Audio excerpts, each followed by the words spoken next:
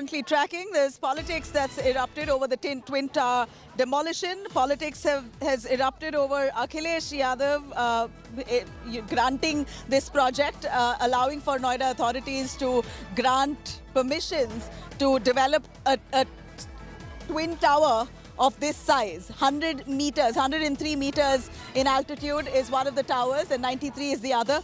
Super tall towers, and BJP now hitting out an Akhilesh government over the demolition drive. Kapil Mishra has said, one who built towers not punished. Let's cut across. BJP's Kapil Mishra speaking.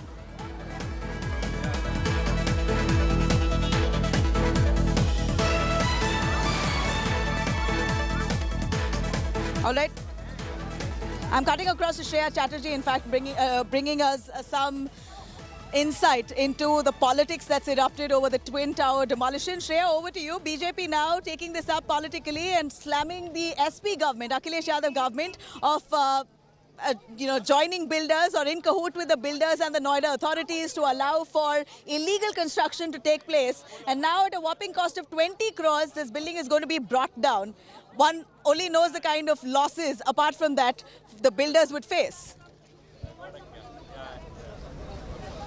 Well, exactly so, Nabila. You know, the reason we're seeing that the BJP right now attacking the Samajwadi Party about the demolition of the Twin Towers is just behind me is because when the sanction and the entire planning of the Twin Tower happened, the SP government was in power. Now they say that not just this Samajwadi Party, even the authorities and the officials of the Noida Development Authority, they were in cahoots with these political bosses, and there were favors that were given, in turn of which we saw that there were levels of rules that were flouted when these two Twin Towers were actually, which came to be built. And now, just to demolish this following the Supreme Court order, as you rightly mentioned, 20 crore rupees will be used, and that is somewhere down the line a waste of money, is what many are saying. And that's the reason we see that there's a political war that's now erupted. And this was pretty obvious on the line of the fact that the BJP would indeed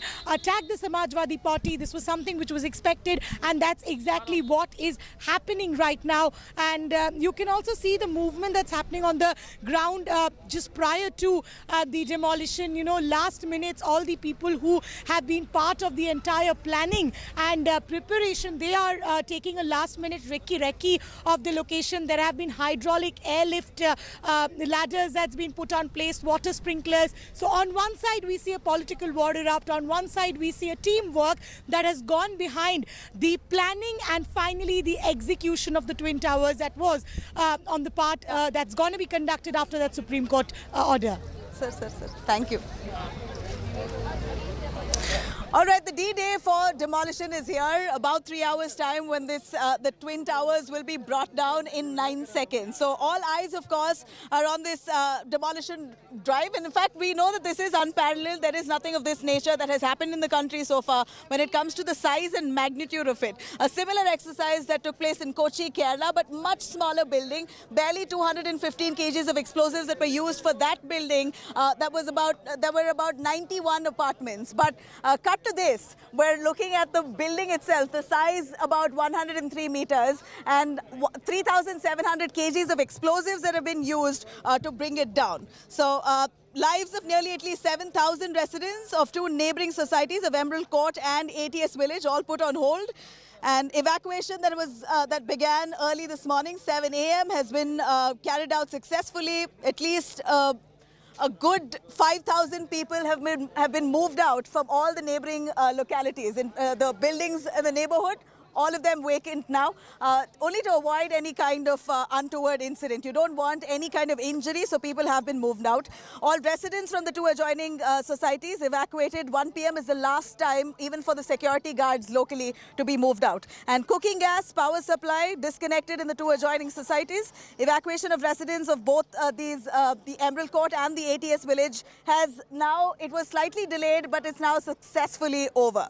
Let me cut across to Paulami Saha, bringing us a quick glimpse in a capsule on how this demolition drive or this demolition of the two towers here is going to be taking place in a nutshell. Let's take a look. Paulami decodes it for us. Now here's the Twin Towers demolition decoded for you. It's the Apex Tower and the Cayenne Tower which will be brought down, charged with 3,500 kilograms of explosive. 9,000 holes have been drilled, filled with these explosives. The towers are to implode upon detonation. That's how it's going to happen. Waterfall-like inward collapse is basically the strategy that will in fact take place.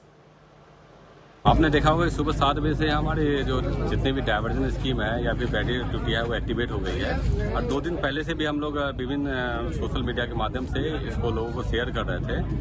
वो पूरी तरह plan के मुताबिक चल रहा है। जहाँ तक कंटीजेंसी की बात है तो एक कंटीजेंसी की ये संभावना है कि कहीं अंदर से कोई इमरजेंसी आती है और व्हीकल को नियरेस्ट हॉस्पिटल पे या फिर कहीं और शिफ्ट करना होता है तो कौन सा रूट होगा, वो रूट पूरी तरह तय कर लिया गया है। मतलब ब्लास्ट का समय है उससे 15 मिनट पहले हम इसको बंद करेंगे। बंद करने से पहले डाइवर्जन लागू करेंगे, सोशल मीडिया में ट्विटर के माध्यम से अपडेट करेंगे। डिमोलिशन के बाद जो धूल उड़ेगी, जो एक एप्रीहेंशन है कि किस लेवल तक जाएगी, कितना वॉल्यूम होगा, उसका एग्जैक्ट साइंटिफिक कोई डेटा तो मेरे पास नहीं है, बट जो भी कंडीशन होगी उसमें मैक्सिमम यहाँ पे एरिया में स्वीपिंग, हाउसकीपिंग, क्लीनिंग, वॉशिंग, इसका जो है रिगरस प्रोग्राम नोएडा प्राधिकरण द्वारा बना लिया गया है और कोलिब्रेशन के साथ हम लोग मौजूद रह के कोशिश होगी कि मिनिमम न्यूनतम समय में इस पूरे एरिया को दोबारा से वैसे रिस्टोर करने की कोशिश रहे। जो यहाँ के नज़दीक के जो 4 टावर हैं उनको ही सबसे ज़्यादा खतरा है। उसके लिए जो एडिफाइस इंजीनियरिंग और जेट डेमोलिशन की टीम ने काम किया है, उन्होंने इस तरीके से ब्लास्ट को डिज़ाइन किया है कि जो ये टावर्स हैं ये थोड़ा सा लेफ्ट साइड की तरफ टिल्ट होंगे और इधर रोड की तरफ गिर जाएंगे। दूसरी चीज़ ये है कि टावर्स को प्रोटेक्ट करने के लिए जियो टेक्सटाइल फैब्रिक का यूज़ किया गया है और जहाँ भी एक्सप्लोसिव्स लगे हुए हैं वहाँ पर लोहे की मैश और उसके फर्दर रैपिंग की गई है, तो जिससे कि कोई भी प्रोजेक्टाइल बाहर की तरफ उड़ता हुआ ना आए। बाकी ये है कि संभावनाएं हर जगह होती हैं, लेकिन हम काफ़ी आश्वस्त हैं कि इसमें कोई जैसा प्लान है हमारा वो एज इज़ वैसे ही डिमोलिश होगी ये building. You know, at this point, even as we're super excited to see something as, spectacular of this nature, we also know and we're very well aware that this is an illegally constructed building. So residents here are quite worried about the damage to their own property for the crores of investment they've made, within their property, which is just about aligned with the Supertech Twin Towers. It's about legit that they have concerns on how to go about this entire drive, right? RWAs have advised them to move out all their belongings, but at the end of it, they still have most of it still at their home, locked up, maybe wrapped at max that they can do. Let me cut across to Abhishek Anand, who's speaking to some of those local residents in the nearby vicinity. Let's have a listen what they have to say.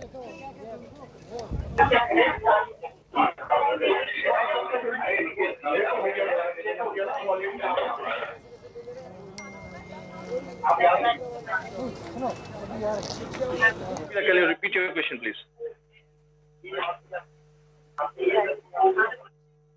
What do we see there? What are the sentiments of the locals? Well, Nabila, I am in the Panchnath Prestige Society. This is the community hall, and you can see all the residents of Emerald Court are here. RWA members and all the residents are here. The community halls of 2 societies have been booked for the residents. All are waiting here for the demolition of the Twin Towers. After 4 p.m. today, they will be allowed to go. And I have found a very interesting person here, Nabila. People are rejoicing, the little people are rejoicing, but one person is sad because she had a flat inside Twin Towers. Ekta is here. Ekta ji, क्या हुआ आपका flat था twin tower में? यहाँ एक आप ही है जो सबसे ज्यादा दुखी दिख रही हैं। क्योंकि मेरा घर कहीं ना कहीं देखिए 1980 की ना इसमें हमारा घर है। अगर पैसे मिल जाते तो हम कहीं और से जब पैसा भी नहीं मिला तो हम तो दोनों तरफ से मारे गए। लड़ाई अच्छी थी, लड़ाई में कोई कमी नहीं थी, पर हम जैसे लोगों का क्या जमीन पर किससे रहे, हम तो भूलने मिल गए ना। और ऐसे डिफॉल्टर और बच्चे बैंक से डिफॉल्टर हैं क्योंकि हम लोन नहीं चुका पाए। हम कितने साल तक 30,000 बचे उस चीज के लिए बचे। अगर बैंक अब हमसे मांग भी रहा है ब्याज या वो हमें डिफॉल्टर किसके लिए कर रहा है, जो चीज है ही नहीं, इसलिए हम लोन भर के रुक गए। तो हमारे वकील ने हमको सही बोला कि अब मत दीजिए, लेकिन ना देने के बाद अब इसमें बचे कि बैंक कभी भी फोन करके कहते हैं आइए मीटिंग करनी है, पैसा चुकाना है। तो किस जगह का पैसा चुकाना है ये तो पता चले। तो आम आदमी तो हर तरह मजबूर है। आपके जरिए हमारी आवाज कहीं ऊपर पहुंचे और हमारा कुछ हो, तो हम तो यही चाहेंगे। शायद ये आखिरी मौका मिला है, शायद ये आखिरी पार्क है जो ट्विन टावर गिरने से शायद पूरी हो जाए कि हमारा पैसा हमको मिले। So this is the other side of the story. This is really sad that these people will not get their fund and they will see the entire building getting demolished. Their dream home inside the Twin Tower will be turned into rubble. Nabila. ठीक है, लोवीना ATS, okay यार ले लो।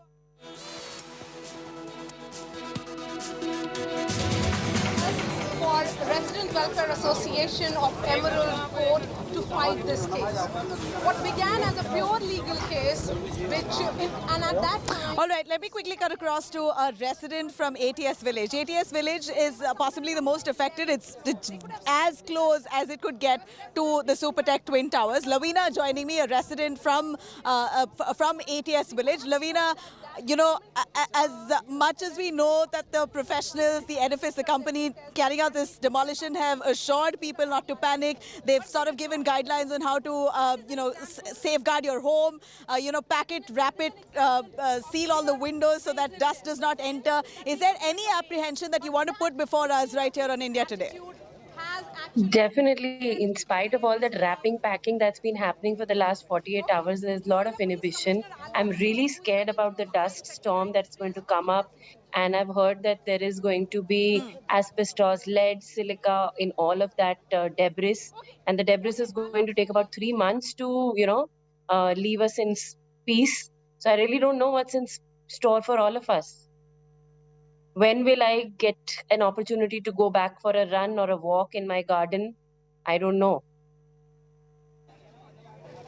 No, when you say that it's going to take 3 months to clear out, is it going to be hindering your walkway?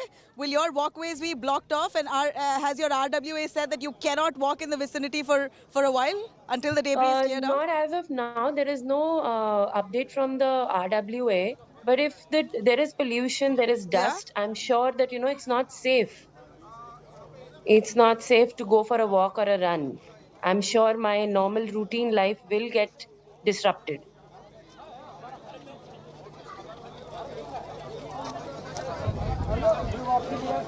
Yes, you're sounding optimistic. Right. You know, I'm going to quickly cut across to Chandrasekhar Prabhu as well. Chandrasekhar, your take on the Supertech Twin Towers going down in just about 3 hours' time. Not even 3 hours, barely 2.5 hours. We're going to see quite a momentous demolition, if I could say the least. The controlled implosion is going to ensure that the towers melt down in 9 seconds. But just if, what if there's an untoward incident? That's the apprehension that residents have. And it's fair because there are close to 5,000 locals, residents who live in the vicinity of the Supertech Twin Towers. How would you look at this demolition? It's very simple. You know, there is enough evidence and technology that is available. And this has been done in different parts of the world. Whenever a building of this magnitude needs to be demolished, the technology is very clear. If you follow certain norms that are laid down as to how this is to be done, I don't see any reason why there should be any problem in the demolition at all.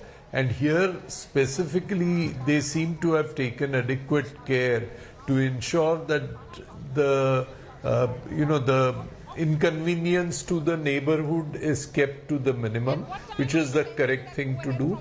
And it is just a matter of a few seconds, and then, you know, I don't know what kind of control on you know, the dust and things which may flow a bit, but if a building of this kind of magnitude has to be demolished, then it has to be done in this way. And I believe they have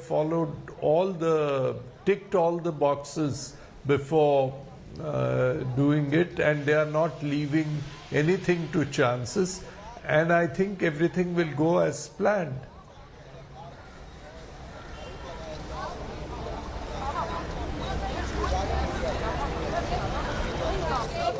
And it's unusually windy today also, sir. We have been speaking to the blasters, particularly those who are involved in it. They get a sense that because of the wind, things, those dust particles and the spread of the dust will increase. So what is that assessment related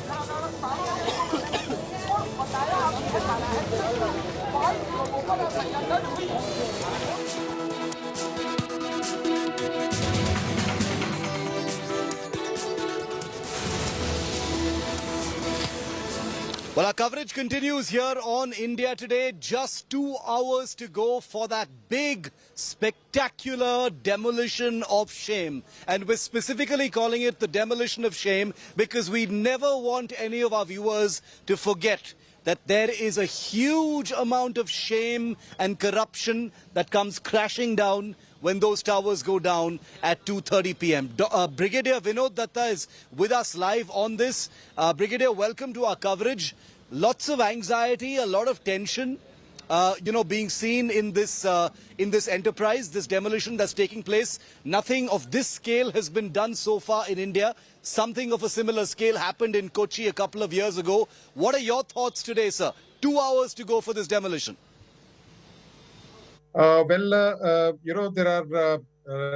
very good preparations which have gone about. I'm quite happy that the deliberations which have been done with the district administration in Noida and with various agencies and the experts who have been consulted, the arrangements are far, from, what was people expecting. Now, there are a couple of measures or the precautions which we must take. The authorities have already taken. The electricity has been cut off because the kind of bristles, like if you see in a normal construction site where you have a large blast, you use a TNT of say about 30 pounds. So the Richter scale versus the TNT impact is going to be quite high, and it is going to be concentrated. But the kind of technology which we have, the residents have to be, totally free from any worries, because the baffle walls have been created, the baffle meshes have been created. So the only impact which I visualize is going to be the bristles effect, where some of the window panes and all may get impacted. But that is people have been.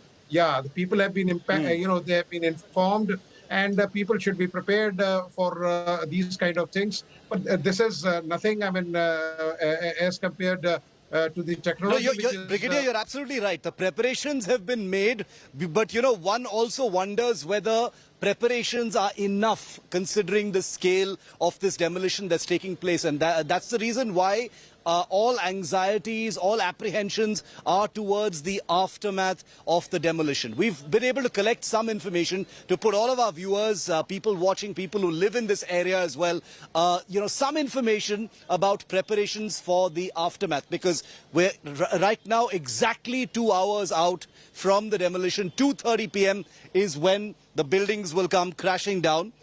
The authorities are bracing themselves for the of what happens at 2:30 p.m. The eye-popping event will leave behind a whopping 55,000 tons of debris, even as some estimates put the figure at about 80,000 tons. The debris could take an estimated 3 months to be cleared and disposed of. So it's going to be a situation that doesn't simply end with the demolition. There's going to be a huge, huge environmental situation that needs to be taken care of. Noida authorities have assured that all arrangements have been made to clear the dust from the demolition of shame.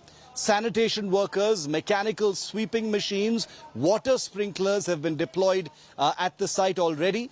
Experts say that the demolition is likely to increase particulate matter, that's PM10, in and around the site, which can lead to allergic reactions in the healthy and aggravate symptoms in those who have respiratory diseases like asthma, including those who've just recovered from COVID-19.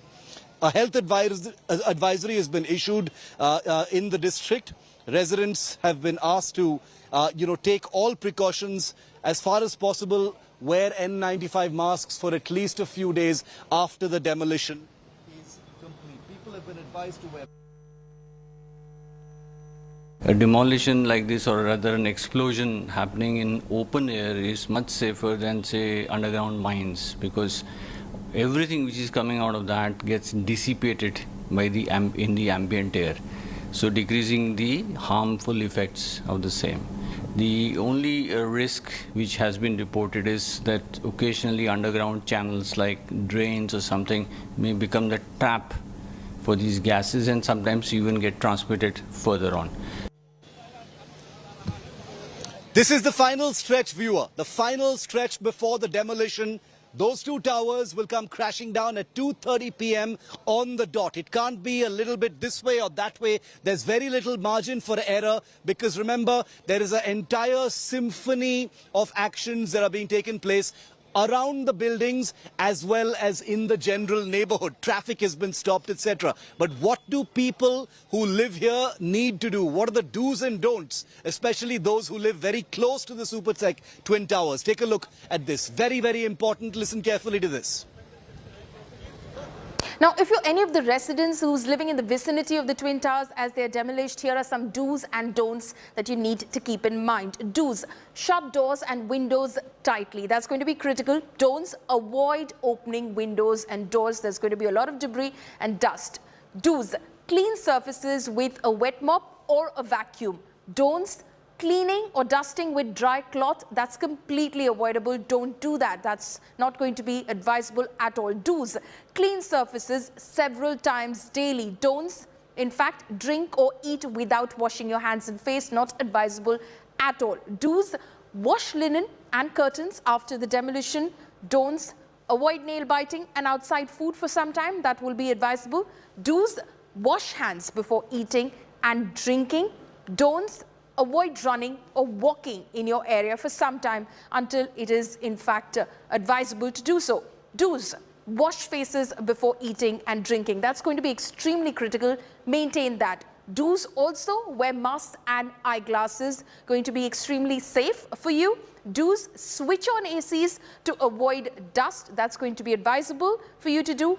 Do's also: clean your AC filter before and after the demolition because there's going to be a lot of dust. And also very, very critically at the end, do's: stay hydrated. The last time a building anywhere close to the size of the Supertech Twin Towers was demolished in India was 2 years ago. It was in Kochi. You may not remember it because it didn't really make many headlines, even though the images went viral. That was a successful demolition, and it was the same company that executed that demolition, which is why a lot of people tracking the story are very, very reassured and hoping that the demolition of the Twin Towers here in Noida will go the same way. Here's a comparison of what this is hoped to be like and the demolition of those 4 buildings in Kochi 2 years ago.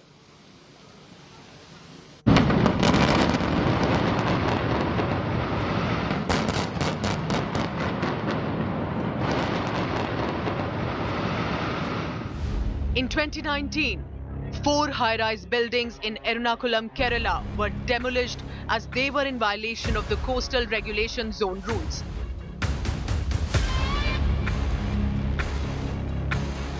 Four apartment complexes in Maradu were razed down 2 years ago on 12th of January.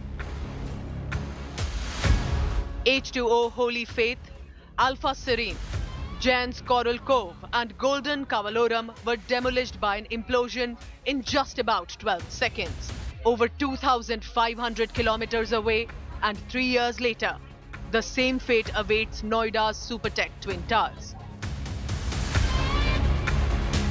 While a similar implosion technique will be used for Noida too, here's how this demolition will be the biggest ever in India. There were 4 apartment complexes in Kochi. In Noida, there are 2 towers.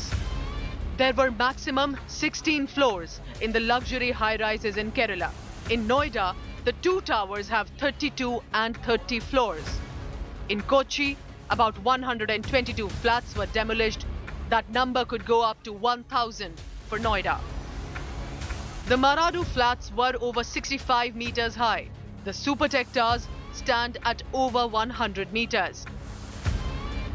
And while 1,800 kilograms of explosives were used to bring down the Maradu complexes, it will take 3,500 kilograms of explosives to demolish the Noida towers. In Kochi, the buildings were reduced to dust in 12 seconds. The Supertech Towers will be gone in just 9 seconds. This was probably the first time that India witnessed a demolition of a residential high-rise buildings. But around the world, controlled explosions have been used to demolish buildings. One of the most famous Seattle building ever, the Kingdom, was brought down in March 2000. Built in 1976, it was the largest building ever demolished by an implosion at the time, with a volume of nearly 700,000 cubic feet. At 381 feet tall, the 1972 built AFE Tower became the tallest building to ever be demolished using explosives when it came down in Frankfurt, Germany in 2014. The 50,000-ton skyscraper in the heart of the city attracted over 10,000 onlookers on the explosion day. And a wall up to 20 feet high ran around the site to help stop any potential flying debris. 2 miles worth of concrete blew up in unison in 2013. Built in 1997, the viaduct in the Chinese city of Wuhan needed a precision blast to end its 15-year life. Wires carrying 100,000 volts ran alongside the bridge and a gas pipeline underneath it to trigger the explosives in a sequence. Come August 28, India's national capital region will witness something as explosive and dramatic. Bureau Report, India Today.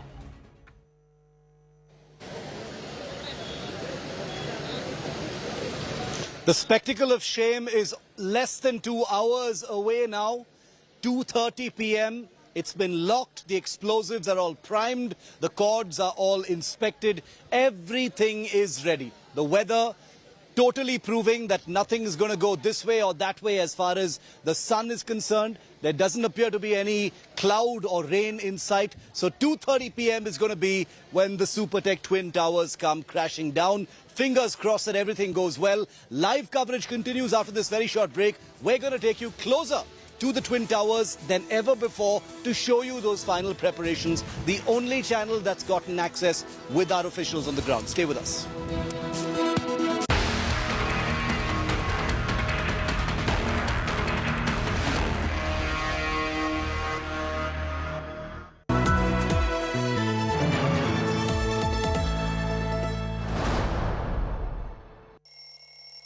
I'm the early bird who gets the news.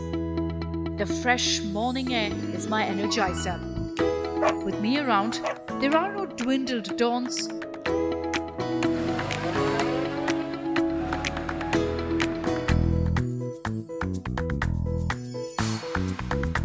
Only bright, action-packed mornings. Rise and shine with me every single day, and you'll never hit that snooze button. Good morning, India. Why wake up any other way when you can witness magic every single day? Watch First Up with me, Akshita Nandagopal, right here on India Today TV.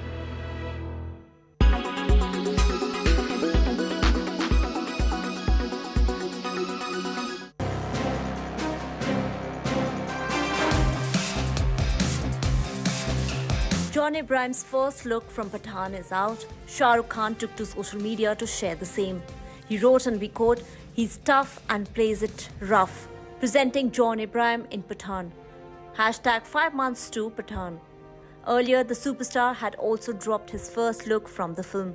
It also coincided with 30 years of SRK in Bollywood, and he captioned it as 30 years and not counting, because your love and smiles have been infinite. Here's to continuing with Pathan. SRK also had shared Deepika's look from this Siddharth Anand directorial on his social media. That's not all, the action thriller will also feature Salman Khan in a special appearance. As far as his other projects are concerned, he has Atleast Jawan with Nayanthara in his kitty. In fact, he was recently spotted in Chennai with Deepika Padukone, who is likely to do a cameo in the film. Wow, come on. Sir, मेरे लिए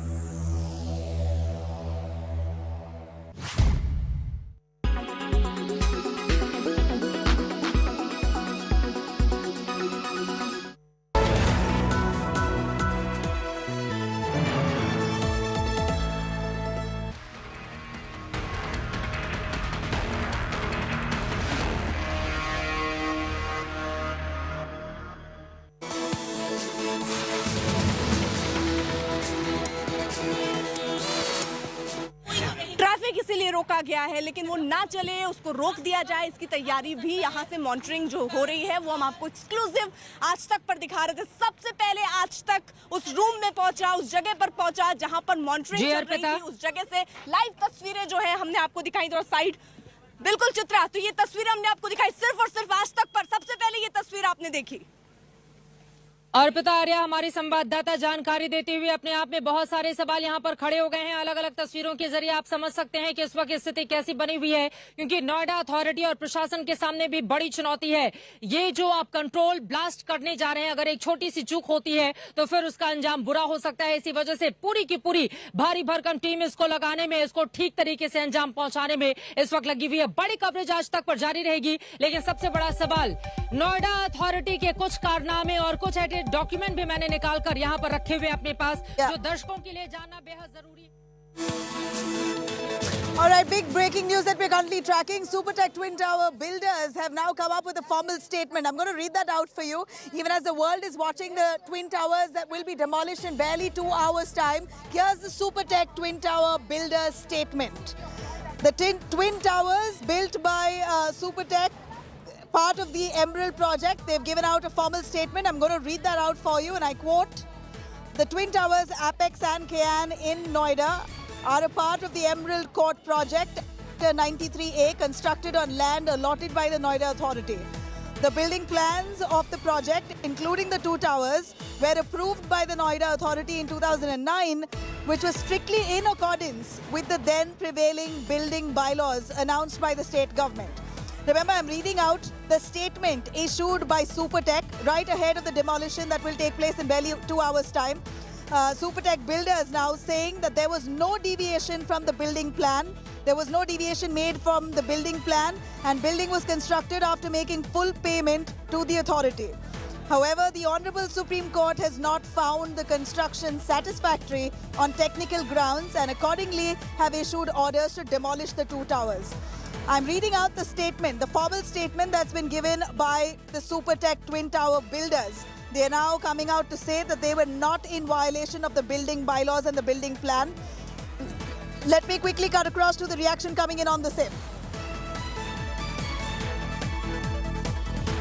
centre है, यहाँ से ये जो पूरा exclusion zone है, इसके ऊपर पूरी तरह से हमारा सीसीटीवी सर्विलांस है, उसका कंट्रोल रूम है। यहाँ पर ट्रैफिक की जो मॉनिटरिंग है वो पूरा यहाँ से मॉनिटर किया जा रहा है। इंसिडेंट कमांडर उसको मॉनिटर कर रहे हैं, और इसके साथ जितना भी हमारा कम्युनिकेशन सेटअप है, जो पैरेलल कम्युनिकेशन सेटअप है, जो वायरलेस का है, उसका पूरा लॉग यहाँ पे रखा जा रहा है, जिससे कि हम लोग पूरी तरह से एक्सक्लूजन जोन और उसके बाहर का जो ट्रैफिक वाला जो एरिया है, वो ट्रैफिक का क्या मूवमेंट है उसको देख रहे हैं। गूगल मैप के माध्यम से भी जो हमारा पेरिफेरल ट्रैफिक है उसको भी हम लोग देख रहे हैं। अभी तक सारी स्थिति सामान्य है, और ये जिस तरह से हमने इवेंट को प्लान किया है पूरा उसी के अनुसार चल रहा है।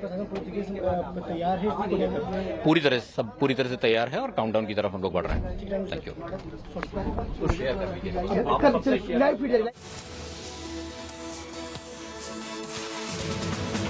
You have police giving us the preparedness right ahead of the demolition, but I'm going to quickly cut across to the Supertech Twin Tower owners, the builders who have given out a formal statement. They've said, and I'm going to quote here, if I can take you through what Supertech Twin Tower builders have said in a statement ahead of the demolition. They say that we have awarded the work of demolition to a world-renowned agency, Edifice Engineering, who have expertise in carrying out safe demolition of high-rise buildings. We have completed and given delivery of more than 7,000 units to home buyers, are committed to giving delivery to remaining home buyers as per scheduled time frame. We assure all our home buyers that the order of the Honorable Supreme Court will not affect any other ongoing project, and all other projects will continue, and we are committed to complete construction and deliver the flats to the allottees as per scheduled time. This is a formal statement coming in from Supertech Twin Tower owners, the builders, who now say that they have not violated any building bylaws. They claim that the building plans of the project included 2 towers that were approved by the Noida Authority in 2009, which was strictly in accordance with the then prevailing building bylaws announced by the state government. This is what Supertech builders have said in their justification. They claim there was no deviation from the building plan and that was made, and that the building was indeed constructed after making full payment to authority. And then finally, the Supertech Twin Tower builders, they claim that the Supreme Court, the matter that has reached Supreme Court has observed that the construction wasn't in accordance to the laws, and therefore we comply with the Supreme Court as per what the ruling that they've given to demolish the Twin Towers. I'm going to cut across to Shiv Arur on the same. Shiv, a big statement coming out by the Supertech Twin Tower builders. They claim that they have had no deviation from any of the building bylaws. It was very much in accordance with the Noida authorities. But at the end of it, Supreme Court believes that we weren't in accordance with the law, and therefore we abide by their order of demolition. Well, Supertech sounds pretty silly right now in this statement, Nabila, because the Supreme Court has observed that there was nefarious collusion between government officials in the Noida Authority and Supertech. So whatever Supertech says right now is redundant and irrelevant, because at the end of the day, in less than 2 hours from now, Supertech's Emerald Court Twin Towers are going to be demolished and they're going to come crashing down. Obviously, they're a corporate entity, so they need to issue that statement. But they cannot, they cannot sidestep their own role and their own blame in the shame and the spectacle that's going to be taking place behind me in just under 2 hours from now. But the more important point is where they've basically assured that none of their other ongoing projects will be affected as a result of this Supreme Court case, as well as what's happening at the Twin Towers at 2:30 p.m. is important, because let's remember there are innocent parties that are associated with Supertech as well. There are, lakhs of home buyers who either live in Supertech flats or are planning to buy Supertech flats. So obviously the company is looking to reassure home buyers that this was a one-off case and that this will not have any impact or any effect on, the other projects that they have, and there are several in the National Capital Region.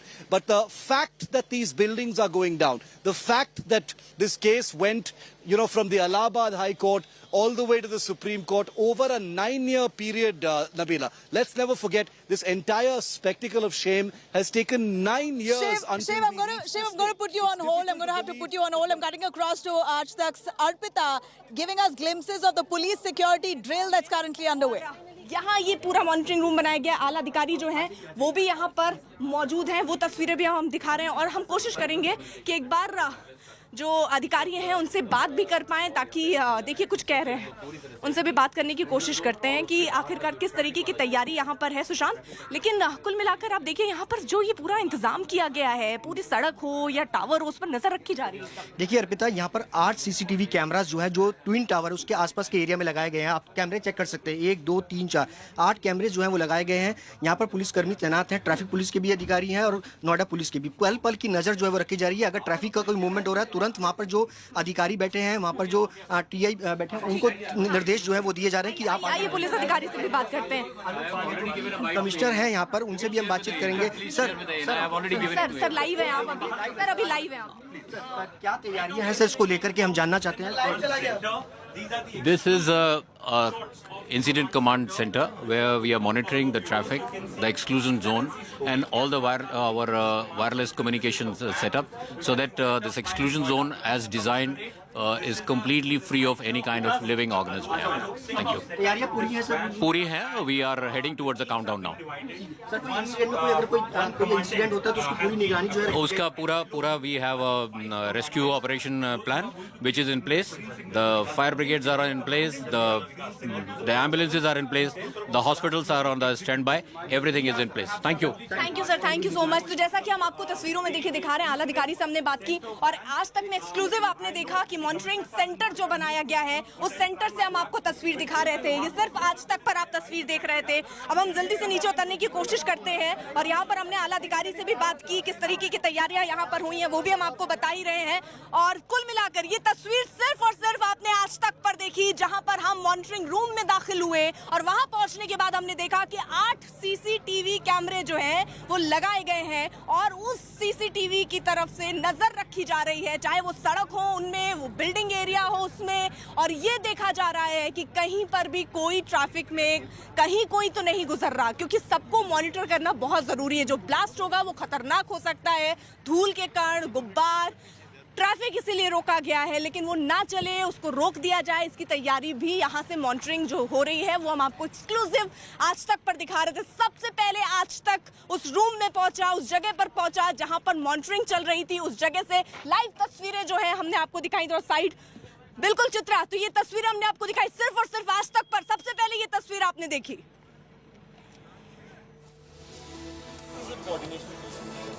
All right, that was Arpita bringing us a security drill, and we know for sure all eyes are on the Supertech Twin Towers. In fact, as the hour passes, suspense and curiosity only building up. Of course, we right here on India Today bringing you the most vivid visuals right from the best vantage point that we are at. Our team across the length and breadth of Noida, Sector 93A. Slip into a short break. We'll be right back with more. Stay with us.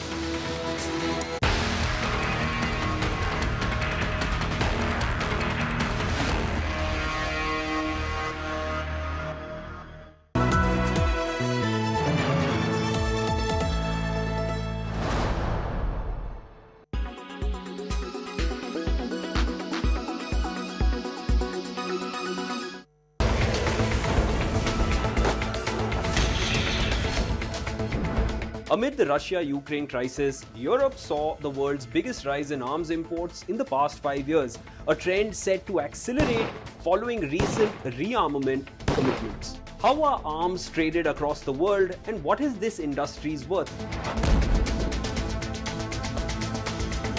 International trade in conventional weapons is worth an estimated 100 billion USD annually. The industry's products range from light weapons to warships and military defense systems.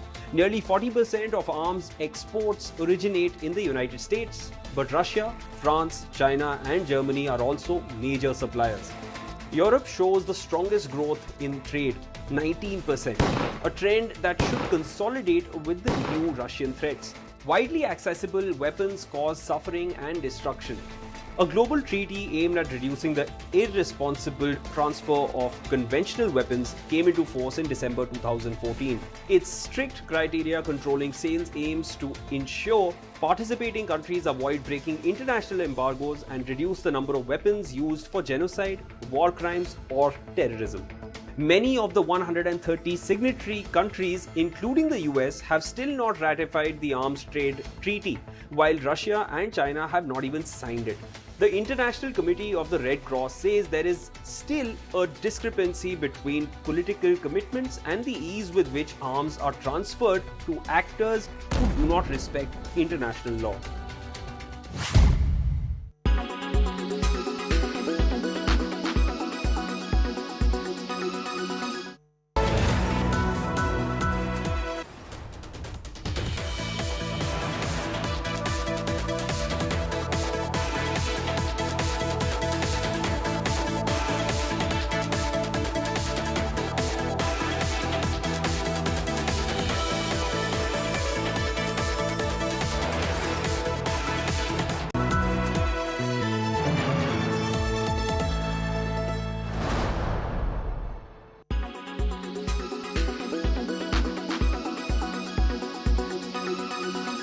Artificial intelligence, or AI, is the science of programming machines or computers to reproduce human processes like learning and decision making. Recent technological advances, for example, intelligent algorithms which decide autonomously what actions to take to achieve their objective, have seen AI take great strides forward, creeping steadily into our daily lives. Smartphones are getting smarter, cyber assistants can find information in the blink of an eye, and autonomous vehicles could soon increase road safety, potentially eliminating the risk of human error. AI offers the promise of a highly efficient world in which robots take care of our sick, stock our fridges, plan our holidays, and do hazardous jobs humans should not or will not do. Game playing is a crucial measure of AI progress, proving that a machine can execute certain intellectual tasks better than humans. Computer mastery of chess and more recently Go, the ultimate board game, have been hailed as moments in humanity's quest to create smart machines. In medicine, software can already diagnose illnesses including some cancers as efficiently as a real doctor. But the issue of how to adapt workforces to cope with this fourth industrial revolution has economists and policymakers scratching their heads. Millions of jobs could be threatened as robots become capable of nearly everything humans do. There are concerns that if left unchecked, the development of superintelligence could pose a threat to humanity, with computers outsmarting and outmanipulating humans.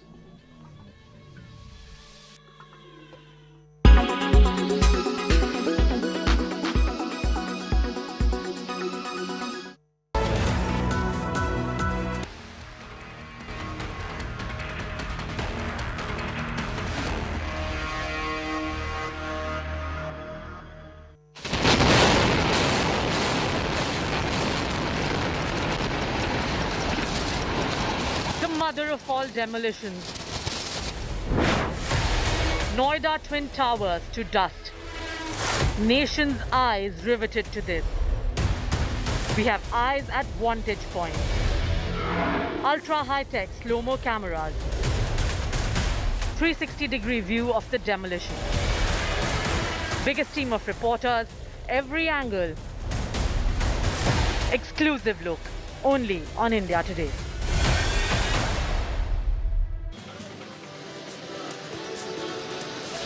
90 minutes to go for the Supertech Twin Towers demolition. Everything is on track. All procedures have been conducted. The final inspections are done. The explosives have been primed. Everyone is ready. 90 minutes to go, and all 62, in total 62 stories of those two twin towers you see behind me will hopefully safely come crashing down. This is a big story because of the many layers to it. And here in India Today, in this final stretch of 90 minutes and beyond, we will have an unwavering focus on those buildings behind me. We don't want you to miss a thing. And that's why we're sparing absolutely no effort to keep our gaze fixed on this spectacle of shame. Let's make no mistake, it is a spectacle of shame. First, a quick reminder of the headlines we're tracking.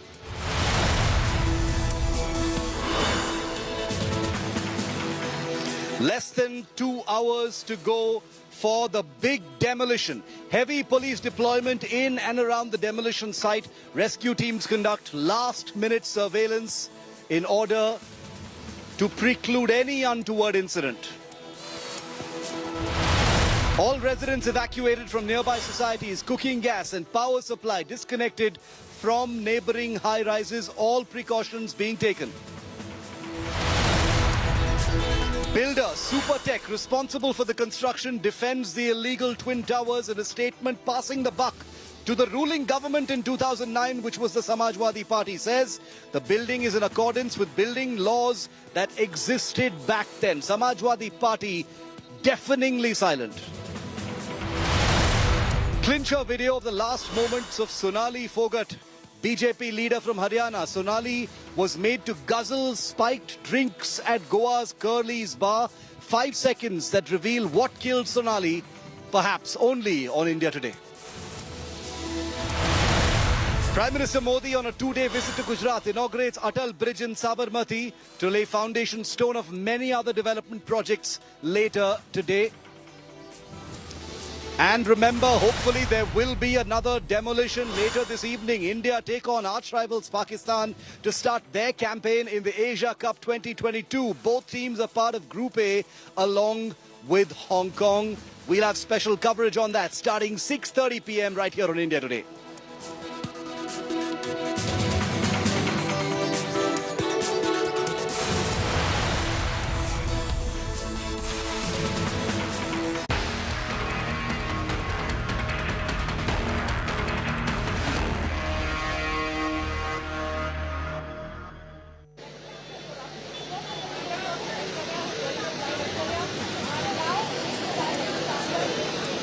We've got breaking news coming in here. We've got breaking news. The politics has exploded now in the entire Supertech demolition case. This was bound to happen, and clearly the political parties have waited for the last moment to launch their attacks. The BJP has just pointed an angry finger at the Samajwadi Party and said they're responsible for the permissions that were criminally granted to Supertech in the construction of the illegal Twin Towers. Keshav Prasad Maurya says Akhilesh Yadav of the Samajwadi Party, former Chief Minister, is directly responsible for the illegal Twin Tower construction. How did illegal towers come up during Akhilesh Yadav's rule?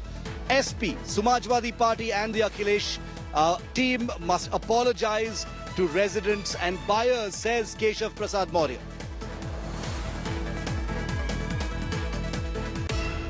Sir, Noida में twin tower गिराए जा रहे हैं। आपकी तरफ से अभी कहा गया कि ट्वीट किया गया कि ये समाजवादी पार्टी की सरकार का भ्रष्टाचार है। ये तो मैं कह नहीं रहा हूँ, ये तो प्रमाण है कि समाजवादी पार्टी की सरकार, उस समय के मुख्यमंत्री श्री अखिलेश यादव जी, और उस समय ये इमारत को बनाने के लिए छूट दी गई और इस इमारत को बनाने के कारण जो भ्रष्टाचार को पूरी तरह से संरक्षण अगर करने का काम किया गया तो सरकार के माध्यम से किया गया। इसीलिए मैं कहता हूँ समाजवादी पार्टी मतलब भ्रष्टाचार और गुंडागर्दी है और इन्होंने नैतिकता का भी त्याग कर दिया है। इस पे जवाब देना चाहिए इनको, श्री अखिलेश यादव जी को जवाब देना चाहिए, पूरी समाजवादी पार्टी को जवाब देना चाहिए कि उनकी सरकार के समय इतना बड़ा भ्रष्टाचार कैसे हुआ, यह इमारत कैसे खड़ी हुई, और इसके लिए उनको देश की जनता को, प्रदेश की जनता को बताना चाहिए कि वो ऐसा होने क्यों दिए थे। अगर होने दिए थे तो सपा कैसे दूध की धुली हो सकती है।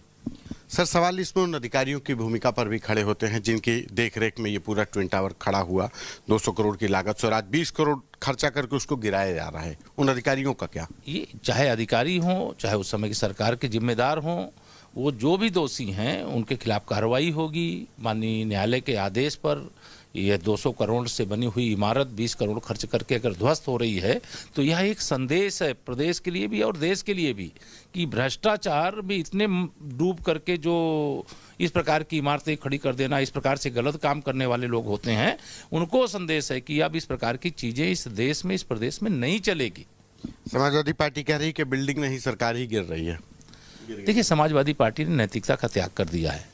क्षमा मांगने की जगह हमसे इनकी सरकार के समय कहना चाहिए कि गलती हुई है और यह हमारी सरकार के समय भ्रष्टाचार हुआ है, और एक बार मांग करते कि उनके खिलाफ और कठोर कार्रवाई किया जाए। हमारी सरकार में वो कहें कि कोई मंत्री रहा हो उसके कारण से कुछ हुआ हो, तो ये कहने की जगह और इस प्रकार का बयान देना, तो ये तो Anurag Bhadauria of the Samajwadi Party is live with us. Anurag ji, आपका स्वागत है। बीजेपी का कहना है कि अखिलेश यादव ने सुपरटेक को परमिशन दिया था, अखिलेश का सरकार के अंदर ही ये परमिशंस दिए गए थे और इसका जवाब समाजवादी पार्टी और अखिलेश यादव को देना पड़ेगा, रेजिडेंट्स और बायर्स को। आपका क्या रिएक्शन है अनुराग जी?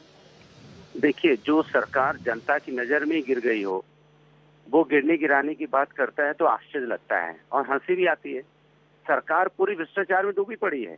ये रोड बनाते हैं, 4 दिन नहीं होता है, टूट जाती है। इतना बड़ा भ्रष्टाचार है, 4 दिन भी इनका एक्सप्रेसवे नहीं टिक पाता है। और हेल्थ डिपार्टमेंट से लेके पीडब्ल्यू डिपार्टमेंट से लेके इनके भ्रष्टाचार, नकल माफिया, भू माफिया, और आप देखो तरह तरह के इनके यहाँ पे भ्रष्टाचार उजागर होते रहते हैं। उसके बारे में बात नहीं कर रहे हैं। सर्वोच्च न्यायालय के आदेश को अपना आदेश मानते हैं। अगर आपको इतना भ्रष्टाचार की लगाम लगाने का शौक है तो कार्रवाई कर दीजिए ना। जो 4 दिन पहले जिसने रोड बनाई थी और 4 दिन में उद्घाटन के समय टूट गई, तो उससे कार्रवाई हुई क्या? मैं पूछना चाहता हूँ। जी, उच्च न्यायालय का कहना है कि एक नेफेरियस कोल्यूजन तो हुआ ही है, और वो जो कोल्यूजन था वो अखिलेश यादव का सरकार के अंदर ही आया था। तो आप कैसे डिफेंड कर सकते हो ये? मैं आपसे पूछ रहा हूँ कि 5 साल 6 साल से सरकार किसकी है उत्तर प्रदेश के अंदर में? इन्होंने तो कोई काम किया नहीं। वो वहाँ की लोकल जनता ने 1 करोड़ रुपए इकट्ठा करके सुप्रीम कोर्ट में केस दायर किया। इनका क्या है उसमें? ये क्रेडिट लेने क्यों लौट रहे हैं भैया? ये तो 6 साल की सरकार हो गई इनको। इन्होंने तो कुछ नहीं किया। कोई अधिकारी पे कार्रवाई की क्या? इनके यहाँ 26 अधिकारी ऐसे जिन पे चार्जशीटेड है। क्या आज तक कोई जेल गया क्या? मैं आपसे पूछना चाहता हूँ कि भारतीय जनता पार्टी की सरकार में लगातार जो भ्रष्टाचार हुआ पीपी किट घोटाले में, कोई जेल गया क्या? मैं आपसे पूछ रहा हूँ कि ट्रांसफर पोस्टिंग में जिस तरह से चिट्ठी हेल्थ डिपार्टमेंट के मिनिस्टर डिप्टी सीएम लिख रहे थे, बिना मुझसे पूछे ट्रांसफर पोस्टिंग हो गई, क्या उस भ्रष्टाचार के में कोई जेल गया क्या? क्या टीचर भर्ती घोटाले में 5-5 लाख 10-10 लाख रुपए लिए गए, क्या उसमें कोई जेल गया क्या? क्या नकल माफिया जिस तरह से उत्तर प्रदेश में लगातार यहाँ पर्चे लीक हो रहे हैं, उसमें कोई मंत्री जेल गया क्या? मैं पूछना चाहता हूँ कि किस तरह की सरकार है ये जो लगातार भ्रष्टाचार सामने आता जाता है? पीडब्ल्यू डिपार्टमेंट में जिस तरह के आरोप लगे, अनुराग जी, हुआ क्या? ये वो लोग हैं जो मुद्दे से ध्यान भटकाते हैं। अनुराग जी, क्या समाजवादी पार्टी या अखिलेश का सरकार ने क्या कुछ जांच किया था?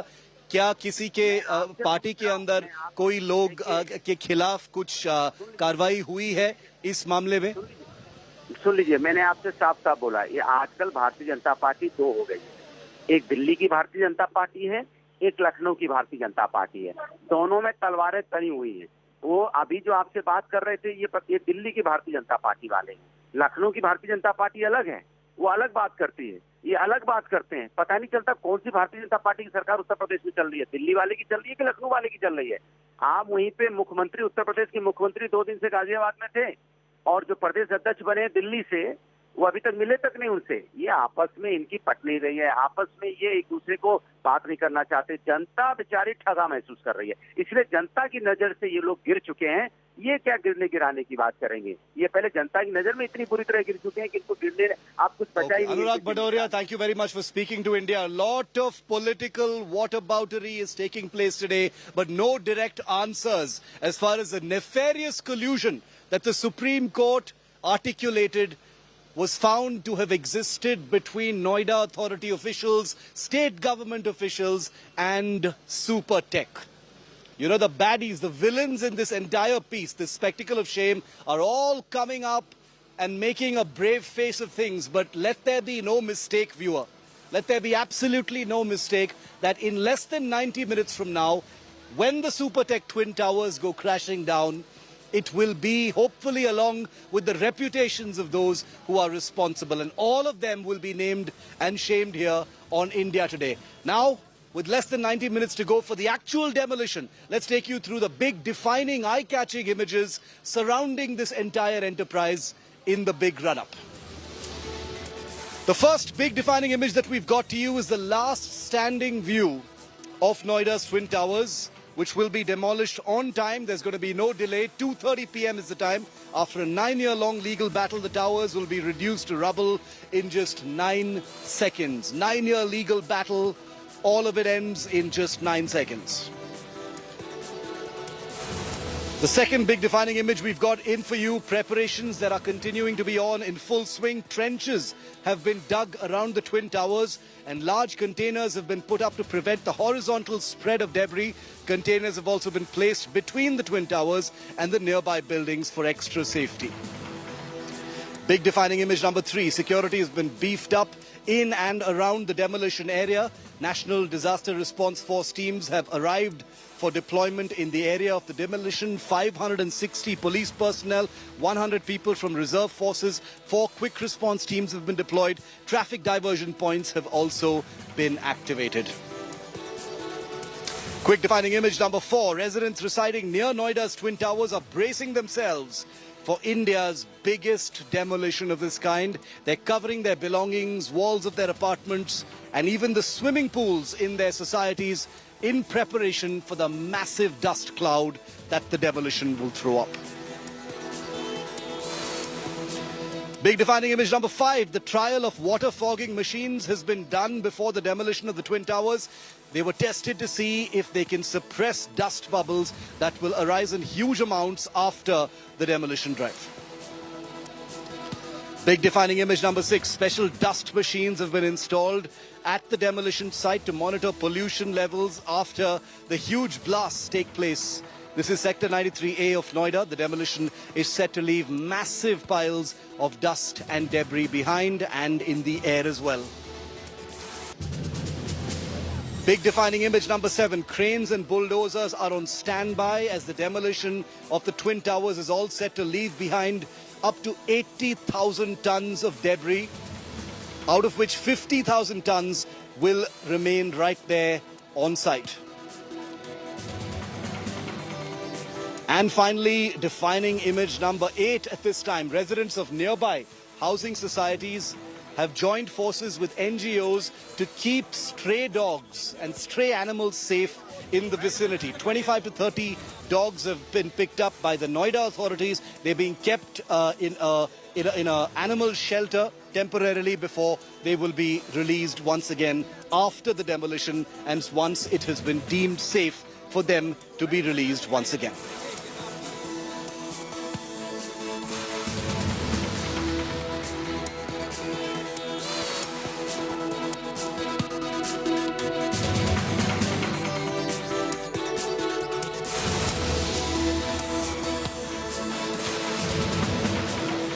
We've got breaking news coming in now on the security deployments and the emergency response activity and preparations right before the demolition. The Noida police is monitoring all of the demolition preparations, as you can expect. Personally, last-minute Twin Tower security checks are being conducted as we speak. India Today is in the demolition control room in Noida. The entire Twin Towers block neighborhood has been fully secured. We can confirm that for you here on India Today. No entry for demolition site. It's been declared a complete red zone at this time. All roads leading to the towers has been sealed. So don't even think of driving close to it. There are places where you can see the Twin Towers from a distance, but don't try going any closer than that. Arpita just sent us this report from the ground, from the control room. Take a look at this. This is a incident command center where we are monitoring the traffic, the exclusion zone, and all the our wireless communications setup, so that this exclusion zone, as designed, is completely free of any kind of living organism. Thank you. Puri hai. We are heading towards the countdown now.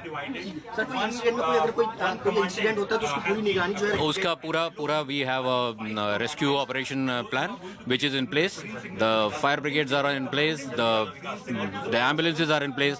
The hospitals are on the standby. Everything is in place. यहाँ पर देखिए इस तरीके से ये अलग-अलग जगहों पर, जैसा सुशांत बता रहे थे कि यहाँ पर सीसीटीवी लगाए गए हैं, ये इंतजाम यहाँ पर किया गया है और नजर रखी जा रही है हर जगह पर। यहाँ से ये देखिए बाकायदा मॉनिटरिंग हो रही है। यहाँ पे 2 ये पुलिस के अधिकारी जो हैं वो नजर रख रहे हैं ट्रैफिक को लेकर भी, और किस तरीके से आप देखिए यहाँ गौर करने वाली बात ये है कि आपको यहाँ रास्ते भी दिख रहे होंगे, सारे रास्ते आपको दिख रहे हैं। इसके अलावा आपको ये बिल्डिंग भी, ये इमारत भी दिख रही है, यानी इमारत के आसपास की जो रास्ते जिनको ब्लॉक किया गया, क्योंकि अगर आप गौर से देखिए तो यहाँ पर बैरिकेड भी लगाए गए हैं, उनका भी इंतजाम किया गया है, और यहाँ पर आप देख रहे हैं इमारत है उसके पर भी नजर रखी जा रही। तो ये तस्वीरें हम आपको दिखा रहे हैं, सिर्फ आज तक पर पहली बार आप ये तस्वीरें देख रहे हैं। मॉनिटरिंग रूम में इस वक्त हम मौजूद हैं और ये तस्वीर सिर्फ और सिर्फ आज तक पर आप इस वक्त देख पा रहे हैं। यहाँ पर देखिए किस तरीके से मॉनिटरिंग हो रही है, ये भी हम आपको दिखा रहे हैं तस्वीरें। और यहाँ ये पूरा मॉनिटरिंग रूम बनाया गया, आला अधिकारी जो हैं वो भी यहाँ पर मौजूद हैं।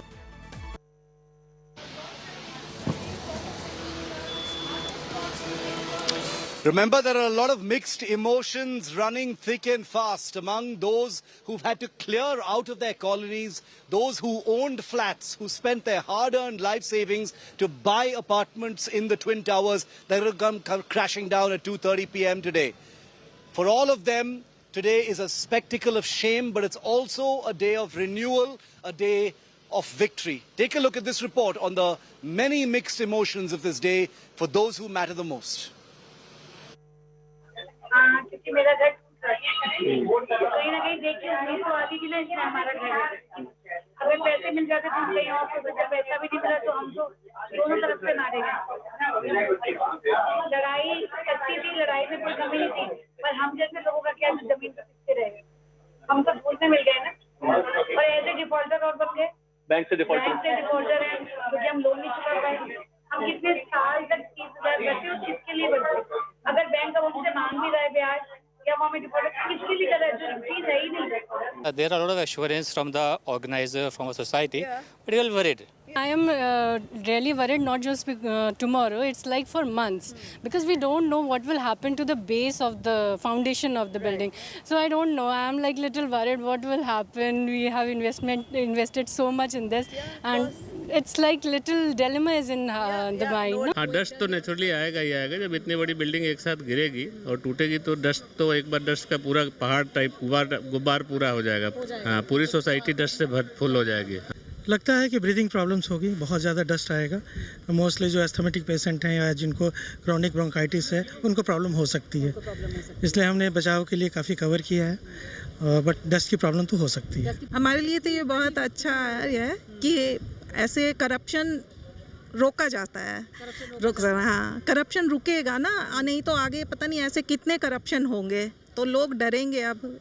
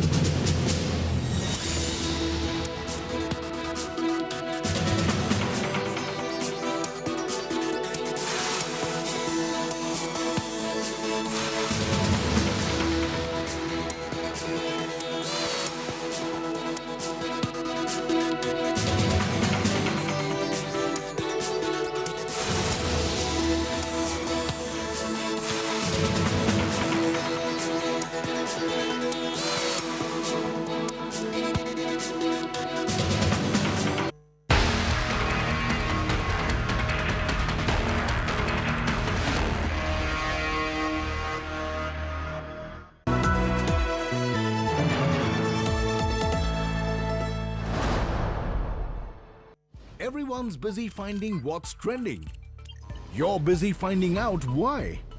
India Today, for those who research before reacting. Download the India Today app now.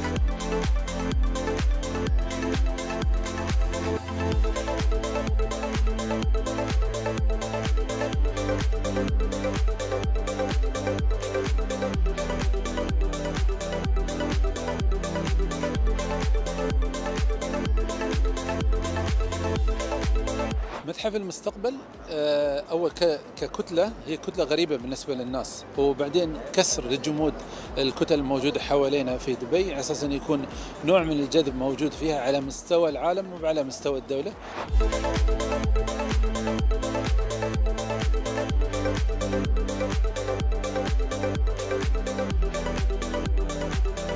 العبارات المقروءة لو كانت نحن قدام تحدي أن تكون العبارات مقروءة مش مجرد عبارات منثورة، فالعبارات المقروءة دائما فيها نوع من التحدي، كيف تشبك هذه العبارات في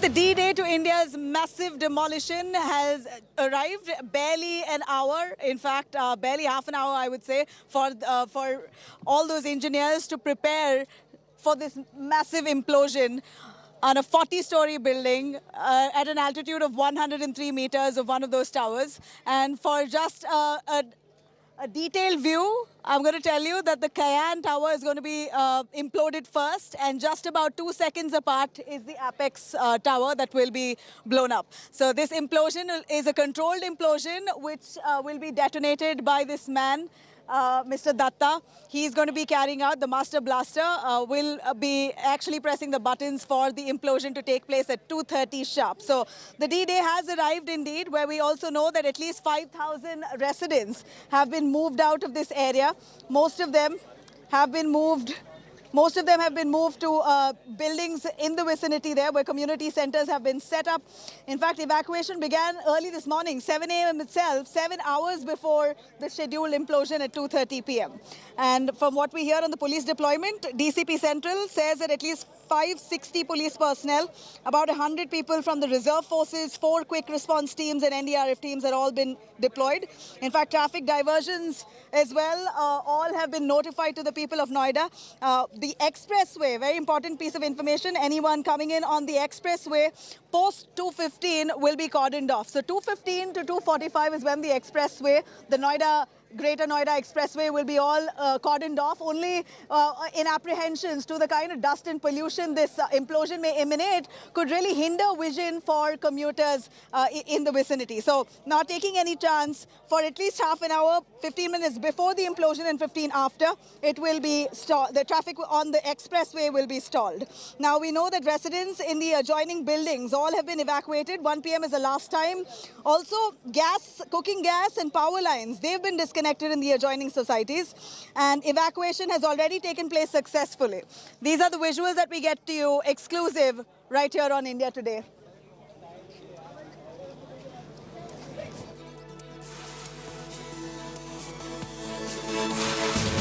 To Aishwarya Paliwal. Aishwarya is in fact taking a good drive around the deserted neighborhood. Otherwise, on a regular day, we'd see huge crowds or packed traffic on the streets. But today, it bears an empty sight. Keeping a hawk's eye on the demolition, which will take place in just a couple of hours. Ambulances are ready, cranes are ready, smoke guns are ready, and close to 500 Noida police personnel are being stationed in and around the Twin Towers. All the roads leading to the Twin Towers have now been cornered off. They have been barricaded. So if you are someone who wants to watch it, you can only come to the flyover, which is the JP flyover. Otherwise, it will be advisable that you watch it from the balconies or from the rooftop if you are staying in close by areas. Otherwise, you would be watching it on India Today. Now, let me just show you what kind of preparations are taking place. Fire brigades have been stationed very close to the Twin Towers. We can also see how the police personnel have been stationed at various places. Now, these are the fire brigades which have been brought in just in case some untoward incident takes place. Ambulances have also been called and they are stationed there as a precautionary measure. All these things are being done just to make sure no untoward incident takes place. It will just take 10 to 14 seconds for the buildings to come down. After that, you have the crane which you can see here. These cranes will be called in to pick up the rubble.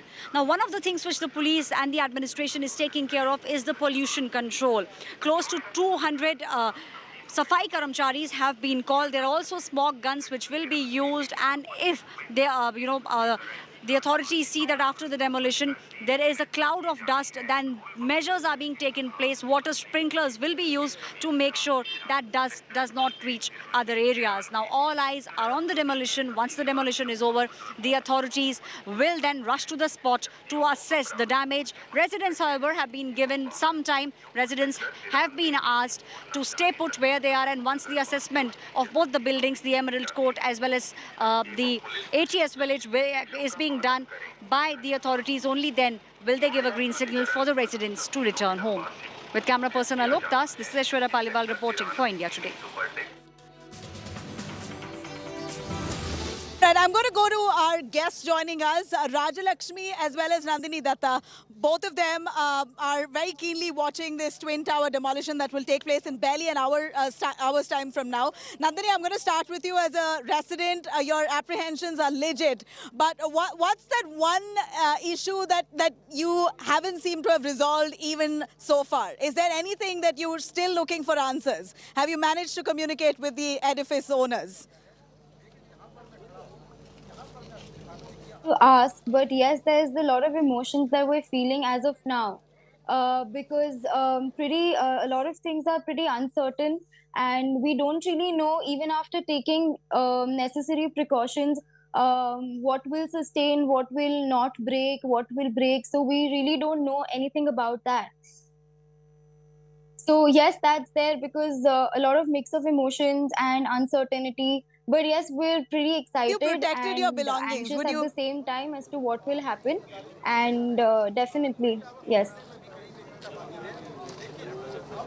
Now, I really want to know, how have you protected your belongings? We know that a lot of your precious items, have you moved it out of your home, or have you just bubble wrapped it like a lot of the others have done? No, we've taken everything inside. We've got everything inside from the balconies. No loose items to be there in the balconies. We've covered everything with bubble wrap. We've sealed everything with bubble wrap and cardboard. So we've done that. We've done that much. What was to be done at our end. All right, I'm going to quickly cut across to Rajalakshmi, who's joining us. Rajalakshmi, you're an architect yourself. What we know is that the Supertech Twin Towers, from the inside, from the outside, it looks like a whole full building. But what we know that this is just a skeleton standing right at this minute. From the inside, most of those built-up area have been physically demolished. It was manually done even before this demolition could take place. Could you tell us a little more on the kind of impact it may have on houses and properties in the vicinity? Because we're talking about one of the tallest buildings in India, which will be razed down in 9 seconds. So the kind of impact due to the compression, we're hoping it isn't adverse. Good afternoon, Chaiti. And this is something that everyone is looking forward to, this breakdown of these twin towers of corruption, as you may call it. And, this is something that is going to affect a lot of people in a lot of ways. And the authorities have definitely taken a lot of precautions to make sure that there is very little damage to anything around, and obviously there should be no casualty either to human life or to even animals. Now, there will be obviously a lot. I mean, a lot is like an understatement, a lot of dust. And that is something like, as you might be aware, it will be more than 4 floors high. And apart from that, what is a cause of concern is the kind of vibrations that could be caused in the areas nearby, which obviously it could impact the foundations or the structures nearby, which I'm sure that has been taken care of when the explosions have been designed, because this is a controlled explosion. So this ideally it should not be impacting the other structures. But even then, what I would suggest or what I would recommend, and I'm sure that most of the structures nearby, they would do that, is that they need to go in for a structural audit to make sure that all the structural elements, that is the beams, columns, the foundations, everything are in place, and that they are not really impacted or affected by these vibrations that are going to be caused by the explosions today. So ideally, they will be done in a proper calculated manner. That is the middle portion of that's the surety that even the professional company has given to us, and we're really hoping. In fact, Rajalakshmi, do stay on hold with us. I'm going to quickly cut across India Today's detailed report on the kind of modern technology, advanced engineering with enough precision that this demolition is going to be taking place in just about 45 minutes from now. Take a look at this report.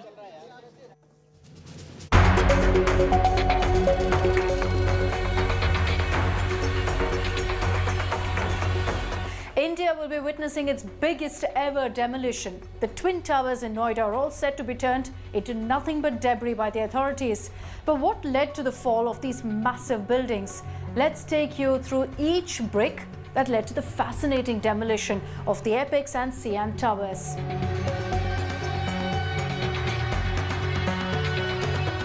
The story began almost 2 decades ago when the New Okhla Industrial Development Authority, that's Noida, allotted a plot of land to Supertech. This was in Noida Sector 93A for the purpose of construction of a housing society named Emerald Court. Then the very next year, the building plan was sanctioned, allowing builders to construct a total of 14 towers with 10 floors each within the height of 37 meters. Then, in December 2006, modifications were made and the new plan had 2 additional floors in each tower. And now, instead of 14, the plan had 16 towers as well as a shopping complex as per the Noida building bylaws of 1996. In 2009, 14 towers of the 16 were constructed when the approval was still pending for the new plan. The final plan now was of constructing 2 towers, the Apex and Sean, with 40 floors each in the place of a garden and a shopping complex.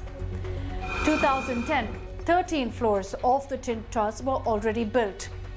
Now, upon the construction, without the approved plan, the Resident Welfare Association became suspicious and in 2011 filed a petition in the Allahabad High Court. Next came the approval only 2 months before the trial began in Allahabad Court in the year 2012. Then, 2 years later, in March 2014, the Allahabad High Court gave its verdict in favour of the Resident Welfare Association, the RWA, and ordered the demolition of the Twin Towers, Apex and Sean. The court in its order also said that the buyers will get a refund with the interest at the rate of 14%. 2 months later, in May, the Noida Authority and Supertech moved the Supreme Court, claiming that the construction was in accordance to the rules. And the bad luck of Supertech followed them to the Apex Court too. And in August 2021, the Supreme Court ordered the demolition of the Twin Towers within 3 months. Now, the act of demolition then got delayed. And after Noida Authority's green flag on demolition preparations, the Supreme Court on 17th May this year extended the deadline, which is now 28th of August.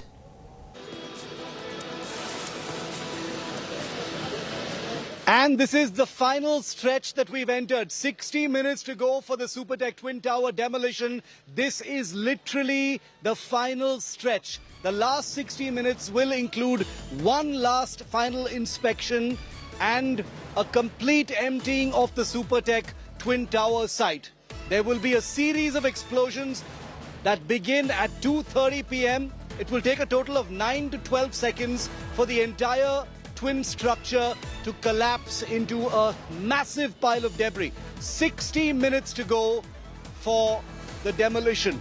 Nothing so far has happened to delay the demolition time. Remember, as a result of the many moving parts that the Noida Authority and the state government, police and other agencies have had to activate, there is very, very little elbow room, and therefore it cannot be either advanced or postponed any further. The weather was supposed to be the only variable factor. The weather has not played spoilsport. It's a bright, very warm, sunny day here in the National Capital Region, and the demolition will proceed on schedule. We've received a confirmation that the demolition will proceed on schedule at 2:30 p.m. I want to just get a word in from Nandini Datta, because remember, for us, the residents of Emerald Court, those whose lives stand to be the most affected as a result of this demolition, is with me. Nandini, thank you for continuing to be with us. It's a huge day, and on India Today, we make absolutely no mistake about recognizing that today is a day of victory for the residents of Emerald Court, the litigants who went to court and slogged it out in India's judicial system for 9 long years. It's also a day of shame, isn't it, Nandini, that such a day has actually come to pass, and a warning signal that goes out. As a resident of the same piece of land where these Twin Towers stand, what are the emotions that you're going through right now? For myself, I would like to say there are a lot of mix of emotions. There is fear, there's anxiety, there's also a slight bit of excitement because you don't know what will happen. And also a bit of anxiousness because the impact it will have on our health, because there'll be lots of pollution and lots of dust due to the implosion. So there'll be massive impact on our health and the breathing problems people will have around in the vicinity. So that is a major cause of concern. Otherwise, other than that, I am pretty excited for what will happen, and let's see, because it's a huge building, and getting it down within just 9 seconds is something to talk about.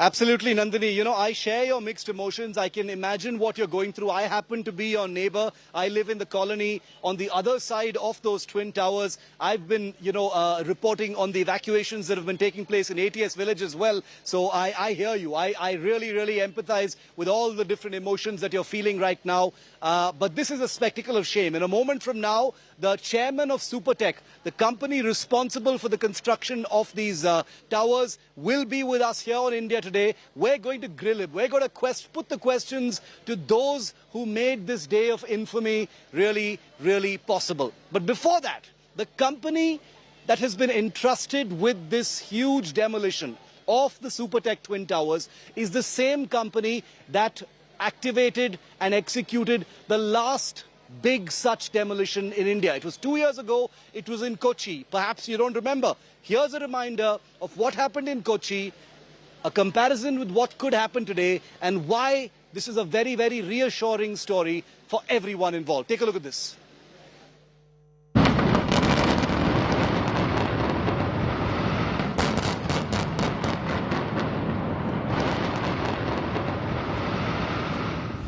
In 2019, 4 high-rise buildings in Ernakulam, Kerala were demolished as they were in violation of the Coastal Regulation Zone rules.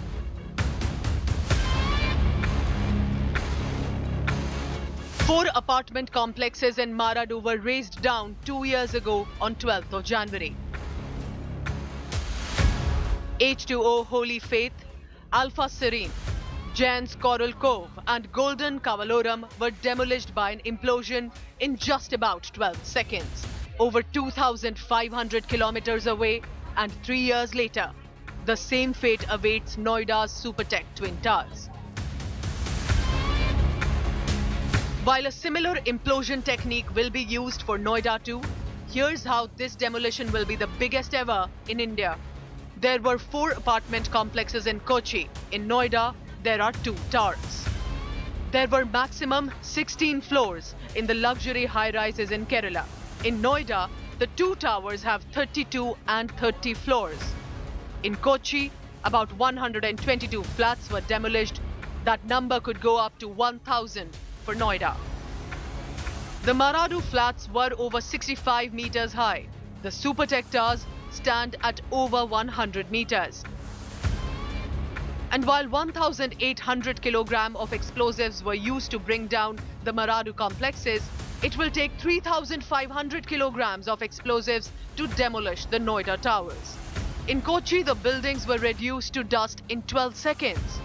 The Supertech towers will be gone in just 9 seconds. This was probably the first time that India witnessed a demolition of a residential high-rise buildings. But around the world, controlled explosions have been used to demolish buildings. One of the most famous Seattle building ever, the Kingdom, was brought down in March 2000. Built in 1976, it was the largest building ever demolished by an implosion at the time, with a volume of nearly 700,000 cubic feet. At 381 feet tall, the 1972 built AFE tower became the tallest building to ever be demolished using explosives when it came down in Frankfurt, Germany in 2014. The 50,000-ton skyscraper in the heart of the city attracted over 10,000 onlookers on the explosion day.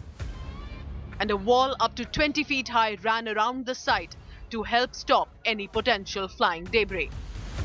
2 miles worth of concrete blew up in unison in 2013. Built in 1997, the viaduct in the Chinese city of Wuhan needed a precision blast to end its 15-year life. Wires carrying 100,000 volts ran alongside the bridge and a gas pipeline underneath it to trigger the explosives in a sequence. Come August 28, India's national capital region will witness something as explosive and dramatic. Bureau Report, India Today. The only channel that is naming and shaming the specific individuals who were part of what the Supreme Court called a nefarious collusion in the construction of those Twin Towers, all of them named and revealed identified here on India Today. One of them is R.K. Arora, chairman of Supertech, the company that built the Twin Towers. The company just a short while ago issued a statement saying they followed all laws. The Samajwadi Party government at the time and their leaders saying they followed all laws.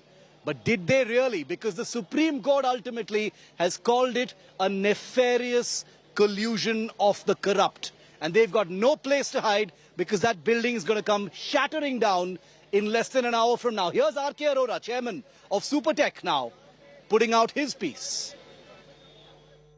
किस demolition के time पर थोड़ा धैर्य बनाकर रखें और किसी तरह का पैनिक क्रिएट ना करें, क्योंकि माननीय सुप्रीम कोर्ट द्वारा कुछ टेक्निकल ग्राउंड के ऊपर इस बिल्डिंग को तोड़ने का आदेश दिया गया था। उसी के क्रम में एक world renowned agency Edifice engineering को सेफ डिमोलिशन का कॉन्ट्रैक्ट हम लोगों ने अवार्ड किया है और मुझे उम्मीद है कि इसका सेफ डिमोलिशन वो लोग करेंगे। मैं आपको विश्वास दिलाना चाहता हूं कि इस डिमोलिशन की वजह से किसी भी ऑनगोइंग प्रोजेक्ट के ऊपर कोई असर नहीं पड़ेगा और सारे निर्माण कार्य नियमित रूप से चलते रहेंगे। इस डिमोलिशन के टाइम पर थोड़ा धैर्य बनाकर रखें और किसी तरह का पैनिक क्रिएट ना करें, क्योंकि माननीय सुप्रीम कोर्ट द्वारा कुछ टेक्निकल ग्राउंड के ऊपर इस बिल्डिंग को तोड़ने का आदेश दिया गया था। उसी के क्रम में एक world renowned agency Edifice engineering को सेफ डिमोलिशन का कॉन्ट्रैक्ट हम लोगों ने अवार्ड किया है और मुझे उम्मीद है कि इसका सेफ डिमोलिशन वो लोग करेंगे। मैं आपको विश्वास दिलाना चाहता हूं कि इस डिमोलिशन की वजह से किसी भी ऑनगोइंग प्रोजेक्ट के ऊपर कोई असर नहीं पड़ेगा और सारे निर्माण कार्य नियमित रूप से चलते रहेंगे। Viewer, you want to see a really ironic image? Take a look at this contrast of images on your screen right now. On the left-hand side is the advertisement that Supertech had put up over a decade ago advertising the glitzy new Twin Towers. They'd called it the height of luxury. Just look at that picture. That's what people bought into. It was after looking at this advertisement that people ponied up their life savings to buy flats. And on the right-hand side is a picture that's become most familiar to everyone in this country and around the world, perhaps. A spectacle of shame, a monument of corruption that's going to come crashing down in just 44 minutes from now. This is a contrast that anyone watching will not be able to digest. What was promised and what the end result is. And let's never forget that those most affected by what happens today are those who've been cheated out of their life savings. Many of them have got their money back thanks to the Supreme Court with interest. Many of them are still fighting. And as Supertech continues to defend itself and says they never did anything wrong, let's never forget for a moment the monumental suffering. These people may have got their money back, but please remember the years that have been wasted as a result of them planning to be homeowners and then having to postpone all their hopes and dreams thanks to this nefarious collusion and corruption. The Mittals were planning to move into their dream house, but they were cheated and instead left to deal with a nightmare. With the planned demolition of Supertech Twin Towers in Noida on August 28th, hopes of almost 1,000 home buyers are dashed. K.K. Mittal, a chartered accountant based in Pune, had made full payment for the flat he booked in the Supertech Twin Towers in 2009. But his dream house turned into his life's biggest battle. In 2014, the Allahabad High Court, while ordering the demolition of the tower, also asked the builders to pay interest and compensation at the rate of 14%. Then the builder got a stay from the Supreme Court. As buyers insisted on a refund or substitute flats, Supertech offered flats. Mittal accepted the builder's offer, but the apartment given to him has also turned out to be illegal. My mind, unless and until OC is given, physical possession of the flat cannot be given by the builder. But builder has given the flat. People are staying, and today also the occupancy is 100% of the Azure Tower. But there is no registry of the flat, and as a result, either we cannot sell the flat or take loan against that flat. So we are in a catch-20 situation. Pankaj Kaushik had booked flats in both Sian and Apex units of Supertech Twin Towers. He received a refund in 2016 after much difficulty. Between 2014 and 2016, he made innumerable visits to Noida Authority and builders. दोनों flat थे मेरे, एक apex में और एक सियाने में। उन दोनों का ही मुझे रिफंड मिल चुका है सुप्रीम कोर्ट की कृपा से, और ये मुझे 2016 में रिफंड मिल गया था। बहुत सारी बड़ी जिद्दोजहद और केस फाइल करने के बाद और लड़ाई झगड़े करने के बाद मुझे ये मिला। For hundreds of buyers, their dream home has become a bitter nightmare. The least the government can do now is ensure that they get their rightful compensation and the officials behind the fiasco are punished. Bureau Report, India Today. You wouldn't believe what it's going to cost to demolish these Twin Towers. At 2:30 p.m., when the Twin Towers you see behind me come crashing down, thanks to 3,500 kilograms of explosives, what you don't know is what it has cost the companies that are being paid to do this. Hold your breath, watch this report. That number is absolutely staggering.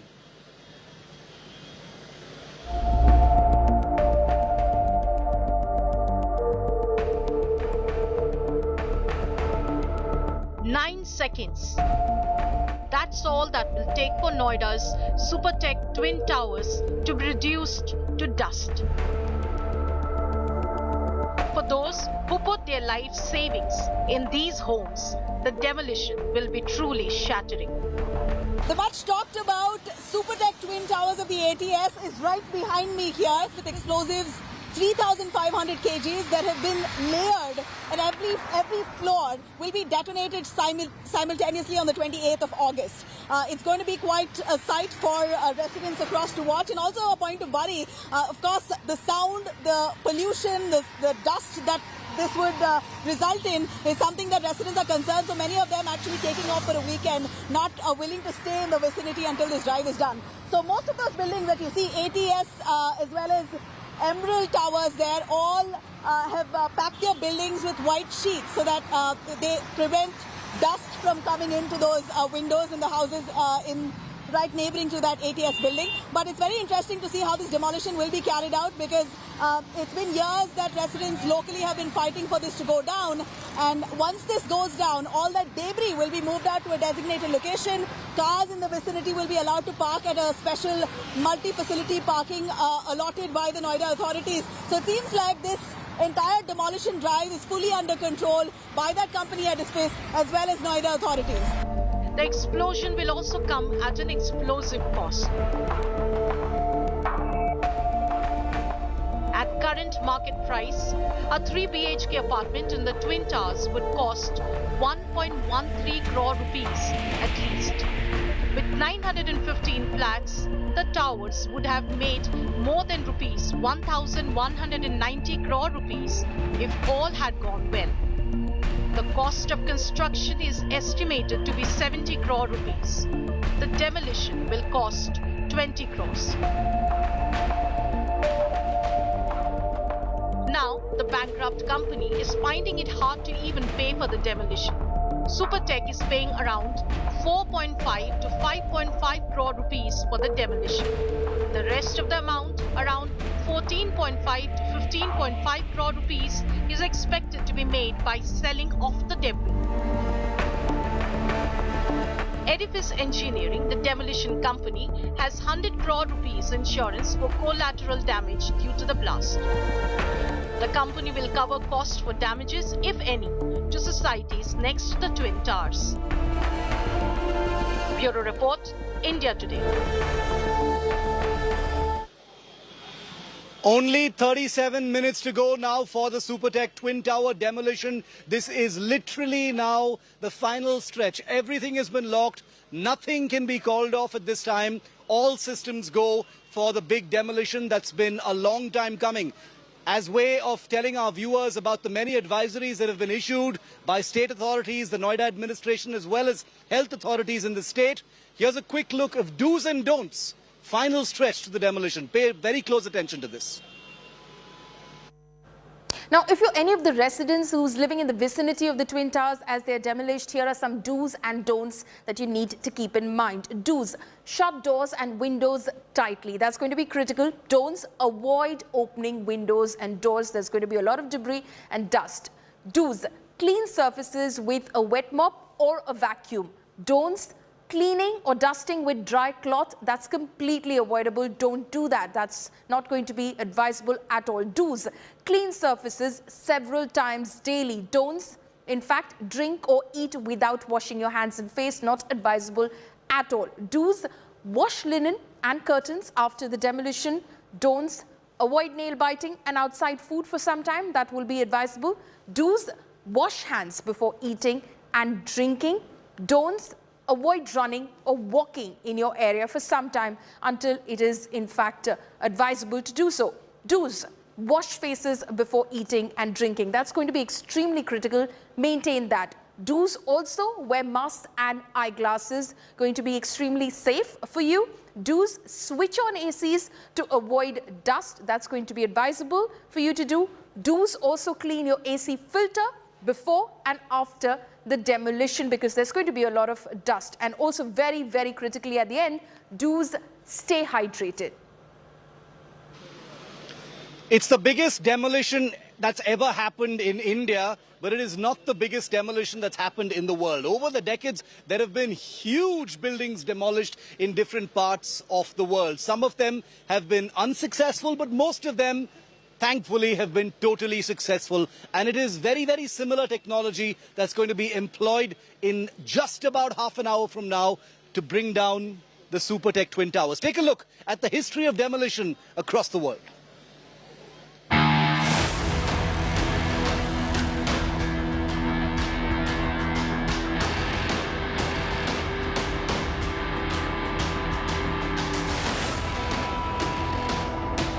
Nine seconds will all it take. It will be the biggest demolition in India and one of the most explosive in the world.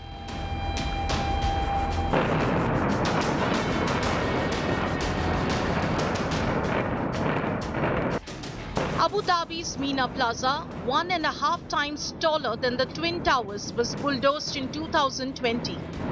4 towers with 144 floors was brought down in a controlled explosion that lasted just 10 seconds.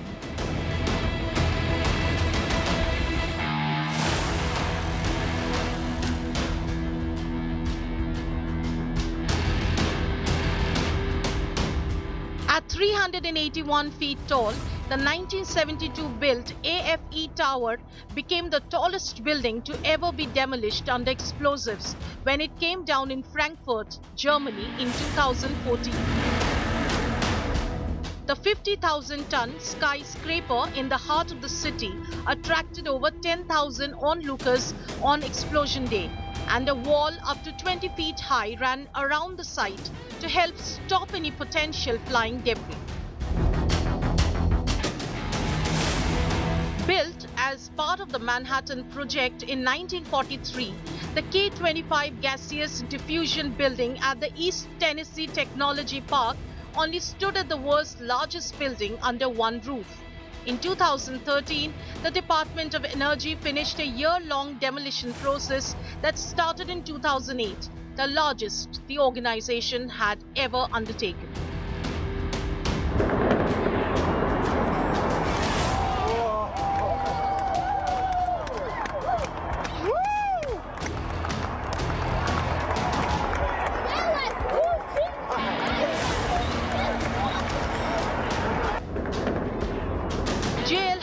Company's flagship downtown Detroit store took up an entire city block at 2.2 million square feet. The building was the tallest department store in the world at 26 stories or 439 feet. But department stores aren't quite what they once were, and explosives brought down the structure in 1998. just ahead of the company itself going under. When felled, Hudson became the tallest building ever imploded and the largest single building imploded.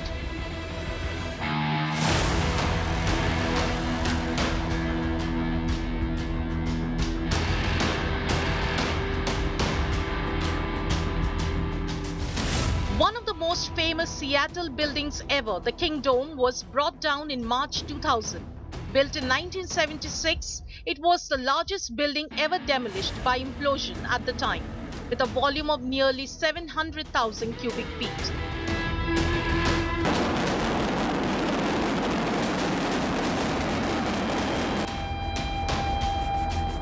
Two miles worth of concrete blew up in unison in 2013. Built in 1997, the viaduct in the Chinese city of Wuhan needed a precision blast to end its 15-year life. Wires carrying 100,000 volts ran alongside the bridge and a gas pipeline underneath it to trigger explosives in sequence. Bureau Report, India Today.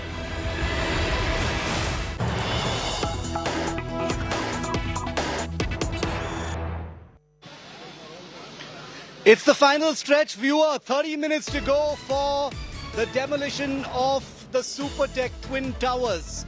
There's no going back now. We've been on our live coverage since 7 this morning, and now there's just 30 minutes to go for the demolition. All systems are active. Everything is going. The explosives have been primed.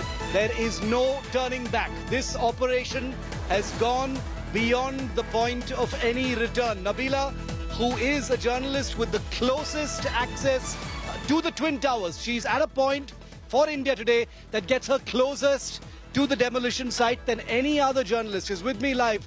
Nabila, 30 minutes to go. Absolutely, Shiv, and of course, as the countdown has just begun for this massive demolition, we're also seeing curiosity being built up every minute. And from what we hear from the UP officials at this point is that the wind speed is slightly fast, a little more fast than what they had expected. 25 kilometers per hour, that's the ideal wind speed that they were hoping for, but it seems like the wind speed has increased, which means that there could be dust and some kind of pollution that could spread across to not just the neighboring buildings, but even to the buildings a little away from there. So not to cause any panic, but this is a word of caution that the UP officials have given us as they've spoken to us, while they've spoken to us in person. They're not willing to come on cameras on this, but they have said and agreed that the wind speed has slightly increased from what it was. Ideally, 25 kilometers per hour should have been the ideal situation, but it's slightly faster at this minute when as I stand here. But that apart, as you rightly said, Shiv, there isn't any kind of delay apart from this. Apart from the wind speed being a slight concern and a worry, it seems like everything is on point and as per plan. It's all set. If I can ask my camera to pan, the kind of commotion that you see here among the media personnel, of course, it seems like most of them here want to get one glimpse, and it's not just the media personnel, it's also the public who have gathered here to try and get one shot, a closest shot of the Supertech Twin Towers coming down. It's not allowed for vehicles to enter into these areas. Even our cars were not allowed, but you can come in barefoot. But yeah, we're still slightly far away, Shiv. 500 meters closest to the Twin Towers, there's not a single soul, not even an animal that will be allowed inside. So for now, it seems like everything's under control. We're really waiting to see how this, this whole tower of corruption, as someone called it, would go down in 9 seconds after a 9-year wait. Yeah. Tower of corruption, spectacle of shame indeed, a monument to the venality that has been allowed in this country. Let's hope those who are responsible pay for it. Remember, the chairman of Supertech sitting pretty in his office and issuing a statement denying any wrongdoing in this. But the Supreme Court has called it a nefarious collusion between Noida authorities and Supertech. So let that definitely be said at this point of time. Taking you straight to the first responders on the ground. Only 26 minutes to go for the Supertech Twin Tower demolition. Aishwarya is on the ground. She got us this report on the dust suppressors, the water machines that will kick in immediately after the demolition takes place. Take a look at this live report. While on one hand, the JCBs have been brought very close to the Twin Tower, on the other hand, water tankers have also been lined up. The authorities are leaving no stone unturned to make sure that all the process and all the procedures are in place. There are a large number of police personnel which have been brought in and around Noida Twin Towers just to make sure that no untoward incident takes place. Now, the step one will be to make sure that the JCBs pick up the debris. Step two will be to make sure that the dust settles, because of which you see these water sprinklers which have been put in place. These water sprinklers have been brought here. They will be sent to the site immediately after the demolition of the Twin Towers, and then these dumpsters will be roped in. The dumpsters will then indulge in picking up of the debris. It looks like it will roughly be 3 months before the entire debris will be cleared up. And just to make sure that there is no damage to the adjoining buildings, fire brigade has also been called in. Now, the authorities are making sure that all these things remain within 10-kilometer radius of the Twin Tower. They're also looking at assessing the damage, if any, to the close-by buildings. Once the demolition is over, then a full assessment will be done, and once the assessment is done, only then residents will be allowed to go inside. With camera person Alok Das, this is Aishwarya Paliwal reporting for India Today. The man with whom the buck ought to stop, the man who probably should have been punished for the construction of these twin towers, the man who's been judged by the buyers, by the flat owners, by the people of Emerald Court, has just issued a statement. Chairman of Supertech, R.K. Arora, he's not in jail, he's not in any trouble, but his work, the twin towers are about to come crashing down. Take a look at what he's said. किस demolition के time पर थोड़ा धैर्य बनाकर रखें और किसी तरह का पैनिक क्रिएट ना करें, क्योंकि माननीय सुप्रीम कोर्ट द्वारा कुछ टेक्निकल ग्राउंड के ऊपर इस बिल्डिंग को तोड़ने का आदेश दिया गया था। उसी के क्रम में एक world renowned agency Edifice engineering को सेफ डिमोलिशन का कॉन्ट्रैक्ट हम लोगों ने अवार्ड किया है, और मुझे उम्मीद है कि इसका सेफ डिमोलिशन वो लोग करेंगे। मैं आपको विश्वास दिलाना चाहता हूं कि इस डिमोलिशन की वजह से किसी भी ऑनगोइंग प्रोजेक्ट के ऊपर कोई असर नहीं पड़ेगा और सारे निर्माण कार्य नियमित रूप से चलते रहेंगे। 25 minutes to go for the Supertech Twin Tower demolition. It's less than half an hour from now. I just want to show you, take you a little closer and show you. There's not a soul left in that area right now. Both of those colonies that flank the Twin Towers have already been completely evacuated. The people who are part of the skeletal staff inside the buildings and in those colonies are all completely out. There is a 500-meter exclusion zone all the way around the Twin Towers. Many of the people, 5,000 persons, have been evacuated from that site. And you can only imagine what's going through their minds. Their homes, right there next to the Twin Towers, stand to be affected if something goes wrong. Take a look at some of those voices we've got for you here on India Today. क्योंकि मेरा घर कहीं ना कहीं देखिए 1980 की ना इसमें हमारा घर है। अगर पैसे मिल जाते तो कहीं और से जब पैसा भी नहीं मिला तो हम तो दोनों तरफ से मारे गए। लड़ाई सच्ची थी, लड़ाई में कोई कमी नहीं थी, पर हम जैसे लोगों का क्या जमीन पर किसके रह गए, हम तो भूलने मिल गए ना। और ऐसे डिफॉल्टर और बन गए, बैंक से डिफॉल्टर है, क्योंकि हम लोन नहीं चुका पाए। हम कितने साल तक 30,000 करते उस चीज के लिए बनते। अगर बैंक अब उनसे मांग भी रहा है ब्याज या वो हमें डिफॉल्टर किसके लिए कर रहा है, जो चीज है ही नहीं। There are a lot of assurance from the organizer, from a society, but you are worried. I am really worried, not just tomorrow, it's like for months, because we don't know what will happen to the base of the foundation of the building.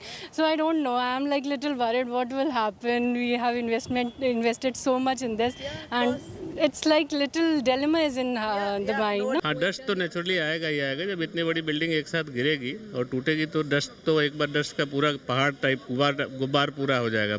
हाँ, पूरी society dust से full हो जाएगी। लगता है कि breathing problems होगी, बहुत ज़्यादा डस्ट आएगा।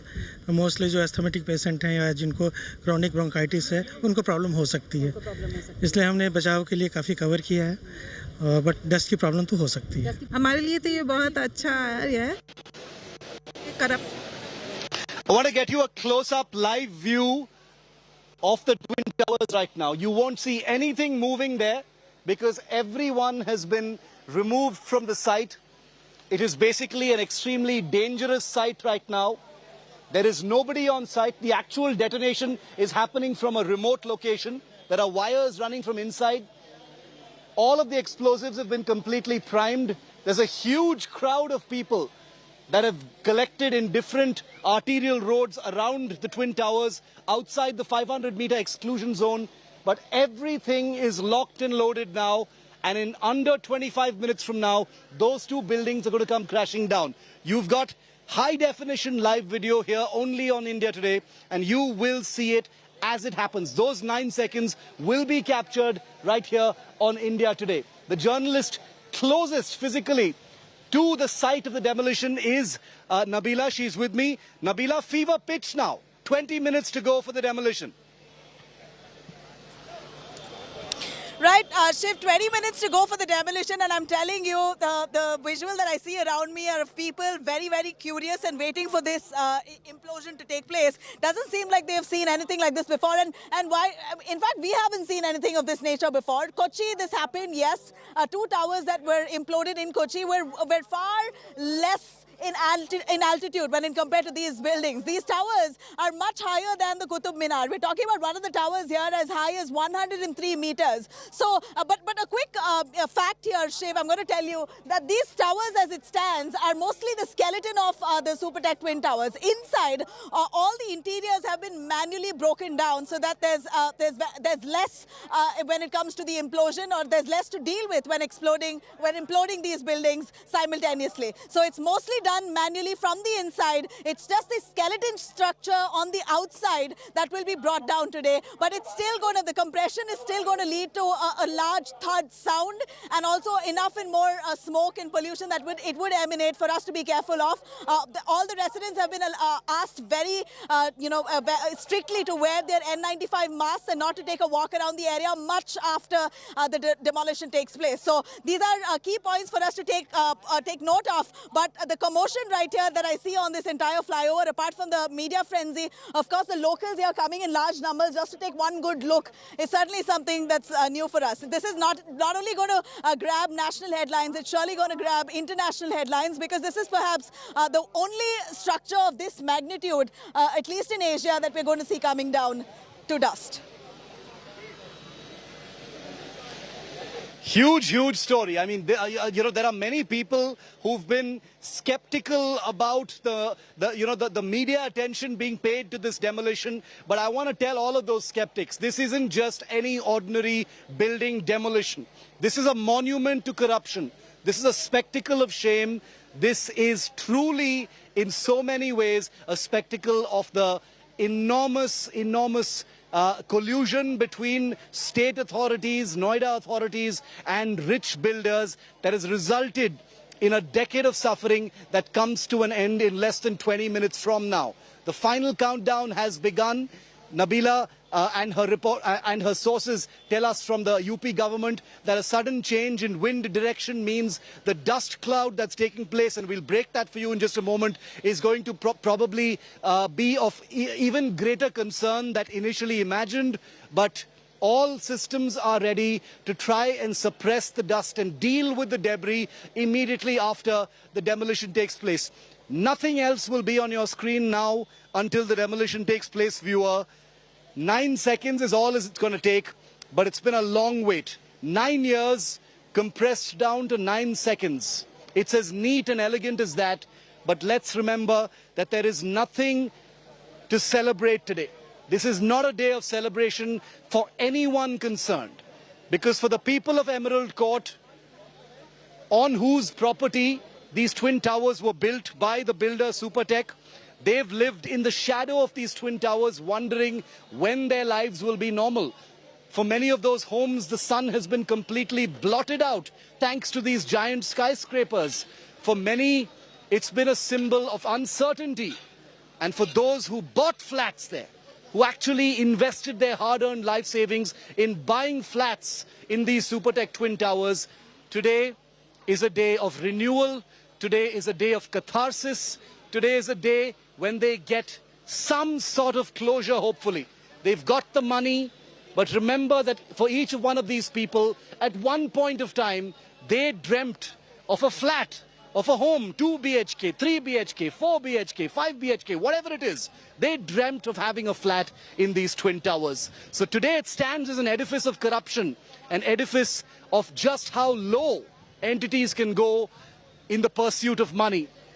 But it also embodies the hopes and dreams of hundreds of potential flat owners, people who've had to wait for a long time for compensation from Supertech and then, pick up the pieces, pick up the emotions and then invest in another flat. Many have not even recovered from the shock of the Supertech illegality. And that's the reason why today is no day for celebration. Today is a day to introspect. Today is a day to make sure that those who are responsible for all of us here watching these live images with bated breath, to truly ensure something like this never happens again.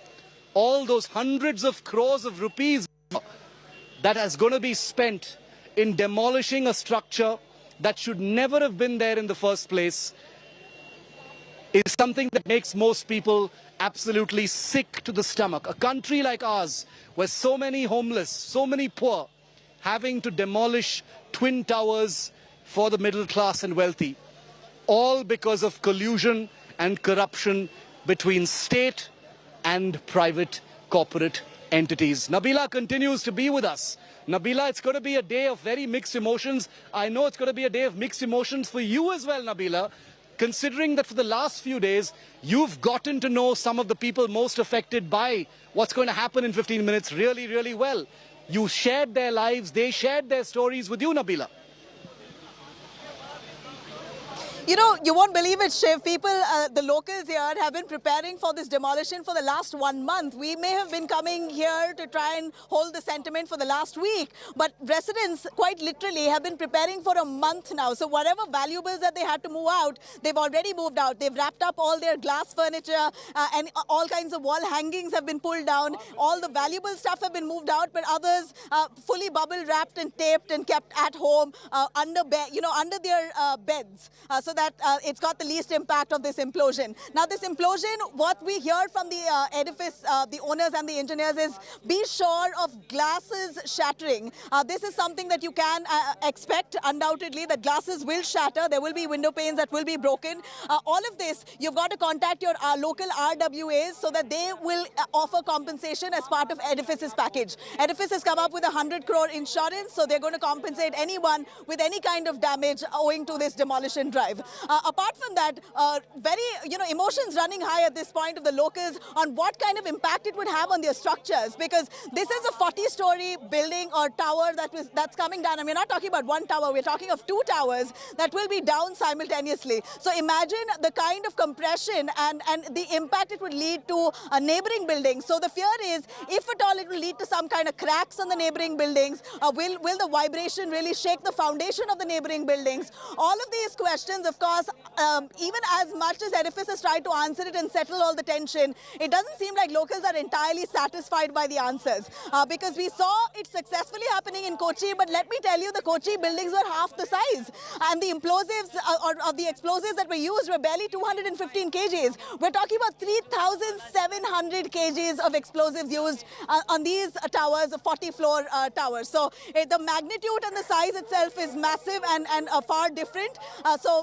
Very well understood the apprehensions of the locals here, but we at India Today don't want to create any kind of panic, which is why we're giving you all the assurances that Edifice as a professional company has given, but there's really no scope for error. If there's error, then they are ready to compensate, but we're only hoping it's not fatal, Shiv.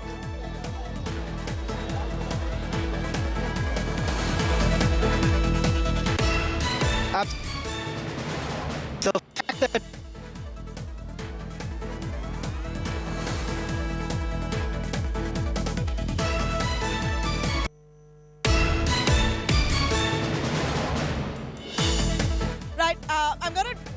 I'm gonna give you a quick look here of the two towers. Now, let me tell you that the police and the security professionals here have already conducted a thorough security check to ensure that there is no scope for any kind of error. Physically, they're present there with all their guards in gear to ensure that this entire, the twin towers here are fully checked, and all kinds of safety measures have been taken adequately. And these are preparations that have been on for the last few months. It's not done overnight. So you can imagine that the kind of meticulous preparation that's been carried out in ensuring this kind of implosion, that will certainly jolt the builders and even the locality, the residents around here. It will be a shocking affair to see a building of this nature to come down. People are curious, but at the end of it, it's a big win to all those local residents who fought tooth and nail to ensure justice. One should remember that this is a huge message going out to all those illegal builders who for long have taken a ride, taken a law for a complete ride. Building bylaws have been fully violated left, right and center. Over the last decade, we've seen builders duping consumers. And how? So this Supreme Court order to demolish two towers which were illegally built is certainly a huge message sent out that enough is enough. Now you have the RERA regulations that do not allow for this kind of activity, for illegal activities or any kind of construction to be built away from the laws, as it says. So it's the demolition here is symbolic, undoubtedly. It's symbolic not just for people, for the residents in the vicinity here who are going to see this massive 40-story structure fall down like water, but also symbolic to all those builders who even think and attempt to go against the law and and construct in such a fashion. I'm going to cut across to Shiv, who has the best vantage point to give you the most vivid visuals of the demolition that will take place in barely a few minutes, 10 minutes time. Shiv, 10 minutes. I'm very curious to see what happens. Huge amount of curiosity, fascination, for the demolition. The media has been tracking and covering this upcoming demolition so closely and with such great detail, especially here on India Today and Aaj Tak, Nabila, that I'm not surprised at all to see the lakhs of people who've come out of their houses on a very warm Sunday afternoon to witness what they know and what we've been telling them is truly a big, big event. It's the biggest demolition ever to happen in India, and currently, we're just about 10 minutes away. 10 minutes to go for the demolition. It's 2:30 p.m. Everything is primed and ready for that demolition. Our reporters are standing by with emergency first responders. Remember, our prayers for a safe demolition. The engineers who have been tasked with executing this demolition are supremely confident. They believe they've done even more challenging and larger demolitions in the past, and that has been a source of comfort and reassurance for the hundreds of flat owners who live in the shadow of these two twin towers. And that's the reason why the next 15 minutes are going to be crucial. The 10-minute run-up to the actual demolition, the 9 to 12 seconds of the demolition itself, and then the 15 to 20 minutes after that. Will there be damage? Most likely not, is what the engineers say, but all precautions have been taken. Metal containers have been piled up around the debris zone. There is, of course, likely to be debris spread. It can't all be contained. The wind in the area will ensure there will be a spread of that dust cloud. The two neighboring societies will probably be most affected, but make no mistake, the dust cloud will spread to other parts of the NCR as well because of the sheer volume, the sheer quantity of dust and debris that is going to be generated by this 9-second collapse, this implosion of 62 stories cumulatively of these twin towers here in Noida. We're standing by. The police will be providing the final go, the final green signal before the button is pushed by Utkarsh Mehta. Nabila, you've spoken to the engineers as well. They've been totally confident that this is going to go without a hitch. You know, Shiv, the engineer that I spoke to said that you don't even need to bubble wrap your belongings. You don't even need to put your paintings down. That's how much confidence they've shown in this demolition. But of course, residents are not going to take this face value. They've possibly Googled enough and more to see what vibrations really can do as impact to the neighboring buildings. So therefore, even without being told, they've brought down all their paintings, all their valuables have been moved out. People have gone so far as to take all their documentation in case of a collapse of the neighboring building. They're not sure at all what's going to happen despite all the assurances. And very important point here to take note is that the ACs, Shiv, all your AC ducts are all popping outside. So the ACs particularly are all wrapped up. Many of the, the residents in the vicinity there, I saw of Emerald Towers at least, they've wrapped the AC with all bubble wrap and plastic covers, etc. to protect that. That's one machine possibly that could really be the most affected because of the pollution and the dust, etc. But apart from that, assurances have been given that this will be the most safest demolition drive. They've sourced the explosives. It's a whole year-long affair ever since the court ordered demolition in 2019. So it's been a good 2 to 3 years that the demolition work has been on. The mechanism and the engineering behind it has started at least 2 years ago. So they've set this up over the last 2 years, and finally this is the D-Day. In just about 8 to 9 minutes this will detonate. South African engineers have come down all the way and they're mighty confident. They say that there is no scope for error. And again, a quick point for us to note is that the right side tower, which is the Cayenne, that will be detonated first, and then the Apex tower on the left-hand side will be detonated second. It will be done with much precision between a gap of 1 to 2 seconds, and this is done, of course, to ensure that the smaller tower goes down first and then the taller tower comes down next. I'd like to tell our viewers yet again that what you see here is basically a skeleton structure of the Twin Towers. Inside, most of the structure inside is basically manually broken down. It's all empty. So what we see from the outside is mostly the skeleton structure, but yet it's going to generate at least 30,000 tons of debris. Shiv, and most of that debris we believe can be used as manure. It will take 3 months to be cleared out, but it appears that they're going to be recycling it and using it for better purposes. So in a way, it seems like this entire drive, demolition itself, the whole, the planning around it has been done keeping in mind with the environment and ensuring that this has been brought down only to ensure that no builders are violating the law henceforth. So a huge symbolic message going out to all stakeholders in this affair. All breaths held at this point of time to Nabila and to all of our millions of viewers across the country and across the world on television, on YouTube, where we continue to be the most watched channel at this point of time. The focus is going to be unwavering. 5 minutes to go for the demolition of the Supertech Twin Towers. Nothing has changed in the image for the last 48 hours, except that everyone who was inside are out. 3.5 tons of explosives are primed and ready. The button will be pushed 5 minutes from now. Remember, there is a chain of command and a chain of clearances required before the engineer pushes the detonation button, which will trigger a series of explosions, as Nabila just pointed out, before the 2 twin towers come crashing down. The police will provide the final clearance after a total and absolute final no turning back check that takes place in just 2 minutes from now. And once that is provided, there will be a 3-minute countdown to the demolition. So right now, there are 4 minutes to go. That police clearance will come in a minute from now. And then 180 seconds is the official down count before the detonation takes place. All breaths held, viewer. There's no other image that anyone is looking at right now. The Supertech Twin Towers are about to face their doom. They've stood there for over a decade now, an edifice and a monument of corruption, illegality and collusion. And now they're about to meet their fate. Courtesy the Supreme Court of India and courtesy some of the most dogged litigants anywhere in the world perhaps, who've decided to take on the powers that be, powerful companies, the Noida Authority, the UP state government. This is a day for victory for them.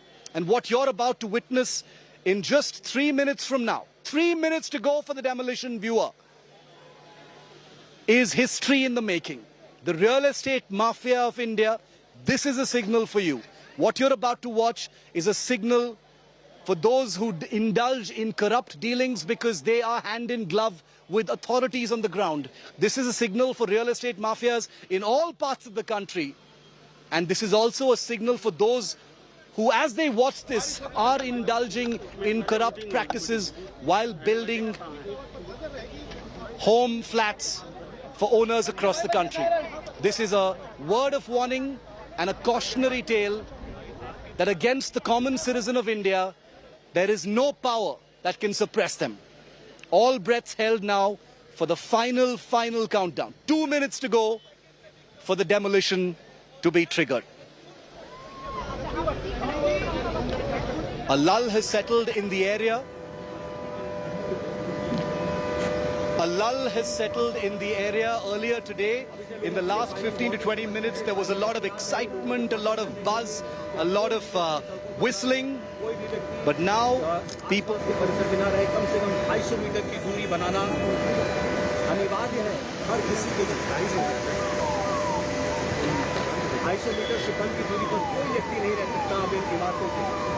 Countdown आपको बता दूं मात्र 2 minute का countdown बाकी है। सड़कों पर अब पुलिस की गाड़ियां फाइनल राउंड कर रही हैं, फाइनल गश्त कर रही हैं। पुलिस की गाड़ियों के सायरन भी हम सुन सकते हैं। दूसरा ये हुकर, ये जो सायरन बजाया जा रहा है, वार्निंग सायरन। सब लोग सतर्क रहें। किसी भी वक्त अब आप देख पा रहे हैं, अपनी स्क्रीन पर देख पाएंगे एक जोरदार धमाका और माना जा रहा है 9 सेकंड का वक्त लगेगा। सर कोई बात नहीं, प्लीज आप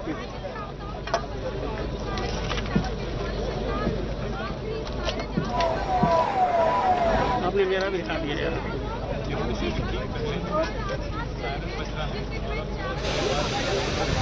That was the final clearance siren that you just heard ringing out. That signals that the police have given final clearance for the detonation. Hold your breath, viewer. 20 seconds to go now for the detonation. Let's listen now.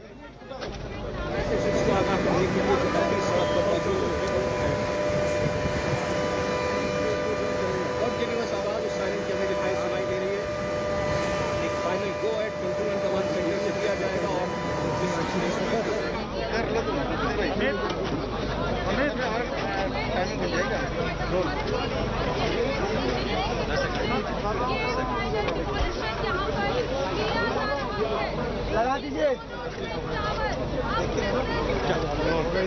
Noida का twin tower जो कि ये किया जा रहा था,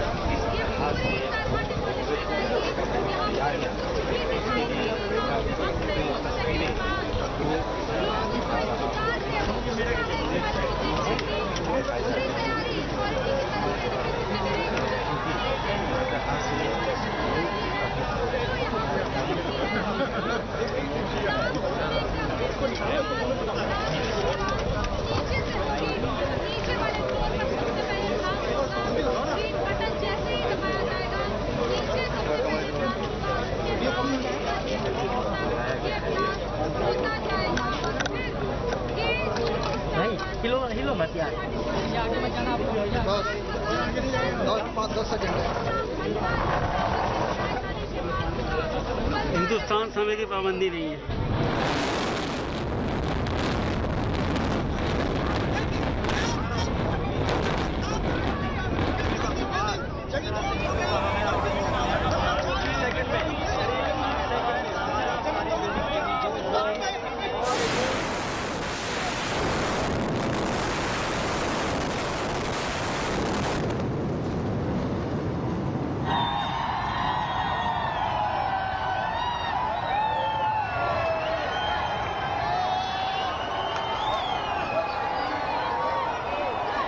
This side.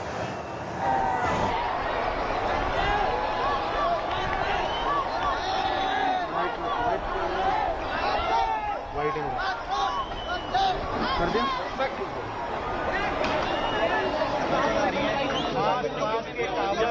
खड़े हैं वैसे ही खड़े हैं, जो ढके हुए टावर किए हैं, आसपास के टावर एक tower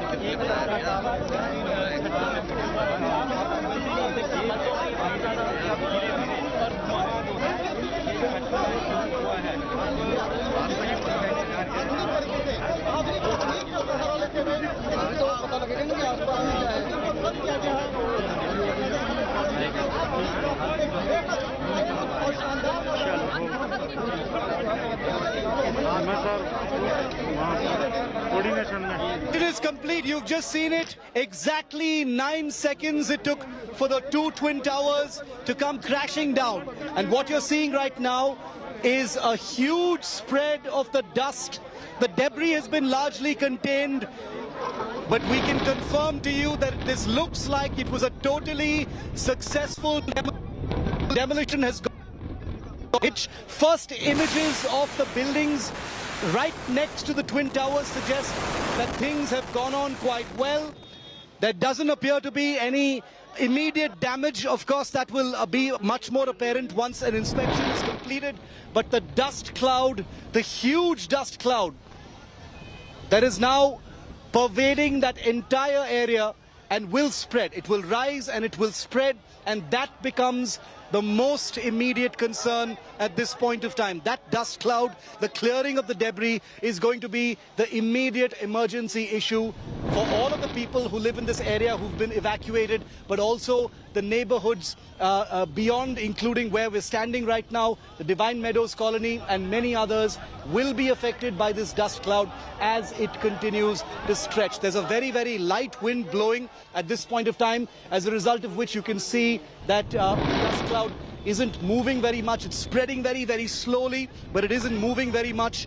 Huge numbers of people have assembled and collected on the lawns in the 500-meter exclusion zone. But I think the big news now is that the demolition of the Supertech Twin Towers is complete. The towers are history. They're no longer standing. The sun is shining in just a few minutes on all of the homes, all of the areas that these two twin towers shadowed for so many years as a monument of corruption and illegality. Smashed to pieces is the nefarious collusion that the Supreme Court had judged upon. And broken into smithereens is the collusion, the corruption, the venality that has dogged this Supertech project for over a decade now. This is people power. When you look at this huge smoke cloud, this dust cloud, this is people power in action. It's taken 20 crore rupees to bring this building down. Not a small sum of money, but by all accounts, it looks like things have been successful. There doesn't appear, if you look very closely, viewer, the buildings to the left and right of where the Twin Towers once stood, there's a huge pile of debris that is visible in these pictures. We've got high definition images here. You can see the green, tiled roofs of ATS Village, and the other side you can see Emerald Court. There doesn't appear to be any structural damage to either of the colonies. There's going to be a confirmation on that in just a short while from now. We're hoping to get a full thumbs up by the engineers and the companies that have executed this dramatic demolition of the Supertech Twin Towers. The dust is clearing, visibility is returning in that area, but make no mistake, things are far from over. It's not going to be easy for things to return to normal anytime soon. Residents of some of these colonies have been told that they can't return anytime before 7 p.m.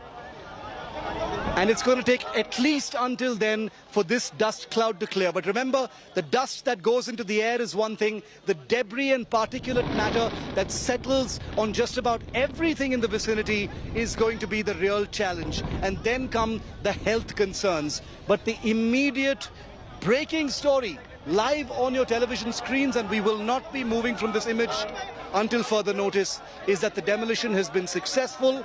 At 6 p.m. today, Edifice and Jet, the two companies that executed this demolition, will be holding a press conference, so we'll be able to decode in much greater detail how successful this demolition has been. From the looks of it, it looks like things have gone absolutely perfectly. What an incredible sight, viewer. In a moment from now, we'll show you pictures before and after. But what an incredible sight to see a void where those two towers of corruption, that spectacle of shame, once stood. All that's left of that tower of shame, that tower of venality, is a huge mountain of cement, concrete and metal. A huge mountain That's the only telltale sign that 2 illegal towers once stood there. I can only imagine the emotions going through the minds of people who had invested in flats there, to the laborers and workers who gave their sweat and blood to build those towers, not knowing that they were part of an illegal enterprise, to the people who spent their hard-earned money in the hope that they would be homeowners around now. Well, all of that has gone to dust because the Twin Towers have gone to dust. Everything they represent has gone to dust. Emergency first responders are now on site. The enormous pile of debris, about 80,000 cubic meters of debris at last count, is understood to have collected there. You can see, very close to the tree line, you can see that huge mountain of debris that is collected there. There doesn't appear to be, thankfully, there doesn't appear to be any structural damage to the neighboring buildings, which is precisely what the South African engineers had said. I want to go across to Nabila, who's also very close to this site. Nabila, you're at a place where the dust cloud is spreading very close to. What did it look like, the demolition from where you are? Many first responders racing towards that area in order to make sure that they can battle this cloud of dust as quickly as possible, Nabila.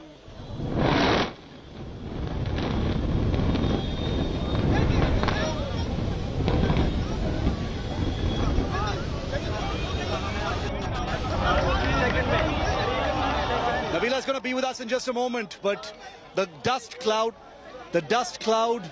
is dissipating visibly before your eyes, viewer. The visibility has returned in the general area, but that's not the end of it. We've got water trucks. There are fire engines on site as well. There are emergency vehicles. There's of course the police. There's the National Disaster Response Force, all of them on scramble duty in and around this area. You can't see many of them because they're in safe locations that have, official access to the site as soon as the demolition was complete. But the demolition has happened successfully, and now it's time for that second rung of action to kick in. The emergency first responders, the fire services, the National Disaster Response Force, all of them, invisible heroes, will now be on site, making sure they can do everything they can to ensure that there is no further danger to citizens. An incredibly risky and incredibly dangerous but scientifically sound process has just been completed successfully. The details of this entire demolition will be on your screens in just a moment. We'll have voices from the experts, the man who pushed the button, the person who planned this entire exercise, and the architect of these explosions will be live here on India Today in just 10 minutes from now. But these live pictures are continuing to unfold a story that nobody is going to forget in a hurry. This is one small part of Noida on the outskirts of Delhi. Most people have never even been here. But today, the demolition of these towers has become part of everybody's life, because this truly represents something that can affect your life. Homeowners, viewers of India Today, who may be investing in flats in different parts of the country, this is a cautionary tale.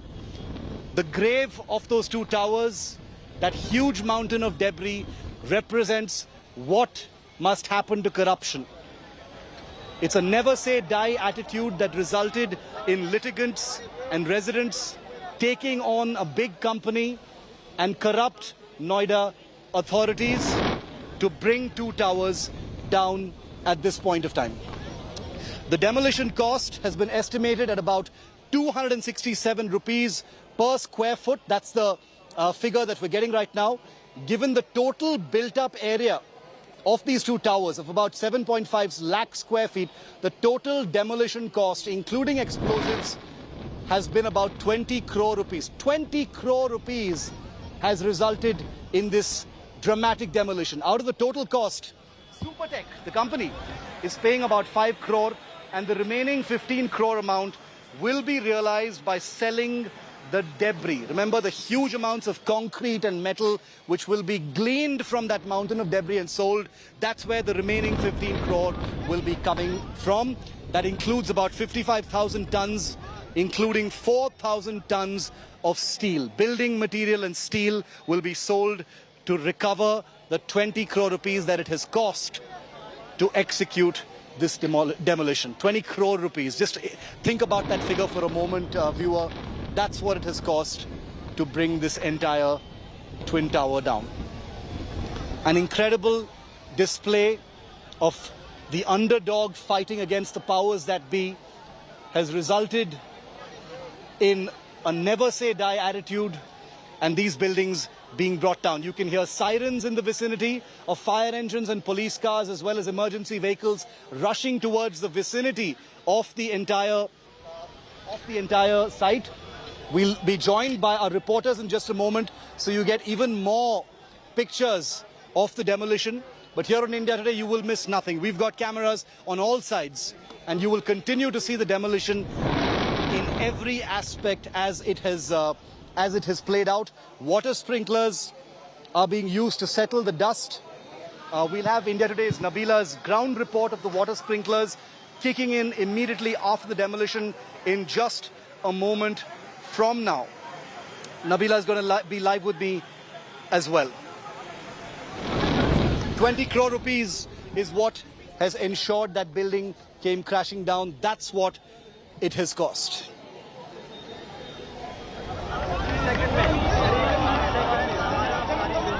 $7.5 lakhs square feet of built-up space has come crashing down as part of these two twin towers.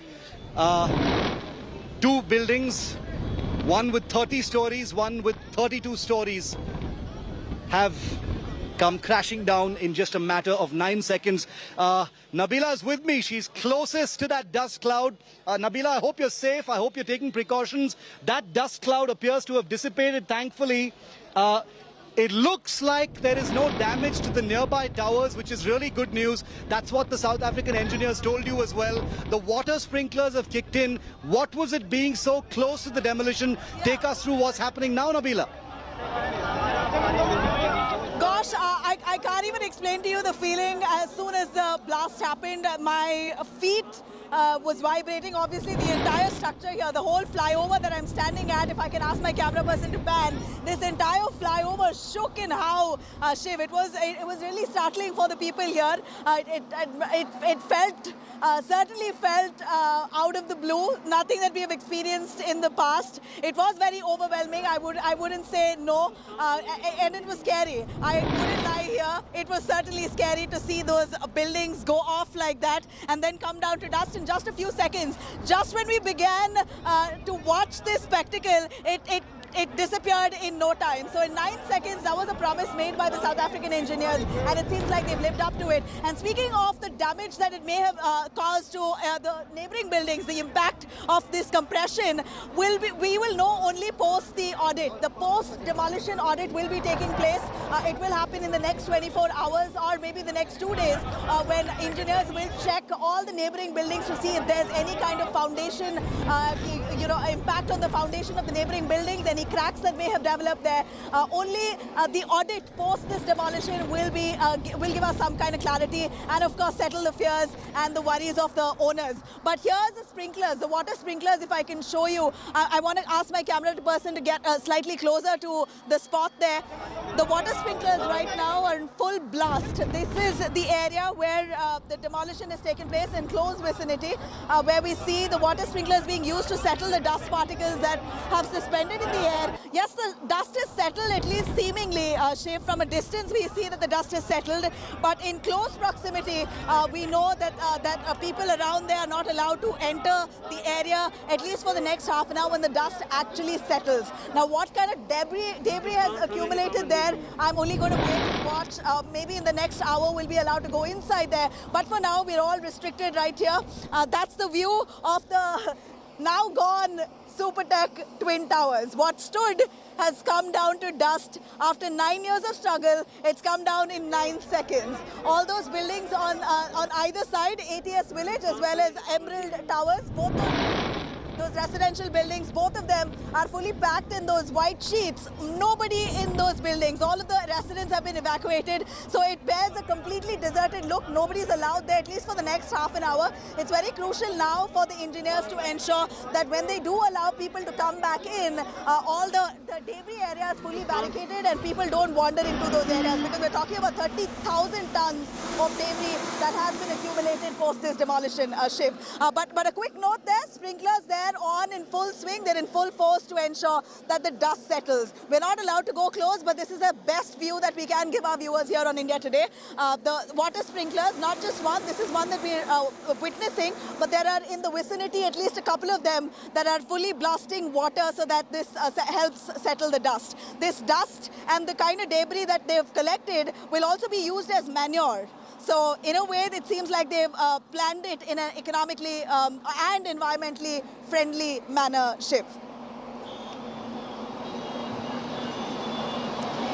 Very important, because the after effects of this entire dust cloud and debris cloud, are going to have far-reaching effects. We'll have to see how it actually impacts people there. The immediate concern now, the immediate activity now, in fact, is going to be reactivating all the traffic choke points so commuters can get on with their busy days this Sunday, but also the return of the two, the two societies that flank the Twin Tower, or what was left of it. That little site, that little triangular piece of land is now a huge mountain of debris.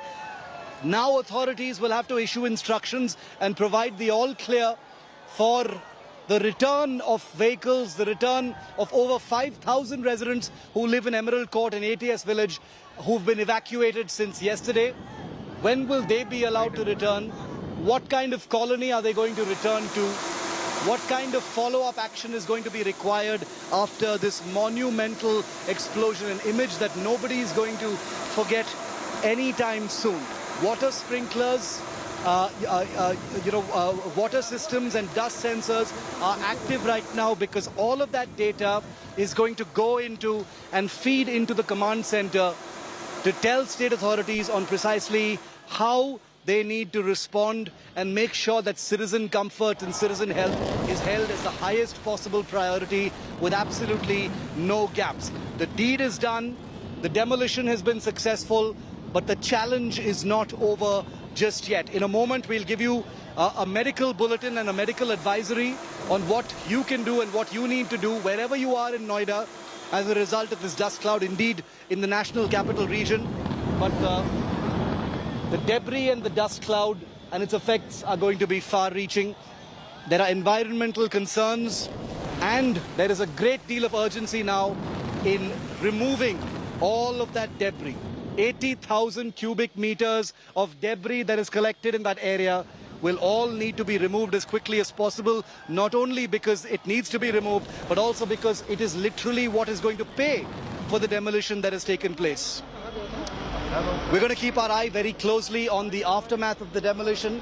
We're expecting a word from state authorities, the Noida authorities, Supertech, as well as Edifice and Jet, the two companies that executed the demolition, in just a short moment from now. Take a look. Take a look once again at how that demolition played out. The last few seconds of that demolition and how it played out. Let's relive that moment once again.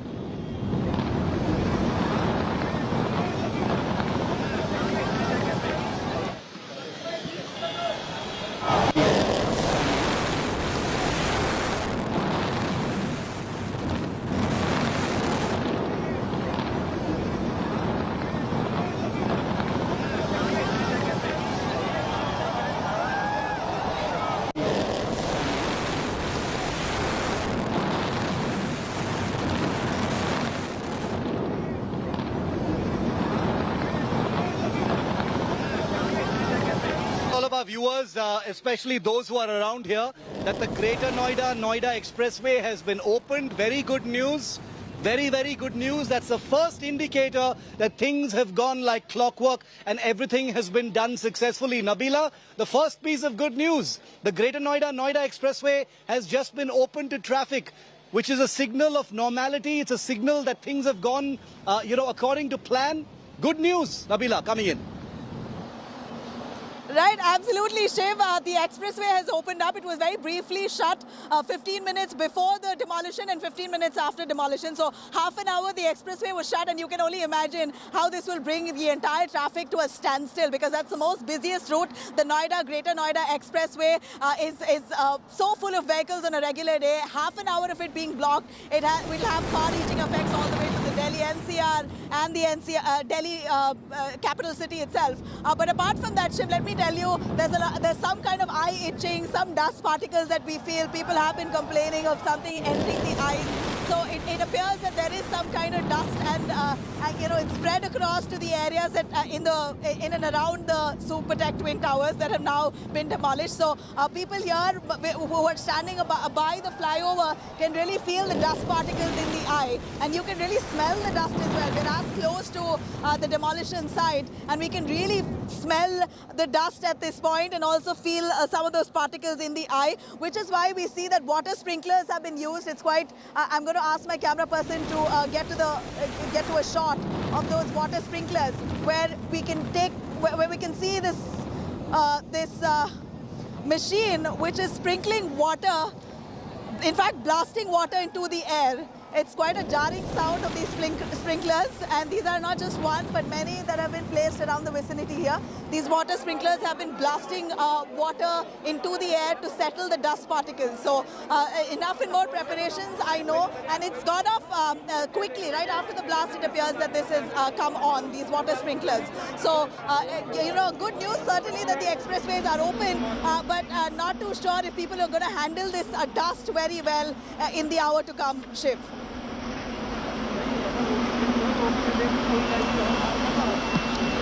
India Today's Aishwarya Paliwal has just sent us this report right after the demolition. Take a look. Aishwarya reporting from the ground.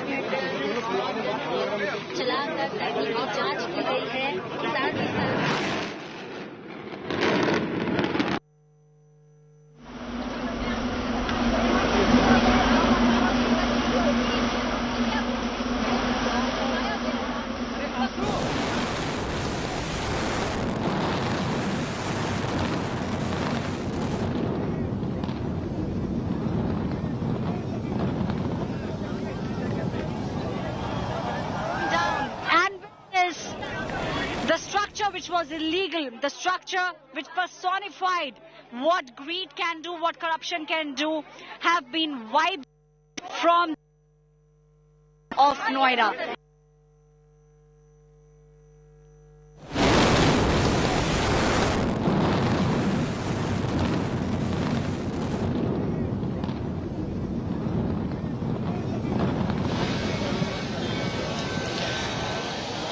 These are going to be the most viral images of the year. I'm going to go ahead and saying that because the country's biggest demolition, the biggest building demolition has just been conducted successfully. No bigger building has ever been demolished in the country. Very happy to share and tell you that the first assessment of the demolition shows that it has been conducted highly successfully. There is no structural or visible damage to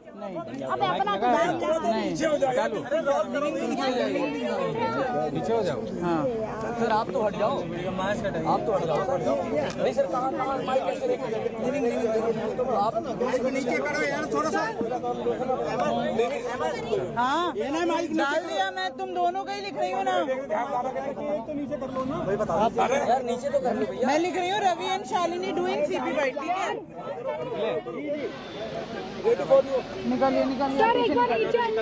Okay, lots of reactions coming in from first responders that we'll have for you in just a moment from now, from the police to hospital. plans थी और उसका execution बिल्कुल as per plan हुआ है. बाकी अभी expert teams जो है वो मौके पे हैं वो असेसमेंट कर रहे हैं, हम लोग भी अब उधर ही जा रहे हैं। उनका असेसमेंट के बाद जो है आपको फिर अपडेट देंगे। क्या डेब्रिस सर अंदर तक घुसी है क्या? जो ये एक्सपर्ट जो मौके पर हैं वही बता पाएंगे। अभी यहाँ से जो अभी तक पता चला है कि largely it is as per the plans. Sir आज जो है ये सक्सेसफुल हो गया, क्या आगे भी ऐसे ही डिमोलाइज किया जाएगा? जो भी भ्रष्ट भूमाफिया होंगे या ऐसे कार्रवाई होगी? This is a hypothetical question. अच्छा सर, जो सोसाइटी के लोग हैं वो कब तक आके रह पाएंगे? नोएडा एक मिनट सीईओ सब कुछ बोलना चाह रही है।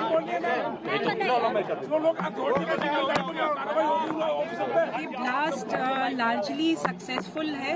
बाकी एडिफिस इंजीनियरिंग और जेट डिमोलिशन सीटीआरआई की टीम इस वक्त मौके पे है, तो कोई लेफ्ट ओवर एक्सप्लोजिव्स ना हो इसको चेक कर रहे हैं। जो डिमोलिशन वेस्ट था वो सारा लार्जली साइट के अंदर ही है। थोड़ा सा मलबा रोड पे और एटीएस की वॉल की तरफ गया है। बाकी जो लार्जर डिटेल्स हैं साइट पे चेक हो रहे हैं। डस्ट क्लाउड जैसा हम सभी लोगों ने देखा इमीडिएटली डिसिपिएट हो गया था। हमारी सारी machinery, smog guns, sweeping machines, water tanker site पे ऑपरेशनल हो गई हैं। With in half an hour जो अंदर का जोन है जो बैरिकेड किया गया था, जैसे ही अंदर से क्लियरेंस आएगी अंदर की साइट में भी क्लिनजिंग का काम शुरू हो जाएगा। तो लार्जली ऑल इज ओके। बाकी जो डिटेल्स है दे will be clear more after 1.5 घंटे बाद। जो लोग रह रहे हैं उनको देखिए, इसके बाद एक तो क्लीनिंग कराई जाएगी, दूसरा जो गैस की सप्लाई है वो रिस्टोर कराई जाएगी, इलेक्ट्रिसिटी कनेक्शन रिस्टोर कराया जाएगा। 6:30 के बाद जो दोनों बिल्डिंग्स हैं उनके रेजिडेंट्स को अंदर आने की permission, that has already been communicated.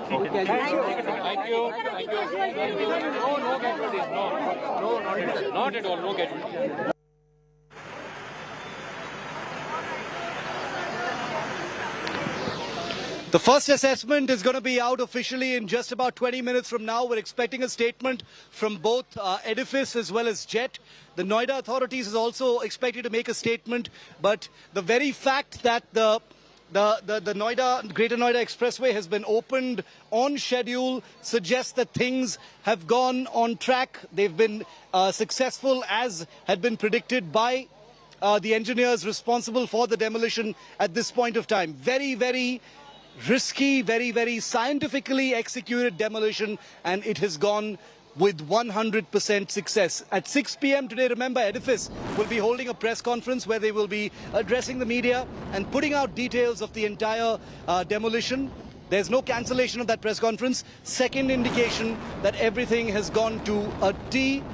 We've got the finest video footage of this demolition already going viral across social media. The debris has settled, the dust cloud has largely dissipated at this point of time, and as you can see, total visibility has now returned to the site where these twin towers once stood. A forensic construction forensic team will be on site in just about 15 to 20 minutes from now, once they get the all clear from safety professionals on site, and then they will begin to clear access for other first responders so that residents of the adjacent colonies can start returning to their homes. They've been evacuated since yesterday and they will soon be allowed to return to their homes. Those messages will be received by residents in a very short while from now. The monument of corruption is now in pieces. 80,000 cubic meters, to be very precise, of debris that will fund the actual demolition. It's an incredible sort of cycle, a vicious cycle, an ironic cycle of the corruption that was involved in the construction of these towers, that the debris will fund the destruction itself after the fact. The police is expected to speak as well in a short while from now. The water blowers, the foggers are kicking in just a moment. Nabila will be with us to give us a sense of those first responders, because she's much closer than I am to the actual debris site. Nabila, we've just heard from the police and the Noida authorities. What's happening with the first responders, the water foggers, the water sprinklers, all of that kicking in now, Nabila? Absolutely, Shiv. Soon after the demolition took place, there was barely any visibility due to the large amounts of dust and smoke that emanated from that demolition site. But like you heard from the police rightly, the first responders there ensuring that the area is completely combed out now. Post the demolition, water sprinklers have been set up. And that's the image that I'm trying to show you here. That shows the jarring sound from those water sprinkler machines, but totally bearable. We want the dust to settle at the earliest. And these water sprinklers forcing water out of them are the best possible way, as per the police and the engineers, for the dust to settle. Of course, this is the demolition itself has compelled at least 5,000 of the residents to leave all their homes and go to neighboring neighboring towers or neighboring buildings, or even go on a holiday getaway just to escape this dust and this commotion. But from what we see, it was largely a safe affair, Shiv. Undoubtedly, it was done to perfection, at least from the face of it. Doesn't seem like there's any damage to the buildings around there. But like I did mention, a post-audit is mandatory for this. A post-audit is mandatory for this, for damage to be assessed. If at all there is any kind of damage to ATS village, or if there's any damage to the other Emerald Court towers, that will of course be established post. Ashutosh has sent us this ground report at the moment of the demolition, the moment of the detonation. Ashutosh sends us this report. Take a look at this. Spectacular close access while the demolition was happening.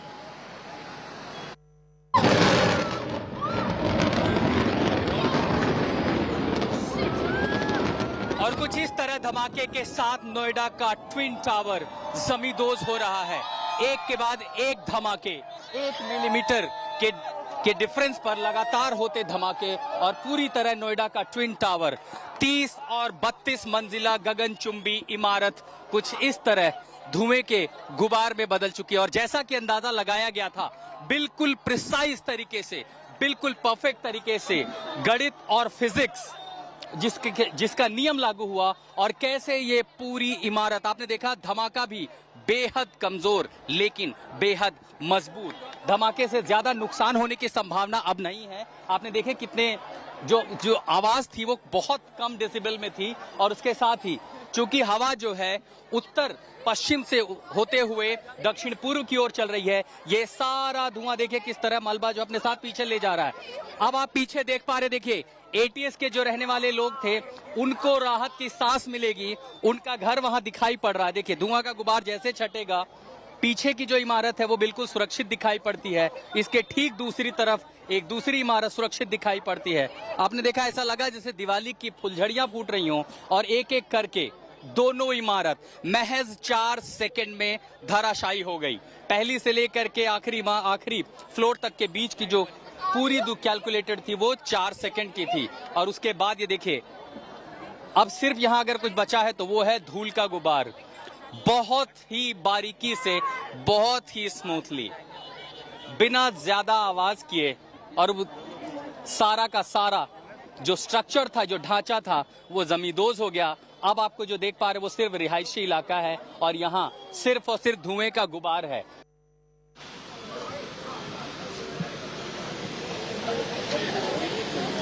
We've got some breaking news coming in just 10 minutes from now. There will be a statement that comes out confirming the success of this demolition. No untoward incident has taken place. Everything has gone perfectly on track. Aishwarya Paliwal sends us this ground report.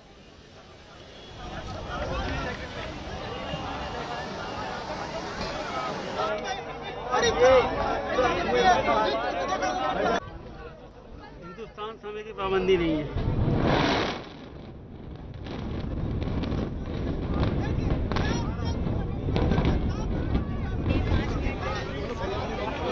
चलाकर तकनीकी जांच की गई है, साथ ही साथ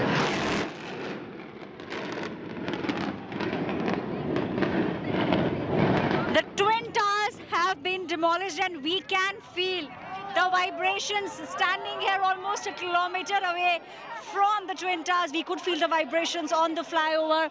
We'll just show you the smog, the pollution that has taken place, and it took barely 10 seconds for the entire building to come down. And with this, the structure which was illegal, the structure which personified what greed can do, what corruption can do, have been wiped out from the face, from the landscape of Noida. This is Aishwarya Paliwal reporting for India Today with camera person Alok Das.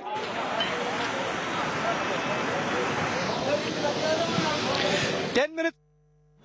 NDRF का जितना काम था वो पूरा नहीं हमारी अभी तक कोई रिक्वायरमेंट नहीं। हमने देखा था पूरी तरह से तैयारी थी, एक तरह से सामान निकाल कर रखे गए थे, उनकी कोई जरूरत नहीं पड़ी अब तक। नहीं अभी तक जरूरत नहीं पड़ी है, बाकी अभी मीटिंग है तो यहाँ से अब रिलीव कर दिया गया है अभी? नहीं अभी मैं मीटिंग के लिए जा रहा हूँ, जैसे आदेश मिलेगा देन मिलेगा। Okay thank you. Thank you.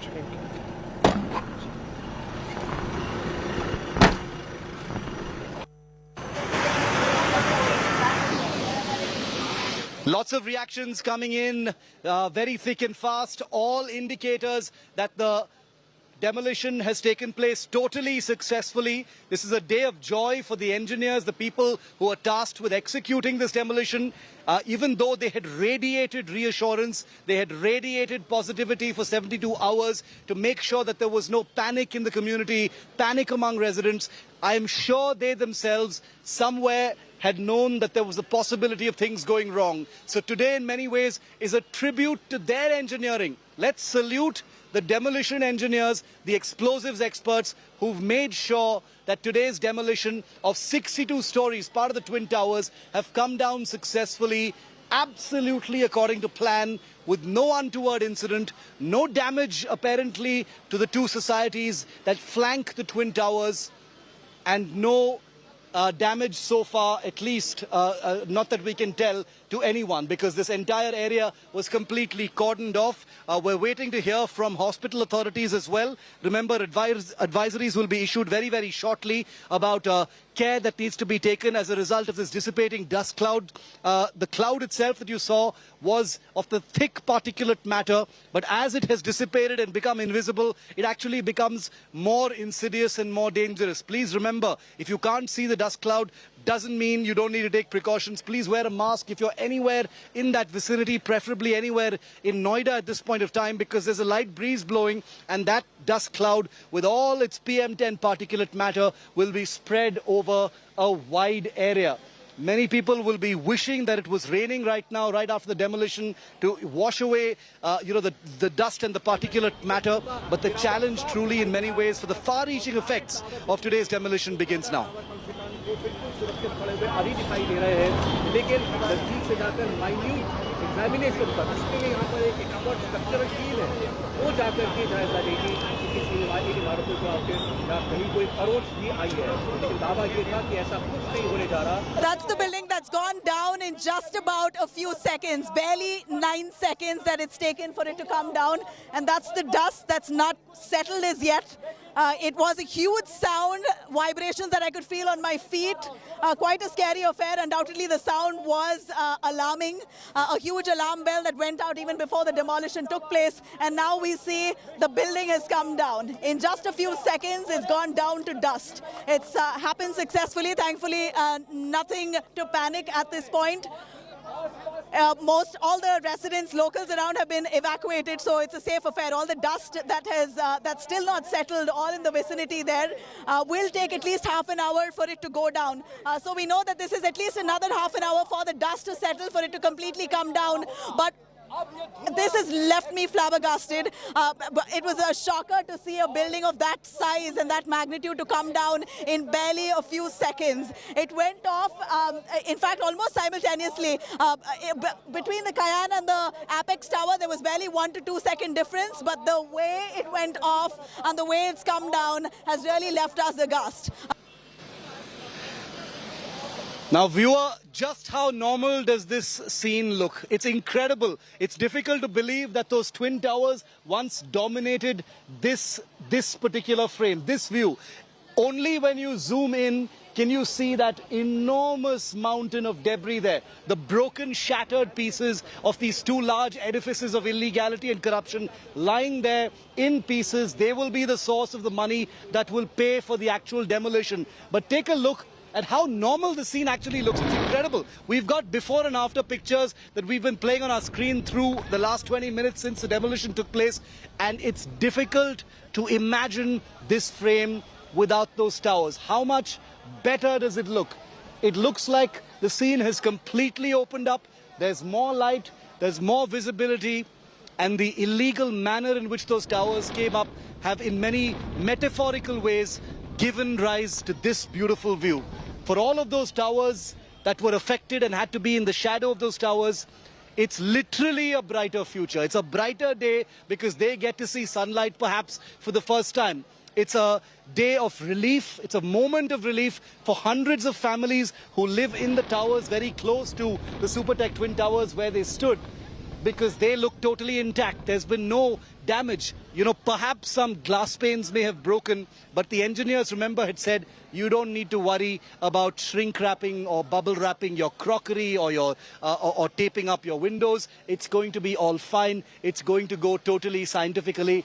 And by the looks of it, I'm not a demolition expert, I'm not an engineer, but by the looks of it, things have gone the way the engineers promised us they would. And that's going to be a source of great satisfaction, joy and relief for hundreds of people who live in those two colonies, myself included, even though my tower is a little bit away from the actual Twin Towers and where they stood. Now, the challenge now, apart from the health concerns, apart from the big dust cloud, is going to be the return of hundreds of families, nearly 5,000 people who were evacuated in both of those colonies to the left and right of that huge mountain of debris.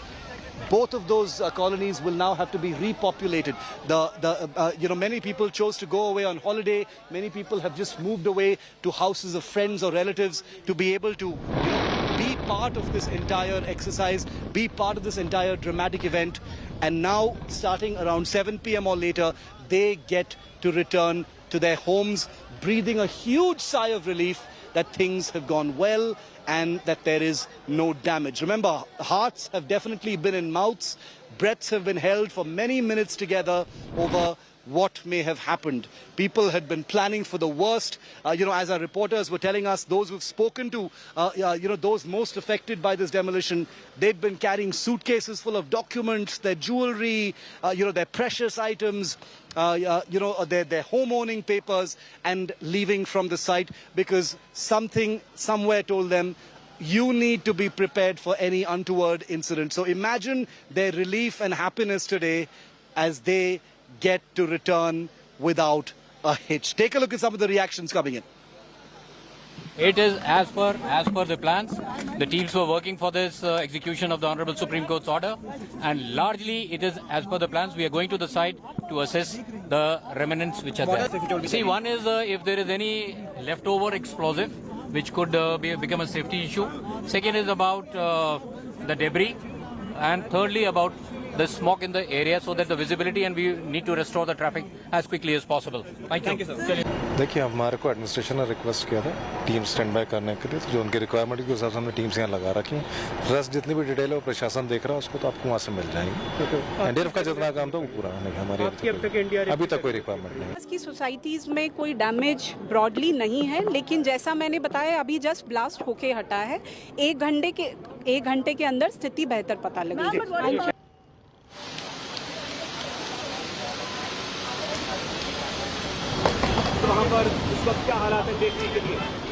6 p.m. today is when Edifice Engineering will be holding a press conference. They will put out a detailed statement and share information. They'll take some of India Today's questions as well about the success of today's operation. By all accounts, by every visible indicator, this has been a totally successful demolition. No small feat, viewer, because this was India's largest demolition so far. Let's hope no further illegal structures need to be demolished this way. Let's hope no further illegal structures are ever built. And in just a short while from now, we'll get more information about the rehabilitation and the aftermath, the post-demolition actions that will be taken by all of the agencies that have been on standby bravely for the last 72 hours, many of them without adequate sleep, have been working round the clock to ensure the safety of this particular neighborhood of Noida, right on the outskirts of Delhi. And to all of the first responders, to all authorities who've made this success possible, the salute of the people of Noida. That it was carried out safely, that it was carried out without a hitch. Let's be thankful to the experts, the engineers who made this possible. Let's also remember that it took 20 crore rupees to bring these two towers down. and it is the debris that you see in that huge mountain that will actually fund the demolition costs. 5 crore rupees has been paid by Supertech, the builders of the Twin Towers. The remaining 15 crores will be recovered from the 4,000 tons approximately of building material and steel that has been made available thanks to this demolition. So there's a long road ahead and we'll have to see where that goes. What is sure is that, and Nabila joins me live now from very close to the site where those buildings came down. Nabila, all of this took just 9 seconds. 9 seconds for a picture-perfect demolition with no apparent after effects, at least so far. But the challenge of clearing that huge mountain of debris faces the authorities in the face. And that's going to take months, isn't it, Nabila? You know, Shiv, to give you a classic example, we're looking at the Noida authorities, civic authorities here, cleaning up the road itself. And that's taken about a good half hour for them to move all the plastic and all the mess that the media has indulged in. And apart from that, the public that walked in. So it's taking the officials here quite some time to clear up these roads. One can only imagine, we're talking about 30,000 tons of debris that this demolition has generated. All that that's like a a huge heap, like a mountain that has settled right in that triangular area where the Supertech Twin Towers stood. And this debris, we believe, from what we hear, is that it will be moved to a designated spot granted by the Noida local authorities.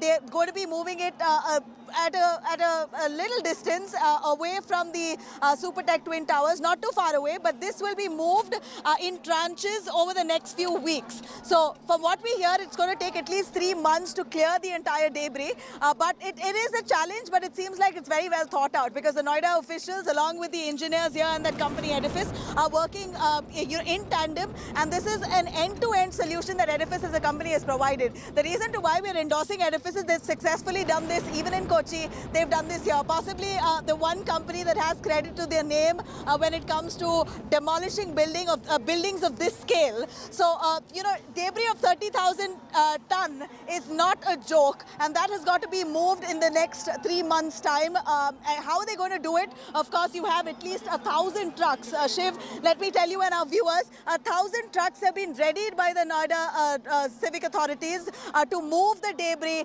to its designated sites. Imagine 1,000 trucks to move 30,000 ton of debris. So it's no mean feat. It's going to be a huge task at the hands of Edifice as well as the Noida local authorities, but this was exactly what was planned.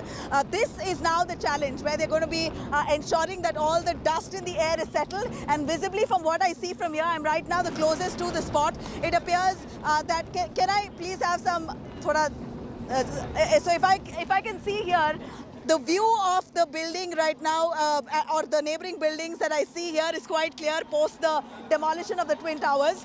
And now the dust which emanated soon after the demolition has completely settled, at least from the face of it, at a distance. But once you go closer to it, one would only know what kind of health hazards it would have because of the dust particles still in the air. So for now, water sprinklers are being used extensively. These are fog guns. These are called fog guns. I saw those vehicles just moving past on the flyover. If I can ask my camera to pan. In fact, fog guns we're doing the rounds here only to ensure that they sprinkle water all over wherever they feel that there is some kind of smoke and pollution to settle the dust. So all your first response teams are very active on the ground, doing their bit. But I'm sure that the relief is really for the residents. It's ultimately the residents who wanted to see the buildings go. They wanted to see sunshine back on the buildings of Emerald Court. They wanted to see sunshine back in their homes. And it appears that that's what they're going to see when they come back at 5 p.m. today. Sunshine will be back at the Emerald Court Towers. I can't even explain what that's going to be like. Nabila, my tower is in ATS village as well. And to be able to see the sun, even though my tower is a little distant from the actual site where the demolition took place, to be actually able to see a frame not dominated by the Supertech Twin Towers is going to be an all-new experience. And like you rightly said, sunlight for the first time for so many of those families, it's going to be a new thing altogether. For instance, Vidhu Kumar is a resident of Emerald Court. She joins me now. Vidhu, first of all, congratulations. A happy day for residents like you, a successful demolition. Everything appears to have gone completely like clockwork. There doesn't appear to be any damage to your colony. How are you feeling right now, Vidhu? Oh, I'm on top of the world. It has been, it's been a dream come true. We've been waiting for it for quite some time, but I had full faith on my team and on everybody, the people who have been working tirelessly day and night. And today, yeah, it is a celebration day for the entire Supertech, for that matter.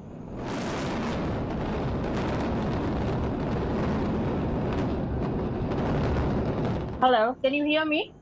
Congratulations to you, Vidhu, because I can only imagine what you and your family are going through right now. We'll come back to you in just a moment. We can hear you loud and clear, Vidhu. We'll just come back to you in a moment. I want you to stay with us because we're getting a lot of live information that might be useful to you and your family and residents like you. So continue to be plugged into India Today.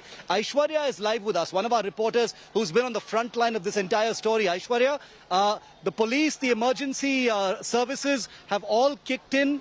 The dust dissipation actions have already begun. What's the status? People want to know what's going to happen with the dust cloud and the debris mountain, Aishwarya.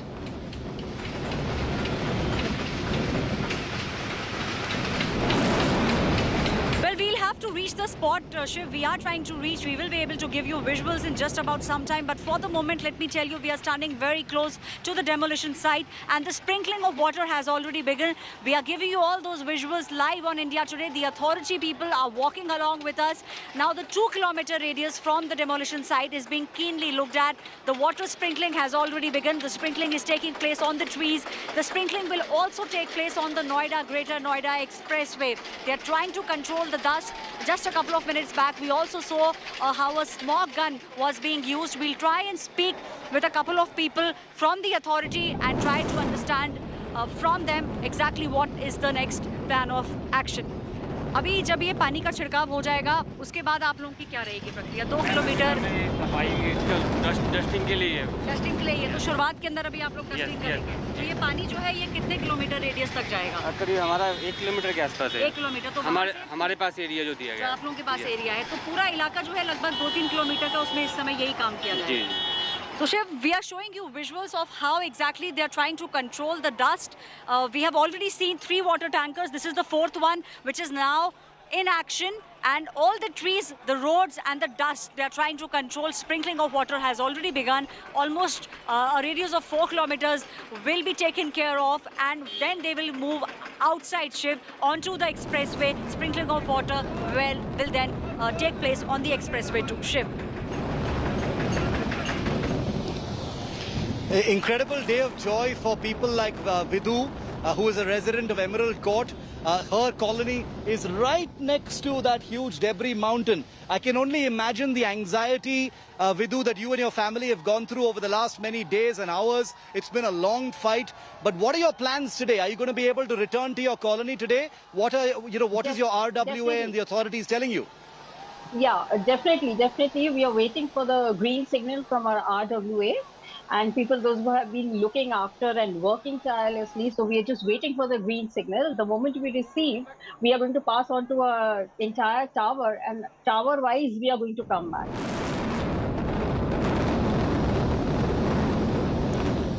And what's the buzz within your, on your WhatsApp groups of your colony? I can imagine that people must be congratulating each other. Yes, badhai de rahe honge abhi. Yes, They must be really happy about this. No. We are all planning for a great and grand celebration with dinner and music.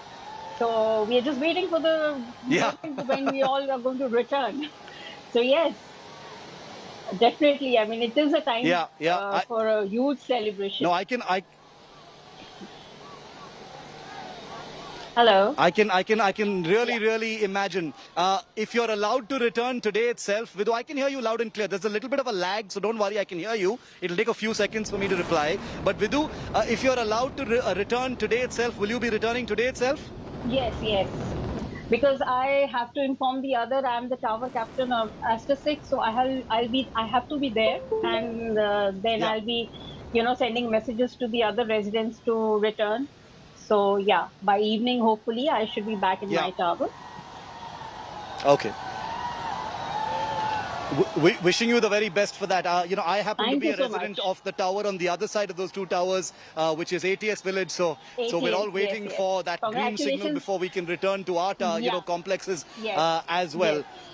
Congratulations to you too. Thanks very much, Vidhu. Continue to stay with me. If you're not too busy, continue to stay with me because we're going to get some. Thank you so much. We're going to get some information from the police and the authorities. I want you to be able to hear it live here on India Today. For the moment, I want to go across to Neena Khanna before I go to Nabila. Neena Khanna is a disaster management expert. Neena, welcome. A day of great admiration for engineers, who've executed this. Okay, we don't have Neena Khanna. I'll go to her in just a moment. Nabila is with me. Nabila is with me live. Nabila, the dust suppression actions have begun. Like you just saw, the clearing of the roads is a process that has already begun right now. Lots of anxiety right now for the colonies as they wait, like you just heard Vidhu say, for that green signal before people are allowed to return to their colonies. What are you hearing? Right, Shiv, I'm right here at the flyover, and you see I'm going to point out at that water tank there, where it's trying to sprinkle water on the streets only to avoid settle the dust. So it's not just the immediate vicinity where we're seeing water tankers and sprinklers being used, but also at this flyover we see proper water being sprayed all over so that any kind of dust that's emanated and that's spread across is settled in no time. So this is a quick response teams. These are those teams that are very efficiently right now on overdrive trying to ensure that people return to their homes safely by 5 p.m. 5 p.m. is roughly around the time that's been given to all the local residents here to get back, to return to the homes. But are they willing to return to their homes today? The question is, many of the roads have been barricaded, and more importantly, cars cannot return, Shiv. As much as we see that the dust is settled, the debris still remains of course, within the ATS limits, within the Supertech Twin Towers limits itself. But at the end of it, vehicles are not going to be allowed inside the basements of Emerald Tower, at least for now, because one part of the basement opens up to the Twin Towers. If the whole there's a huge curtain-like cloth, a white cloth that's literally hooked to the ground. That's been placed only to stop all debris. If that cloth or that curtain is removed, then you can imagine the debris literally flowing into the basements, particularly the car parking areas. So the vehicles now, the cars to come back to the to Emerald Court is going to be quite a task. So I believe, and this I need to clarify yet again, but I believe that the RWAs are advising the residents here not to bring in their vehicles as yet. You want to come back, you try and park, keep your cars away. They have a designated car parking, two-story facility given by the Noida authorities, very close to the Emerald Court and the ATS Village. So keep your cars parked there at least for the next 24 hours until basic debris is cleared out from the basement areas of the Emerald Court. So that's one concern right now, whether you can bring your cars back. We're hoping that we hear some kind of formal statement from the Noida authorities. But for now, by 5 p.m., people can surely get back to their homes and get into their homes and get back to doing their regular activity. Put up all their frames back on the walls. All their valuables can be unpacked. A little bit of dusting, you're good to go. Good to go, hopefully. Let's hope no parts of that structure have fallen in either of the colonies, because some parts of that structure may have possibly, damaged the walls, but nothing serious as of now, at least no indicators of that having happened at this point of time. Take a look at the moment of the demolition captured on India Today's cameras through the eyes of our reporters. Watch this by Ashutosh and Aishwarya.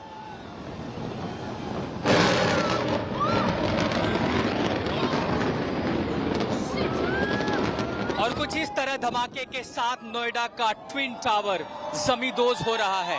एक के बाद एक धमाके, 1 millimetre के difference पर लगातार होते धमाके और पूरी तरह नोएडा का ट्विन टावर 30 और 32 मंजिला गगनचुंबी इमारत कुछ इस तरह धुएं के गुबार में बदल चुकी है। और जैसा कि अंदाजा लगाया गया था, बिल्कुल प्रिसाइज तरीके से, बिल्कुल परफेक्ट तरीके से गणित और फिजिक्स जिसका नियम लागू हुआ और कैसे ये पूरी इमारत, आपने देखा धमाका भी बेहद कमजोर लेकिन बेहद मजबूत।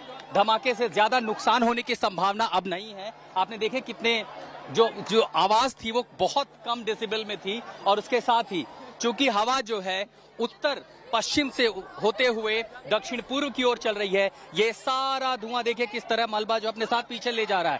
अब आप पीछे देख पा रहे, देखिए एटीएस के जो रहने वाले लोग थे उनको राहत की सांस मिलेगी, उनका घर वहां दिखाई पड़ रहा है। देखिए धुआं का गुबार जैसे छटेगा, पीछे की जो इमारत है वो बिल्कुल सुरक्षित दिखाई पड़ती है, इसके ठीक दूसरी तरफ एक दूसरी इमारत सुरक्षित दिखाई पड़ती है। आपने देखा ऐसा लगा जैसे दिवाली की फुलझड़ियां फूट रही हों, और एक एक करके दोनों इमारत महज 4 सेकंड में धराशायी हो गई। पहली से लेकर के आखिरी फ्लोर तक के बीच की जो पूरी कैलकुलेटेड थी वो 4 सेकंड की थी, और उसके बाद ये देखिए अब सिर्फ यहां अगर कुछ बचा है तो वो है धूल का गुबार। बहुत ही बारीकी से, बहुत ही स्मूथली, बिना ज्यादा आवाज किए, और सारा का सारा जो स्ट्रक्चर था, जो ढांचा था, वो जमींदोज हो गया। अब आपको जो देख पा रहे वो सिर्फ रिहायशी इलाका है, और यहाँ सिर्फ और सिर्फ धुएं का गुबार है। While on one hand, the JCBs have been brought very close to the Twin Tower, on the other hand, water tankers have also been lined up. The authorities are leaving no stone unturned to make sure that all the process and all the procedures are in place.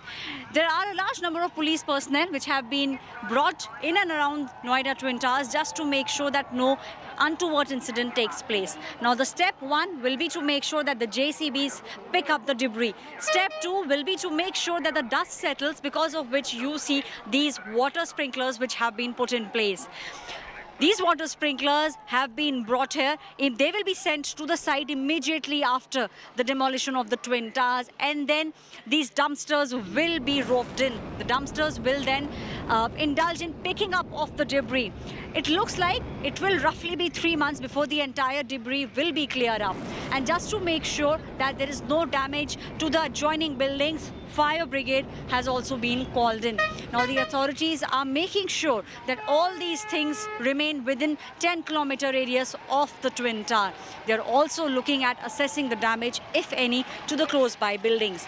Once the demolition is over, then a full assessment will be done, and once the assessment is done, only then residents will be allowed to go inside. With camera person Alok Das, this is Aishwarya Paliwal reporting for India Today. The incredible moment when that monument to corruption and shame came crashing down has been captured in multiple India Today cameras, giving you the most amazing close-up view of how those 62 stories came crashing down. Let's relive it now.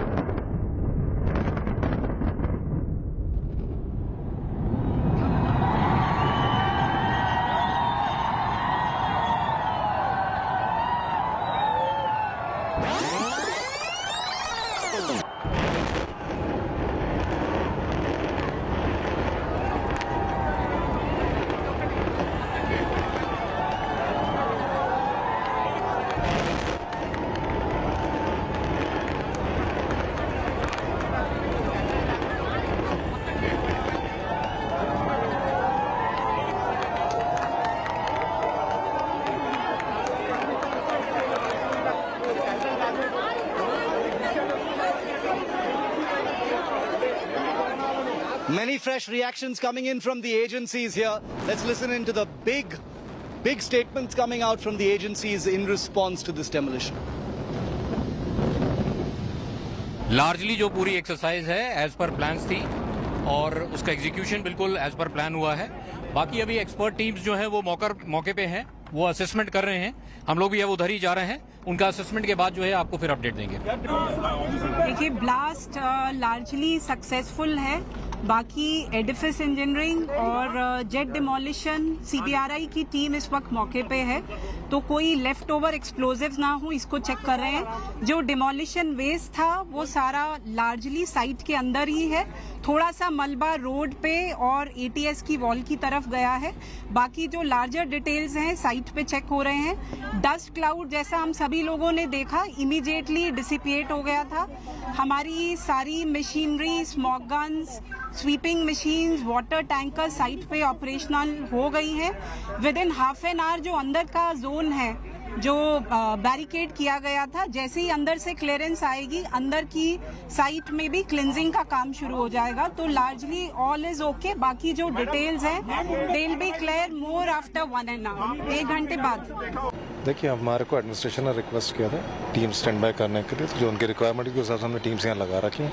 Rest जितनी भी detail है वो प्रशासन देख रहा है, उसको तो आपको वहाँ से मिल जाएगी। NDRF का जितना काम था वो पूरा नहीं, हमारे अभी तक कोई रिक्वायरमेंट नहीं।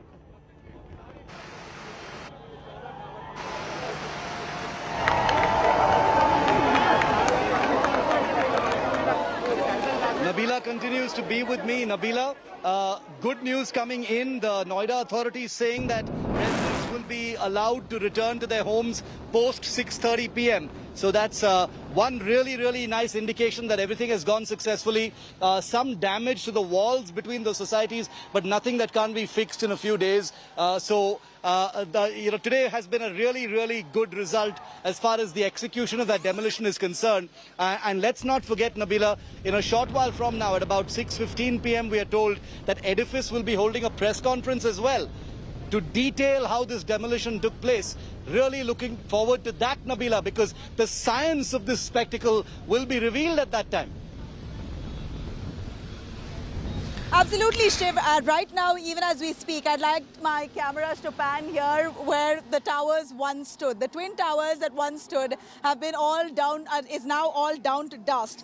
And from what we hear by the Noida authorities, the team of Edifice, of course, apart from that, the jet demolitions, the CBRI, as well as Noida officials, they've all begun structural analysis of the buildings in the vicinity. So right now, even as we speak, they're all attempting to give security clearance to people living in the vicinity to come back. So 6:30 is the ideal time that they've said you can come back. It was earlier said to be 5 p.m. but now we hear that 6:30 p.m. is the right time for residents to come back if they want to. Now, as of now, as we speak, the structural analysis is currently underway by experts. They're trying to take a look at the buildings right adjacent to the Twin Towers to see if they've had any kind of damage, any kind of cracks that have developed on those buildings. All of that is right now being assessed. But these are works of the experts, Shiv. It's going to take a little while for the experts to really establish whether or not there has been damage. But one thing's for sure, that if there is damage to your property as a resident and a local there living in the vicinity of Supertech Twin Towers, if there is any kind of damage to your property, then be sure that it will be compensated. As far as we know, that the Edifice as a company will be compensating. They will be contacting the RWAs to understand if any local resident and their house has been damaged, then money will be given in terms of compensation. This is going to be another few weeks it will take for some kind of checks and balances and for the entire dust to settle. As we see that the demolition has been successful, but all the post work in terms of clearing the debris, bringing the people safely back, will cars be allowed into the basements today? Will debris be moved out of those basement areas so as quickly for the cars to actually enter the Emerald Court? That's the big question. But apart from that, all the structural analysis is happening even now as we speak. For now, we believe that the Noida authorities, the CEO of Noida has said 6:30 is the ideal time. One more thing, Shiv, I'd like to highlight here, the explosives that were laden on those Twin Towers. You know, it's a matter of habit, I guess. For the last 8 hours, I've been looking at those Twin Towers, and I'm amazed to see right behind me that it's no more there. Every time I look behind, I'm quite awed with the fact that it's completely disappeared. It's literally down to dust. So the towers that once stood is no more there. It was all brought down using explosives, 3,500 kgs of it. Now, if there are any kind of leftover explosives, by chance, chance any leftover explosives, that is now being checked thoroughly by the edifice engineers. They're looking through the rubble there, is what we hear, to ensure that any kind of leftover explosives is cleared out at the earliest, because it could be dangerous. We know that this was a highly sensitive charge zone until now, until the blast took place, and now post the blast all the leftovers will be moved out. Not too sure if every part of the explosives has imploded as per plan, and if it hasn't, then it's the job of the edifice management and their engineers now to move it out to a safe location.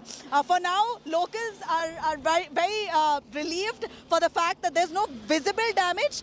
From what we see, the dust has settled, no visible damage, but apart from some kind of cracks we hear and some glasses shattered, nothing else for us to worry about as of now. And for the air right now where I'm standing, if I can ask my camera to pan here, this is the water that the Noida authorities have already sprinkled on the road that I'm on as well, so that the dust settles. It's now a nice cool breeze after the scorching heat when we saw the building go down. It seems like a pleasant affair for residents to come back by 6:30. Nothing to worry at all as for what we see. This is really such good news for thousands of residents who've been, had sleepless nights for the last 1 week. For them is embodied in these pictures of that demolition, a chance at closure, a chance at renewal, and first day of the rest of their lives in many ways. Let's take a look at those iconic images once again of the demolition.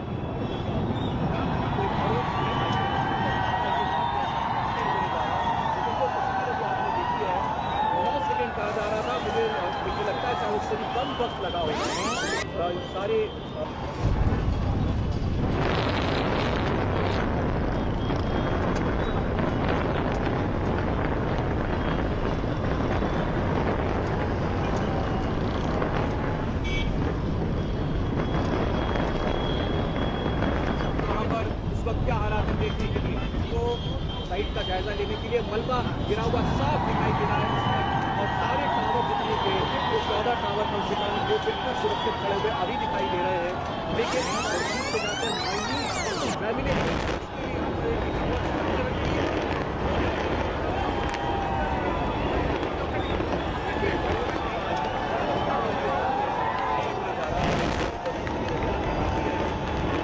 कहा जा रहा था, मुझे लगता है शायद उससे कम वक्त लगा होगा ये सारे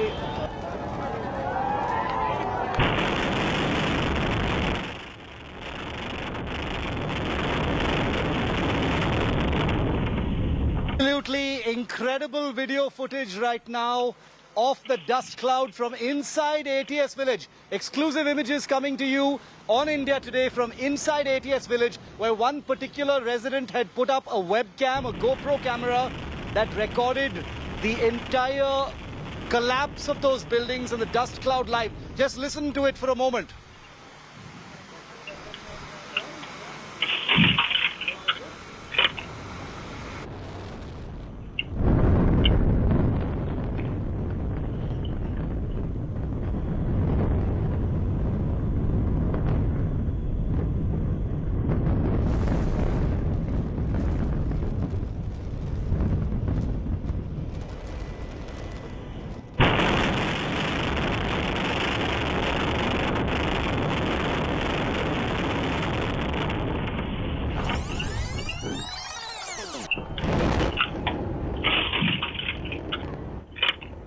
Live with us as we track the aftermath of this very successful demolition. Shreya, probably the most dramatic video footage so far of the demolition. This one exclusive on India Today from inside one of those colonies where someone has actually, you know, had the presence of mind to put a GoPro camera to record the whole thing live because everyone's been evacuated. Very, very dramatic footage from the inside, and that dust cloud, you know, moving into that colony captured here, Shreya.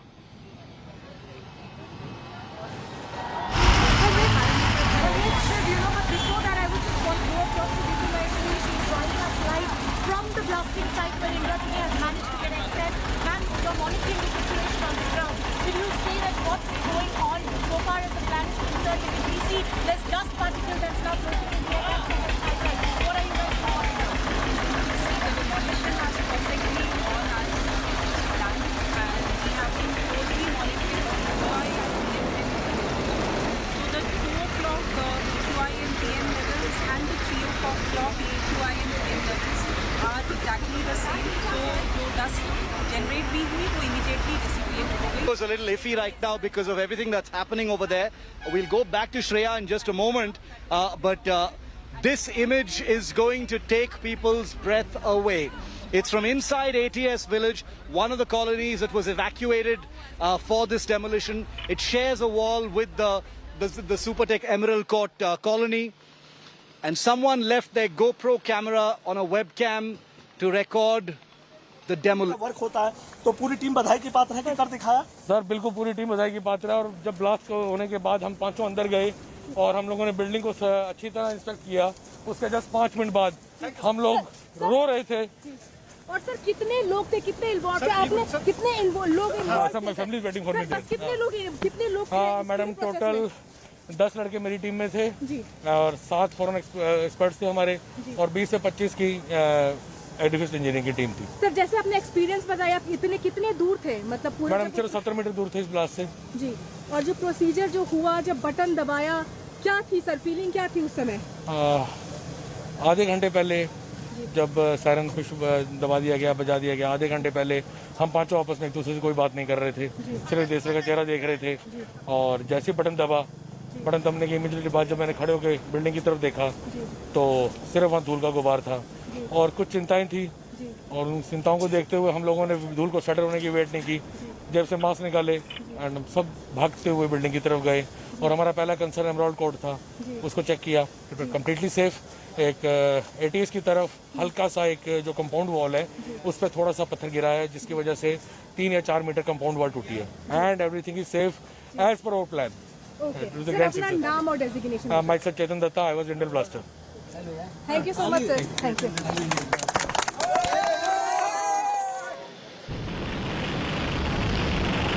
Lots of voices coming in, first and exclusive here on India Today. But the defining image of today is the demolition itself. The many heroes who were stakeholders responsible for the execution of a picture-perfect demolition.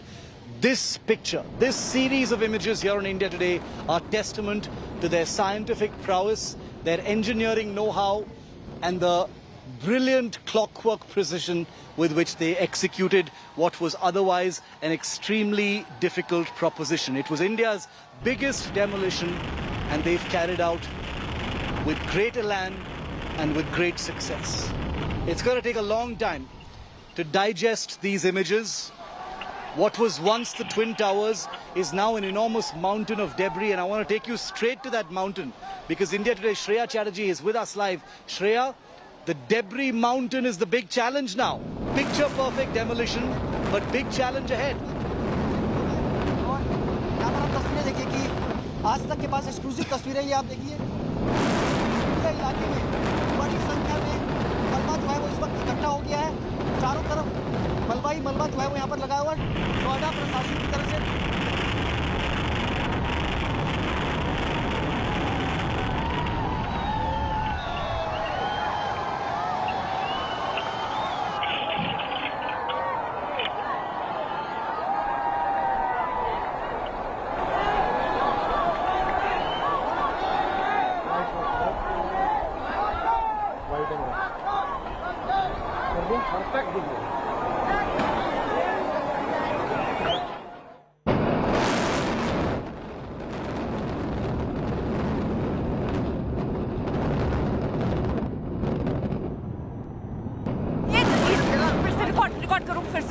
Walkthrough ले लो, जल्दी जल्दी जल्दी। Process and die. Walkthrough ले लो, इस वाले phone से connect नहीं होगा। Okay, let's go across to a live report.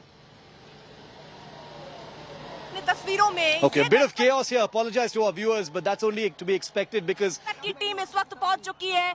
जो हम आपको ये तस्वीरें दिखा रहे हैं, ये ट्विन टावर का मलबा जो आप इतना ऊंचा बिखरा हुआ यहाँ पर देख रहे हैं, तो ये तस्वीरें इस वक्त की बड़ी ऐतिहासिक ये इमारत जिसको धराशाही कर दिया गया है। 9 सेकंड से भी कम का एक तरीके से कह सकते हैं वक्त लगा और ये पूरी इमारत जो है वो ढह गई है। हालांकि अब मलबे को साफ करने का काम देखिए यहाँ पर चलता हुआ इस वक्त आपको हम तस्वीरों में दिखा रहे हैं किस तरीके के मलबा 3 इमारत तक जैसा कहा जा रहा था कि इमारत जो है मलबा जो गिरा हुआ नजर आएगा। अब इसको समेटने के लिए अब ये माना जा रहा है कि 3 महीने का वक्त जो है वो लग सकता है। फायर ब्रिगेड की गाड़ियां जो है यहाँ पर आपको नजर आ रही है। पानी का छिड़काव यहाँ पर किया जा रहा है क्योंकि जो धूल का गुब्बार निकला है उसको कंट्रोल करने की कोशिश भी हो रही है। आप देखिए जैसा कहा गया था कुछ उसी अंदाज में ये इमारत वाटरफॉल तकनीक के हिसाब से गिरी हुई नजर आ रही है। अगल बगल जो आप चादर देख रहे हैं जो इमारतों में पड़े हुए हैं उनका कलर यहाँ पर जरूर बदल गया है, लेकिन ये तस्वीरें जो हम आपको दिखा रहे हैं ये आज तक उस जगह पर पहुंच चुका है जहां से हम आपको मलबे की तस्वीर दिखा रहे हैं। सीधी तस्वीरें आप देख रहे हैं इस वक्त मलबे की ये तस्वीर। हालांकि यहाँ पर देखिए पानी के टैंकर जो है वो भी पहुंच रहे हैं। इसी के साथ साथ आपको बता दें ये इतना मलबा है 80 टन बताया जा रहा है जिसको समेटने में अभी तकरीबन 3 महीने का वक्त लगेगा। तो एक लंबा वक्त लगने वाला है, लेकिन तैयारी अभी यही है कि जो यहाँ से धूल का गुब्बार निकला उसे यहाँ पर समेटा जाए। टीमें यहाँ पर देखिए 5 मंजिल तक यहाँ पर जो आप तस्वीरें देख रहे हैं धूल का गुब्बार अभी भी उठता हुआ यहाँ तस्वीरों में नजर आ रहा है। तो ये तस्वीरें हम आपको दिखा रहे हैं। देखिए यहाँ पर पानी की छींटे भी पर डाले जा रहे हैं और ये धुआं अभी भी यहाँ पर निकलता हुआ सांस लेने में थोड़ी दिक्कत यहाँ महसूस होते हुए, क्योंकि अकल यहाँ देखिए अच्छा दिखाइए, ये देखिए किस तरीके से पानी का छिड़काव हो रहा है जिसके बाद ये धुआं जो है ये और निकलता हुआ नजर आ रहा है। तो इस वक्त हम तस्वीरें आपको दिखा रहे हैं किस तरीके से पानी की बौछार हो रही है। आप देखिए ये पानी की बौछार इस तरफ भी हो रही है जिधर हम खड़े हैं और धुआं यहाँ पर नजर आ रही है। आप देखिए अंदाजा लगा लीजिए 3 मंजिला इमारत के बराबर यहाँ पर मलबा इस वक्त नजर आ रहा है। टीमें यहाँ पर लगी हुई हैं, फायर ब्रिगेड की गाड़ियाँ यहाँ पर लगी हुई हैं और ये तस्वीर हम आपको दिखा रहे हैं। ये तस्वीर जरा आप देखिए, यहाँ पर ये ट्विन टावर उसको तोड़ दिया गया है, धराशायी कर दिया गया है। सीधी तस्वीरें हम आपको दिखा रहे हैं। यहाँ पर देखिए धुआं उठता हुआ पानी की छींटें बौछारें पड़ते हुए इस वक्त ये तस्वीरें धुआं ही नजर आ रहा है आपको चारों तरफ। तो ये तस्वीरें हम आपको दिखा रहे हैं जहां ये इमारत जमींदोज हो चुकी है। धुआं उठता हुआ इस वक्त आपको तस्वीरों में नजर आ रहा है। पानी की बौछार यहाँ पर की जा रही है, लेकिन उसके बाद जैसे पानी की बौछार हो रही है धुआं कुछ और उठता हुआ नजर आ रहा है। ये पूरा मलबा ट्विन टावर अब मलबे में तब्दील हो चुका है। जैसे आप मेरे पीछे तस्वीरें देख रहे हैं, यहाँ पर वो इमारत, वो गगनचुंबी इमारत जो भ्रष्टाचार की नींव पर टिकी हुई थी उसे धराशायी कर दिया गया है। 14 सेकंड भी नहीं लगे और ये इमारत जो है वो ध्वस्त हो गई है। ये पीछे आप तस्वीरें देखिए, जो टीमें हैं वो अब इस बात पर लगी हुई हैं क्योंकि यहाँ ट्रक लगाए गए, मलबे को हटाने का काम चल रहा है। कोच्चि में हमने एग्जाम्पल देखा, 6 महीने का वक्त लग गया था वहां से मलबा साफ करने में। यहाँ पर कहा जा रहा है 3 महीने का समय यहाँ पर लगेगा, लेकिन उससे ज्यादा समय भी लग सकता है। सुशांत भी हमारे साथ मौजूद है। सुशांत, जिस तरीके से देखिए पानी की बौछार भी हो रही है, सांस लेना यहाँ दिक्कत हो रही है, सांस लेने में दिक्कत हो रही है क्योंकि कंक्रीट का धुआं उठता हुआ नजर आ रहा है। अर्पिता, आपको तस्वीरें दिखाना चाहूंगा कि देखिए हमारे जो दर्शक जुड़े हुए हैं, ट्विन टावर आपको वहाँ पे नजर आएगा और वहाँ से तकरीबन 400 मीटर की दूरी पर जो पूरा मलबा है वो यहाँ पर नजर आ रहा है। चारों तरफ मैं अपने कैमरा पर्सन अजय से कहूँगा कि वो तस्वीरें दिखाएं कि कहाँ तक ये मलबा जो है वो पहुँचा है। ये पूरा गार्डन एरिया और यहाँ तक मलबा जो है वो पहुँच चुका है और लगातार जो नोएडा प्रशासन है उनकी तरफ से ये कोशिश की जा रही है कि इस मलबे की और उसको धूल है वो लोगों को परेशान न करे। इसके लिए लगातार स्प्रिंकलिंग जो है वो पानी की तरफ से यहाँ पर तमाम एरियाज़ के अंदर जो है वो लगातार की जा रही है। इसके अलावा मैं अपने कैमरा पर्सन अजय से ये भी कहूँगा कि वो तस्वीरें ये भी दिखाएं कि किस तरीके से जो मलबा ट्विन टावर है वो किस तरीके से धराशायी हो चुका है। लगभग 3 से 4 मंजिल अभी मलबा जो है वो यहाँ पर पड़ा हुआ है। सड़कों तक ये मलबा जो है वो पहुँच चुका है। आप तस्वीरों में देख सकते हैं कि किस तरीके से चारों तरफ सड़कों के बाहर जो बाउंड्री वॉल इस ट्विन टावर की थी वो भी पूरी तरीके से डैमेज हो गई है। उसको बाहर तक ये मलबा जो है वो आ चुका है। और तमाम तस्वीरें अगर आप देखेंगे कि नोएडा प्रशासन लगातार अब आगे की तरफ आपको यहाँ पर नजर आएगा। कोशिश यहाँ पर है कि प्रशासन की तरफ से कि इस मलबे को जल्दी से जल्दी यहाँ से क्लियर जो है वो किया जाए। और अभी भी लगातार पानी का छिड़काव इस पूरे एरिया के अंदर जो है वो प्रशासन की तरफ से दिखाई पड़ रहा है। नोएडा का ट्विन टावर जो कि भ्रष्टाचार का टावर था, 32 मंजिला, और जो कि भ्रष्टाचार के टावर के नाम से जाना जाता था। आसपास की तमाम बिल्डिंग जिसके बारे में तमाम जो यहाँ पर रहने वाले लोग थे वो चिंतित थे कि कहीं अगर ये डेमोलेशन होता है तो उनकी बिल्डिंग को किसी प्रकार का कोई नुकसान ना हो, लेकिन वो पूरा बचाव जो है वो हुआ है। और यहाँ पर जो सूझबूझ थी, इंजीनियर्स की जो सूझबूझ थी कंपनीज की, वो साफ तौर पर नजर आई है। और साफ तौर पर देखा जा सकता है कि किस तरीके से ट्विन टावर पूरी तरीके से ध्वस्त हो चुका है। और यहाँ पर आपको तस्वीरें जो है वो एक्सक्लूसिव आज तक पर कि किस तरीके से तमाम चारों ओर मलबा ही मलबा जो है वो इस वक्त नजर आ रहा है। अर्पिता जी बिल्कुल सुशांत, ये तस्वीरें देखिए हम दिखा ही रहे हैं लगातार ये तस्वीरें, और यहाँ पर देखिए किस तरीके से काम चल रहा है वो भी हम आपको दिखा ही रहे हैं। यहाँ देखिए टीमें लगी हुई हैं क्योंकि जो इंजीनियरिंग यहाँ पर की गई थी, जिस तरीके की तैयारियां की गई थी और जो कहा गया था वाटरफॉल, उस वाटरफॉल अंदाज में ही ये इमारत ढही है। आसपास की इमारतों को आप देखिए, कोई नुकसान अभी यहाँ दिख रहा है कि नहीं पहुंचा है, लेकिन धूल का गुब्बार एक उठता हुआ उस वक्त नजर आया था। धूल अभी भी हम महसूस कर पा रहे हैं, सांस लेने में भी हमें दिक्कतें महसूस हो रही हैं। अजय से एक बार कहूंगी जरा पास से आकर एक बार तस्वीरें और दिखा दें। ये देखिए, ये मलबे का ढेर, 3 मंजिला इमारत जैसा ये मलबा आपको इस वक्त तस्वीरों में नजर आ रहा होगा। तो ये हालत इस वक्त हो चुकी है। आप देखिए ट्विन टावर जो गगनचुंबी इमारत के तौर पर यहाँ पर खड़ा नजर आ रहा था, वो चंद सेकंड में जमींदोज हो गया है। तो ये तस्वीरें हम आपको लगातार दिखा रहे हैं। आज तक पर एक्सक्लूसिव ये तस्वीर आप देख रहे हैं, उस मलबे की तस्वीर आपको दिखा रहे हैं। वो ट्विन टावर जो धराशाही हो गया और उसके बाद जमींदोज हो गया है। ये मलबे की तस्वीर हम आपको दिखा रहे हैं। अजय हमारे सहयोगी लगातार ये तस्वीर आप तक पहुंचा रहे हैं। देखिए टीमें लगी हुई हैं, चाहे आला अधिकारी हो वो लगे हैं, जो इंजीनियर्स थे, क्योंकि यहाँ ये भी कोशिश हुई कि फॉग एंटी स्मॉग गन जो है उसका इस्तेमाल भी हो रहा है। तो ये हम तस्वीरें आपको दिखाई रहे हैं। इसके साथ ही साथ आपको बता दें अब करीबन 3 महीने का वक्त लगेगा और उसके बाद इस मलबे को हटाया जाएगा। कैमरामैन अजय के साथ अर्पिता आर्या, आज तक। इस वक्त जो आप तस्वीरें देख रहे हैं,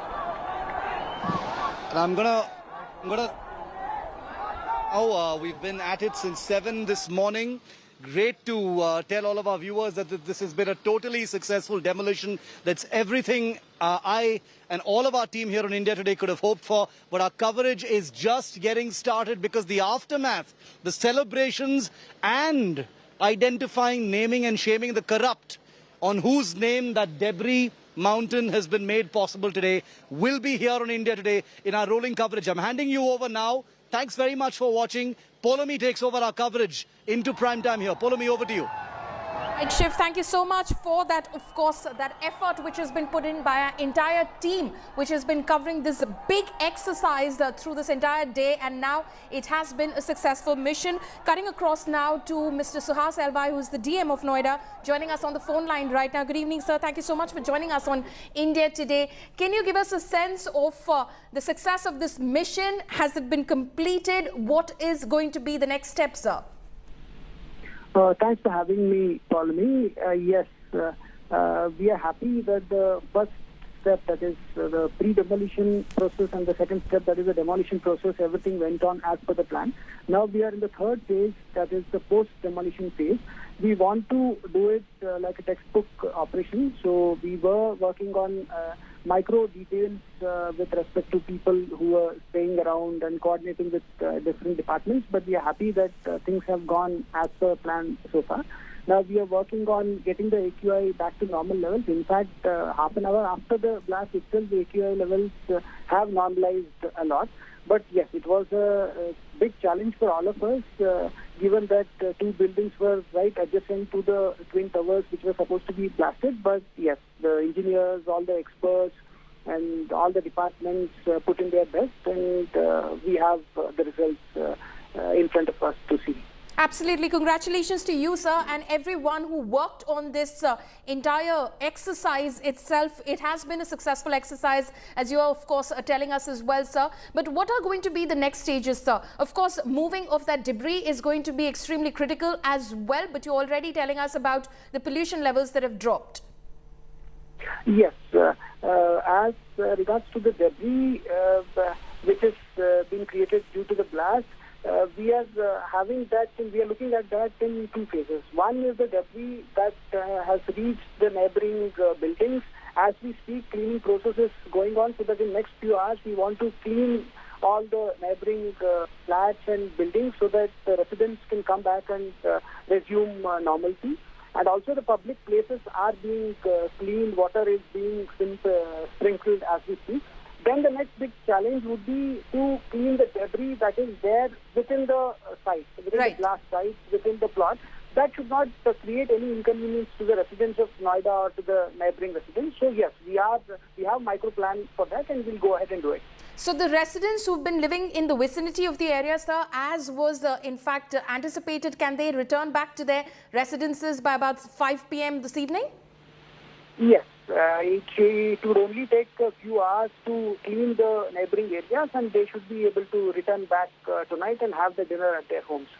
Okay, that's great news, of course. That's heartening to hear that, sir. Also, in terms of any sort of damage, sir, as a result of this implosion, any damage to neighboring residences, breaking of windows, etc., that you've managed to assess post-demolition, sir?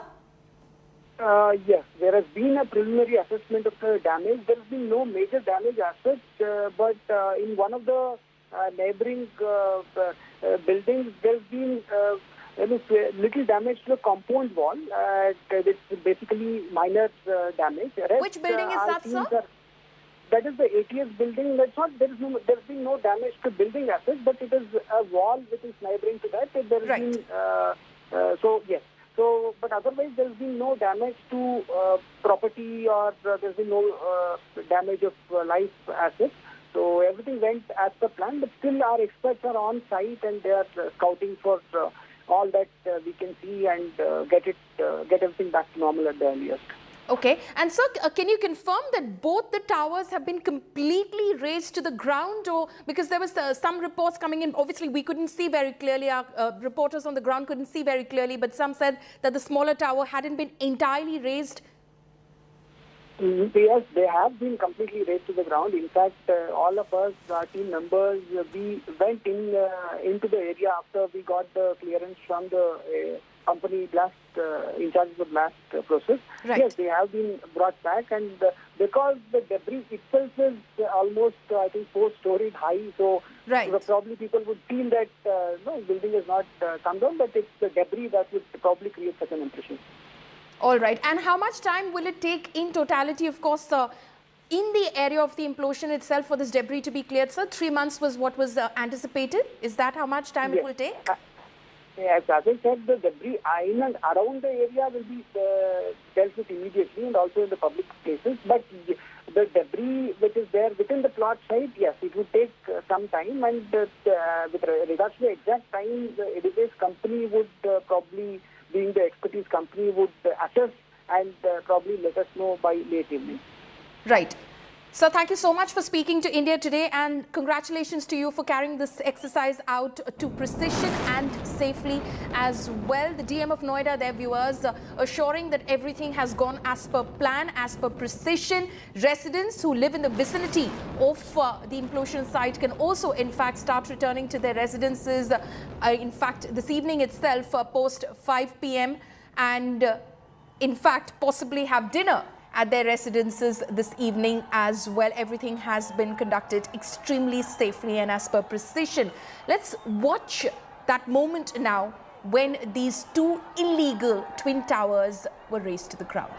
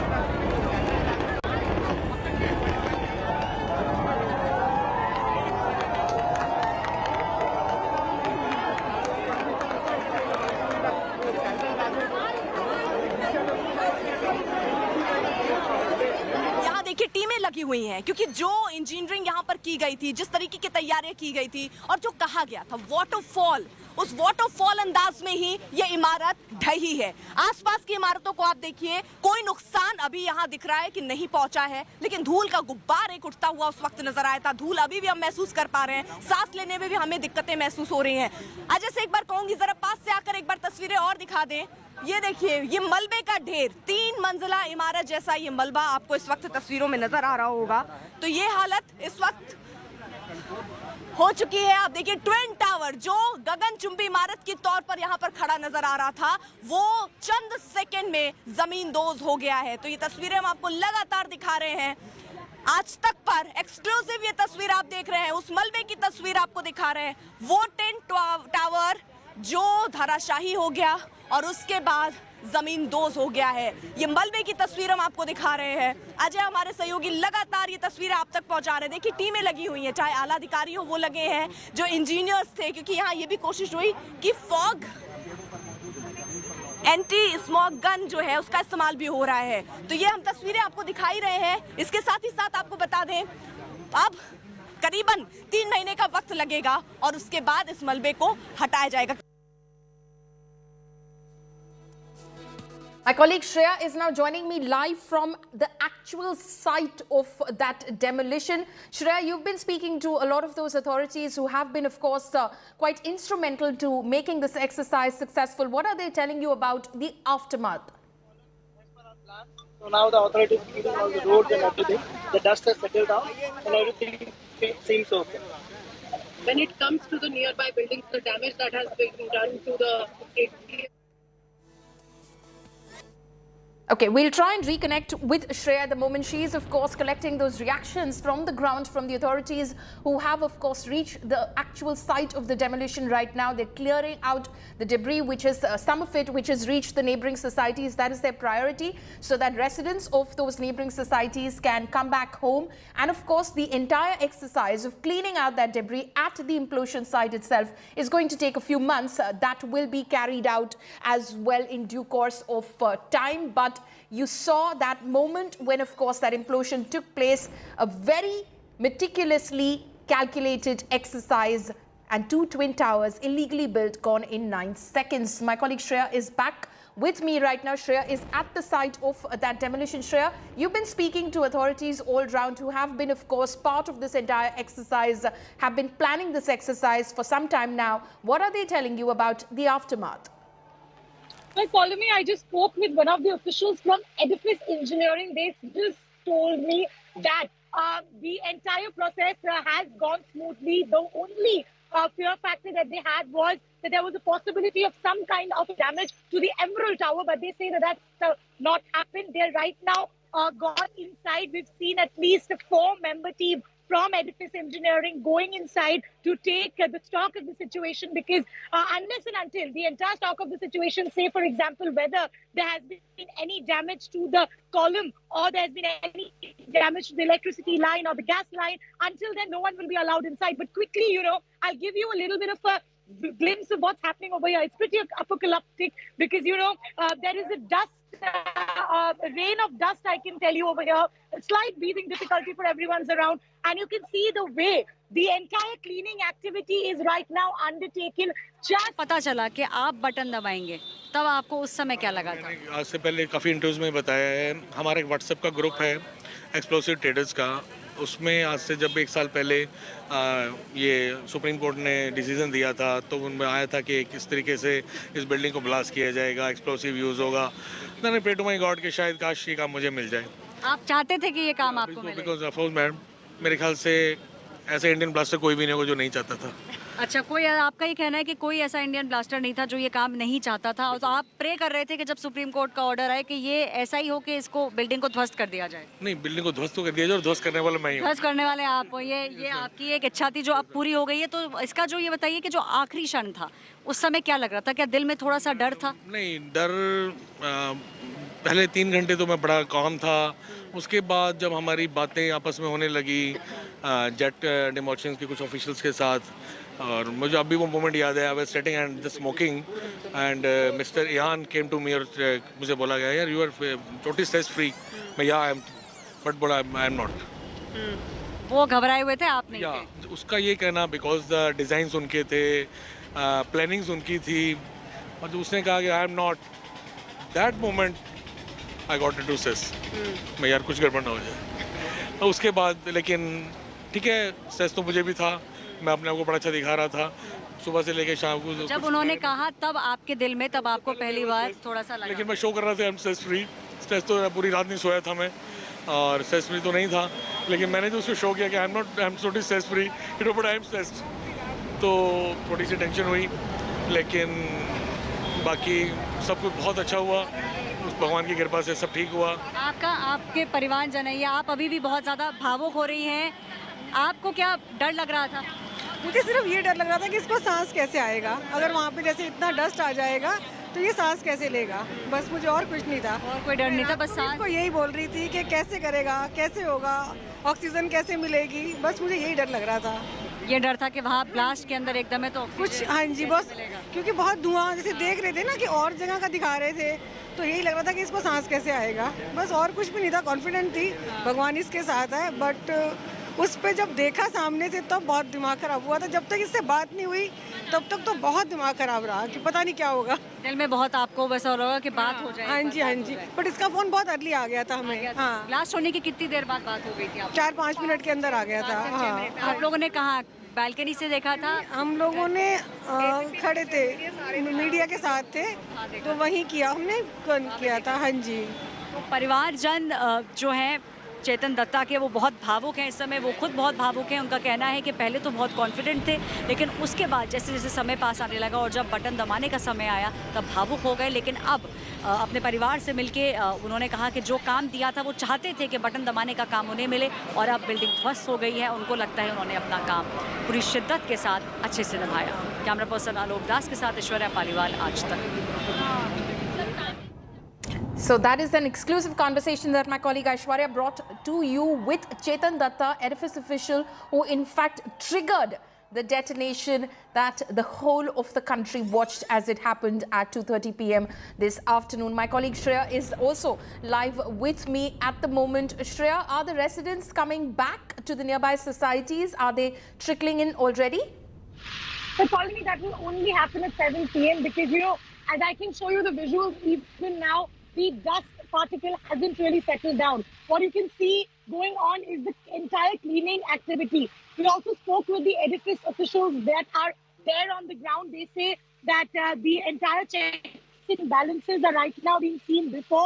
They also give a clear go-ahead, but there is a visible dust rain we can see just close to the blasting site where I am standing right now. This is where this twin tower once stood. And now it's no more, but there's an extensive cleaning activity that has to take place before they will allow the residents to live and the final checks and balances given. Over to you, Pauline.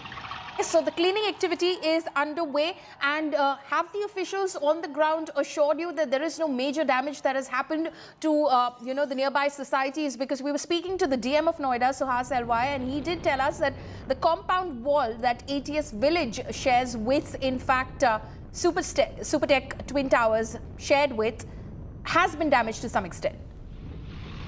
Well, yes, that is something that the edifice engineering people said that they have to still inquire, because their team is right now inside. That includes those experts who have come down from South Africa. They're taking a stock of the situation. We did get a quick word with them, but they're right now on the ground. They've gone inside. They've said that once they come outside, they will give us a clear picture of what exactly transpired. But right now, another time, I'll just show you the visuals on the ground. You see these people, they are extensively on the cleaning work, because the major problem right now is the PM10 particle that has drastically risen, which will lead to the obvious health hazards. It's very difficult for us also standing over here to breathe, because there is a very visible amount of dust in this particular area. But something that we need to say, that there was a quick response by the authority over here, and probably that's the reason, despite the kind of rain that you can see that's happening over here with water sprinkling and the mixing of the dust particles, we can only expect that things will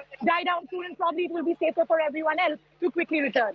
Right. Shreya, I would, of course, suggest that you stay safe as well. You're having difficulty breathing. Of course, possibly wear a mask and stay safe. We would request all our reporters to do the same as well. Aishwarya is also joining us right now from the ground itself. Aishwarya just spoke a short while ago with Chetan Datta, edifice official who was responsible for triggering the detonation, in fact, that brought down the 2 illegal structures in Noida. Aishwarya, what's happening around you? How is the aftermath looking in terms of the authorities taking care of the same?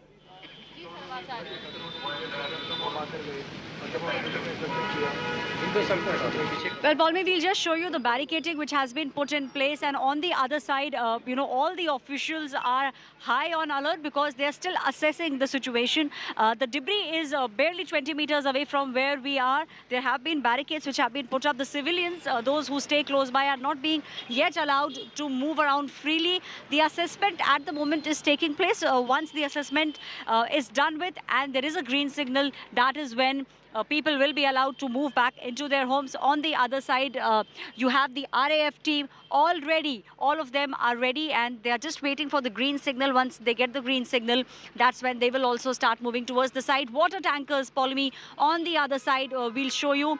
There is massive sprinkling of waters which is taking place in Noida at the moment. This is being done so that the dust settles down, one tanker after the other. There's a queue of these water sprinklers here in Noida. There are efforts which are being made to make sure that the dust settles. We have also seen how smog guns, in fact, have been used. Paulmi, let me tell you, there is dust, but there is not a lot of dust. What people were expecting, the dust, in fact, has accumulated in almost 5-kilometer radius, which is why the emphasis also is on the blast site and the radius of 5 kilometers. What you are seeing behind me are the water tankers being taken to the blast site. This is the third tanker which is now moving. The sweepers, as we were being told, close to 200 sweepers will now move towards the site, and the sweeping will begin. Hopefully the residents will be able to make way and reach their homes by 6:30 or latest 7 p.m. tonight. Follow me. All right, so that is something heartening for the residents who live in the vicinity of that blast site, that possibly by about 6:30, 7 p.m. they should be able to go back to their residences. Aishwarya, you must have spoken to some of the authorities on the ground as well, those who were part of this large mammoth team that made this exercise possible. What are they telling you about the aftermath in terms of the damage? Has there been any? Has it been large, or has it been quite contained?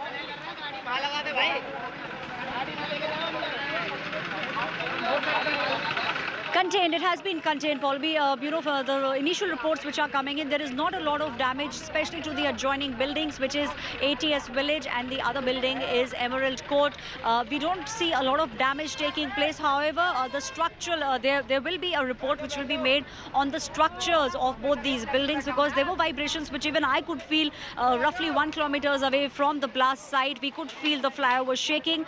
So definitely the residents and the authorities believe that the report might show some kind of damage, but it will not be a lot of damage. Also, both the buildings over the past 1 month were strengthening the base. As we say, the nave of the buildings was being strengthened, additional pillars were being brought up. All these things were being done to make sure that the buildings can take the blast and the vibrations do not damage them. We'll again cut to the visuals. We are showing you the sweepers who are now moving to the blast site. We just showed you visuals of the water tankers moving to the blast site. Now the sweeping of the entire place will begin, and in the next 2 to 2.5 hours we are expecting the residents to be given a green signal. The authority might give them a green signal and they will start moving back into their homes, and then they will do an assessment of their individual homes, what might be broken. But as far as the residents are concerned, they are hopeful that once they open their doors, they will be able to lead a normal life from tomorrow. Follow me. Right. Aishwarya, stay on with us. Shreya, my colleague, is also joining me live from the demolition site as well. Shreya, give us a sense of what's happening around you at the moment, because that moment that everyone awaited, of course, has taken place, and it was a successful operation while everyone, of course, kept their fingers crossed. What's happening on the ground right now? Follow me. One quick update that I've just seen is that there's a quick meeting that is taking place on the ground between the IGL and the edifice engineering officials. I just asked my cameraman if he could just close in on the visuals. They are having a quick word on the fact that whether there are proper checks and balances secured of the gas lines that were in place in the other buildings, whether they are in safe place or not. That's a quick word that is right now being exchanged between the edifice officials and that of the IGL guys. And we also do know there is a check that's going on about whether there's any kind of a shock or any kind of damage that might happen to the columns and the pillars, because that's what helps the building. So these are the final rounds of checks that's being conducted right now. We did see the South African experts would also come down for the entire demolition process for edifice. They are inside, they're taking a stock of the situation, and obviously the cleaning that's happening on the ground, because there is a huge amount of debris that has emerged from this demolition.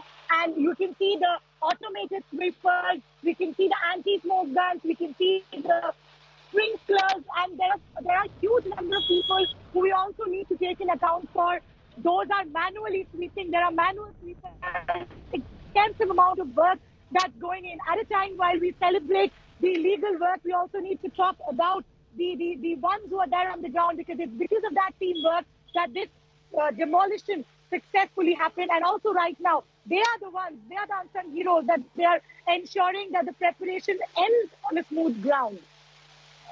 Right, Shreya, of course, they're reporting from the ground. She is, of course, talking about the officials that are on the site at the moment right now, assessing the aftermath in terms of ensuring that there's minimal damage.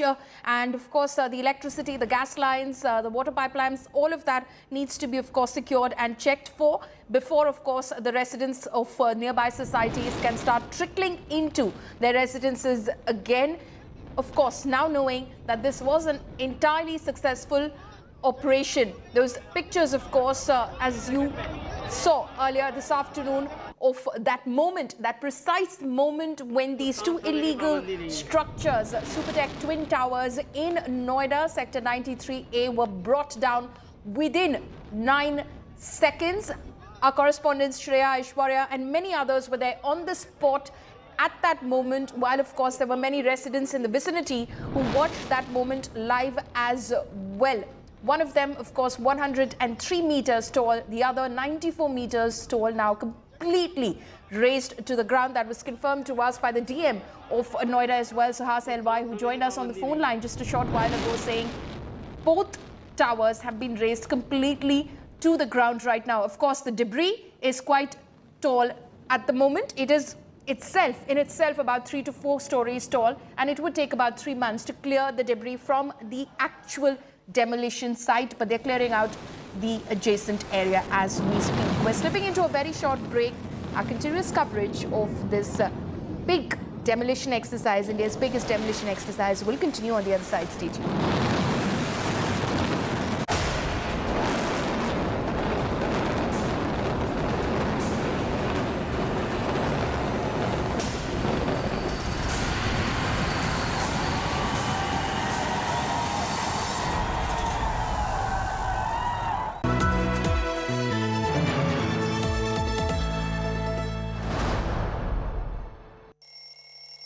I'm the early bird who gets the news. The fresh morning air is my energizer. With me around, there are no dwindled dawns.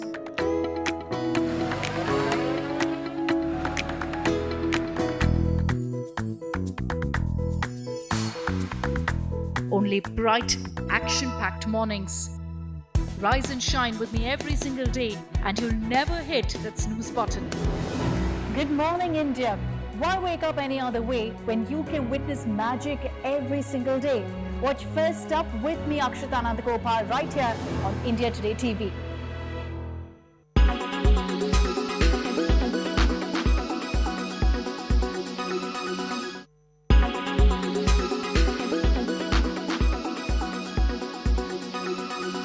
Make your media plan smarter with India Today Live TV on your connected devices.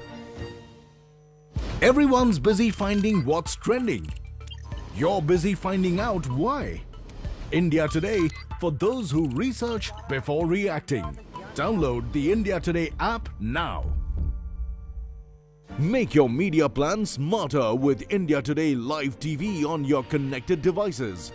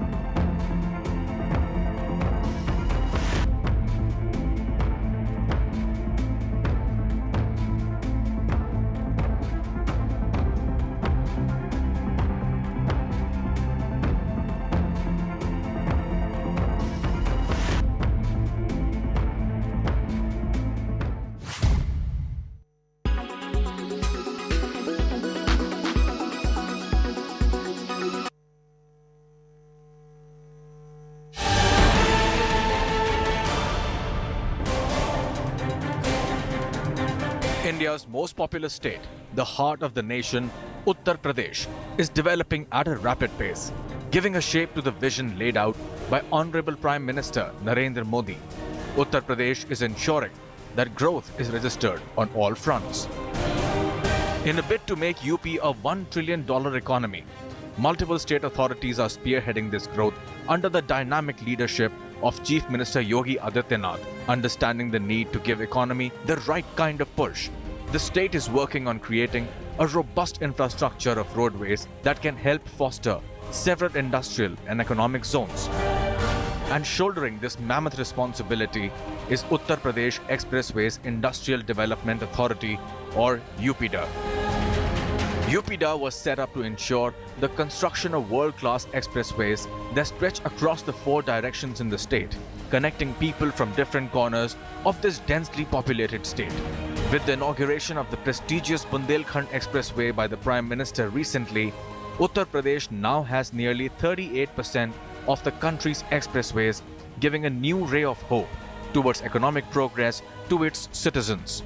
Sabka Saath, Sabka Vikas.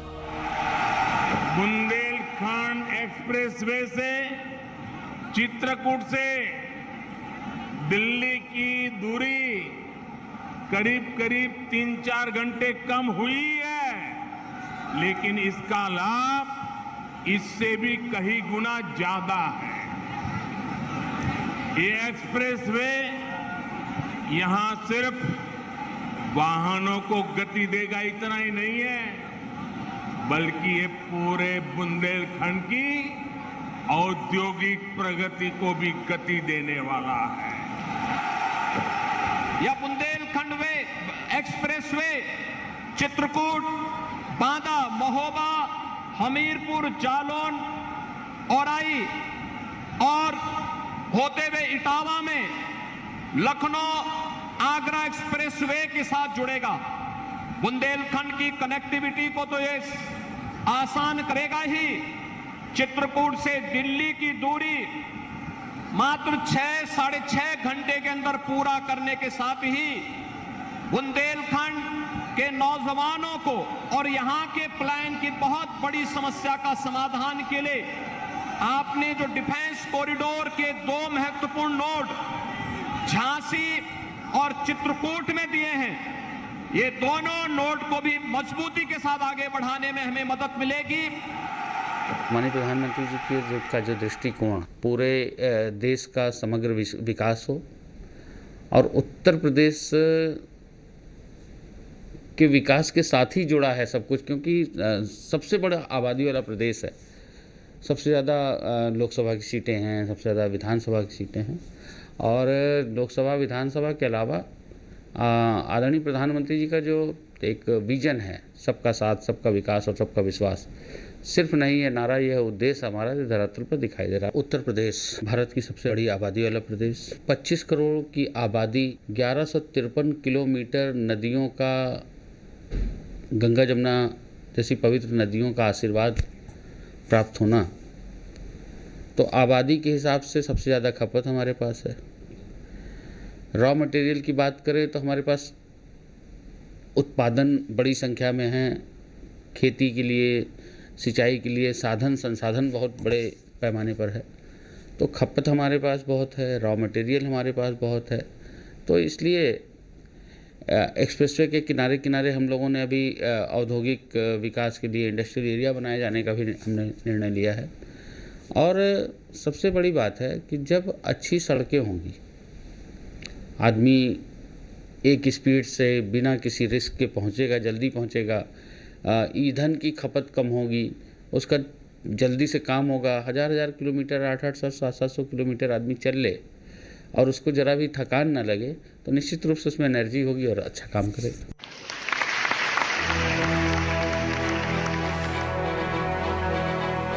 One of the flagship programs under UPIDA's vision is the construction of the Purvanchal Expressway, which would connect the eastern corner of the state with the national capital, New Delhi.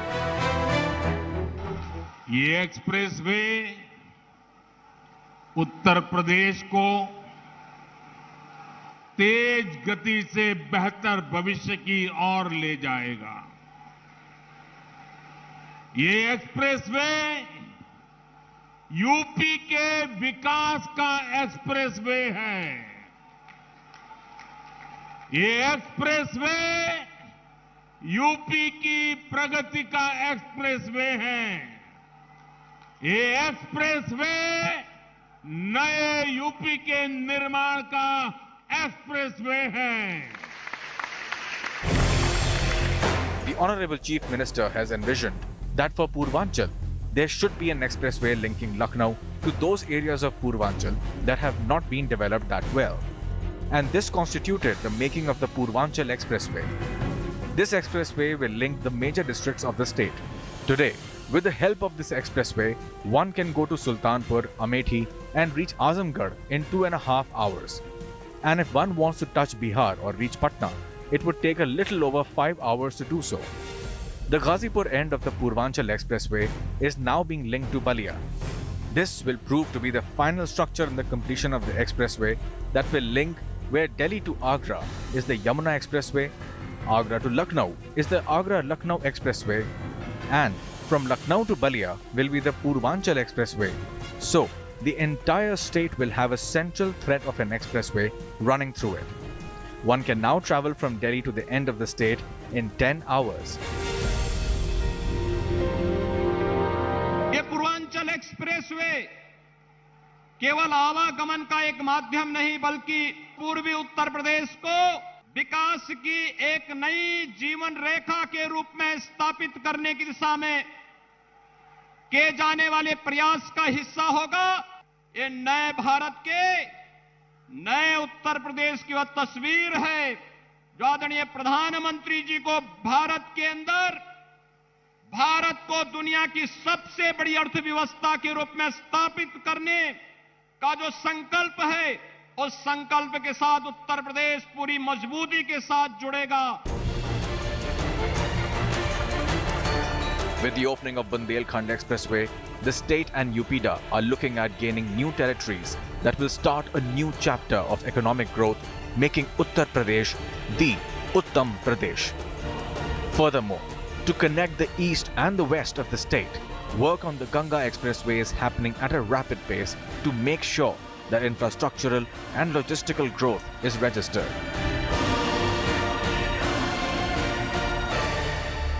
जब हमने charge लिया इसका तो अधिकारियों को हमने कहा है कि अगर कोई भी हमारे यहाँ इंडस्ट्री लगाने की क्वेरी करता है तो हमें सरल भाषा में उसको सारी क्या क्या हम स्कीम दे रहे हैं, क्या क्या फ़ायदे दे रहे हैं, उनको बताना है। जब तक वो इंडस्ट्री लगा ना ले उनको सहूलियतें मुहैया करानी। तो निश्चित रूप से जब इंडस्ट्री इतना इंडस्ट्रियलाइजेशन होगा तो आर्थिक रूप से भी फर्क बहुत बड़ा एक चेंज आएगा। व्यापारियों को बहुत बड़ी सुविधाएं मिलेंगी। आप देखिए माल ढुलाई को लेकर के बड़े बड़े ट्रक जो पहले जाम में फंसे रहते थे अब एक्सप्रेसवे पे दनादन एकदम अपनी स्पीड से पहुंच जा रहे हैं।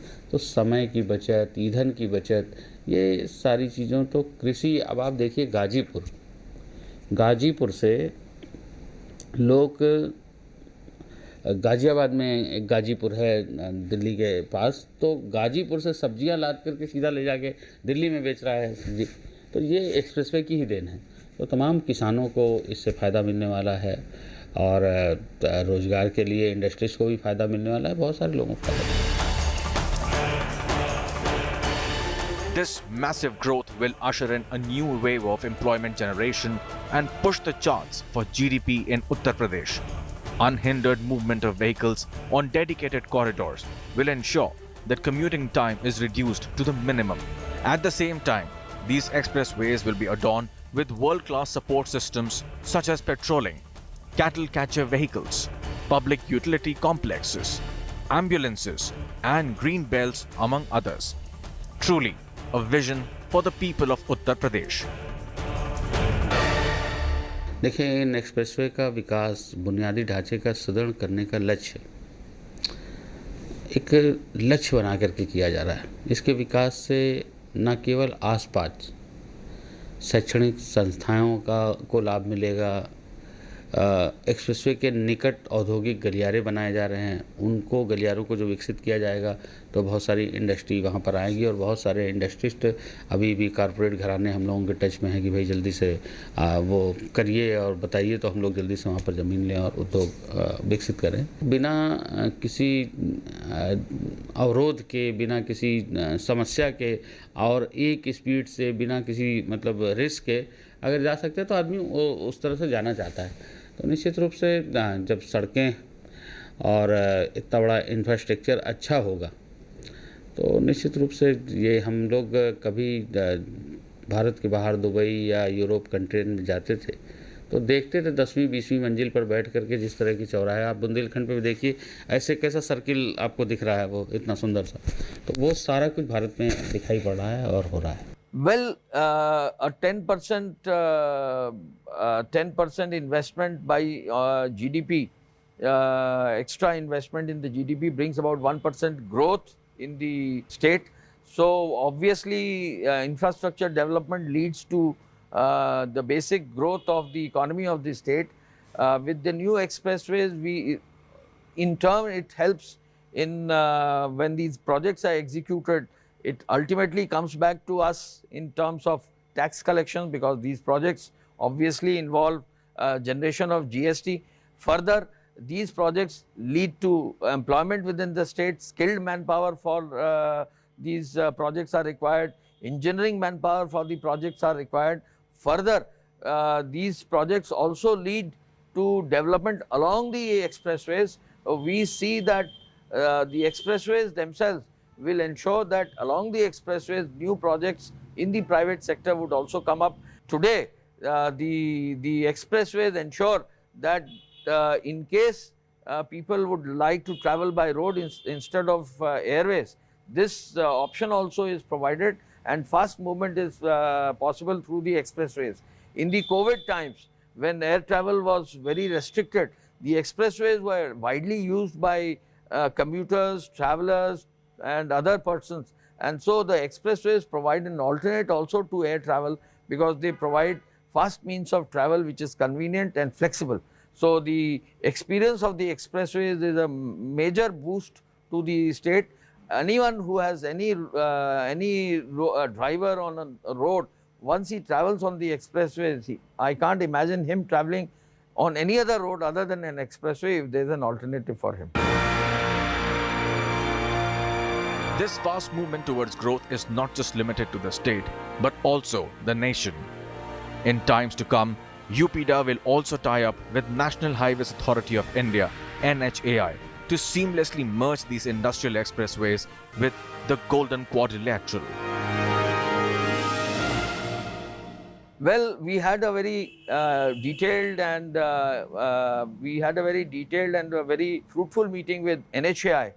The chairman NHAI was here, and senior officers of the PWD department were also there. The UP expressways almost constitute more than 35% of the entire expressways of the country. Now NHAI is planning a link between Varanasi and Calcutta through expressways. NHAI is also planning further links through expressways within the state of UP. NHAI is also planning north-south roads in the UP area for linking our expressways to other parts of the state. So basically the plan of NHAI will get merged with the plan of UP expressways, and that would obviously will take the country forward, because our expressway network and the network of expressways provided by NHAI would further make UP the centers, will bring UP to the center stage of the country. UP obviously being the largest, most popular state in the country, will take the lead in providing development to the country.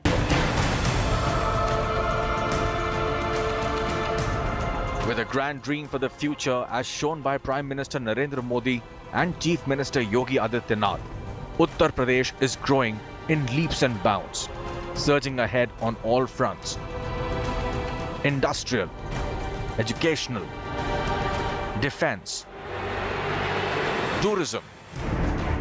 The state is all poised for a new era of glorious growth.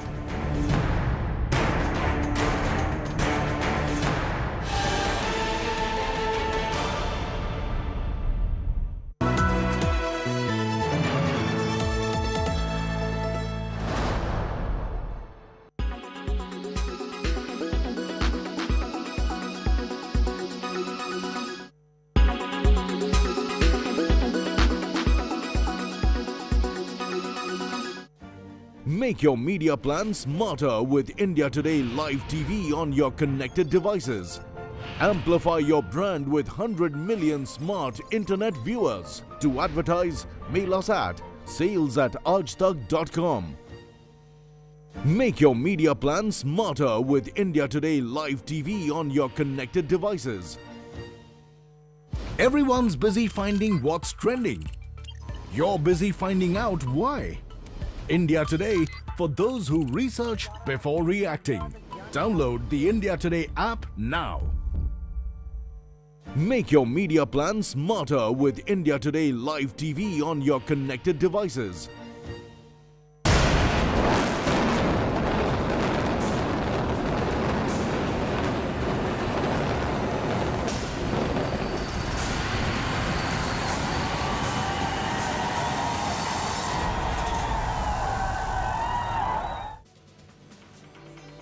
The much-awaited demolition of Noida Supertech Towers is finally done. India Today's cameras captured the clearest full 360-degree view of the demolition.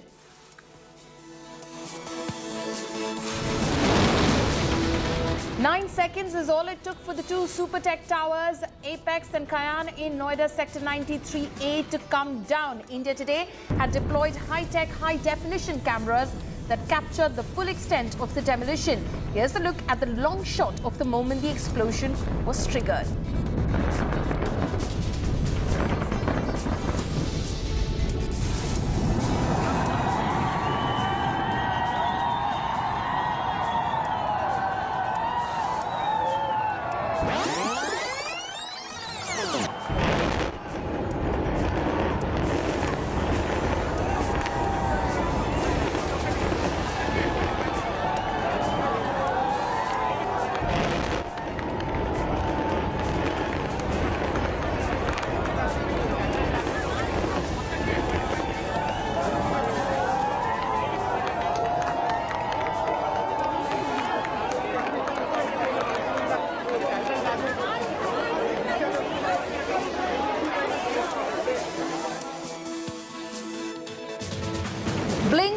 miss it. 9 seconds to bring down 32 floors. So India Today's, in fact, cameras slowed down that stunning demolition. Here's a frame-by-frame look at that demolition. The towers brought down like a pack of cards.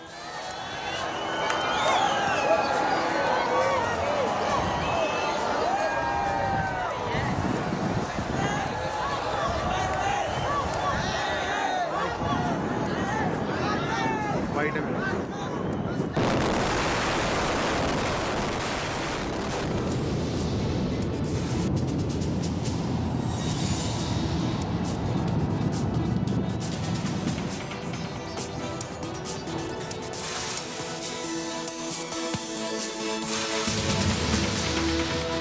Here's another view of the demolition. India Today's state-of-the-art technology that brings to you never-before-seen images of the explosion and its aftermath.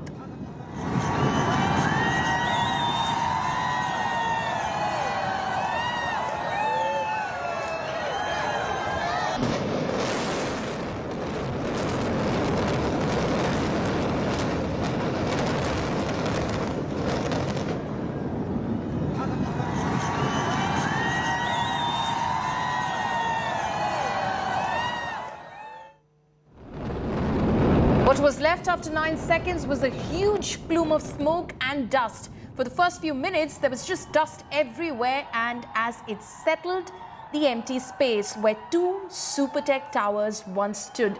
The demolition, which reduced the 2 towers to ashes, has caused a sudden spike in air pollution, with the level of particulate matter in the air going up.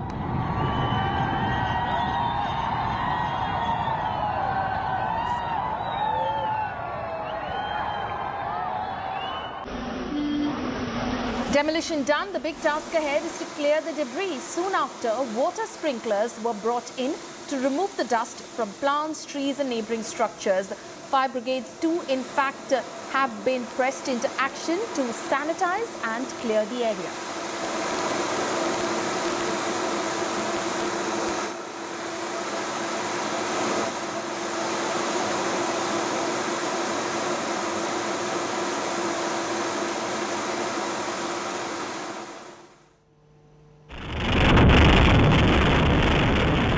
While India Today cameras captured the demolition in its clearest view, an 80s Green Village resident had placed a camera in his balcony to record the explosion, and this is what the balcony camera recorded. Floors of the Twin Towers collapsing one by one. This is the closest view of the demolition.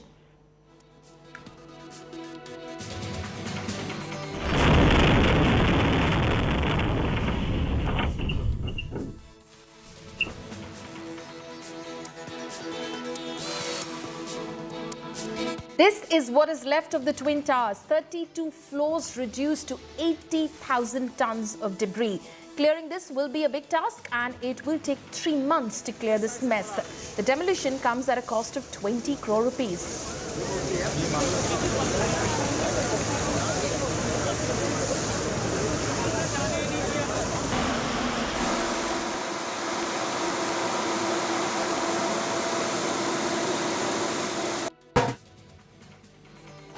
Residents of Emerald Court who had been evacuated, the local residents were seen celebrating after the demolition took place in Parshvanath Prestige Society. People were seen dancing and beating drums while expressing their happiness over the demolition of the illegal towers.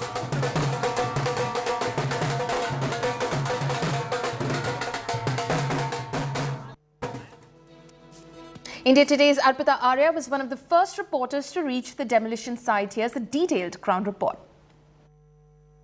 जो हम आपको ये तस्वीरें दिखा रहे हैं, ये twin tower का मलबा जो आप इतना ऊंचा बिखरा हुआ यहाँ पर देख रहे हैं, तो ये तस्वीरें इस वक्त की बड़ी ऐतिहासिक ये इमारत जिसको धराशाही कर दिया गया है। 9 सेकंड से भी कम का एक तरीके से कह सकते हैं वक्त लगा, और ये पूरी इमारत जो है वो ढह गई है। हालांकि अब मलबे को साफ करने का काम देखिए यहाँ पर चलता हुआ इस वक्त आपको हम तस्वीरों में दिखा रहे हैं किस तरीके के मलबा 3 इमारत तक, जैसा कहा जा रहा था कि इमारत जो है मलबा जो गिरा हुआ नजर आएगा। अब इसको समेटने के लिए अब ये माना जा रहा है कि 3 महीने का वक्त जो है वो लग सकता है। फायर ब्रिगेड की गाड़ियां जो है यहाँ पर आपको नजर आ रही हैं, पानी का छिड़काव यहाँ पर किया जा रहा है, क्योंकि जो धूल का गुब्बार निकला है उसको कंट्रोल करने की कोशिश भी हो रही है। आप देखिए, जैसा कहा गया था कुछ उसी अंदाज में ये इमारत वाटरफॉल तकनीक के हिसाब से गिरी हुई नजर आ रही है। अगल बगल जो आप चादर देख रहे हैं जो इमारतों में पड़े हुए हैं, उनका कलर यहाँ पर ज़रूर बदल गया है, लेकिन ये तस्वीरें जो हम आपको दिखा रहे हैं ये आज तक उस जगह पर पहुंच चुका है जहां से हम आपको मलबे की तस्वीर दिखा रहे हैं। सीधी तस्वीरें आप देख रहे हैं इस वक्त, मलबे की ये तस्वीर। हालांकि यहाँ पर देखिए पानी के टैंकर जो है वो भी पहुंच रहे हैं। इसी के साथ साथ आपको बता दें ये इतना मलबा है 80 टन बताया जा रहा है, जिसको समेटने में अभी तकरीबन 3 महीने का वक्त लगेगा। तो एक लंबा वक्त लगने वाला है, लेकिन तैयारी अभी यही है कि जो यहाँ से धूल का गुब्बार निकला उसे यहाँ पर समेटा जाए। टीमें यहाँ पर देखिए 5 मंजिल तक, यहाँ पर जो आप तस्वीरें देख रहे हैं धूल का गुब्बार अभी भी उठता हुआ यहाँ तस्वीरों में नजर आ रहा है। तो ये तस्वीरें हम आपको दिखा रहे हैं। देखिए यहाँ पर पानी की छींटे अभी पर डाले जा रहे हैं और ये धुआं अभी भी यहाँ पर निकलता हुआ सांस लेने में थोड़ी दिक्कत यहाँ महसूस होते हुए, क्योंकि अगर यहाँ देखिए, अच्छा दिखाइए, ये देखिए किस तरीके से पानी का छिड़काव हो रहा है, जिसके बाद ये धुआं जो है ये और निकलता हुआ नजर आ रहा है। तो इस वक्त हम तस्वीरें आपको दिखा रहे हैं किस तरीके से पानी की बौछार हो रही है। आप देखिए ये पानी की बौछार इस तरफ भी हो रही है जिधर हम खड़े हैं और धुआं यहाँ पर नजर आ रही है। आप देखिए, अंदाजा लगा लीजिए 3 मंजिला इमारत के बराबर यहाँ पर मलबा इस वक्त नजर आ रहा है। टीमें यहाँ पर लगी हुई हैं, फायर ब्रिगेड की गाड़ियाँ यहाँ पर लगी हुई हैं और ये तस्वीर हम आपको दिखा रहे हैं। ये तस्वीर जरा आप देखिए, यहाँ पर ये ट्विन टावर उसको तोड़ दिया गया है, धराशायी कर दिया गया है। सीधी तस्वीरें हम आपको दिखा रहे हैं। यहाँ पर देखिए धुआं उठता हुआ पानी की छींटें बौछारें पड़ते हुए इस वक्त ये तस्वीरें धुआं ही नजर आ रहा है आपको चारों तरफ। तो ये तस्वीरें हम आपको दिखा रहे हैं जहां ये इमारत जमीन दोज हो चुकी है। धुआं उठता हुआ इस वक्त आपको तस्वीरों में नजर आ रहा है। पानी की बौछार यहाँ पर की जा रही है, लेकिन उसके बाद जैसे पानी की बौछार हो रही है धुआं कुछ और उठता हुआ नजर आ रहा है। ये पूरा मलबा ट्विन टावर अब मलबे में तब्दील हो चुका है। जैसे आप मेरे पीछे तस्वीरें देख रहे हैं, यहाँ पर वो इमारत, वो गगनचुंबी इमारत जो भ्रष्टाचार की नींव पर टिकी हुई थी, उसे धराशायी कर दिया गया है। 14 सेकंड भी नहीं लगे और ये इमारत जो है वो ध्वस्त हो गई है। ये पीछे आप तस्वीरें देखिए, जो टीमें हैं वो अब इस बात पर लगी हुई हैं क्योंकि यहाँ ट्रक लगाए गए, मलबे को हटाने का काम चल रहा है। कोच्चि में हमने एग्जाम्पल देखा, 6 महीने का वक्त लग गया था वहाँ से मलबा साफ करने में। यहाँ पर कहा जा रहा है 3 महीने का समय यहाँ पर लगेगा, लेकिन उससे ज्यादा समय भी लग सकता है। सुशांत भी हमारे साथ मौजूद है। सुशांत, जिस तरीके से देखिए पानी की बौछार भी हो रही है, सांस लेना यहाँ दिक्कत हो रही है, सांस लेने में दिक्कत हो रही है क्योंकि कंक्रीट का धुआं उठता हुआ नजर आ रहा है। अर्पिता, आपको तस्वीरें दिखाना चाहूंगा कि देखिए हमारे जो दर्शक जुड़े हुए हैं, ट्विन टावर आपको वहाँ पे नजर आएगा और वहाँ से तकरीबन 400 मीटर की दूरी पर जो पूरा मलबा है वो यहाँ पर नजर आ रहा है। चारों तरफ मैं अपने कैमरा पर्सन अजय से कहूँगा कि वो तस्वीरें दिखाएं कि कहाँ तक ये मलबा जो है वो पहुँचा है। ये पूरा गार्डन एरिया और यहाँ तक मलबा जो है वो पहुँच चुका है और लगातार जो नोएडा प्रशासन है उनकी तरफ से ये कोशिश की जा रही है कि इस मलबे के और उसको धूल है वो लोगों को परेशान न करे। इसके लिए लगातार स्प्रिंकलिंग जो है वो पानी की तरफ से यहाँ पर तमाम एरियाज़ के अंदर जो है वो लगातार की जा रही है। इसके अलावा मैं अपने कैमरा पर्सन अजय से ये भी कहूँगा कि वो तस्वीरें ये भी दिखाएं कि किस तरीके से जो मलबा ट्विन टावर है वो किस तरीके से धराशायी हो चुका है। लगभग 3 से 4 मंजिल अभी मलबा जो है वो यहाँ पर पड़ा हुआ है। सड़कों तक ये मलबा जो है वो पहुँच चुका है। आप तस्वीरों में देख सकते हैं कि किस तरीके से चारों तरफ सड़कों के बाहर जो बाउंड्री वॉल इस ट्विन टावर की थी वो भी पूरी तरीके से डैमेज हो गई है। उसको बाहर तक ये मलबा जो है वो आ चुका है और तमाम तस्वीरें अगर आप देखेंगे कि नोएडा प्रशासन लगातार अब आगे की तरफ आपको यहाँ पर नजर आएगा। कोशिश यहाँ पर है कि प्रशासन की तरफ से कि इस मलबे को जल्दी से जल्दी यहाँ से क्लियर जो है वो किया जाए और अभी भी लगातार पानी का छिड़काव इस पूरे एरिया के अंदर जो है वो प्रशासन की तरफ से दिखाई पड़ रहा है। नोएडा का ट्विन टावर जो कि भ्रष्टाचार का टावर था, 32 मंजिला और जो कि भ्रष्टाचार के टावर के नाम से जाना जाता था। आसपास की तमाम बिल्डिंग जिसके बारे में तमाम जो यहाँ पर रहने वाले लोग थे वो चिंतित थे कि कहीं अगर ये डेमोलिशन होता है तो उनकी बिल्डिंग को किसी प्रकार का कोई नुकसान ना हो, लेकिन वो पूरा बचाव जो है वो हुआ है और यहाँ पर जो सूझबूझ थी, इंजीनियर्स की जो सूझबूझ थी कंपनीज की, वो साफ तौर पर नजर आई है और साफ तौर पर देखा जा सकता है कि किस तरीके से ट्विन टावर पूरी तरीके से ध्वस्त हो चुका है। और यहाँ पर आपको तस्वीरें जो है वो एक्सक्लूसिव आज तक पर कि किस तरीके से तमाम चारों ओर मलबा ही मलबा जो है वो इस वक्त नजर आ रहा है। अर्पिता, बिल्कुल सुशांत, ये तस्वीरें देखिए हम दिखा ही रहे हैं लगातार ये तस्वीरें, और यहाँ पर देखिए किस तरीके से काम चल रहा है वो भी हम आपको दिखा ही रहे हैं। यहाँ देखिए टीमें लगी हुई हैं क्योंकि जो इंजीनियरिंग यहाँ पर की गई थी, जिस तरीके की तैयारियां की गई थी और जो कहा गया था वाटरफॉल, उस वाटरफॉल अंदाज में ही ये इमारत ढही है। आसपास की इमारतों को आप देखिए, कोई नुकसान अभी यहाँ दिख रहा है कि नहीं पहुंचा है, लेकिन धूल का गुब्बार एक उठता हुआ उस वक्त नजर आया था। धूल अभी भी हम महसूस कर पा। So that is, of course, the first report that our correspondent Arpita Arya brought to us from the actual demolition site after the implosion. We're slipping into a very short break. Stay tuned. Our continuous coverage of India's biggest demolition continues on the other side of this break.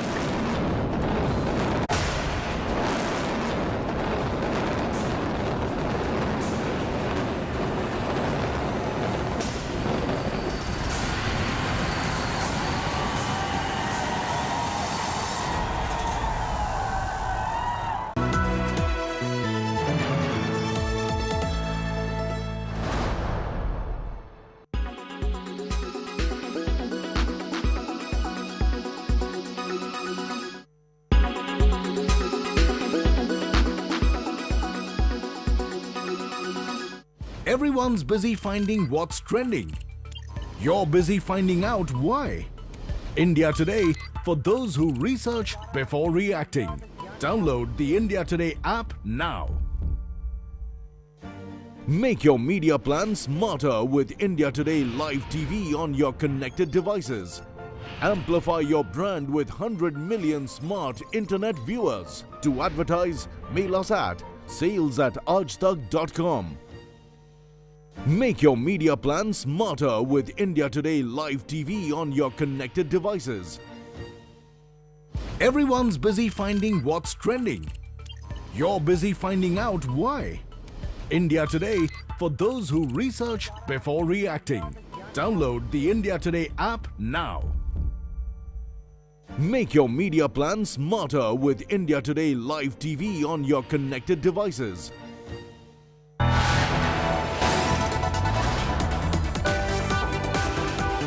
You are watching India Today.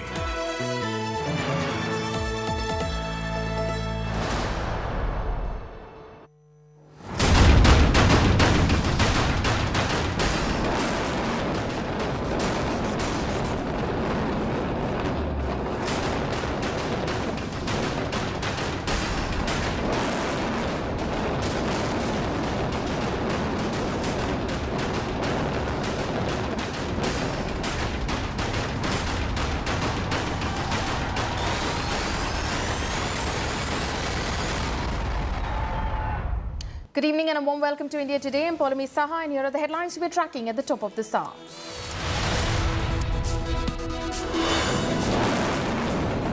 India's biggest demolition ever. India Today gets you exclusive visuals as Noida's Twin Towers turn into dust in just 9 seconds.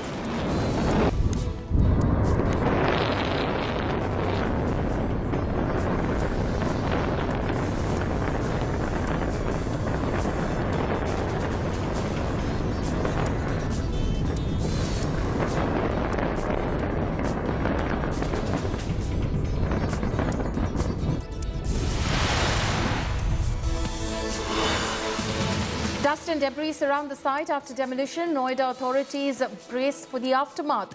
Smoke guns and water sprinklers deployed.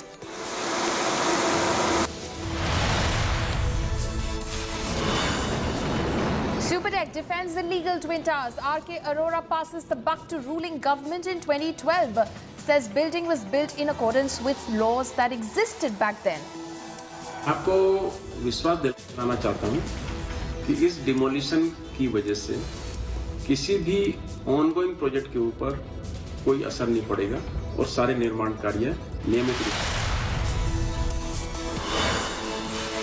Sonali Foghat's murder mystery gets murkier. Goa Chief Minister backs CBI probe into murder after family alleges conspiracy and demands a thorough probe.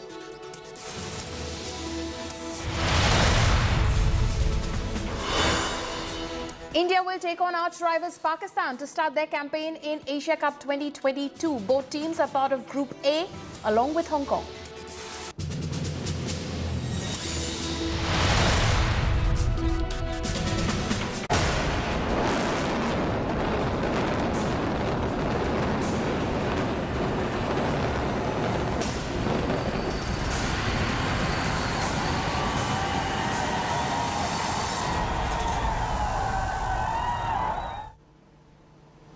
Demolition done. The residents of apartment complexes next, in fact, to the now raised Twin Towers will be able to return to their homes only by 7 p.m. There seems to be no visible damage to any of the buildings, which is a big success for an implosion of the scale, the biggest that India has seen.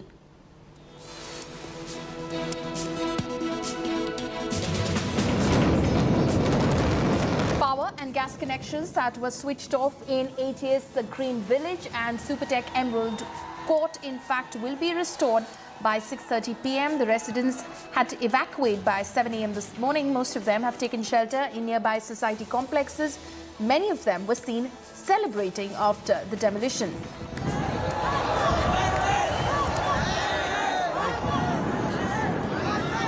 Wait a minute. The demolition left a huge cloud of dust while the skyline has cleared. Water sprinklers are being used to clear the dust that has settled on plants and installations near the Twin Towers.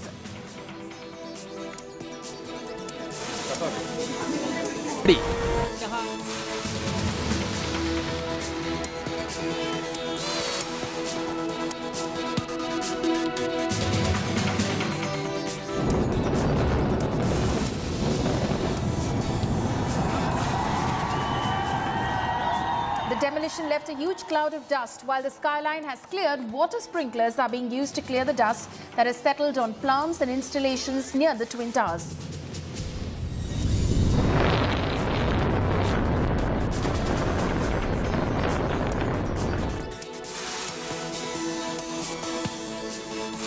$3,700 kilograms were used to bring down the Twin Towers.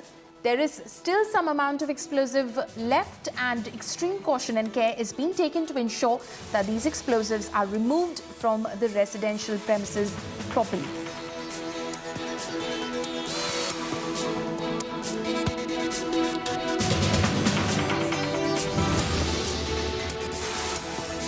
The cost of demolition of this entire exercise is, in fact, 20 crore rupees. Out of the total cost, Supertech is paying about 5 crore rupees, and the remaining amount of 15 crore rupees will be, in fact, realized by selling the debris, which will be about 55,000 tons, including 4,000 tons of steel.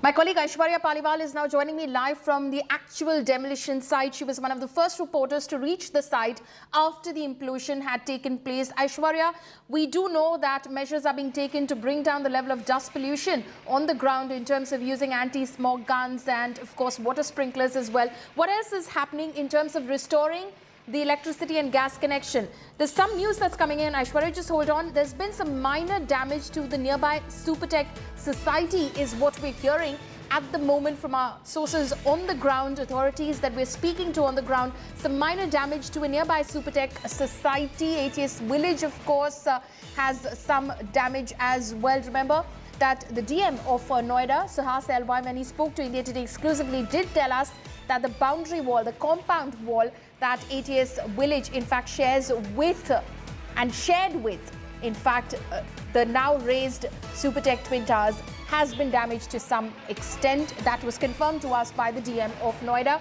Aishwarya is with me right now. Aishwarya, take us through the details of, in terms of any sort of damage that the authorities are confirming to you on the ground. ATS Village compound wall has been damaged, confirmed to us by the DM who spoke exclusively to India Today.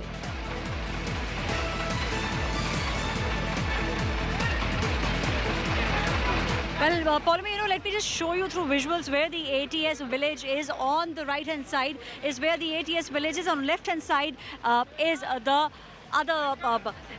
the other building. Now we understand that on the right hand side is ATS Village, and that building has suffered some damage, but that was something which the residents were also expecting.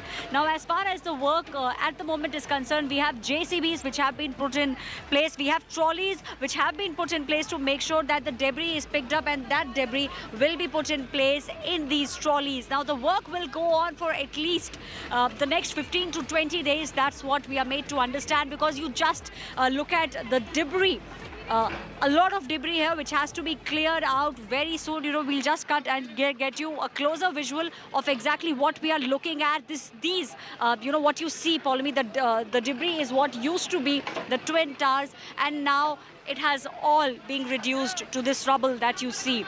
The other building on the right-hand side, however, has been safe. Inspections at the moment are going on. We'll get a report in another half an hour.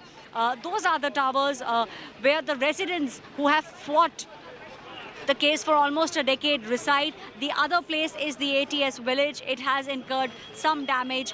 We expect the damage will be paid by for Supertech. That is what Supertech had said. Both the buildings were insured, and these dramatic visuals, Paulami, are of the Twin Towers, which have now been reduced to rubble. Paulami.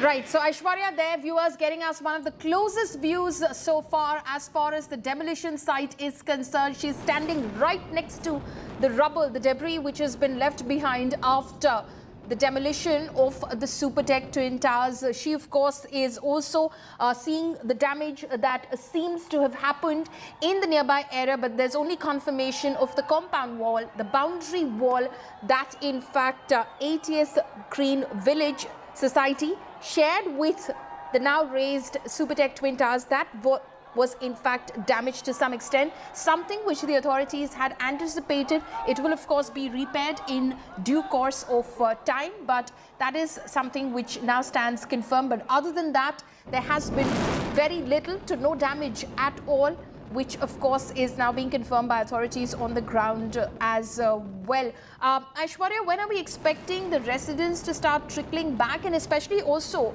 about the restoration of connections like electricity, gas lines, all of that? What's happening on the ground?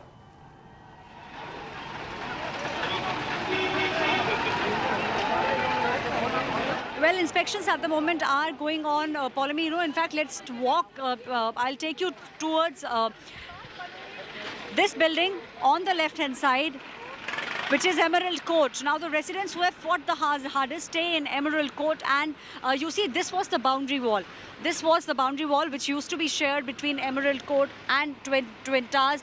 Emerald Court, we understand inspections are taking place at the moment, and once the inspection is done in the next 1 hour, only then will they be giving a green signal to the residents to come back. Because if there is any minor damage, it has to be reported and the damage has to be fixed at the earliest. That is what both the buildings are now looking at. Damage assessment is taking place, in fact, inside ATS Village on one hand, and the other one on the other hand. So, you know, till the time the reports don't come out, residents will not be given the go-ahead. The task force, we understand, there was a task force which was being set up. Security people are now looking at, they are going inside, checking the lifts. They are also checking electricity. That's what we are made to understand. Once everything is checked and there is a green signal, that's when the residents will be asked to move in. We are getting you visuals of the smog gun which is at work here. They are trying to make sure that the dust settles down and no further dust enters into both these buildings, which were barely 10 meters away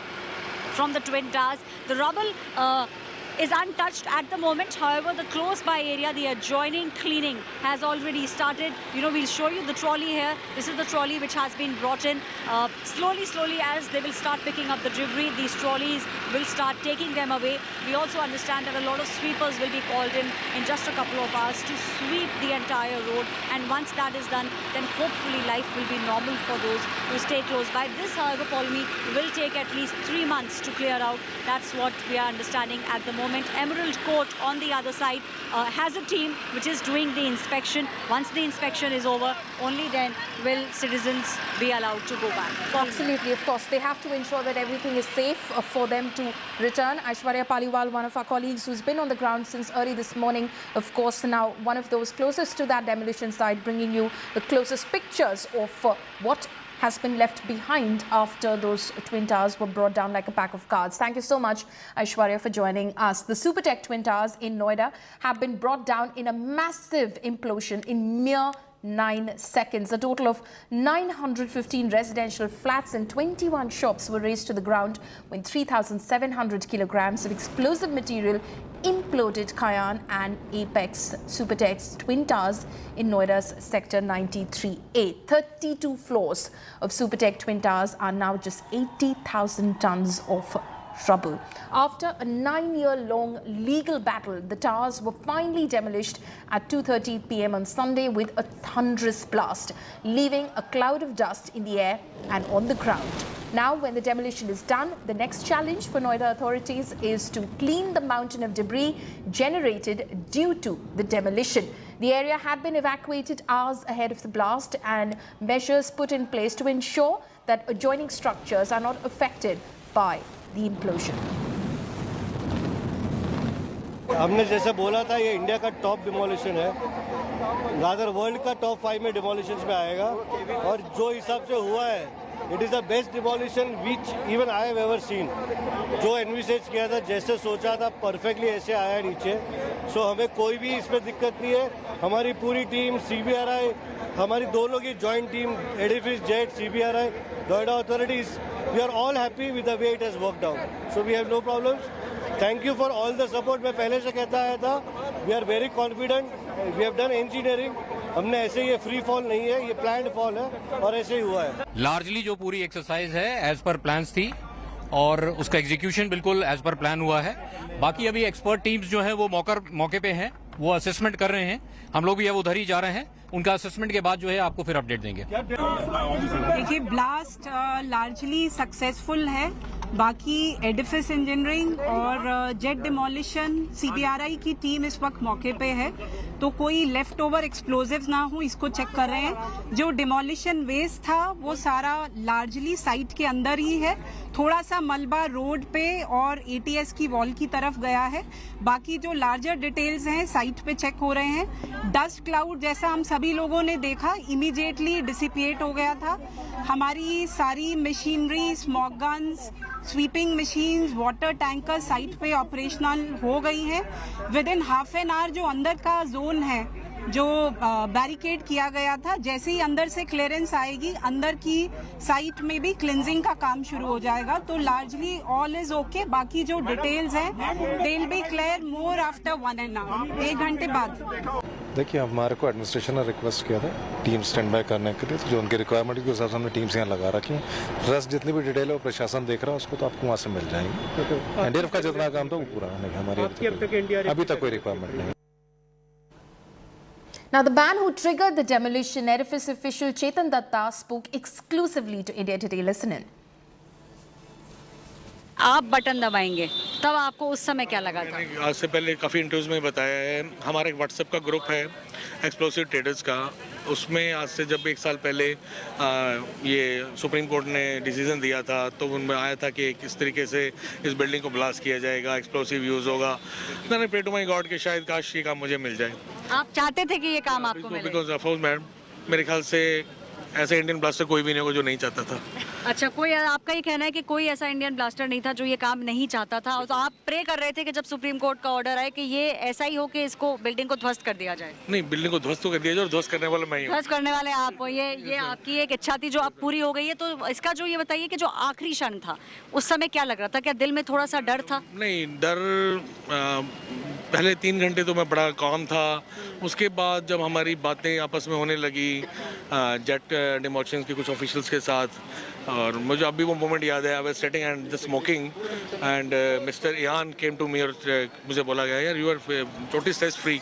मैं या I M, but बोला आई am not. वो घबराए हुए थे, आप नहीं या थे? उसका ये कहना, बिकॉज द डिज़ाइंस उनके थे, प्लानिंग्स उनकी थी, और जो उसने कहा कि I am not, that moment I got to सेस मैं यार कुछ गड़बड़ ना हो जाए. तो उसके बाद लेकिन ठीक है, सेस तो मुझे भी था. मैं अपने आप को बड़ा अच्छा दिखा रहा था सुबह से लेके शाम को. जब उन्होंने कहा तब आपके दिल में, तब आपको पहली बार थोड़ा सा लगा? लेकिन मैं शो कर रहा था I am stress free. Stress तो पूरी रात नहीं सोया था मैं, और स्ट्रेस फ्री तो नहीं था. लेकिन मैंने जो उसको शो किया कि I am not, I am totally stress free, it but I am stressed, तो थोड़ी सी टेंशन हुई. लेकिन बाकी सब कुछ बहुत अच्छा हुआ, उस भगवान की कृपा से सब ठीक हुआ. आपके परिवारजन है, आप अभी भी बहुत ज़्यादा भावुक हो रही हैं. आपको क्या डर लग रहा था? मुझे सिर्फ ये डर लग रहा था कि इसको सांस कैसे आएगा. अगर वहाँ पे जैसे इतना डस्ट आ जाएगा तो ये सांस कैसे लेगा, बस मुझे और कुछ नहीं था। और कोई डर नहीं था, बस सांस को यही बोल रही थी कि कैसे करेगा, कैसे होगा, ऑक्सीजन कैसे मिलेगी, बस मुझे यही डर लग रहा था। ये डर था कि वहाँ ब्लास्ट के अंदर एकदम है तो कुछ, हाँ जी बस, क्योंकि बहुत धुआं जैसे देख रहे थे ना कि और जगह का दिखा रहे थे, तो यही लग रहा था कि इसको सांस कैसे आएगा, बस और कुछ भी नहीं था। कॉन्फिडेंट थी भगवान इसके साथ है, बट उस पे जब देखा सामने से तब बहुत दिमाग खराब हुआ था। जब तक इससे बात नहीं हुई तब तक तो बहुत दिमाग खराब रहा कि पता नहीं क्या होगा। दिल में बहुत आपको वैसा हो रहा होगा कि बात हो जाए। हाँ जी, हाँ जी, बट इसका फोन बहुत अर्ली आ गया था हमें। हाँ, ब्लास्ट होने की कितनी देर बाद बात हो गई थी? 4-5 मिनट के अंदर आ गया था। हाँ। आप लोगों ने कहा बालकनी से देखा था? हम लोगों ने खड़े थे, मीडिया के साथ थे, तो वहीं किया हमने किया था। हाँ जी। That's the building that's gone down in just about a few seconds, barely 9 seconds that it's taken for it to come down, and that's the dust that's not settled as yet. It was a huge sound, vibrations that I could feel on my feet. Quite a scary affair. Undoubtedly, the sound was alarming. A huge alarm bell that went out even before the demolition took place. And now we see the building has come down. In just a few seconds, it's gone down to dust. It's happened successfully. Thankfully, nothing to panic at this point. All the residents, locals around have been evacuated, so it's a safe affair. All the dust that's still not settled, all in the vicinity there, will take at least half an hour for it to go down. So we know that this is at least another half an hour for the dust to settle, for it to completely come down. But this has left me flabbergasted. It was a shocker to see a building of that size and that magnitude to come down in barely a few seconds. It went off, in fact, almost simultaneously. Between the Cayenne and the Apex Tower, there was barely 1 to 2 second difference, but the way it went off and the way it's come down has really left us aghast.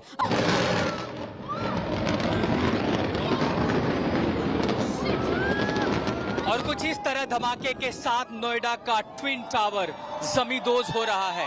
एक के बाद एक धमाके, 1 millimetre के difference पर लगातार होते धमाके और पूरी तरह नोएडा का ट्विन टावर 30 और 32 मंजिला गगनचुंबी इमारत कुछ इस तरह धुएं के गुबार में बदल चुकी है। और जैसा कि अंदाजा लगाया गया था, बिल्कुल प्रिसाइज तरीके से, बिल्कुल परफेक्ट तरीके से गणित और फिजिक्स जिसका नियम लागू हुआ और कैसे ये पूरी इमारत, आपने देखा धमाका भी बेहद कमजोर लेकिन बेहद मजबूत।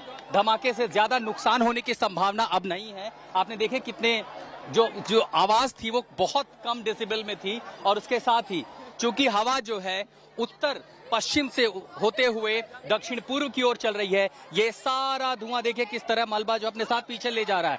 अब आप पीछे देख पा रहे, देखिए एटीएस के जो रहने वाले लोग थे उनको राहत की सांस मिलेगी, उनका घर वहां दिखाई पड़ रहा है। देखिए धुआं का गुबार जैसे छटेगा, पीछे की जो इमारत है वो बिल्कुल सुरक्षित दिखाई पड़ती है। इसके ठीक दूसरी तरफ एक दूसरी इमारत सुरक्षित दिखाई पड़ती है। आपने देखा ऐसा लगा जैसे दिवाली की फुलझड़ियां फूट रही हों और एक एक करके दोनों इमारत महज 4 सेकंड में धराशायी हो गई। पहली से लेकर के आखिरी फ्लोर तक के बीच की जो पूरी कैलकुलेटेड थी वो 4 सेकंड की थी। और उसके बाद ये देखिए अब सिर्फ यहां अगर कुछ बचा है तो वो है धूल का गुबार। बहुत ही बारीकी से, बहुत ही स्मूथली, बिना ज्यादा आवाज किए और सारा का सारा जो स्ट्रक्चर था, जो ढांचा था, वो जमींदोज हो गया। अब आपको जो देख पा रहे वो सिर्फ रिहायशी इलाका है और यहाँ सिर्फ और सिर्फ धुएं का गुबार है। The Supertech Twin Towers of Noida have been finally demolished. After a long battle, the illegal Supertech Twin Towers of Noida were finally demolished at 2:30 p.m. today. On your screens, you can see that with a booming blast in around 9 seconds, the tallest towers of the country were turned into rubble. 29 and 32-storied Cayenne and Apex Towers were a part of the Emerald Court project of Supertech Limited and were found to be in violation of multiple regulations regarding construction. With the demolition of the Twin Towers, hopes of hundreds of buyers who dreamt of a home in the collapsing towers were also destroyed. With dust and debris around, in fact, all around the area, Noida authorities are now bracing for the pollution aftermath. The cleaning process is in progress and gas and electricity supplies will be restored in the area while people will be allowed to enter the neighboring societies only by around 7 p.m. this evening. इतनी ज़्यादा close vicinity में सारे residential societies थी, ATS भी थी और हम लोग का तो दूसरे टावर्स थे ही। सो एक डर तो था कि डिमोलिश होगा भी या नहीं, बिकॉज रिस्क बहुत ज़्यादा था वहाँ पे। But luckily thankful to Supreme Court, उन्होंने हम लोग के फेवर में अपना ऑर्डर पास किया एंड वी आर ग्लैड कि आज फाइनली ये डिमोलिश हो रहा है। लगता है कि ब्रीदिंग प्रॉब्लम्स होगी, बहुत ज़्यादा डस्ट आएगा। मोस्टली जो एस्थमेटिक पेशेंट हैं या जिनको क्रॉनिक ब्रोंकाइटिस है उनको प्रॉब्लम हो सकती है, इसलिए हमने बचाव के लिए काफ़ी कवर किया है, बट डस्ट की प्रॉब्लम तो हो सकती है। हमारे लिए तो ये बहुत अच्छा है कि ऐसे करप्शन रोका जाता है, हाँ करप्शन रुकेगा ना, नहीं तो आगे पता नहीं ऐसे कितने करप्शन होंगे, तो लोग डरेंगे अब। India Today's Arpita Arya was one of the first reporters to reach the demolition site. Here's the detailed ground report.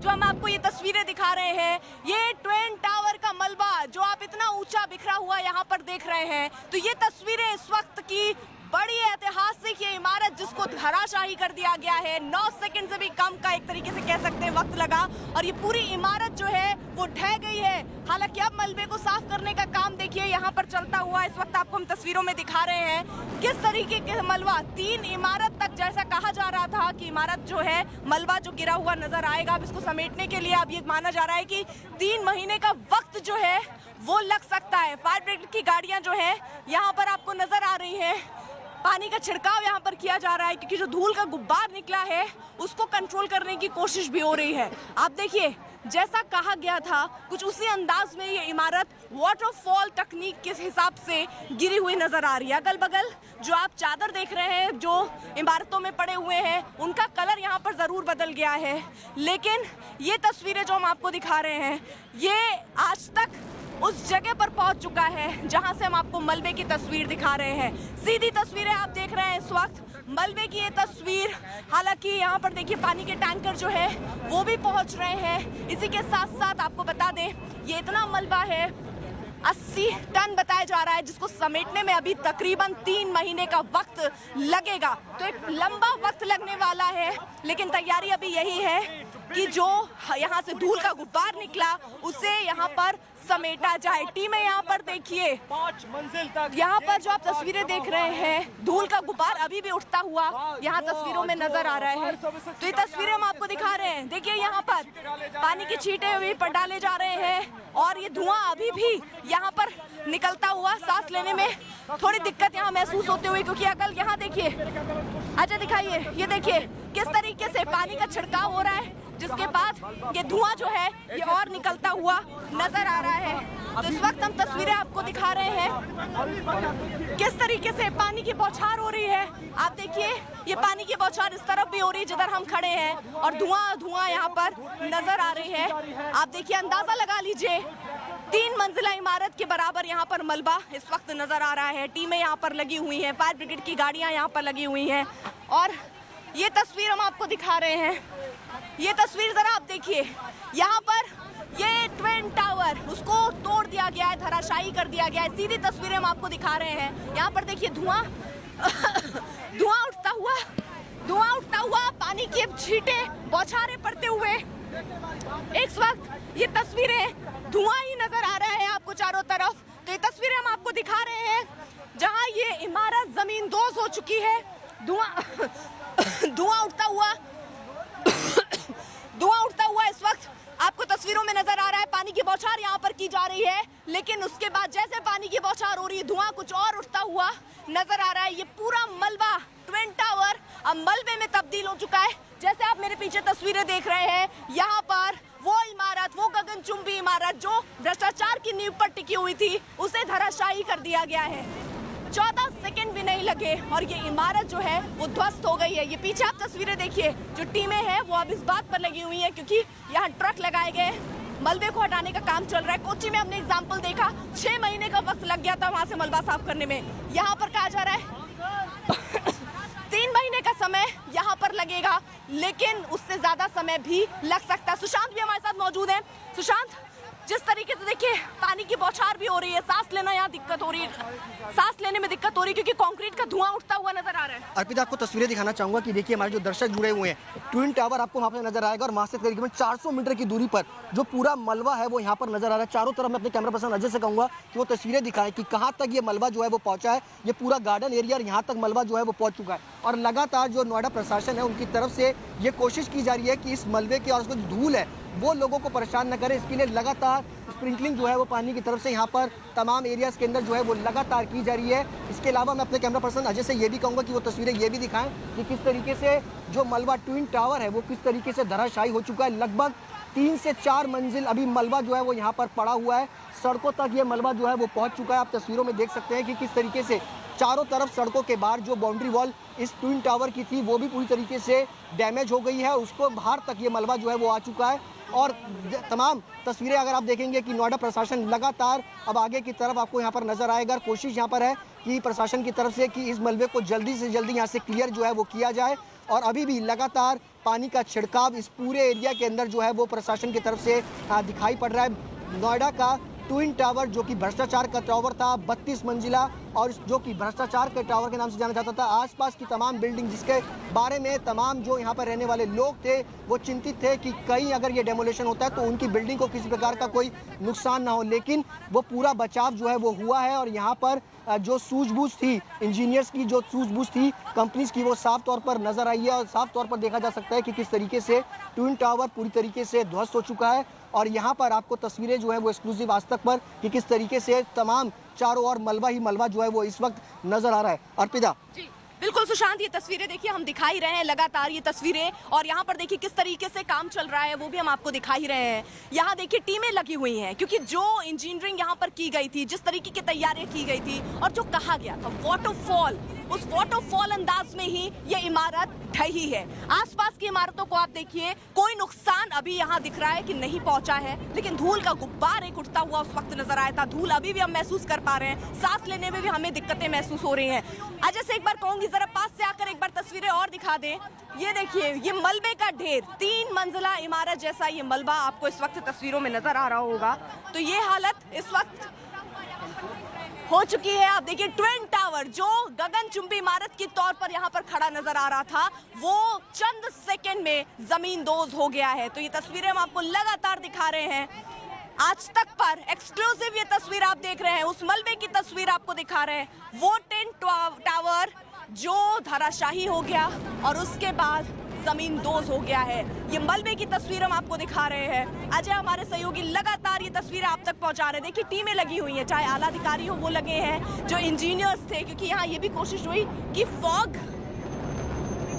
Anti smog gun जो है उसका इस्तेमाल भी हो रहा है। तो ये हम तस्वीरें आपको दिखा ही रहे हैं। इसके साथ ही साथ आपको बता दें अब करीबन 3 महीने का वक्त लगेगा और उसके बाद इस मलबे को हटाया जाएगा। कैमरामैन अजय के साथ अर्पिता आर्या, आज तक।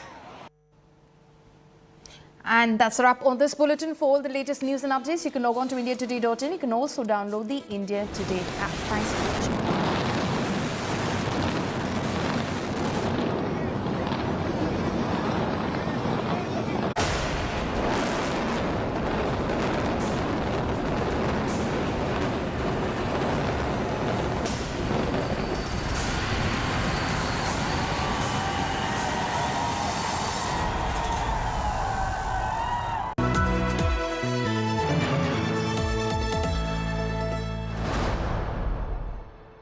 Everyone's busy finding what's trending. You're busy finding out why. India Today, for those who research before reacting. Download the India Today app now.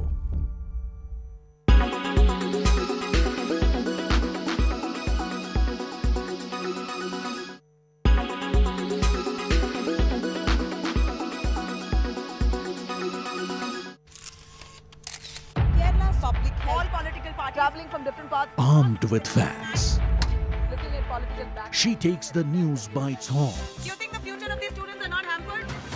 Fierce, bold, and direct, setting the tone for the biggest stories from every corner and every angle. Expect nothing but the unfiltered truth.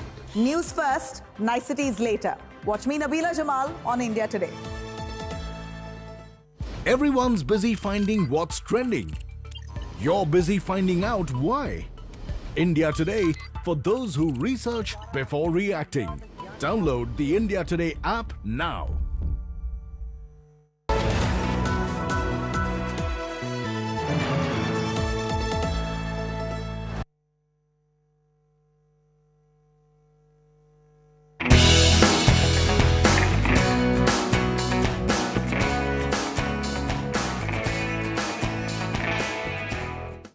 Considered as the gold standard for assessing the progress of Indian states, the State of the States Award honors the best performing states in India under various categories. With the development of the states integral to the progress of the country, India Today Group is now focusing on individual states. The initiative commenced with Madhya Pradesh first.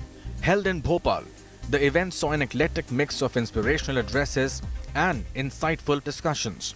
सबसे पहले जिसकी शुरुआत करेंगे वो है आजादी के अमृत महोत्सव पर इंडिया टुडे का विशेषांक स्पेशल एडिशन, जिसका अनावरण माननीय मुख्यमंत्री शिवराज सिंह चौहान जी करेंगे।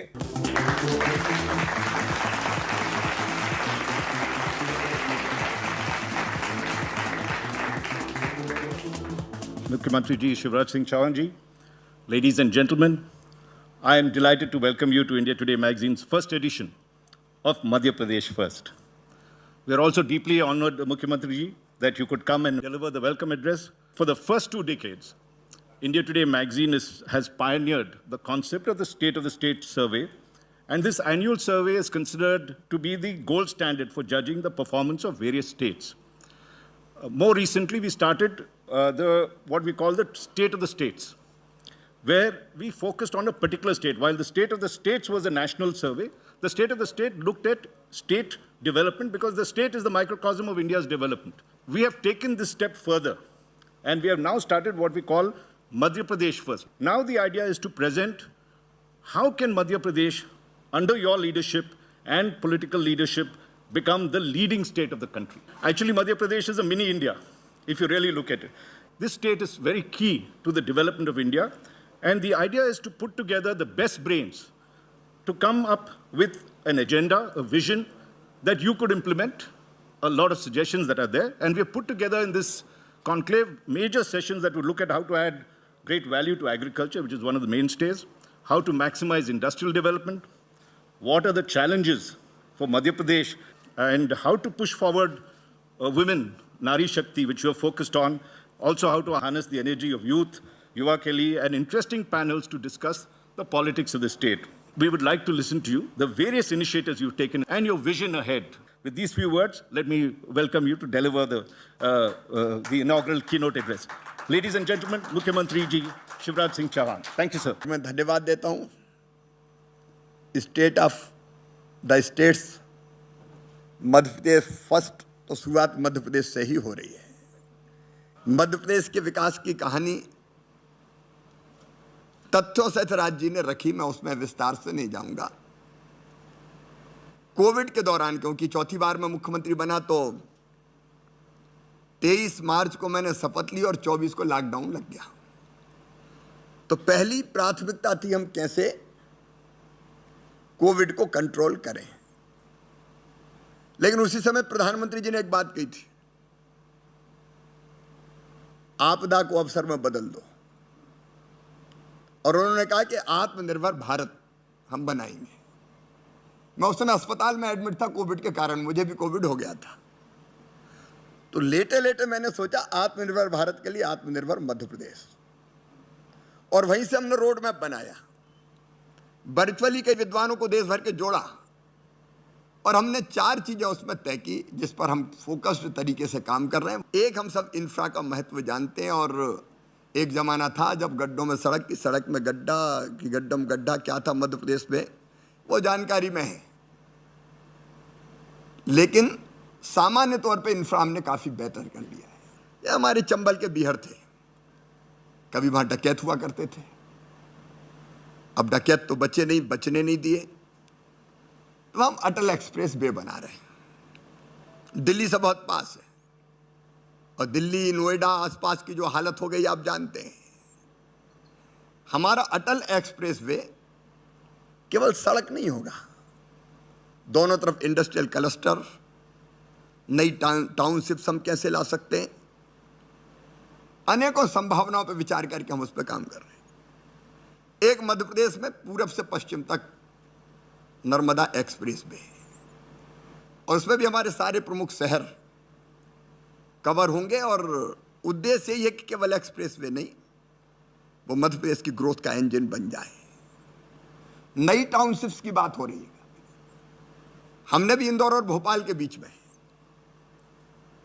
जमीन चिन्हित कर ली है, एयरपोर्ट से लेकर बाकी सारी फैसिलिटी, और एक नया शहर जो उद्योग और रोजगार की अनंत संभावनाएं लिए हो, उसको हमने प्लान किया है। इंफ्रा के क्षेत्र में कुछ प्रमुख चीजें मैंने आपको बताई, लेकिन इंदौर जैसे शहरों में, भोपाल जैसे, अब उज्जैन से हम शुरू कर रहे हैं। महाकाल महाराज के दर्शन करने बड़ी संख्या में लोग आते हैं, स्टेशन पर उतरते हैं, बाय रोड जाते हैं, कई बार जाम लगता है, तो हम क्या स्टेशन पर उतरे, ऊपर केवल कार हो, उसमें बैठे, सीधे महाकाल महाराज के मंदिर के पास उतर जाएं। ऐसे कई प्रयोग भी हम, परिवहन के लिए धरती भी, और धरती के साथ साथ आसमान का, पानी का और आसमान का भी कैसे उपयोग किया जा सकता है। टेक्नोलॉजी आप जानते हैं, उसका उपयोग करके हम कर सकते हैं, लेकिन केवल इंफ्रा नहीं, दो चीजों पे मुख्य रूप से हम फोकस कर रहे हैं, एक शिक्षा और दूसरा स्वास्थ्य। मध्य प्रदेश में एक प्रयोग हमने किया है सीएम राय स्कूल का, 20, 25, 30 गांव के बीच में एक सेंटर, जहां एक अत्याधुनिक भवन के साथ उसमें लैब हो, लाइब्रेरी हो, प्लेग्राउंड्स हो, स्मार्ट क्लास हो, और रोड्स बहुत बेहतर है, बस जाए बच्चों को लेने, सवेरे बच्चों को ले स्कूल छोड़े, शाम को घर छोड़े आए, और दिल्ली और भोपाल से बैठ के भी कोई पढ़ा सके। एक सीएम राइज स्कूल का कॉन्सेप्ट हमारा शिक्षा की गुणवत्ता ठीक करने के लिए इस साल 370 हमने शुरू किए हैं, बहुत प्रारंभिक अवस्था में, अभी शुरू हुए। बिल्डिंग बनने में तो समय लगेगा, जहां जहां बिल्डिंग मिली हमने शुरू किया। एक और हमने प्रयोग किया, मैं बड़ी विनम्रता के साथ कहना चाहूंगा, मैं किसी भाषा का विरोधी नहीं हूं, लेकिन कई बार गांव में रहने वाले गरीब और किसान परिवारों से आने वाले हमारे बच्चे प्रतिस्पर्धा में इसलिए पिछड़ जाते हैं कि वो अंग्रेजी में कमजोर होते हैं। अंग्रेजी अच्छी ना जानने का या ना जानने का खौफ उनके दिमाग पे इतना हावी हो जाता है कि वो अपनी प्रतिभा को प्रकट ही नहीं कर पाते। इसलिए मध्य प्रदेश बार प्रयोग कर रहा है कि हिंदी की मेडिकल की पढ़ाई भी हम हिंदी में गांधी मेडिकल कॉलेज में इस साल शुरू करने वाले, मातृभाषा में पढ़ाई। हमारी नई शिक्षा नीति में आप सबको पता है कि मातृभाषा में शिक्षा पे जोर दिया गया है। हेल्थ के क्षेत्र में कायाकल्प अभियान हमने प्रारंभ करके नीचे तक के प्राथमिक स्वास्थ्य केंद्र, सामुदायिक स्वास्थ्य केंद्र, वहां सारी बुनियादी आवश्यकताओं की, न्यूनतम आवश्यकताओं की पूर्ति का अभियान चलाया हुआ है। गुड गवर्नेंस की दृष्टि से कई प्रयोग मैंने, जो तीसरी बात हम कह रहे हैं, अनेकों प्रयोग, डीबीटी आप जानते हैं, अनेकों योजनाओं में सीधे खाते में पैसा जाता है। लेकिन उसमें भी मैं एक इंटरेस्टिंग बात आपको बताता हूँ। हमने तय किया साइकिल का पैसा, जो बेटियों को साइकिल देते थे, बाद में बेटों को भी देना शुरू किया। हमको लगा सीधे खाते में डालना चाहिए, साइकिल खरीदने के बजाय सरकार कहाँ साइकिल खरीदने के चक्कर में पड़े, सीधे खाते में डाले तो दूसरे साल साइकिलों की संख्या कम हो गई। तो अब हमने इस साल तय किया है ई वाउचर के माध्यम से हम उसको ई वाउचर देंगे, वो साइकिल ही खरीद पाएगा, दूसरी चीज में खर्चे नहीं कर पाएगा। और हमने किसानों को अलग अलग योजनाओं पे जो अनुदान देते हैं उसके लिए भी ई वाउचर, उसका प्रयोग हम प्रारंभ कर रहे हैं। ऐसे एक नहीं, गुड गवर्नेंस के अनेकों प्रयोग, अर्थव्यवस्था और रोजगार। आज पूरी दुनिया के हालात आप देख रहे हैं, मुझे बताते हुए प्रसन्नता है। मध्य प्रदेश की अब केवल कृषि विकास दर नहीं है, इस साल अगर आप करंट प्राइजेज पे देखेंगे तो मध्य प्रदेश की विकास दर है 19.76%, देश में सबसे ज्यादा। अगर मध्य प्रदेश की अर्थव्यवस्था का साइज आप देखेंगे, जीएसडीपी तो पहले कभी 3-4 तक 1 लाख करोड़ के आसपास हुआ करता था। इस साल 11.5 लाख करोड़ से भी हम आगे निकल गए। भारत की जीएसडीपी में मध्य प्रदेश का योगदान पहले 3.6% हुआ करता था, अब 4.6% हो गया है। हम बढ़ रहे हैं। कैपिटल एक्सपेंडिचर अगर आप देखेंगे, क्योंकि वो मूल है अर्थव्यवस्था को गतिशील रखने का, और उस कारण रोजगार के अवसर भी सृजित होते हैं, उसको अगर देखेंगे तो इस साल 48,800 करोड़ रुपया हमने बाकी सब कठिनाइयों के बावजूद भी रख के और बेहतर काम करने का प्रयास किया। एक रोजगार से सीधा अर्थ निकाला जाता शासकीय नौकरियां, हम जानते हैं उसकी सीमा है, लेकिन मध्य प्रदेश में एक साल में 1 लाख शासकीय सेवाओं में भी रोजगार मिले, उसका पूरा रोड मैप हमने बनाया हुआ है। दूसरा, इंडस्ट्रीज मध्य प्रदेश में तेजी से आ रही है। आपने स्वयं बताया, pharma sector, textile sector, automobile sector, food processing, Madhya Pradesh के ओडी ओपी कई जगह कमाल कर रहे हैं। महिला सेल्फ हेल्प ग्रुप जो चीज़ें बना रहे हैं वो बहुत पॉपुलर हो रही है। आपको मैं बताना चाहूँगा एक तथ्य जिसकी गहराई में जाके मुझे भी आश्चर्य हुआ। महिला सेल्फ हेल्प ग्रुप का टर्नओवर और सबका मिला लिया जाए मध्य प्रदेश का तो 20,000 करोड़ रुपया है, जो हमारी 40 लाख महिलाएं काम कर रही हैं पूरे मध्य प्रदेश में, और वह मध्य प्रदेश की अर्थव्यवस्था को ताकत दे रही है। तो उसके माध्यम से रोजगार, मुख्यमंत्री युवा उद्यमी योजना से लेकर प्रधानमंत्री मुद्रा योजना, प्रधानमंत्री रोजगार सृजन कार्यक्रम, हमने प्रयत्न पूर्वक SLVC की मैं हर महीने मीटिंग करता हूं और महीने में एक दिन रोजगार दिवस मनाते हैं। हमारा टारगेट जो पिछली बार 12 जनवरी को हमने शुरू किया था कि कम से कम 2.5 लाख रोजगार सेल्फ एम्प्लॉयमेंट की स्कीम्स के जरिए हम उत्पन्न करें।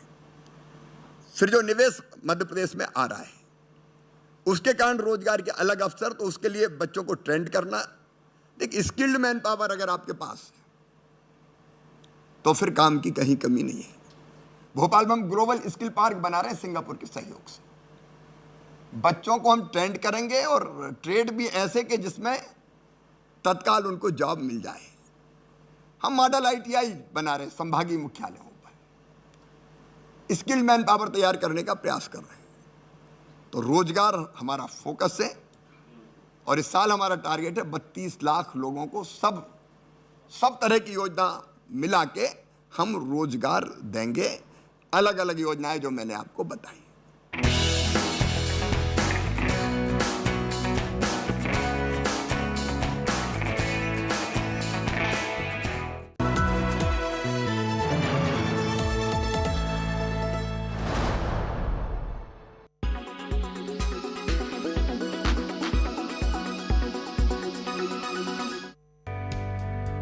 The Ministry of Social Justice and Empowerment has signed a memorandum of understanding with the National Health Authority for providing a comprehensive medical package to transgender persons under the Ayushman Bharat PMJAY at the Dr. Ambedkar International Centre. This joint initiative is indeed the first of its kind in India and will not only give a new direction to our society but will also provide transgender persons rightful and a respectable place in our country. This medical package will provide a health card where they can avail more than 50 health facilities. Benefits will all be free of cost. What's also groundbreaking here is that India becomes the first country to provide free of cost cosmetic surgery for transgenders. So now a person belonging to the transgender society from any state or any part of India will be able to take advantage of this card in any hospital affiliated with Ayushman Bharat. In fact, the ministry is also set to fund 5 lakh rupees as insurance cover per transgender beneficiary per annum.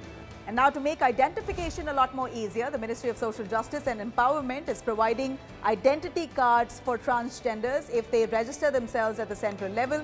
They're also going to get provisions of scholarship that's been made for them. Protection cells are also being set up and also skill development programs being done, all as part of this package.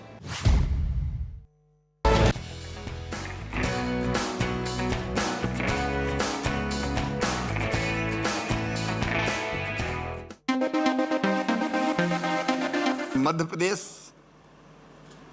बाकी सब तरह के development के साथ साथ आने वाली पीढ़ियों के लिए भी धरती सुरक्षित रहे,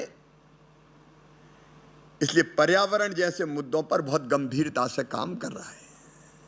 हमारा floating solar power plant Omkareshwar dam में हम जल्दी उसका काम प्रारंभ करने वाले हैं। रीवा में जो हमारा पावर प्लांट था, सोलर पावर प्लांट 750 मेगावाट का, उस समय सबसे बड़ा पावर प्लांट था। दिल्ली की मेट्रो को भी वहां से बिजली जाती है। इसके पहले नीमच में हमने शुरू किया था। नीमच, शाजापुर, मुरैना, छतरपुर, जो अक्षय ऊर्जा है, रिन्यूएबल एनर्जी, सोलर, उसमें मध्य प्रदेश बहुत गंभीरता से काम कर रहा है। और मुझे ये बताते हुए भी खुशी है कि मध्य प्रदेश टाइगर स्टेट तो है ही, हम लेपर्ड स्टेट भी बन गए और जल्दी मध्य प्रदेश चीता स्टेट भी बनने वाला है। तैयारियां पूरी चल रही है। प्रधानमंत्री जी का आशीर्वाद है और भारत सरकार प्रयास कर रही है, मध्य प्रदेश साथ है। पर्यावरण की दृष्टि से लगातार हमको उसलिए कई तरह के इनिशिएटिव्स हमने लिए हैं। अब किसी को अजीब लग सकता है, लेकिन मेरे दिन की शुरुआत पेड़ लगाने से ही होती है, क्योंकि हम भाषण देते रहें और खुद ना करें तो उसका असर नहीं पड़ता। जैसे भोजन जरूरी है, वैसे पेड़ लगाना जरूरी है। और अब तो धीरे धीरे लोग जुड़ने लगे बड़ी संख्या में, तो सहज ही लाखों पेड़ लगते हुए चले जा रहे हैं। एक रोड मैप मैंने प्रस्तुत करने की कोशिश की है। देखिए, देश फर्स्ट रहे, ये हम सबका संकल्प और सपना है। हम जो बैठे हैं किसी भी क्षेत्र में, और प्रधानमंत्री श्रीमान नरेंद्र मोदी जी के नेतृत्व में एक वैभवशाली, गौरवशाली, संपन्न, समृद्ध और शक्तिशाली भारत का निर्माण हो रहा है। यह देख के हम सबको आनंद और प्रसन्नता होती है। मध्य प्रदेश का योगदान उसमें अधिकतम हो, इसके लिए हम लोग प्रतिबद्ध हैं और कोई कसर मध्य प्रदेश को आगे ले जाने में नहीं छोड़ेंगे। Ladies and gentlemen, let's give him a very, very warm round of applause for this.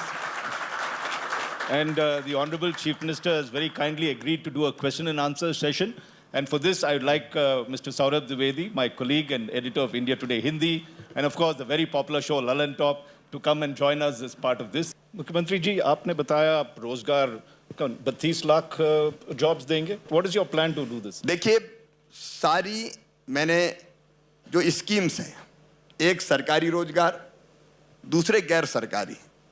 अब पिछले साल ही प्रधानमंत्री मुद्रा योजना, मुख्यमंत्री युवा उद्यमी योजना, प्रधानमंत्री रोजगार सृजन कार्यक्रम, फिर महिला सेल्फ हेल्प ग्रुप को, क्योंकि वो भी रोजगार है, अलग अलग चीजें बनाती हैं वो और उसके बाद बेचती हैं, उनको पिछले साल हमने लगभग 1400 करोड़ रुपया अलग अलग कामों के लिए दिए थे। इस बार 3000 करोड़ का हमारा टारगेट है। मैं किस योजना में कितने रोजगार दूंगा उसको काउंट करके मैं आपको बता रहा हूं कि ये स्वरोजगार की योजनाओं से, ये फैक्ट्रीज में प्लेसमेंट के माध्यम से, ये जो हमारा पूरा इंफ्रा बन रहा है अलग अलग, उसमें जो प्राइवेट जॉब मिलेगा उसके माध्यम से, और जहां स्किल्ड मैन पावर की जहां जहां जरूरत है वो भी तैयार करके हम देंगे। मैंने इस पर शिक्षा और रोजगार दोनों, एक मध्य प्रदेश में मुख्यमंत्री मेधावी विद्यार्थी जैसी योजना मैं बताना चाहूंगा, जिसमें हमने तय किया है गरीब बेटा बेटी हो किसी भी जाति समाज का 8 लाख रुपए की आमदनी पर ईयर तक हमने जोड़ा है। अगर उनका admission medical college, engineering college, management के किसी कोर्स में होता है, देश में होता है, कहीं विदेश की अच्छी यूनिवर्सिटी में भी होता है, तो फीस मम्मी पापा नहीं मामा भरवाएंगे, प्रदेश की सरकार भरवाएगी। ये फैसला हमने किया था, उस समय मैंने आपको बताया था, ताकि प्रतिभा कुंठित ना हो पाए। 1 लाख सरकारी जॉब के साथ साथ स्वरोजगार की योजनाओं के माध्यम से लगभग 32 लाख रोजगार के अवसर सृजित करने का बाकायदा रोड मैप। कुछ तो भर्तियां हो ही गई है, 15-20 हजार शिक्षकों की भर्ती हो गई है अभी, पुलिस की भर्ती अभी 6000 चली रही है, ये शुरू हो रही है, कुछ इसके पहले हुई। बच्चे पढ़ते रहें, बढ़ते रहें और प्रदेश को भी आगे बढ़ाते रहें, ये हमारी कोशिश होगी। खेती को लेकर शिवराज सिंह चौहान सरकार क्या नया करने जा रही है? देखिए, प्रधानमंत्री जी की भी कोशिश यही है कि किसानों की आय डबल की जाए, और कई तरह की योजनाएं हैं उनके विस्तार में। प्रधानमंत्री किसान सम्मान निधि, मुख्यमंत्री किसान कल्याण योजना। एक बड़ी संख्या अगर किसानों की आप देखेंगे तो छोटे किसान हैं। 80% किसान छोटे होते हैं। उनके लिए प्रधानमंत्री किसान सम्मान निधि है, मुख्यमंत्री किसान कल्याण योजना है। अब एक बात आता है कि उत्पादन अगर बहुत हो गया तो कई चीजों के तो समर्थन मूल्य तय है, उस पर सरकार खरीदती है। कुछ चीजों के बारे में विचार करना पड़ेगा, लेकिन लॉन्ग टर्म के लिए हमको कृषि के विविधीकरण का सोचना पड़ेगा। जिस चीज की जितनी जरूरत है मार्केट का असेसमेंट करके वो हम कैसे लगाएं। मैं बिल्कुल नहीं मानता किसानों को बात करो कि मंडी में ही जाके बेचे, क्यों बैठे? अगर कोई दाम उसको घर पे ठीक देता तो घर पे बेचे, अगर खेत पे ठीक देता तो खेत पे बेचे। लेकिन मध्य प्रदेश में हमने एक योजना बनाई है। अब मैं एक उदाहरण देता हूँ। सीहोर के पास अश्वगंधा और तुलसी की खेती हो रही है, जहां पहले गेहूं की खेती होती थी। गेहूं के उत्पादन में मध्य प्रदेश ने सारे रिकॉर्ड तोड़ दिए। अब गेहूं की जरूरत कितनी हम आकलन करें और गेहूं से हम दूसरी तरफ कैसे जाएं? तो किसानों का और कंपनी का आपस में बातचीत हुई, तुम तुलसी लगाओ, अश्वगंधा लगाओ, हम पूरी खरीद के ले जाएंगे, इस रेट पर खरीदेंगे। हमने योजना ये बनाई है कि किसान और प्राइवेट जो भी, केवल कंपनी की बात नहीं करता, कोई और व्यापारी भी हो सकता है, वो रेट तय कर लेंगे कि तुम ये फसल लगाओ, इस रेट पे हम खरीदेंगे। इससे ज्यादा अगर मिले तो किसान बाहर भी बेच सकता है।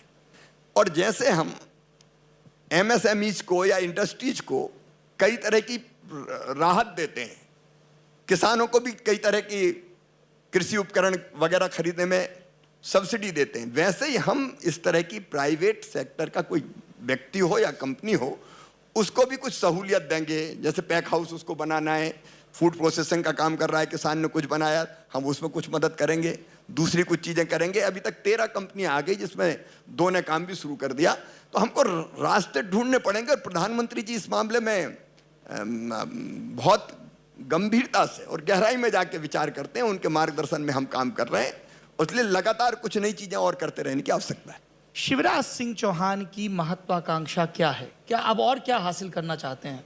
देखिए, व्यक्तिगत महत्वाकांक्षा रख के आप कभी देश का भला नहीं कर सकते, और हम कहते हैं राष्ट्र प्रथम, उसके बाद पार्टी और सबसे अंत में हम। Wow. With that words, let's give him a very warm round of applause. Thank you, Shivraj. Thank you very much for this. Thank you. The event served to highlight Madhya Pradesh's criticality to the India story. And thus, with enriching takeaways, Madhya Pradesh First came to a fruitful close.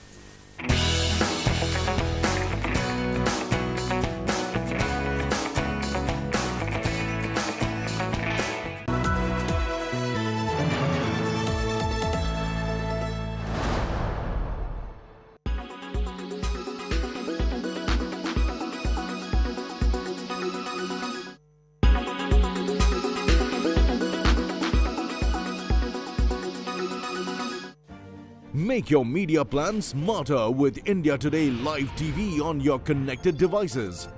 Amplify your brand with 100 million smart internet viewers. To advertise, mail us at sales@aajtak.com. Make your media plan smarter with India Today Live TV on your connected devices.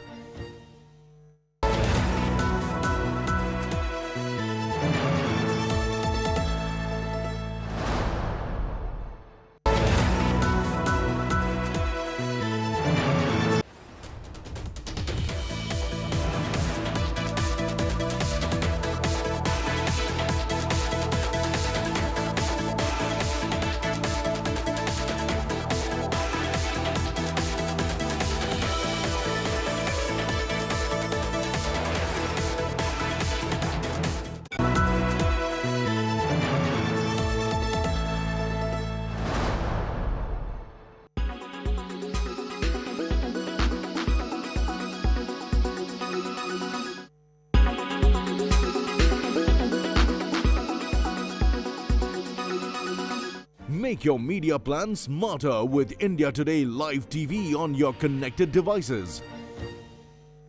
Everyone's busy finding what's trending. You're busy finding out why.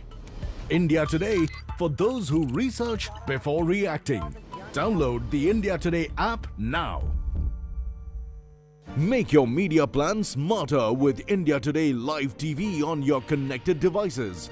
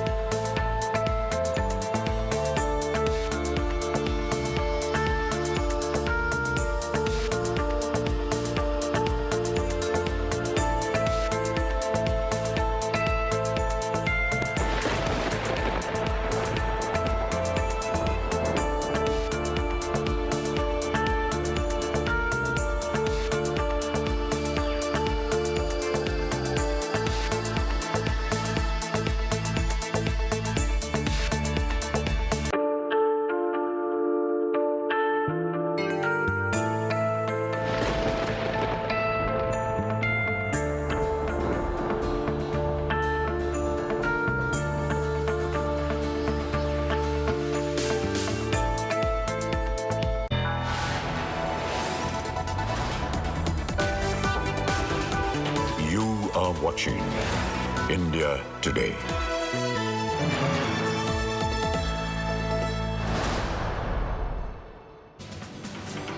From Twin Towers to dust, let's take a look at the entire sequence of India's biggest demolition.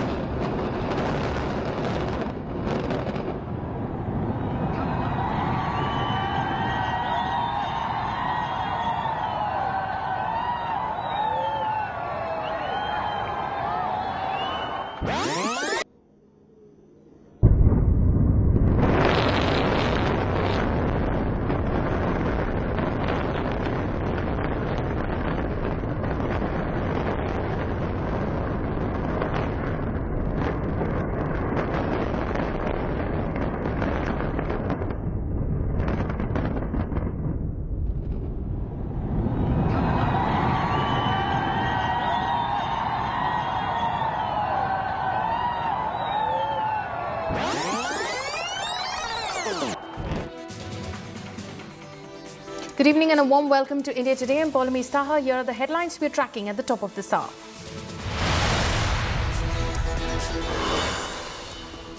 India's biggest demolition ever. India Today gets you exclusive visuals as India's Twin Towers turn into dust in just 9 seconds.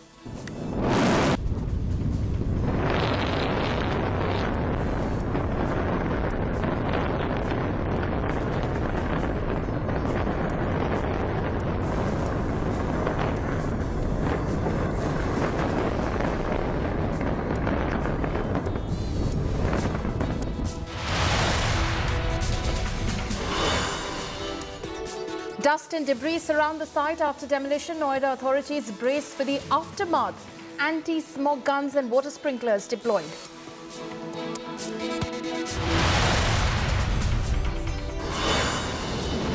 Supertech defends illegal Twin Towers. R.K. Arora passes the buck to the ruling government in 2012.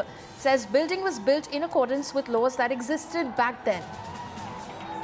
आपको विश्वास दिलाना चाहता हूं कि इस demolition की वजह से किसी भी ऑनगोइंग प्रोजेक्ट के ऊपर कोई असर नहीं पड़ेगा और सारे निर्माण कार्य नियमित रूप से चलते रहेंगे। Sonali Phogat's murder mystery gets murkier. Goa Chief Minister backs CBI probe into murder after family alleges conspiracy and demands a thorough probe.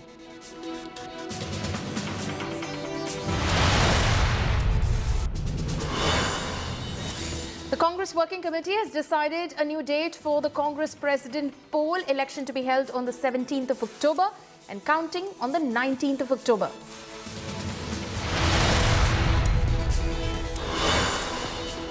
And India will take on arch rivals Pakistan to start their campaign in Asia Cup 2022. Both teams are part of Group A along with Hong Kong.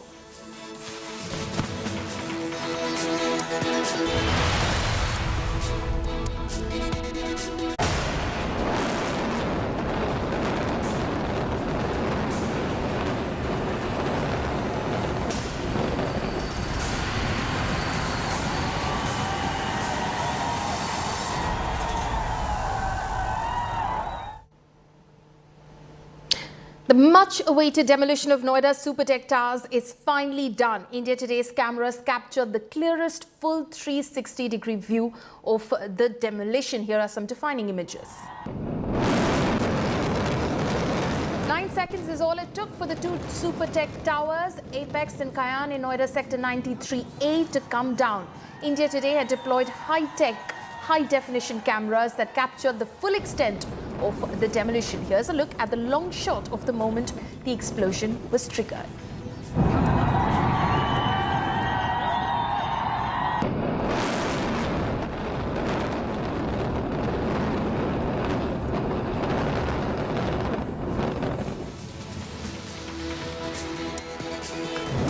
Blink and you miss it. 9 seconds to bring down 32 floors. So India Today in fact slows down the stunning demolition. Here's a frame-by-frame look at the demolition. The towers brought down like a pack of cards.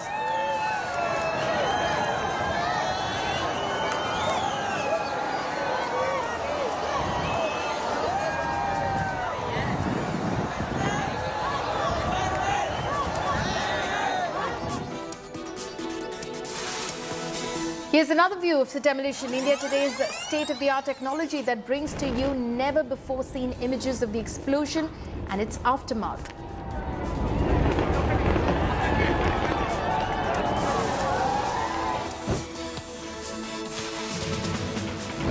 What was left after 9 seconds was a huge plume of smoke and dust. For the first few minutes, there was just dust everywhere, and as it settled, the empty space where 2 Supertech Towers once stood. The demolition, which reduced the 2 towers to ashes, has caused a sudden spike in air pollution, with the level of particulate matter in the air going up.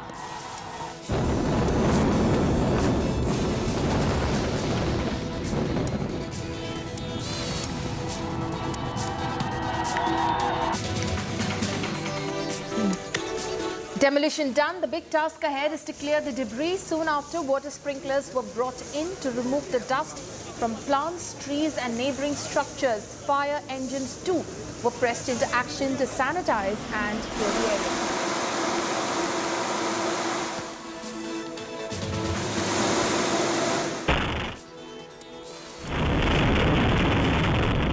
While India Today cameras captured the demolition in its clearest view, an ATS Green Village resident had placed a camera in his balcony to record the explosion. And this is what the balcony camera recorded. Floors of the Twin Towers collapsing one by one. This is the closest view of the demolition.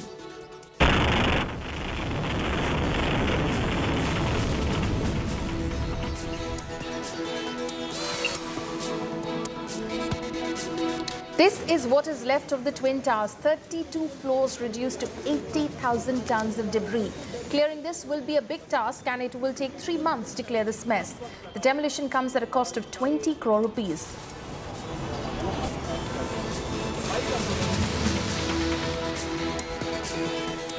Residents of Emerald Court who had evacuated, the local residents were seen celebrating after the demolition took place. In Parshvanath Prestige Society, people were seen dancing and beating drums while expressing their happiness over the demolition of the illegal towers.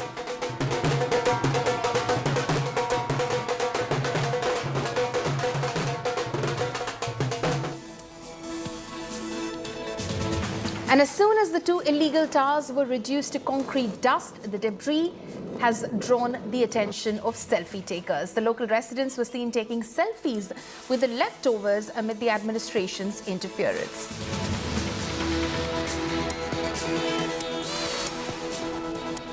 The contrast between the 2 towers when they stood taller than Delhi's Qutub Minar and the massive pile of rubble is all too stark. While the 2 towers were around 100 meters tall, the heap of debris stands just dwarfs when compared.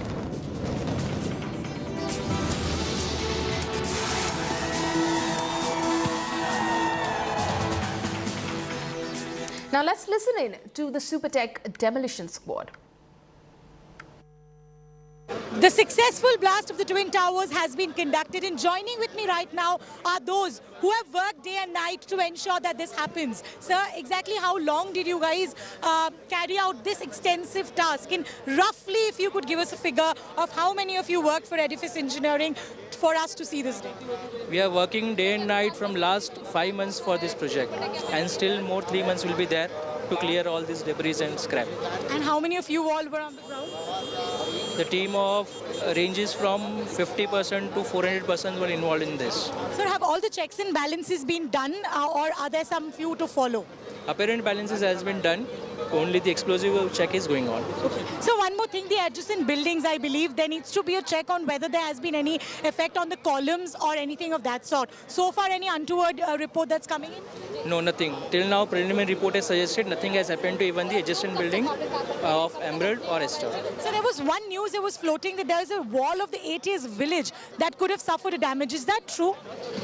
Yeah, so it was according to our plans, and the wall has been damaged, but that was already pre-discussed that the 10 meters of the ATS wall will go because the distance is very less. That's the reason. Yeah. Apart from that, there's nothing untoward. No structural damages to the nearby structures, only the compound wall of 10 meters, just 10 meters have gone, which would be, the debris would be removed and would be repaired.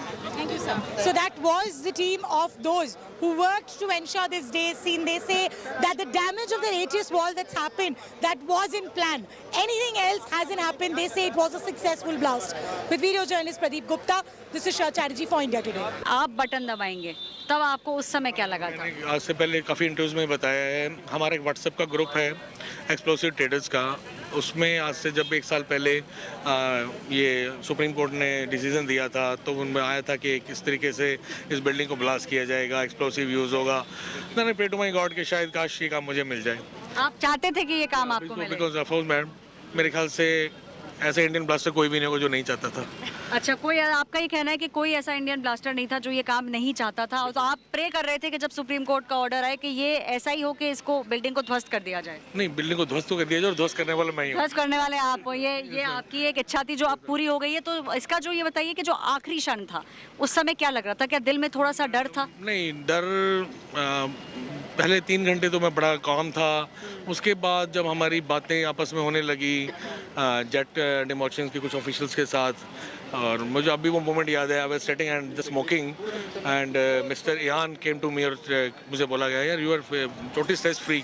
मैं या I M, but बोला आई am not. वो घबराए हुए थे, आप नहीं या थे? उसका ये कहना बिकॉज द डिज़ाइंस उनके थे, प्लानिंग्स उनकी थी, और जो उसने कहा कि I am not, that moment I got to सेस मैं यार कुछ गड़बड़ ना हो जाए। और उसके बाद लेकिन ठीक है, सेस तो मुझे भी था, मैं अपने आप को बड़ा अच्छा दिखा रहा था सुबह से लेके शाम को। जब उन्होंने कहा तब आपके दिल में, तब आपको पहली बार थोड़ा सा लगा? लेकिन मैं शो कर रहा था आई एम स्ट्रेस फ्री।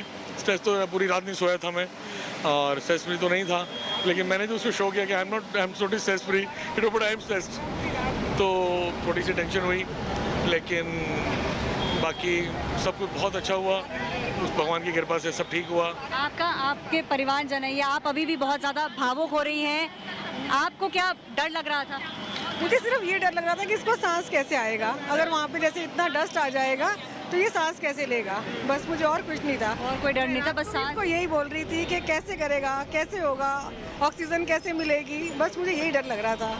ये डर था कि वहाँ ब्लास्ट के अंदर एकदम है तो कुछ, हाँ जी, बस क्योंकि बहुत धुआं जैसे देख रहे थे ना कि और जगह का दिखा रहे थे, तो यही लग रहा था कि इसको सांस कैसे आएगा, बस और कुछ भी नहीं था। कॉन्फिडेंट थी, भगवान इसके साथ है, बट उस पे जब देखा सामने से तब बहुत दिमाग खराब हुआ था। जब तक इससे बात नहीं हुई तब तक तो बहुत दिमाग खराब रहा कि पता नहीं क्या होगा। दिल में बहुत आपको वैसा हो रहा होगा कि बात हो जाए। हाँ जी, हाँ जी, बट इसका फोन बहुत अर्ली आ गया था हमें। हाँ, ब्लास्ट होने की कितनी देर बाद बात हो गई थी? 4-5 मिनट के अंदर आ गया था। हाँ, आप लोगों ने कहा बालकनी से देखा था? हम लोगों ने खड़े थे, मीडिया के साथ थे, तो वहीं किया हमने, किया था। हाँ जी, हमने जैसे बोला था ये इंडिया का टॉप डिमोलिशन है, रादर वर्ल्ड का टॉप 5 में डिमोलिशन में आएगा, और जो हिसाब से हुआ है it is the best demolition which even I have ever seen. जो एनविसेज किया था, जैसे सोचा था, परफेक्टली ऐसे आया नीचे। सो हमें कोई भी इसमें दिक्कत नहीं है। हमारी पूरी टीम, CBRI, हमारी दोनों की joint team, Edifice Jet, CBRI, Noida authorities, we are all happy with the way it has worked out, so we have no problems. Thank you for all the support. मैं पहले से कहता आया था, we are very confident, we have done engineering, हमने ऐसे ये free fall नहीं है, ये प्लान्ड फॉल है, और ऐसे ही हुआ है। Joining with me right now is Director Harsh, along with his entire team, who's conducted the research and understanding of how this entire process took place. Sir, if you could just explain to us what exactly the entire country saw and how successful was it? See, the foremost thing that the entire country sees, the faith and belief in their scientists, and the goodwill of all the residents who are actually close to us. And it's the event which is actually lasting for 9 seconds. There is a huge amount of work, calculation, planning, and then at the end of the day, perfect execution of the job. You know.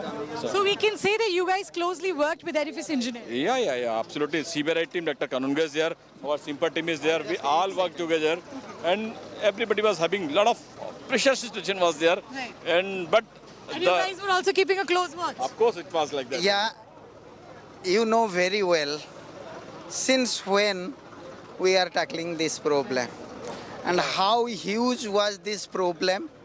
On one side, Gale gas pipeline with 36 bar pressure, others, and at 25 meter distance, 4 tall towers of ATS village, 9 meter distance, another 3 tall towers of Ikorba society. But we can say this was a successful... And this is a perfectly successful one.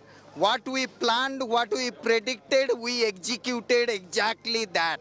So this is a message to the whole country that they should believe in science and engineering and technology. They should believe their own people. They should have faith, and they have kept faith. They kept faith on CBRI, and CBRI has proved as per their expectation. Thank you. This is the team of the scientists from CBRI, extremely ecstatic. They say that the country should place hope on the scientists, and this they call, this is an engineering wonder. With video journalist Pradeep Gupta, this is Shreya Chatterjee for India Today. The Supertech Twin Towers in Noida have been brought down in a massive explosion in mere 9 seconds. The total of 915 residential flats and 21 shops were razed to the ground when 3,700 kilograms of explosive material imploded Kayan and Apex Supertech's Twin Towers in Noida Sector 93A. 32 floors of Supertech Twin Towers are now just 80,000 tons of rubble. After a 9-year-long legal battle, the towers were finally demolished at 2:30 p.m. on Sunday with a thunderous blast, leaving a cloud of dust in the air and on ground. Now, when the demolition is done, the next challenge for Noida authorities is to clean the mountain of debris generated due to the demolition. The area had been evacuated hours ahead of the blast, and measures put in place to ensure that the adjoining structures are not affected by the implosion.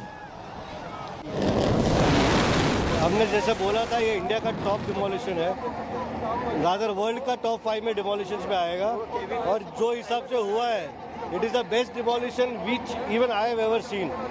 जो envisages किया था, जैसे सोचा था, perfectly ऐसे आया नीचे. सो हमें कोई भी इसमें दिक्कत नहीं है. हमारी पूरी टीम CBRI, हमारी दोनों की joint team Edifice Jet CBRI, Noida authorities, we are all happy with the way it has worked out. So we have no problems. Thank you for all the support. मैं पहले से कहता आया था, we are very confident, we have done engineering. हमने ऐसे ये free fall नहीं है, ये प्लान्ड फॉल है, और ऐसे ही हुआ है. लार्जली जो पूरी एक्सरसाइज है एज पर प्लान्स थी, और उसका एग्जीक्यूशन बिल्कुल एज पर प्लान हुआ है. बाकी अभी एक्सपर्ट टीम्स जो है वो मौके पे हैं, वो असेसमेंट कर रहे हैं. हम लोग भी अब उधर ही जा रहे हैं. उनका असेसमेंट के बाद जो है आपको फिर अपडेट देंगे. देखिए, ब्लास्ट लार्जली सक्सेसफुल है. बाकी एडिफिस इंजीनियरिंग और जेट डिमोलिशन CBRI की टीम इस वक्त मौके पे है, तो कोई लेफ्ट ओवर एक्सप्लोजिव्स ना हो इसको चेक कर रहे हैं. जो डिमोलिशन वेस्ट था वो सारा लार्जली साइट के अंदर ही है. थोड़ा सा मलबा रोड पे और ATS की वॉल की तरफ गया है. बाकी जो लार्जर डिटेल्स हैं साइट पे चेक हो रहे हैं. डस्ट क्लाउड जैसा हम सभी लोगों ने देखा, इमीडिएटली डिसिपिएट हो गया था. हमारी सारी machinery, smog guns, sweeping machines, water tanker site पे ऑपरेशनल हो गई हैं. With in half an hour जो अंदर का जोन है जो बैरिकेड किया गया था, जैसे ही अंदर से क्लियरेंस आएगी, अंदर की साइट में भी क्लिनजिंग का काम शुरू हो जाएगा. तो लार्जली ऑल इज ओके. बाकी जो डिटेल्स हैं they will be clear more after 1 hour, 1 घंटे बाद. देखिए, हमारे को एडमिनिस्ट्रेशन ने रिक्वेस्ट किया था टीम स्टैंड बाय करने के लिए, तो जो उनकी रिक्वायरमेंट के हिसाब से हमने टीम्स यहाँ लगा रखी हैं. रेस्ट जितनी भी डिटेल है वो प्रशासन देख रहा है, उसको तो आपको वहाँ से मिल जाएंगे. NDRF का जितना काम था वो पूरा होने का हमारी अभी तक कोई रिक्वायरमेंट नहीं. आपको मैंने एडवांस में भी बताया था कि शीशे टूटने की उम्मीद है, और ATS की बाउंड्री जो हमने ATS विलेज के चेयरमैन साहब और जब मीटिंग हुई थी तब हमने कहा था कि इतनी बाउंड्री टूट सकती है, अनुमानित है, नहीं भी टूट सकती है, टूट भी सकती है, लेकिन अनुमानित है, और वो ADFIS आपको वापस बना के देंगे जैसी है वैसे. भी नहीं, क्रैक गेजेस जो लगे थे उसके वाइब्रेशन मेजरमेंट जो थे वो एज इट इज़ है. CBRI अपनी रिपोर्ट हफ्ते में देगी. हमारी टीम जो स्ट्रक्चरल वाली है वो 7 दिन में रिपोर्ट देगी. लेकिन आँख से देखने से पता चलता है कि कहीं पर भी कोई भी नुकसान नहीं. ब्लास्ट हो चुका है, बिल्डिंग पीछे धराशायी हो चुकी है, और पोल्यूशन भी जितनी उम्मीद थी उससे काफ़ी कम हुआ है. और जो डस्ट क्लाउड क्रिएट हुआ था वो यहाँ से ATS की बिल्डिंग जो ATS विलेज है उसके ऊपर से होता हुआ एक्सप्रेसवे की सीध में आगे चला गया है। तो कुल मिलाकर के जितनी उम्मीद थी कि जितना ज़्यादा पोल्यूशन होगा उससे काफ़ी कम हुआ है, और जो पोल्यूशन हुआ है उसको समाप्त करने की कार्रवाई चल रही है और हमारे सभी 15 फायर टेंडर स्प्रिंकलिंग कर रहे हैं। That's the building that's gone down in just about a few seconds, barely 9 seconds that it's taken for it to come down. And that's the dust that's not settled as yet. It was a huge sound, vibrations that I could feel on my feet. Quite a scary affair. Undoubtedly, the sound was alarming. A huge alarm bell that went out even before the demolition took place. And now we see the building has come down. In just a few seconds, it's gone down to dust. It's happened successfully. Thankfully, nothing to panic at this point. All the residents, locals around have been evacuated, so it's a safe affair. All the dust that's still not settled, all in the vicinity there, will take at least half an hour for it to go down. So we know that this is at least another half an hour for the dust to settle, for it to completely come down. But this has left me flabbergasted. It was a shocker to see a building of that size and that magnitude to come down in barely a few seconds. It went off, in fact, almost simultaneously. Between the Cayenne and the Apex Tower, there was barely 1 to 2 second difference, but the way it went off and the way it's come down has really left us aghast.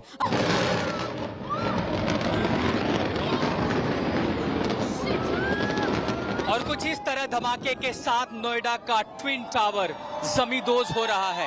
एक के बाद एक धमाके, 1 millimetre के difference पर लगातार होते धमाके, और पूरी तरह नोएडा का ट्विन टावर 30 और 32 मंजिला गगनचुंबी इमारत कुछ इस तरह धुएं के गुबार में बदल चुकी है। और जैसा कि अंदाजा लगाया गया था, बिल्कुल प्रिसाइज तरीके से, बिल्कुल परफेक्ट तरीके से गणित और फिजिक्स जिसका नियम लागू हुआ, और कैसे ये पूरी इमारत, आपने देखा धमाका भी बेहद कमजोर लेकिन बेहद मजबूत।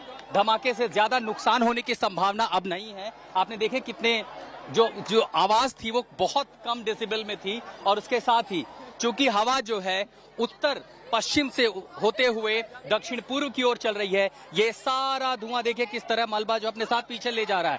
अब आप पीछे देख पा रहे, देखिए ATS के जो रहने वाले लोग थे उनको राहत की सांस मिलेगी, उनका घर वहां दिखाई पड़ रहा है। देखिए धुआं का गुबार जैसे छटेगा, पीछे की जो इमारत है वो बिल्कुल सुरक्षित दिखाई पड़ती है, इसके ठीक दूसरी तरफ एक दूसरी इमारत सुरक्षित दिखाई पड़ती है। आपने देखा ऐसा लगा जैसे दिवाली की फुलझड़ियां फूट रही हों, और एक एक करके दोनों इमारत महज 4 सेकंड में धराशायी हो गई।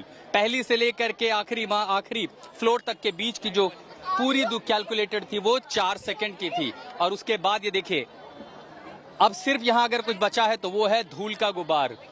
बहुत ही बारीकी से, बहुत ही स्मूथली, बिना ज्यादा आवाज किए, और सारा का सारा जो स्ट्रक्चर था, जो ढांचा था, वो जमींदोज हो गया। अब आपको जो देख पा रहे हैं वो सिर्फ रिहायशी इलाका है, और यहाँ सिर्फ और सिर्फ धुएं का गुबार है। Twin towers have been demolished and we can feel the vibrations standing here almost a kilometer away from the Twin Towers. We could feel the vibrations on the flyover. We'll just show you the smog, the pollution that has taken place, and it took barely 10 seconds for the entire building to come down. And with this, the structure which was illegal, the structure which personified what greed can do, what corruption can do, have been wiped out from the face, from the landscape of Noida. This is Aishwarya Paliwal reporting for India Today with camera person Alok Das. The Supertech Twin Towers of Noida have been finally demolished. After a long battle, the illegal Supertech Twin Towers of Noida were demolished at 2:30 p.m. on Sunday. On your screens, you can see that with a booming blast in around 9 seconds, the tallest towers were in fact turned into rubble. 29 and 32-storied Cayenne and Apex Towers were a part of the Emerald Court project of Supertech Limited and were found to be in violation of multiple regulations regarding construction. With the demolition of the Twin Towers, hopes of hundreds of buyers who dreamt of a home in the collapsing towers were also destroyed. With dust and debris around the area, all around the area, in fact, Noida authorities are now bracing for the pollution aftermath. Cleaning process is currently underway, and gas and electricity supply will be restored in the area, while people will be allowed to enter the neighboring societies by about 7 p.m. this evening. इतनी ज़्यादा close vicinity में सारे residential societies थी, ATS भी थी और हम लोग का तो दूसरे टावर्स थे ही. सो एक डर तो था कि डिमोलिश होगा भी या नहीं, बिकॉज रिस्क बहुत ज़्यादा था वहाँ पे. But luckily thankful to Supreme Court, उन्होंने हम लोग के फेवर में अपना ऑर्डर पास किया एंड वी आर ग्लैड कि आज फाइनली ये डिमोलिश हुआ. लगता है कि ब्रीदिंग प्रॉब्लम्स होगी, बहुत ज़्यादा डस्ट आएगा. मोस्टली जो एस्थमेटिक पेशेंट हैं या जिनको क्रॉनिक ब्रोंकाइटिस है, उनको प्रॉब्लम हो सकती है. इसलिए हमने बचाव के लिए काफ़ी कवर किया है, बट डस्ट की प्रॉब्लम तो हो सकती है. हमारे लिए तो ये बहुत अच्छा है कि ऐसे करप्शन रोका जाता है. हाँ, करप्शन रुकेगा ना, नहीं तो आगे पता नहीं ऐसे कितने करप्शन होंगे, तो लोग डरेंगे अब. The Supertech Twin Towers come crashing down in just 9 seconds with a spectacular explosion. The explosion left behind a cloud of smoke and 55,000 tons of debris. While the residents are expected to return to their houses post 6:30 p.m. this evening, the debris would take an estimated 3 months to be completely cleared and disposed of. Noida Authority has made all necessary arrangements to clear the dust from the area. It has deployed sanitation workers, mechanical sweeping machines, water sprinklers, in fact, at the site. Experts say that the demolition is likely to increase particulate matter, PM10, in and around the site, which can lead to allergic reactions in the healthy and aggravation of symptoms in those who have respiratory disorders or diseases. The health advisory has also been issued for the residents to tackle the situation post the demolition. People have been advised to wear masks, use air purifiers and keep doors and windows shut. Special care should be taken in fact, of kids, elderly and people suffering from asthma and other respiratory ailments. A demolition like this, or rather an explosion happening in open air, is much safer than, say, underground mines, because everything which is coming out of that gets dissipated by in the ambient air, so decreasing the harmful effects of the same. The only risk which has been reported is that occasionally underground channels like drains or something may become the trap for these gases and sometimes even get transmitted further on. Slipping into a short break now. On the other side, we have my colleague Nikhil Nas live with us from Dubai on the much anticipated clash between the arch rivals. For that special sports edition on the other side of the break, stay tuned.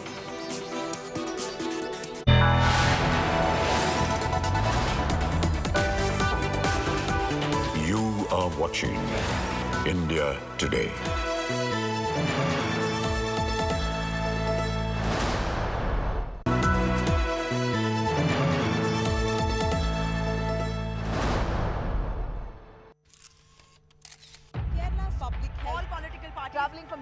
Armed with facts, she takes the news by its horns. Do you think the future of these students are not hampered? Fierce, bold and direct, setting the tone for the biggest stories from every corner and every angle. Expect nothing but the unfiltered truth. News first, niceties later. Watch me, Nabila Jamal, on India Today.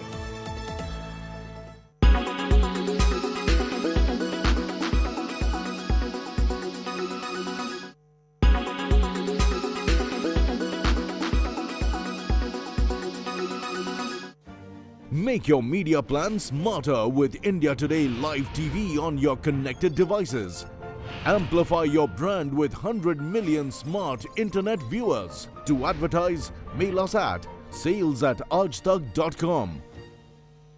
Make your media plan smarter with India Today Live TV on your connected devices.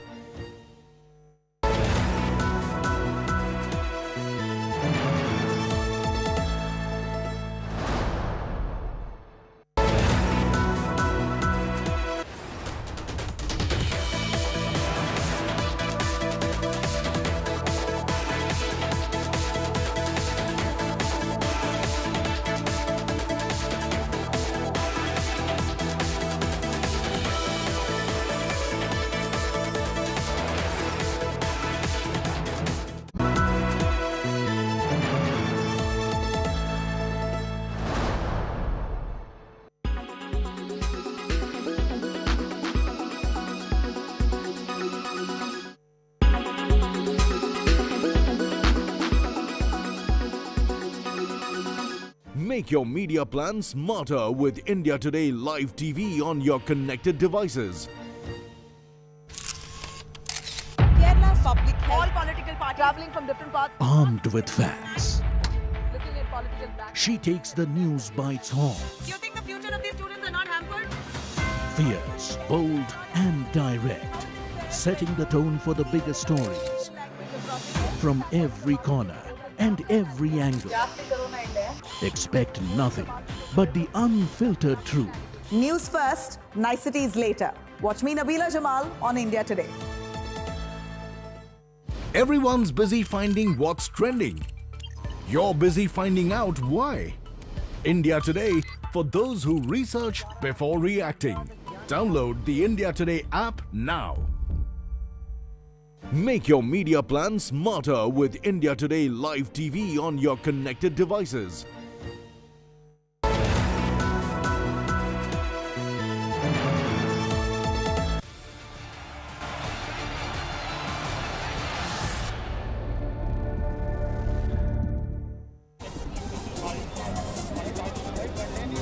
Hello and welcome to this special program coming to you live from the Dubai International Stadium.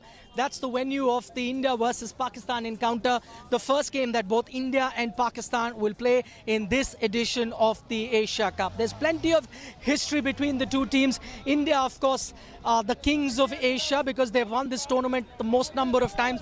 But the relevance of this encounter comes from the fact that it was this very venue, the stadium that you see right behind me, which saw the last India-Pakistan encounter which Pakistan won. So payback is going to be on the minds of the Indian cricketer. So we're building up to this big encounter.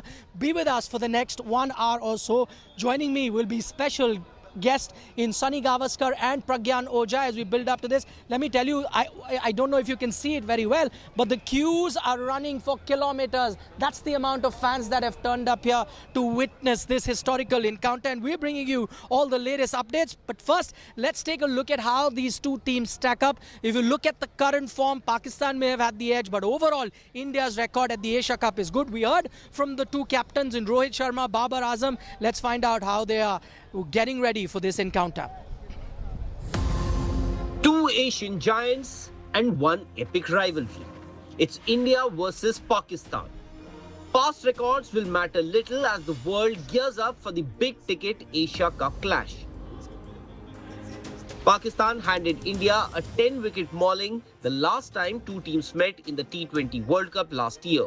But Rohit didn't want to read too much into it. The mood in the camp is obviously buzzing.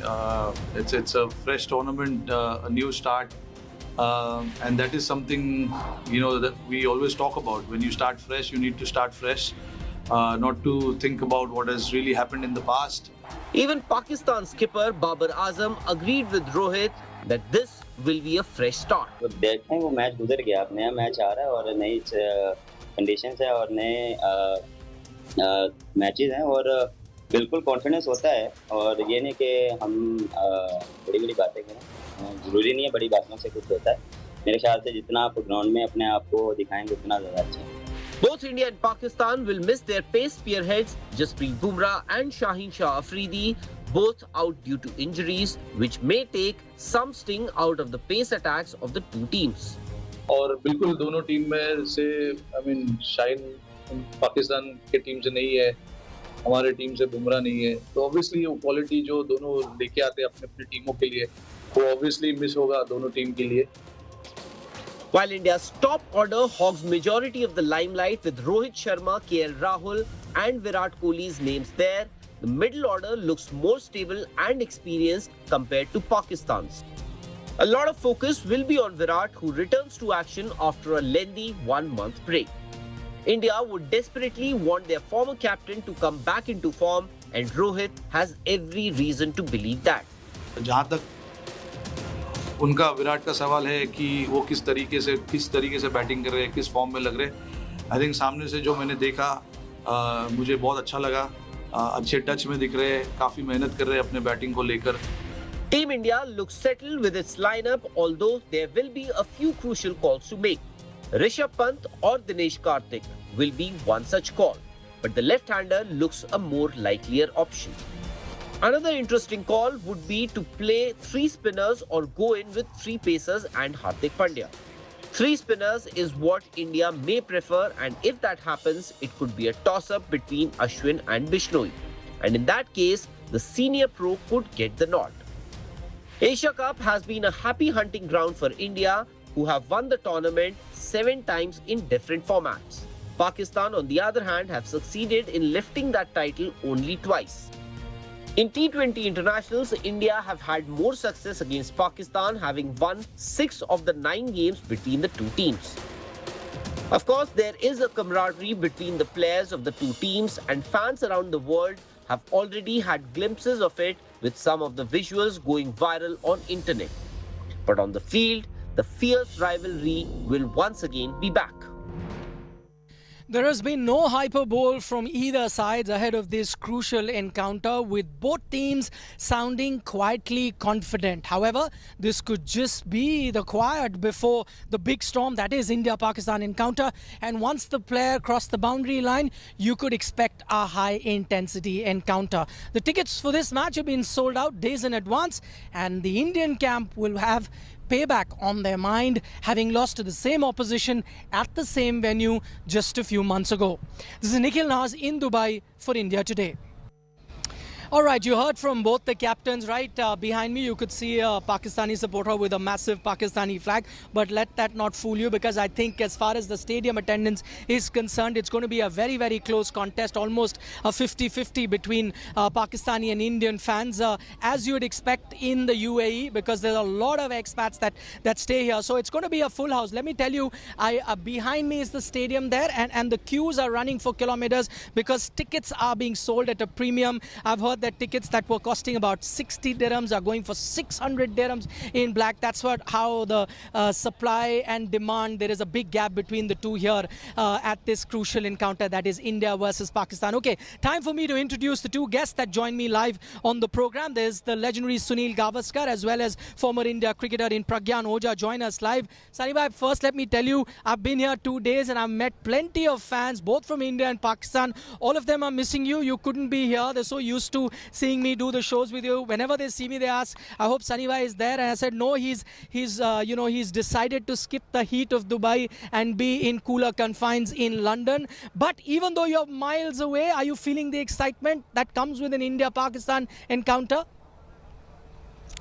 Yes, Nikhil, thanks for saying that. Always, I think the excitement level is always high when it is, India playing, and particularly when India is playing Pakistan, because, the fans of both the countries are going to be around. They're going to cheer their teams. There's going to be just a little bit of, tutu meme as far as the fans are concerned. And that adds to the spice, adds to the fun of watching an India-Pakistan encounter. Okay, Saima, that's true actually. Even I can feel it. I've covered many India-Pakistan games, but every time I come, the excitement is a lot. But Saima, let me ask you one thing. The last time these two teams played was here at this stadium, and I remember, maybe the pressure was a bit more on that occasion for both teams, because one, it was the World Cup. Secondly, you knew the format of the tournament was such that if you were to lose the match, you were literally out of that tournament. So those were different circumstances. Here we know that India, Pakistan most likely will play each other twice. Also most likely will play each other in the final. Keeping all that in mind, you think the pressure would be slightly less in this encounter compared to the last time they met here at the T20 World Cup? No, I don't think so, because it's the first match of the tournament, and both the teams would want to start with a win. So I don't think the pressure will be any less. If they get off to a winning start, win the remaining matches before they play against each other again, then maybe the pressure will be just a little bit less. But right now, no. The pressure will be intense on both the teams to get off to a winning start. Pragyan Ojha also with us. Pragyan, we're missing you in UAE as well, since you know a lot of places around. So, I'm a newbie here, so I wish you were here with me and could have taken us to some fine restaurants. But maybe next time. For the moment, we're all hoping to feast on some India-Pakistan cricket. That's, of course, on the menu this evening. How do you see the two teams stacking up? The one thing, Pragyan, that I've noticed this time, there's a lot of camaraderie, a lot of bonhomie between the two teams. Players mating each other. Does that come with the fact that, you know, they now don't play a lot of bilateral series, and once in a while, so there may be a bit of, you know, camaraderie developing between the two teams? How do you see that build up, which has been much softer compared to previous times? No, see, I tell you now, because of the social media, we're getting to see, you know, a lot of our cricketers are interacting with each other. But if you go back, I've seen, even Sunny sir would agree, that they always shared a bond with the opponents, especially with the Pakistani boys or whoever they play. Now it is more highlighted because it's on social media. Everything that you do, you can just get it on your fingertips in seconds. So I'm very sure they always had that, friendship, or maybe, you know, they used to greet each other or meet each other or maybe have a meal together. That always used to happen.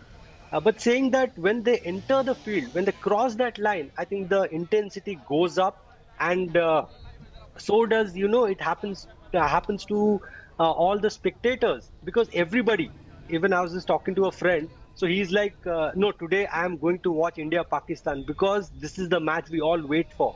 So that is the hype it always has created. And saying that, I truly believe that you should have a good bonding when you're off the field. But when you're entering the field and you're playing for your country, the total momentum, or maybe the intensity or the focus, should always be on winning the tournament.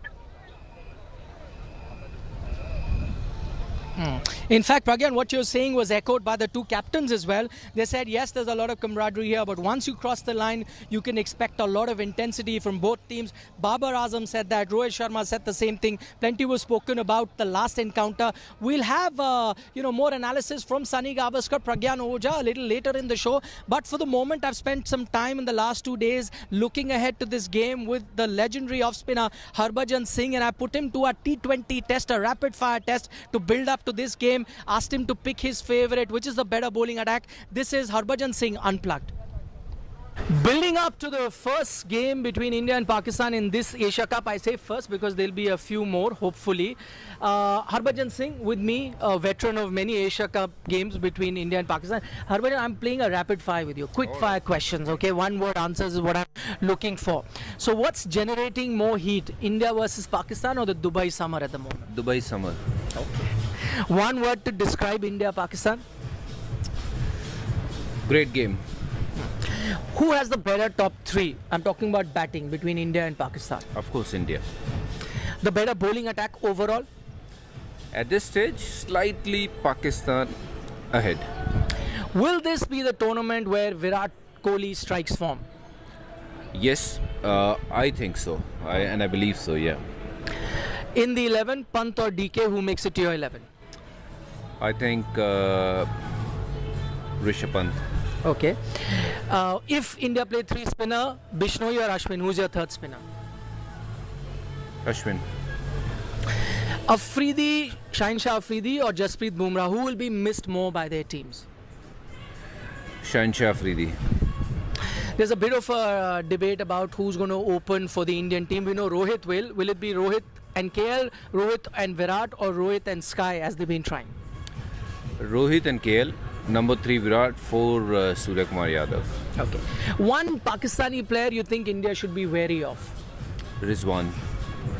X factor he has. Who could be India's surprise factor this tournament? Surprise factor. Not a very well established name, but a surprise factor. Surprise factor. I mean, I can't name one. Sky? Yeah, Surya Kumar Yadav could be the one. He's not as big name as Virat Kohli or Rohit Sharma, but yes, I think in terms of work-wise, he's probably as far as anyone. Final question, the toughest one. Pick a winner tonight. India. Oh, that was an easy one. Harbhajan Singh, thanks always for speaking with us. Thank you. Okay, Harbhajan Singh didn't have a lot of problem picking who the winner is going to be, and I'll ask this to our two experts. Before that, I have two very special fans with me. One from India, one from Pakistan. Why do I say special?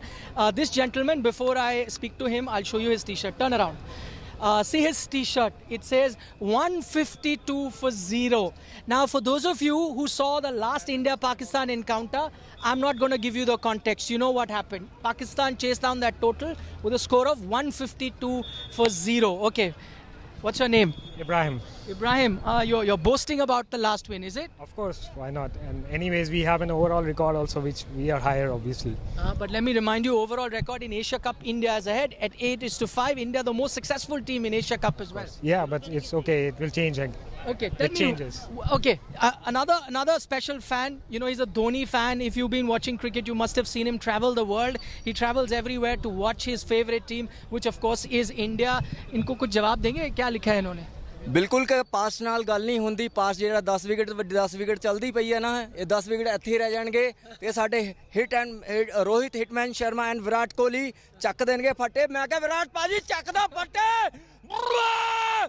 ਇਹ ਪੰਜਾਬ ਦਾ scene ਨਹੀਂ ਹੈ ਇਹ ਹਿੰਦੁਸਤਾਨ ਦੀ ਜੰਗ ਹੈ ਭਾਰਤ ਮਾਤਾ ਕੀ ਜੈ India India India India हाले भी 10 विकेट पईयां ने कोई गल नहीं भाजी आज वो भी देख लांगे अपन हाले भी पईयां ने अच्छा you'll have पिछले साल दी पईयां ने वो पास दी गल है वही ना पिछले साल दी पईयां ने 7 time champion 7 time champion this time वो बोलते हैं ना मूवी का था कितने आदमी थे सिर्फ 2 आदमी थे बस अच्छा okay I tell you what you have to give him full marks for energy there he beat you It's okay.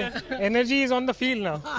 Let's show the energy on the field. Okay, did your t-shirt go viral when you made this? Yeah, it did. It did, huh? It was mine. Okay, so but let me warn you, if that doesn't happen today, what's going to happen to this t-shirt? I'll still wear it. It will still remain 152 for 0. It will never change. Okay, thanks for your company. Thank you, both you guys. I hope you have a great game. Have a good time. So see, at the end of the day, they shake hands and they wish each other all the best. This T-shirt, as you know, Ibrahim was pointing out, went viral. He wrote 152 for 0, trying to rub it into the Indian team. But as I reminded him, India has a better record overall. Sunny Gavaskar, Pragyan Ojha, still with us. Sunny, let me ask you. You know, plenty has been spoken about that last encounter between India and Pakistan, as the Pakistani fan here was pointing out, that they won without losing a wicket. Do you think that's going to have any bearing, or you know, these professional players, they're so used to playing so much competitive cricket that they know when to turn off the switch, when to turn it off, how to forget those defeats and move forward? Yes, but before that, let me just get back to the camaraderie aspect that you and Pragyan discussed about. There's always been that, you know, camaraderie between the players of both the teams. Yes, I've known Imran Khan for such a long time, and we spent quite a lot of time off the field together as well. But hey, when we were on the field, he was trying to knock my block off every single ball. So the intensity on the field, once you cross the line, is different. The camaraderie aspect is, different, because there's so much of commonality between the two countries. But coming back to your question about, the result, good teams, great players forget the previous delivery. So also great teams, good teams forget the previous match, whether they have won the match or whether they have lost the match. If they have lost the match, there's plenty to learn. And I'm hoping that India will have learned how to counter swing bowling. It doesn't have to be a left-hand swing bowler. The start is important for India. The top 3 batsmen have been a little bit vulnerable to the left-hander getting the ball to nip back in. So maybe if there's a right-hand bowler who can get the ball to nip back in sharply, for Pakistan, he could still cause some problems. So the Indian batsmen have to be, hopefully I've learned from that. Hopefully we'll be able to cope with the movement a lot better. And then I think we'll see a big score on the board. But yes, I don't think the previous games matter that much. To a winning team, sometimes, yeah, it's a big boost. But to a losing team and a good team, they will not worry about the previous game. Okay, Pragyan, just to take that point forward of what Sunny Bhai was saying, how do you see, because I'm talking about that last game, plenty has been spoken about. What I want to know from you is that 10 months ago, that encounter, the Indian team's batting order is going to be exactly, we still don't know the 11, but you pretty much can figure out what the batting lineup is going to be like. You're going to literally have the exact same batting lineup that India will go in this encounter as well. What does that signify to you? Does that tell you that India did not panic, they still have faith and thought that that's a one-off? Or do you think, no, this may not be a great sign, that Indian cricket doesn't have too many reserves and not move forward? How do you see the fact that India has gone in with exact same sort of a batting order that they had at the T20 World Cup, where they did not fare very well? First of all, I would echo what Sunny sir said. You know, the better teams or good teams, they just focus on what's in the present or what's going to happen in the future. Whatever has happened in the past, it is not in your, it's already done. So Indian team, when they're going with the same batsmen, same lineup. Most of them are the same. So it shows that they're confident. But one thing which has changed is their mindset and the template. As Rohit said, they are working on the template. They want to, play a different cricket. Right now, T20, there's a different way of approaching. So that's what these guys are looking to adapt. And when they are talking about it, they're walking the talk. They've shown us that this is how we are going to play for the next World Cup, or maybe so on. So it's quite clear that it's the same team, but it's a different mindset and a new captain who has the experience of handling the pressure in big occasions. I'm not saying that Virat doesn't have. I'm just saying that Rohit has seen that he knows how to handle it. So it'll be something which he can always fall back to if there's a lot of pressure on the ground, and which we all are expecting when you're playing against a team like Pakistan. And mind you, Pakistan is not the same old team. They've changed a lot. They're playing different brand of cricket. Last time I saw them, the way they were playing, they knew exactly how to, put the pressure back on India. So this time, with Afridi not being there, but I'm very sure those guys will try and put the same kind of pressure, because it's the same venue, same wicket, similar wicket. But the only thing that will change is the conditions. Then it was little less hot. Now it's quite hot, what I'm hearing. Yeah, you're not hearing. I can tell you firsthand, Pragyan, it is really, really hot. Now it's slightly better, but in the daytime, you just can't even step out of your hotel rooms. I was talking to Harbhajan Singh. I asked him, how did you play in this heat? He says, I can't even remember. If you ask me today, I won't be able to get onto the ground and won't be able to play. So that is what you heard from Pragyan. I think what Pragyan said were two very interesting things. One, we're saying it's the same team because it looks the same team. But remember, the captain has changed, coach has changed, the mentality has changed. They're playing a different template. Even for Pakistan, he said it's a different kind of a Pakistan team. They've been chasing very, very well. Okay, we heard from the experts. Let's go across to Nitin Srivastav, my colleague. He's with a lot of young fans. You think the atmosphere is building up here in Dubai, outside the stadium? Well, tell you what, even in India and in Pakistan, the emotions would be running high. Let's go to Nitin. Nitin, tell us what you see around. I believe you've got a few young cricketers with you. How are they gearing up for this game?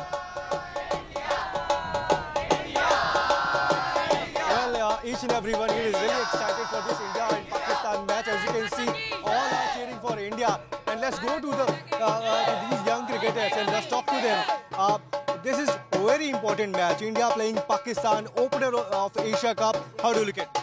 Sir, this is the very first match of India, and that too against Pakistan. So I hope that India plays well, gets a good finish to get a good start in the event. With a good finish, we'll get a good momentum. So I hope India wins the match with a good run rate, good margin, and hope all the players play well. All eyes are on Virat Kohli, especially Virat Kohli, because he was on break for 1 month. He didn't touch his bat in 10 years for 1 month. How exactly you are eyeing him? What are the expectations? Sir, I hope that Virat Kohli plays very well today. He hasn't touched his bat for the past 1 month, and we all hear it that if a player takes a break, then he returns with a thunderstorm. So I hope that he plays to his level, wins, make India win the match. Right. Last time, the same ground, Pakistan, everybody remember what happened at that time in October last time. But do you feel that this is the time when India actually avenged that? Yes, actually, yes. India lost Pakistan in the T20 World Cup, but I think that this is the right time. This is Asia Cup, and it's the very best moment to avenge that match. Absolutely. आपको क्या लगता है कि ये कितना बड़ा मुकाबला है, और खास तौर से विराट कोहली के लिए और पूरी टीम के लिए अगर हम बात करें, क्योंकि बहुत लंबे टाइम से टीम के अंदर में काफी सारे फेरबदल हुए हैं. T20 वर्ल्ड कप के बाद से कप्तान बदला, कोच बदला, लेकिन इस बार क्या जो है मैच का रिजल्ट बदलेगा? यस सर, क्योंकि बहुत टाइम बाद अपना कम बैक हो रहा है इंडिया का, तो इंडिया के लिए बहुत इम्पोर्टेंट इवेंट है और इम्पोर्टेंट मैच भी है अपने आप को वर्थ इट प्रूव करने के लिए. Exactly. So as you can see that each and everyone is very confident for Virat Kohli. They feel that this time Virat Kohli is gonna score good runs and Indian team is gonna win this match.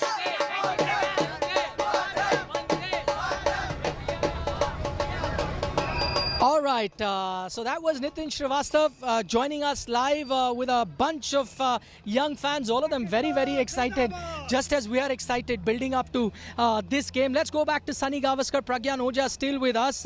Saivai, just looking at the two teams, I know the last time around, one very crucial factor that we saw at the T20 World Cup was the toss. It was literally down to win the toss, win the game, because most teams decided to chase, and because of too much of dew, the team that was bowling second didn't quite have a chance. I'm happy to report for you, I've been here the 3 days and I covered the 2 practice sessions that India did at night in the evening. Then I saw the Sri Lanka-Afghanistan game yesterday. No dew at all. Does that then make it an even contest, and toss is not going to be very crucial, Sunny Bhai, then? It certainly does. It's a huge difference because it means that the bowlers will not be handicapped. It's not just the spinners, but also the new ball bowlers who struggle when the ball is wet because of the dew factor. But if that is not the case, then I think it is going to be even Stevens. The toss probably should not make much of a difference because it's an evening game. If it's a morning game, then sometimes there's a little bit of moisture under the surface that can help the seam bowlers. But since it's a 6 p.m. start in UAE, I don't think that the toss should make much of a difference. That must come as a welcome relief for all teams. At the end of the day, no team really wants the toss to decide a game. They would want a one-on-one contest and then hope that the better team wins. Pragyan, one crucial factor for Pakistan, I know that India are missing Jasprit Bumrah, but maybe because India have such good reserves that you really don't miss one particular bowler, especially in fast bowling, and the Indian camp is very, very confident with the rest of the fast bowlers that they have. But can we say the same for Pakistan? Do you think that Shaheen missing out in this particular tournament, it will be a bigger blow to Pakistan than Bumrah missing out for India? I would say Pakistan has a decent bowling attack. If you look at Hassan Ali's record, he has a decent record against us. So he has that experience and he can bowl. But I feel personally Bumrah will be missed more because with the experience and the role that he plays. It is very, very important. I have not seen anybody do that because Bhuvi was doing it. Recently started before he was when he got injured. Then we didn't have anybody. But now Bhuvi is coming. But with Bhuvi, we always need Bumrah because he gives that cushion to the captain to deliver at every stage of the game when they're bowling.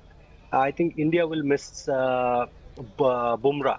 And if you look at Pakistan, I think they're a decent bowling attack. The bowling attack has been always good, especially with the fast bowler and the spin combination. And Shadab Khan is someone who has also troubled us, if you see, with his leg spin and his those quick batting, that quick runs that he gets. So these two guys, I feel, will be key against us. Apart from the main players. So what Pragyan is saying is actually echoing what Harbhajan Singh said as well. It may surprise a few, but even Harbhajan picked the Pakistan bowling attack as being slightly better than the Indian bowling attack. We'll talk about that. We'll talk about the team combination. What would be the ideal 11 for the Indian team? Of course, our focus remains on Team India. For the moment, we'll have to take a break on this special program called Desert Storm, coming to you live from Dubai. And we're taking a break simply because after the break, we'll have the toss updates. We'll have the 11s for both teams and then get the views of Sunny Gavaskar, Pragyan Ojha after a short little break. Don't go anywhere. Coming to you live from Dubai.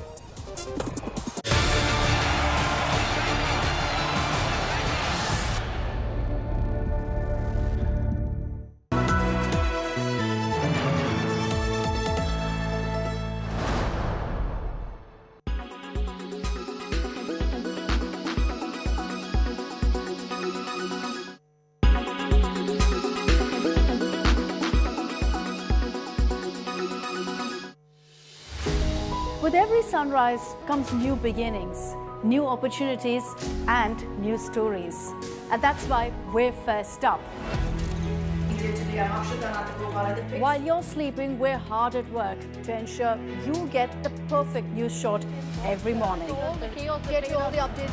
Our morning mission, to get you news that's fresh and packed with flavor. Watch First Up every weekday morning with me, Akshita Nandagopal, right here on India Today. Make your media plan smarter with India Today Live TV on your connected devices.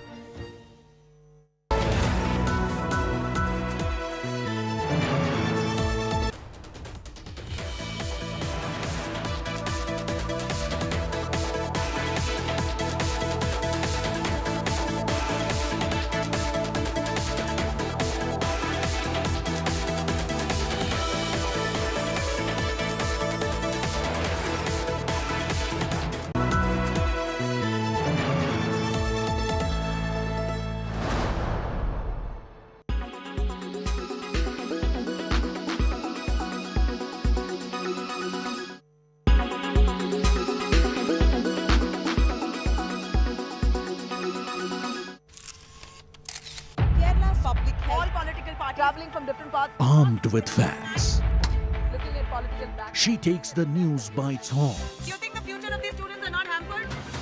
Fierce, bold and direct, setting the tone for the biggest stories. From every corner and every angle. Expect nothing but the unfiltered truth. News first, niceties later. Watch me, Nabila Jamal, on India Today. Everyone's busy finding what's trending. You're busy finding out why. India Today, for those who research before reacting. Download the India Today app now.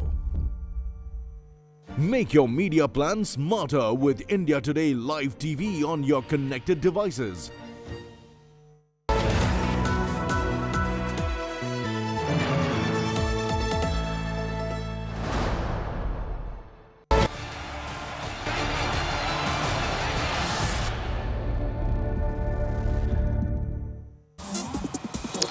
Coming to you live from the Dubai International Stadium, which is right behind me. If you can see, that's the venue of the crucial India versus Pakistan encounter. Not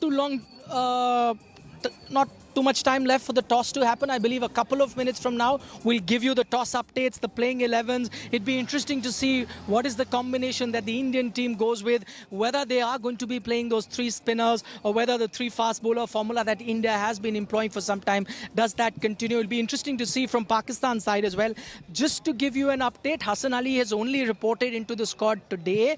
Most likely what we're getting to hear, he may not be available for selection for this game because he's just gotten into the team right now as an injury replacement. So he might not be available, but then Pakistan does have some reserves when it comes to their fast bowling. Sunny Gavaskar, Pragyan Oja still with us before we bring you the toss update. Sunny, bye to you. What we haven't seen in the recent past, in fact, the last time we saw the big three of India, that was KL Rahul, that was Rohit Sharma, and that was Virat Kohli played together. Since that last game, 10 odd months ago versus Pakistan, they've played individually in different T20 games, but not together. So the big three are back for India. How do you see that combination and how does that augur for the Indian team? Are you worried that not all three of them are in great form, or do you think, no, these are the best top three that any team could dream for? Well, that's an awesome top three. Players, all three of them can change the complexion of the game in a jiffy with their batting. So that's an awesome top three. And after that, also, look at the talent available. There's Surya Kumar Yadav at 4, Rishabh Pant 5, Hardik Pandya 6. It's just amazing the kind of lineup that India has. All that they need, obviously, is to survive those first 2-3 overs when this white ball moves a little bit. Once that is done, then you can hope for a big total from the Indian team. But this is a top Indian batting lineup. Okay, what we're getting to hear right now is that India has won the toss. Whether they'd be bowling first or batting, we'll just confirm to you in a short while from now. But most likely, going by what we've seen in the Dubai International Stadium, most team tend to chase, because even though there might not be any due, batting does tend to get a bit easier in the second half, and then the ball really comes onto the bat. In the first half, because it's still a little hot, you sometimes find the pitch being a bit tacky, so teams don't prefer to bat here first. Mostly they like to chase, but we'll confirm what the Indian team has decided. But the first bit of good news that's coming your way is that India has won the toss. Meanwhile, Pragyan, to you, I'll continue that question of top three that Sunny Bhai was talking about. Now, most people believe that in T20 encounters, the top three tend to decide which way the match is going to go. It's an interesting one. Sunny Bhai pointed out that it possibly is one of the best top threes in the world. KL Rahul, Rohit Sharma, Virat Kohli. But on the other hand, if I take a look at the Pakistan top three, they may not be as experienced or as big names like the KL Rahuls. But on the other hand, they've always been the one that have shown some good form in the recent past. How do you see this battle of top three, and who do you give the edge to? I'll definitely go with experience. If you talk about experience, Rohit and Virat, I think they are the biggest name in world cricket. And whenever you talk about crunch games, whenever you talk about handling the pressure, I think I would bet my life when Rohit and Virat are batting, or maybe KL Rahul. I think I echo the same what right, Sunny said. Pragyan, Pragyan, sorry to cut you short there. I'll come back to you because we now have the team and we have the decision. So India has won the toss and they will be bowling first, so no surprise there. As I mentioned earlier, most teams would like to chase here, so that's what India has decided to do. If you remember the last encounter, it was Pakistan that was chasing, and most people thought that the match was decided by toss. So if toss is going to play any sort of role, even a minute sort of role, India hold the edge on that front. So Rohit Sharma has won the toss and the Indian team will be chasing.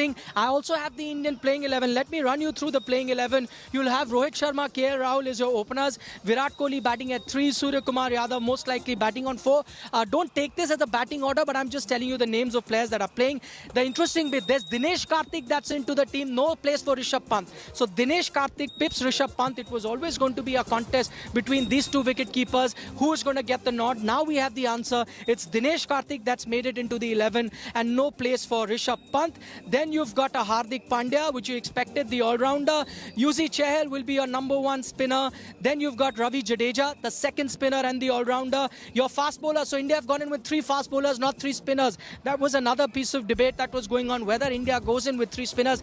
They've not taken that chance. So no place for Ravi Bishnoi or Ravi Chandran Ashwin. So your 11 is then Ravindra Jadeja as the second all-rounder, as I mentioned. There's Bhuvaneshwar Kumar, Avesh Khan and Ashdeep Singh. So as far as the fast bowling is concerned, you didn't have too many options. If you're going to play 3, these 3 were available because, as you know, Deepak Chahar, even though he's a standby, has not been included in the 15 that was part of the Asia Cup team. So he was not available for selection. So the 3 fast bowlers that you had, you filled in those slots directly.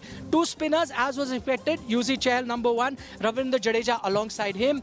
And then you've got the other all-rounder in Hardik Pandya. The interesting bit, as I said, is there is Dinesh Karthik playing and not Rishabh Pant. Let me now get the thoughts of Sunny Gavaskar, Pragyan Ojha. Sunny bhai, to you first. The big talking point will definitely be Dinesh Karthik playing ahead of Rishabh Pant. It was going to be a close call. How do you see this?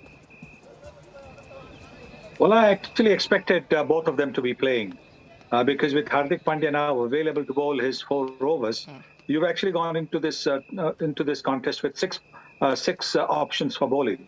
You've got 3 seam bowlers, you've got 2 spinners, and you've got Hardik Pandya. So I thought that maybe one spinner might not be picked, and the leggy might not be picked, and you would have both Dinesh Karthik as well as Rishabh Pant playing. But the selection committee, the tour selection committee, has obviously decided to go in with only 1 wicketkeeper. So in a way, they're covering for the possibility of one bowler having a day off. And one bowler, when he's not bowling well, then you want somebody, as a Stepney, and they've got that with the 6th option. So that's the way to look at it. But I'm surprised that Rishabh Pant is not playing. Okay, that's interesting now. Sunny Bhai's thoughts. I mean, he went the other way. As Sunny Bhai is saying that 5 bowlers, he thought with Hardik Pandya being there would have been enough. Pragyan, I'll get your thoughts also in the Indian team. Let me quickly tell our viewers what the Pakistan team is looking like at the moment. You've got Babar Azam and Mohammad Rizwan, the openers. And then you've got Fakhar Zama at number 3. You will have Iftikhar Ahmed at number 4. You've got Khushdil Shah at number 5. Asif Ali at number 6. And then you've got Mohammad Nawaz at 7. Shadab Khan, the vice captain, is at number 8. Naseem Shah, the young fast bowler, at number 9. And then you got Haris Rauf at 10 and Shahnawaz Dahani at number 11. So this was the team that was expected from Pakistan's point of view to play, and that is what they're playing. Hassan Ali, as I had informed you a little while earlier, that even though he had joined the squad today, he may not have been available for selection because just arrived today, fresh off the boat. So he wasn't available for the selection. Okay, Pragyan, I'm going to come to you. I already have informed our Indian playing 11 to our viewers a short while ago. You will have it up on your screens. I'm not going to repeat the names of those 11 players. But meanwhile, Pragyan, you're just going to tell me about what Sunny Bhai said. He said that he most likely would have seen both Rishabh Pant and wanted to see both Rishabh and Dinesh Karthik there, in India going with just 5 bowlers. Your thoughts? I think what I can read is I think Dinesh Karthik, the batsman, was given that edge over Rishabh Pant, because if you see Rishabh Pant in T20, he was not looking as though he was settled. So maybe Dinesh Karthik gave that little bit of cushion. That's the reason they have gone ahead with him. If Rishabh is not injured or he doesn't have any niggles, that's what I'm assuming. Because Dinesh Karthik, as he's been performing with the bat. That is the reason he has been given that edge. Other than that, if you talk about wicketkeeper, for me it will be Rishabh Pant, because he's much safer, what I would say.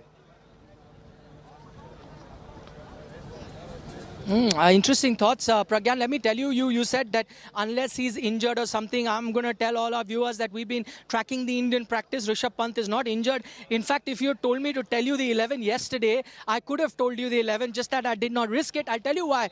Because the Indian team had an optional training session yesterday. I went to cover the training session, and all players that are substitute today were the ones that were in the training session. None of the players that were playing actually turned up at the practice session. If I had to read those clues yesterday, I would have told you the playing 11. So I'll tell you who all came to practice yesterday. There was Deepak Hooda, there was Rishabh Pant, there was Ravichandran Ashwin, there was Ravi Bishnoi, and there was Deepak Chahar. The guys who were not going to be part of this 11 were only training yesterday. So the 11-member team was actually resting. So we had an idea of what the team is going to look like, and that's exactly how the 11 has turned out. And just to let you know why the regular players didn't practice, I was speaking to a few players, and they said that the 3 days before this, they had a very intense training session, 3 days back-to-back of very intense training session. So they thought that let's give the players a break a day before the game. Okay, Saibai, coming back to you, you mentioned that you expected both Rishabh and Dinesh to play, but if you had to pick one,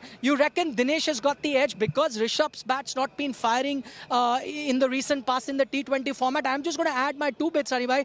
I was at the practice the 2 days, and if there was one guy who was really knocking the ball out of the ground, in fact, most were clearing the boundary, the likes of Virat Kohli, the likes of KL Rahul, Rohit Sharma. But if there was one guy who was not only clearing the boundary, actually taking it to the pitch of the second ground, only one man, that was Dinesh Karthik. His weren't sixes, they were tenors, they were niners, and we were all in the media talking about how sweetly he was hitting the ball. Do you think the batting and he being the better batsman, that's given him the edge? Because as Pragyan points out, in wicket keeping, you might have just gone with Rishabh Pant. Yes, that would be the main consideration. What he can do coming in at number 7, coming in, or number 6, coming in and changing the complexion of the game with his unorthodox batting, innovative batting that Dinesh Karthik has. And let me also please add that even the wicket keeping, if you just look at pure wicket keeping, I think Dinesh is a better wicket keeper than Rishabh Pant. Maybe Rishabh Pant's form in the T20s has not been encouraging. And therefore, that's the reason why they thought that maybe in a crucial game, in a must-win game, it's a must-win game because it's the first game of the tournament, that they wanted to go in with a little bit of experience. So one can understand this. But Rishabh Pant is going to be an integral part of the Indian team for years to come. Saiba, a word on the toss as well, because India would be chasing here. We mentioned how there is no dew, so maybe the toss factor will not be as crucial as we saw at the T20 World Cup. But still, chasing here under lights where the ball really comes onto the bat gives India a slight advantage even before the first ball has been bowled. Yes, but don't forget that ball coming onto the bat also means that the quicker bowlers will get the ball to bounce just a little bit more. And so that is also going to be a factor. It can definitely be a big plus for batsmen in form to be able to play on the up, on the rise, as they say. But for the quicker bowlers also, they'll be able to get the ball to bounce a little awkwardly, particularly when it's hard. The first 3-4 overs, when the seam of the white ball is quite hard, that is the time when the bowlers actually enjoy bowling.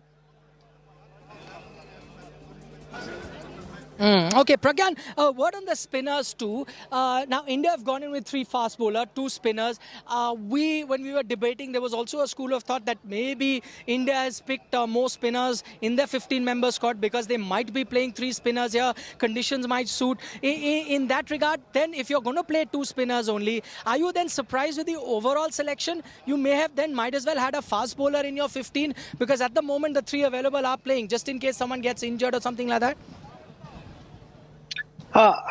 Yes, we can always debate on that, but saying that, both the spinners, if you see, they pick themselves.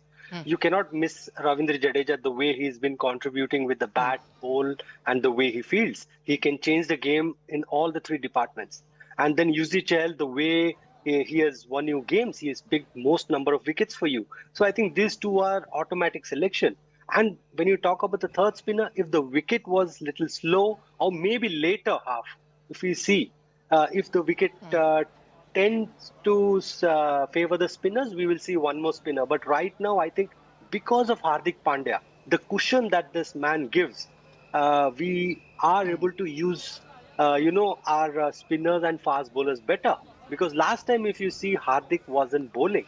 So that was a concern. But now we have a proper all-rounder who can give you those 3 or maybe 4 overs and also bat. Whenever now T20 is different. You cannot give a set pattern. So if you want Hardik to go up, he can go up. If you want Ravindra Jadeja, he can go up. That is how they have been building. So, and I won't be surprised, they will only go with this top 3. They may change. Number 3 can be somebody else or maybe depending on the situation. That's the innovation that Rohit Sharma has been talking. If you closely see what he has done for Mumbai Indians, that's what he has been planning. When he has seen success, so he will try and use his own formula. That is the reason why he's got Dinesh Karthik in. He knows Dinesh Karthik can handle the pressure, especially in those crunch overs, or maybe he can use him top of the order also because he's done that for Indian team. So that is the reason why he's looking at players who can change roles. Saying that to your question, these 2 spinners they have picked themselves. So the 3rd spinner only when the wicket favors. Okay, very interesting thoughts there by Pragyan Ojha, where he talks about that's the kind of team that Rohit Sharma is building, where anyone can bat anywhere. And to Rohit's credit, when he was asked this question in the press conference, he said, you know what, our experiments are going to continue. If you think that our experiments stopped some time back with the start of the Asia Cup, no, we're going to keep doing it. We want players to be okay to bat in any position, depending on the opposition, depending on the condition. That takes me nicely into the next question, Zanibhai, that I was going to ask you, because as Pragyan pointed out, we don't know. It could be Sky at number 3. So the biggest debate right now, who's going to open? Sky's been opening with Rohit Sharma the past few times. KL Rahul has come back. He was not in the scheme of things. He was out injured. He's come back. He's a natural opener. We've seen in practice that it's Rohit and Virat that have been opening while practicing. We don't know who the 3 out of these 3, who are the 2 that are going to open. Your thoughts, who are the ones that you'd want to go with, the set openers for India? It's got to be Rohit Sharma and KL Rahul because they are the 2 openers. The regular openers, I'd like to stick to them. Both of them have got outstanding records in T20 cricket, as also Virat Kohli and Suryakumar Yadav at 3 and 4. So yes, that's a very, very good lineup. But no, I wouldn't want to tinker too much with the opening batting, because that's a crucial element. That's when the ball is moving around just a little bit. So you want guys who know what opening the batting is about to do that. And both have a very good scoring rate as well. Both have a very good strike rate. So it's not that, there's somebody who's plodding around and puts pressure on the other batsman. Pragyan, your openers? For me, definitely it will be KL and Rohit. Maybe if at all I want to change, I want to see Virat, because we have seen that Virat do what is done, and if he opens, especially in T20 cricket, if you see the season that he got maximum run, he came as an opener. He was batting up the order and he was trying to face maximum deliveries. So maybe that would be a thought, because if Virat starts getting those runs, and things will open out. So maybe in this three, I think they'll rotate, but we won't see someone like Sky or someone coming in. That will be too big a surprise.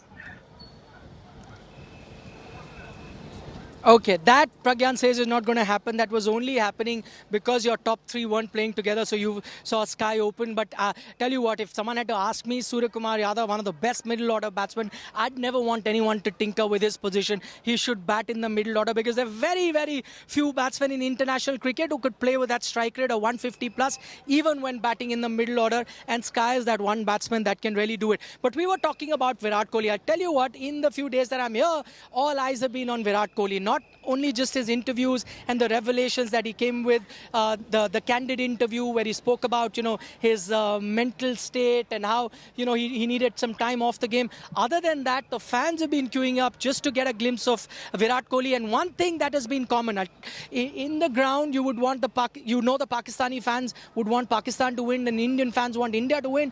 But if there's one thing that they both agree on, both the set of fans want Virat Kohli to score a lot of runs. That's the kind of fan following that he has. So how crucial will Virat Kohli's form be in this Asia Cup? Let's have a look.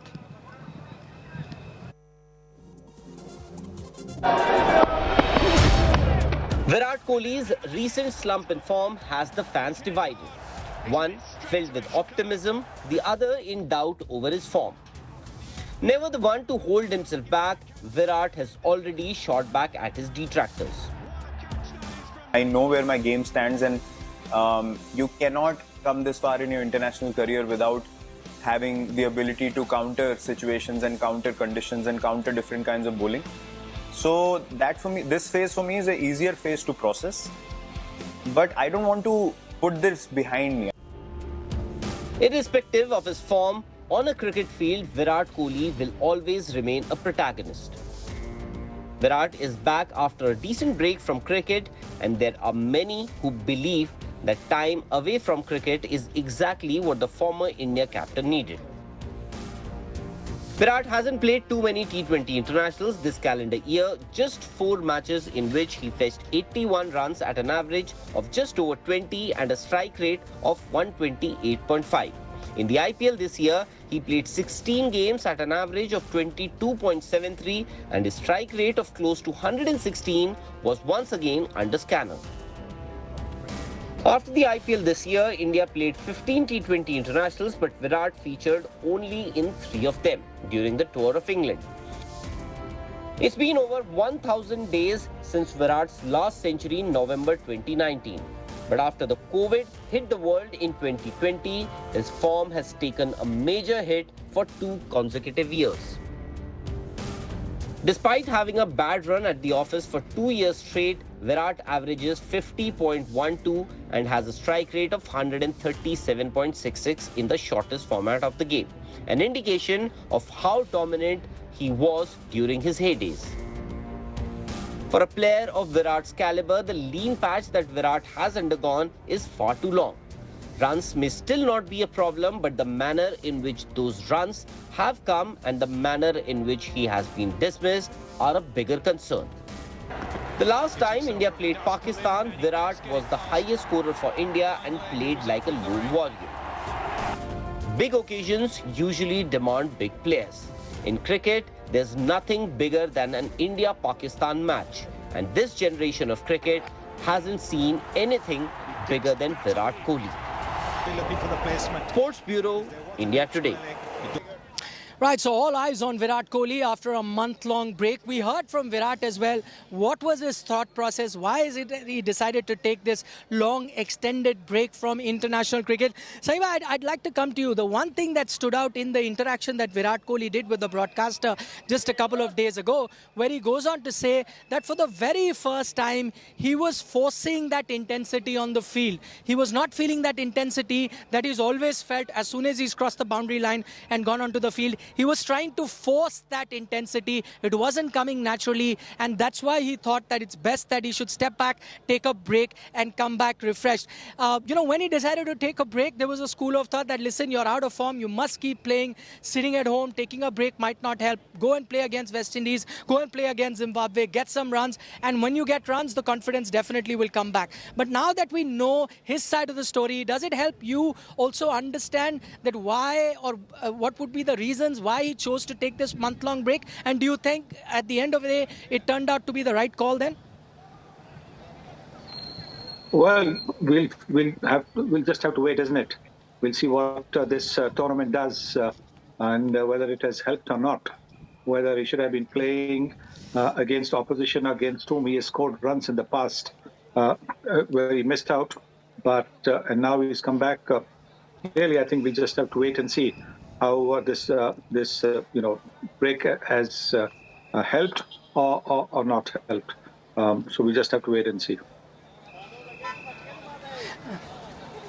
Saima, does it ever happen? I'm just getting to know, a mindset of a player, because in the same interview, he points out that the first time in 10 years, he did not pick up bat for 1 month. Usually, even when he's taken some break, he's always holding the bat, either practicing or, shadow practice or whatever. This time, he just put the bat away. Does it happen sometime? Does too much of cricket really, add on? Do you need to sometime detox as well as an international player that's playing continuous cricket? Well, I don't know. I really don't know, because I didn't go through any of that. But the one time that I didn't pick up a bat, once I put it up after the end of the season, and I didn't pick it up till the start of the new season, was the time I knew that that's it for me. I should be quitting the game. So that at the end of that season, I finished with international cricket. That was, for me, obviously we are talking about different generations and, different sort of scrutiny of the people. Yes. We played where the scrutiny of the people was 80, 90,000 people at the ground. Now you got, 200, 300, 500 million who are watching you on television, who have this public media. So that scrutiny adds a different kind of pressure. I really can't speak about that because I don't know about that pressure. But all I'm hoping as an Indian is that he comes back to form. He scores a lot of runs, because when he scores runs, he just lifts the whole team up. And I'm hoping that he does that not just this tournament, but in the years to come. Fair point, Sunny Bhai. As Sunny Bhai points out, we're talking about different times when he played and when Virat Kohli is playing. And also, I must add to it, we're also talking about different individuals. Sunny Gavaskar may have had his own ways, to tackle when he's going through a poor run. Of course, Virat Kohli is trying to find his own way how to come out of that situation. And that is what happens from individual to individual. Pragan, to you, and I'm sticking with Virat Kohli for the moment. And I'm telling you how I felt personally as an admirer of his batting. I always thought that Virat Kohli was Superman. He was 5 steps ahead of what we were thinking. He always had a solution in mind. But the first time, now that I'm listening to this vulnerable side of Virat Kohli, where he says that he's human, or he's implying that he's human, he did reach a dead end. For the first time, I'm beginning to feel, though he may not be that Superman that I always thought, maybe he's in a situation where he doesn't know the answers to. He's trying various things, hoping to find answers. How do you see the revelations that Virat has made now? I think it's absolutely fine. It's not like mathematics that every time you add 2 + 2, it is going to be 4, no matter where you are, what you do. So it's a sport. You can have a brilliant net session, you can have a brilliant mindset and go into the game, and first ball, the bowler bowls a delivery and you get out. You have no answer to it. So I think that is the beauty of this sport, where that unpredictability is always there. And if you see in sport, it is more of a failure than success, because it's all in real time. There is no it's become such that at times you feel there is no chance for a Indian to fail. And the way, especially what Virat Kohli has done in the last 10 years, we thought that he has to walk in and get that 100. And even if he gets a 50, we used to consider that it's a failure. It's not his day. So we also have to balance it out. Saying that, I think Sunny sir, I think he's the greatest. I would just keep him aside. I'll only talk about Virat because see, I was right now. The things are like there's a lot of people talk about mental health, but in India there are very, very few people who address mental health. And when you have such high intensity seasons, like though nowadays you don't have breaks. Right. See, the biggest break that you used to get as a cricketer was in summer, but now we have IPL. So because of that, we also have to see what kind of, because a guy who loves so much, anybody who loves the sport is just keeping his bat for a month. Imagine what kind of situation he is with. What are the things that he's dealing with? And with, as I told you, you also have to look at how social media is played. How always they have that on your face kind of a thing whenever you have Virat Kohli, Rohit Sharma. So it is important that someone of his stature should just step aside a bit, rethink, re-energize, and come back. As Sunny sir said, it will be very interesting to see what he does now, because whatever he wanted to give himself, like when you're hungry, if you get good food, so you're happy. So that is what we want to see now, what he does from here on. Okay, as Pragyan says there, when you're hungry, you need good food. I think, and I hope that Virat has got that good food for his soul, because that's what really needs to fire. As he was saying, at one point, he was just forcing that intensity. If that intensity is back or not, just quoting Sunny Bhai, only time will tell. We'll have to wait and watch how much that break has helped Virat Kohli. But for the moment, a big thank you to Sunny Gavaskar, Pragyan Ojha for joining us on this discussion, giving us these fine insights. But here's a reminder, our coverage continues on India Today. We'll be back at the end of the game once again with Sunny Gavaskar, Pragyan Ojha, analyzing the game, what went right, what went wrong. So don't forget to tune in right after the last ball is bowled. We'll be live on India Today. This is Nikhil Naz signing off from the Dubai International Stadium, where I'll be heading to the stadium to watch that encounter. You watch it too on your television sets or wherever you are. Bye-bye for now.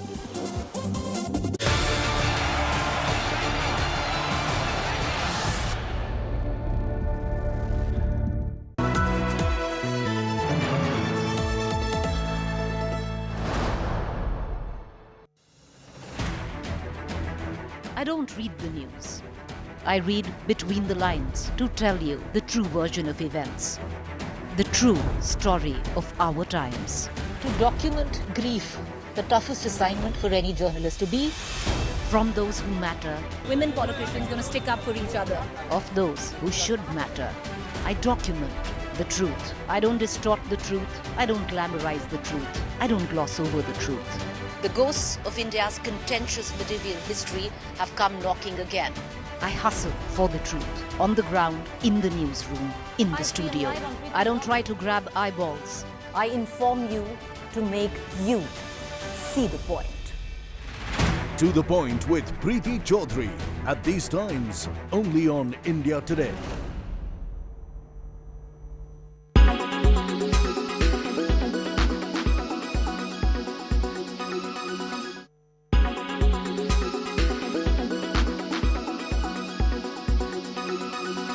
Make your media plan smarter with India Today Live TV on your connected devices.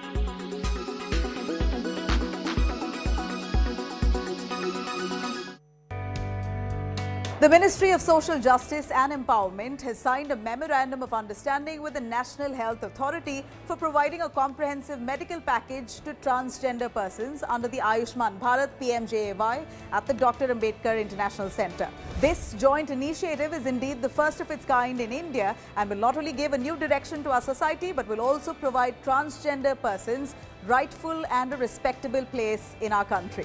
This medical package will provide a health card where they can avail more than 50 health facilities. Benefits will all be free of cost. What's also groundbreaking here is that India becomes the first country to provide free of cost cosmetic surgery for transgenders. So now a person belonging to the transgender society from any state or any part of India will be able to take advantage of this card in any hospital affiliated with Ayushman Bharat. In fact, the ministry is also set to fund 5 lakh rupees as insurance cover per transgender beneficiary per annum. And now to make identification a lot more easier, the Ministry of Social Justice and Empowerment is providing identity cards for transgenders if they register themselves at the central level. They're also going to get provisions of scholarship that's been made for them. Protection cells are also being set up and also skill development programs being done, all as part of this package.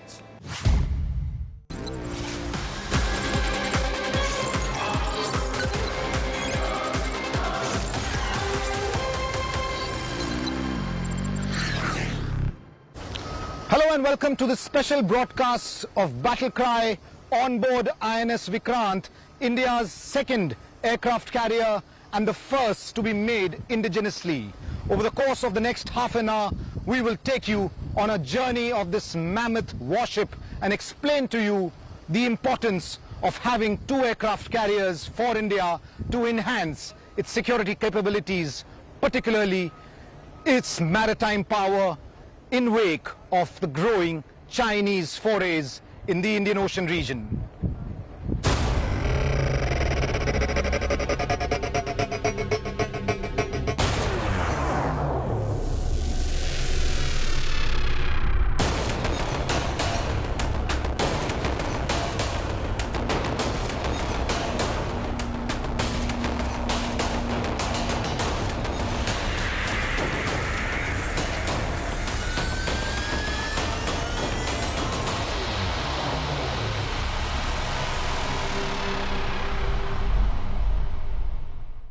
This is the flight deck of INS Vikrant, quite literally a floating airbase with 15 decks.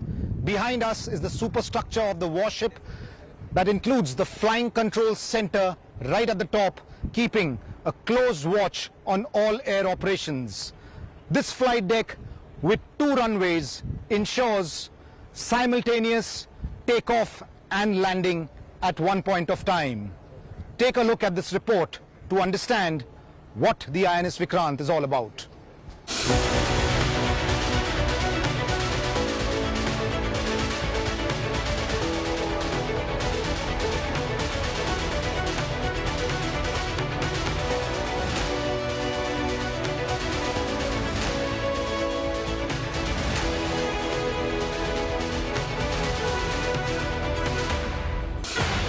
India's largest warship.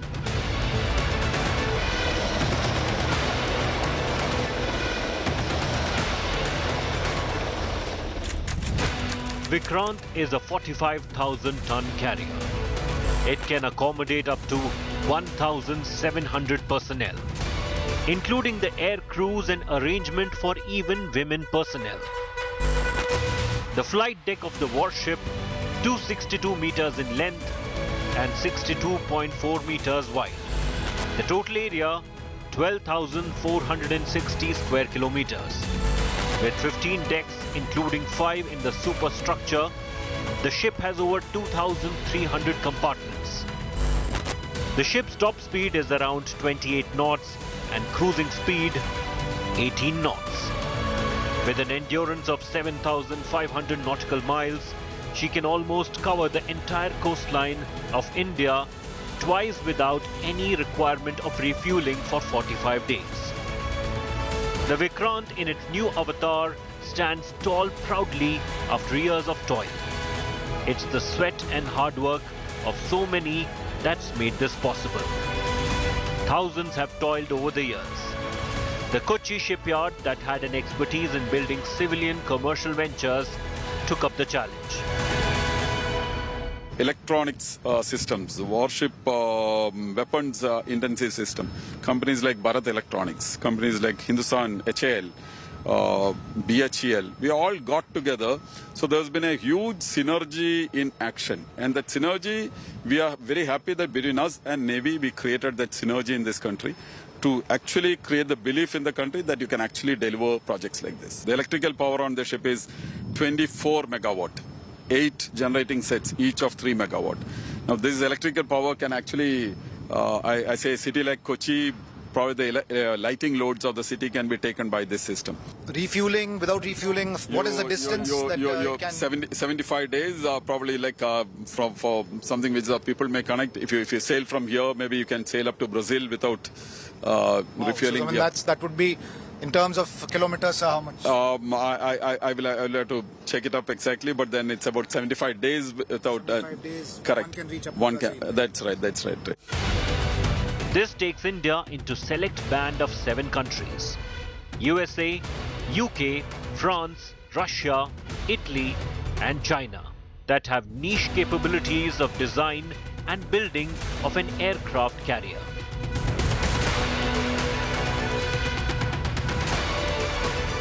So in terms of maritime capabilities, operations, a second aircraft carrier, how does it change things? How does that status quo change for the Indian Navy with Vikrant coming in? Our planners, since our independence, envisaged a Navy built around 4 carriers.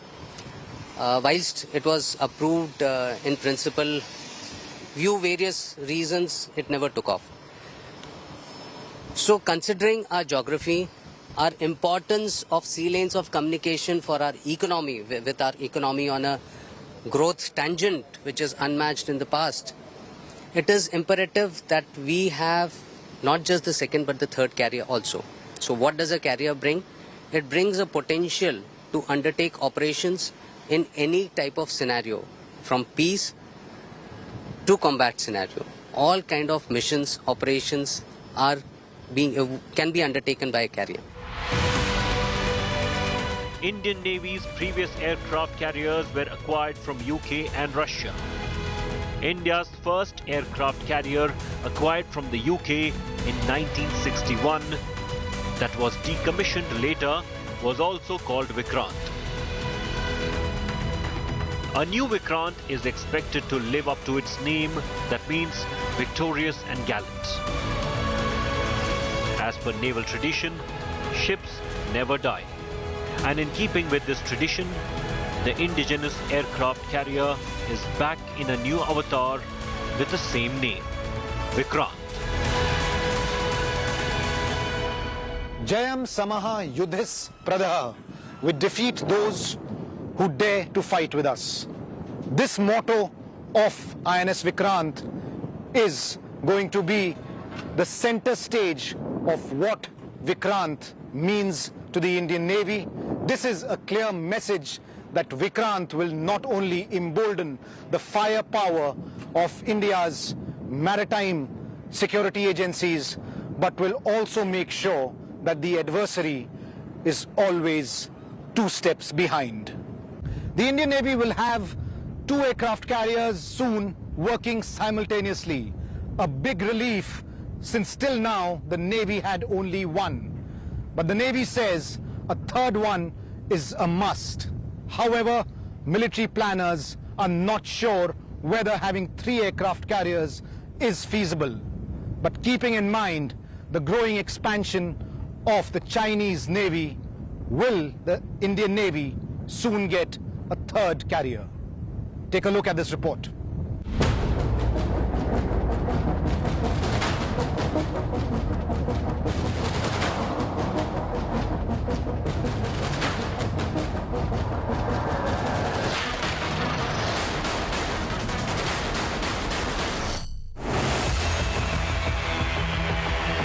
The commissioning of Vikrant couldn't have come at a better time.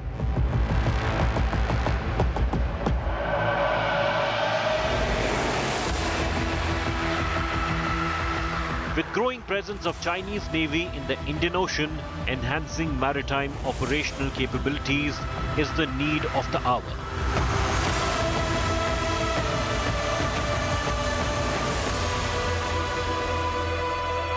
"30 aircraft, 18 fighter jets like the MiG-29K, Camel, and newly inducted from the US MH-60 Romeo helicopters will be operated.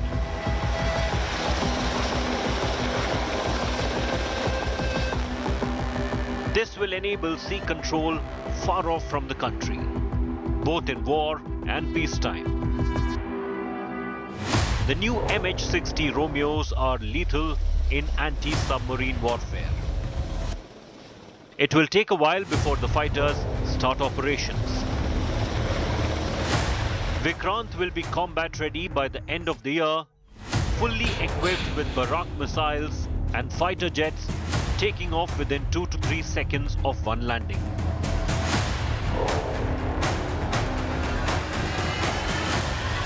Aircraft carriers generally are described with the propulsion and kind of launch capability they have. As we have seen, our previous 3 carriers were steam driven and we are GT ship. So this gives us a lot of flexibility of undertaking operations at extended range. Further, being an indigenously designed ship, this provides us the capability to operate various aircrafts and generate better sortie rates and better capability to evolve and execute various missions that we are tasked with.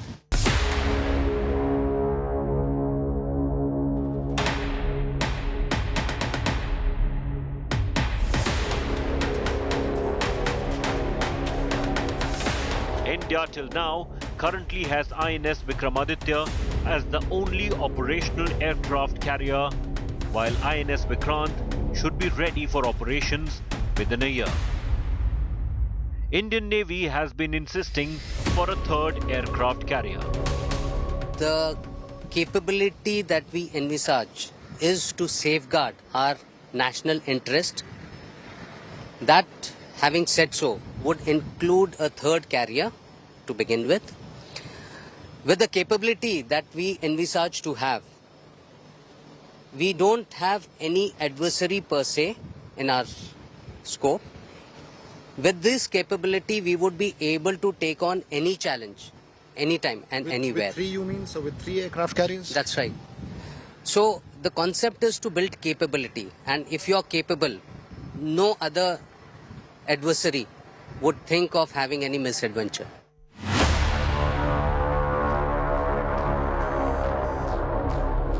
On the other hand, the Chinese Navy has 2 functional aircraft carriers, with the 3rd one expected to hit the seas soon. But will take a while for it to be fully operational, and a 4th one is also in the pipeline.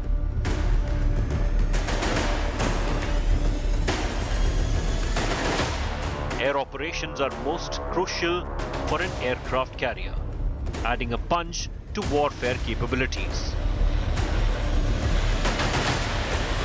The challenges in these operations are unique, very different from operating air assets from land. At the topmost deck of this aircraft carrier, this is the place from where all air operations are controlled, and we can see the 2 runways very clearly from here. This will give you an idea how exactly air operations will take place. The round circles with numbers, that says 3, it says 2, 1, those are meant for helicopters to be stationed, and the 2 runways are divided in between with a white lining. One is the red one, the other is the yellow one. 2 runways are there, one is a shorter one, the other a longer one. The shorter one for operations to be launched quickly when the aircraft can fly without a payload. But if an offensive operation is to be launched with a heavy payload, that's when the longer runway has to be used. It's still going to take at least 4 months for air operations to start on INS Vikrant, even though it's going to be commissioned, but it will take some time because the aircraft carrier has to set sail for air operations to be carried out in totality. This compartment is known as flight control position, or in short FLICO. This compartment is responsible for all the flying related activities which are happening either on flight deck or in air. The flight safety aspect is responsible. This compartment is responsible for those activities. The movement of all the personnel, the safety of men and material, the safety of the aircraft, the landing, the takeoff, everything is controlled from this compartment.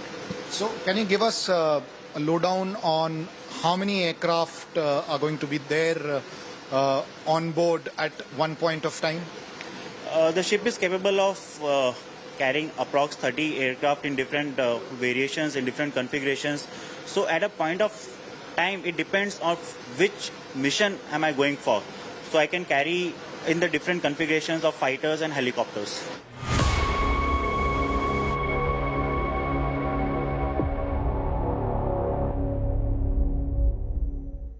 With 1,600 to 1,700 personnel on board, this will be a mini city.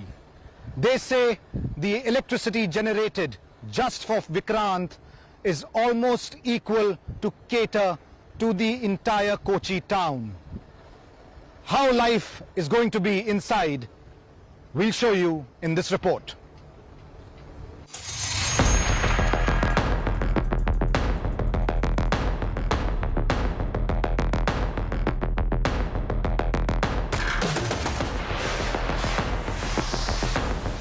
An aircraft carrier is a mini floating airbase at sea which sets it apart from other warships in terms of operations, reach and complexities.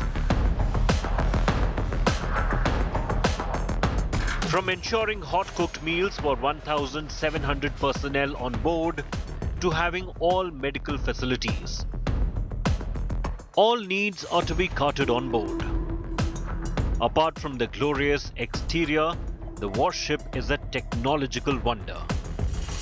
Everything you look at it, there's a hospital complex on the ship. Probably the Indian Navy, because there's 1,600 souls live on this ship, and this would be the fleet would be revolving around this vessel. So the medical complex itself spread over more than 30 compartments with a full-fledged CT scan and operation theatre, dental clinic, telemedicine. So there is a kind of thought process that's gone on this vessel. It might not seem so at the first glance, but the length and breadth of this flight deck is equivalent to almost 2 football fields. Not just this, 21,000 tons of steel have been used in just the hull of the warship, which they say is equivalent to at least 3 Eiffel Towers. That's just a small bit of information to explain how much effort, hard work and labor has gone into ensuring this mammoth warship is all ready and set to sail. In spite of India's glorious maritime heritage, there was no indigenous warship design or warship building capability at the time of independence in 1947. It's been a long journey. Construction started in 2006. Finally, it will be sailing within a year. The earlier Vikrant has had a glorious past, playing a pivotal role in the 1971 war with Pakistan.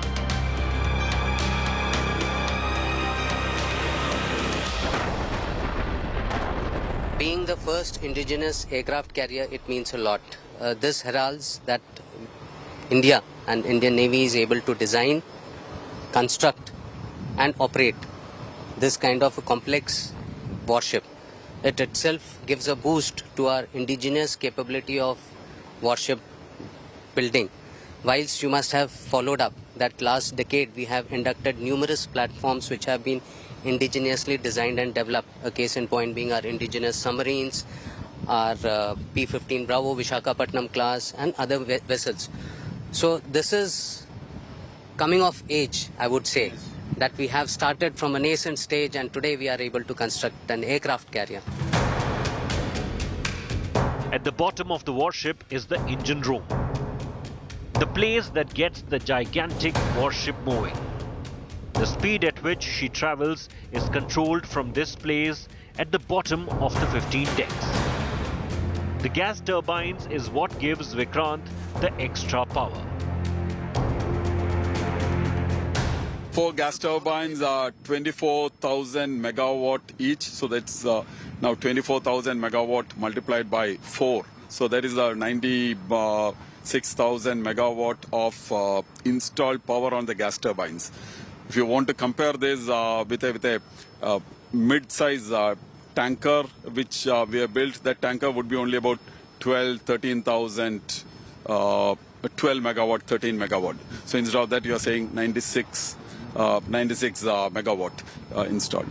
You look at the electrical power on the ship. This is the propulsion power. The electrical power on the ship is 24 megawatt, 8 generating sets, each of 3 megawatt. Now this electrical power can actually, I say a city like Kochi, probably the lighting loads of the city can be taken by this system. The hangar area is around midway to the top. There'll be at least 30 aircraft, which will include fighter aircraft as well as helicopters that can be stationed here. It will take some time for that to happen, but we'll also show you how operations will actually take place. Once the aircraft that are parked here are taken out in this area, this is the lift, and this lift will facilitate the aircraft going up to the flight deck. And similarly, if the aircraft have to be brought down, it will be the same lift that will bring them down and ensure that they are parked in safety in these hangars.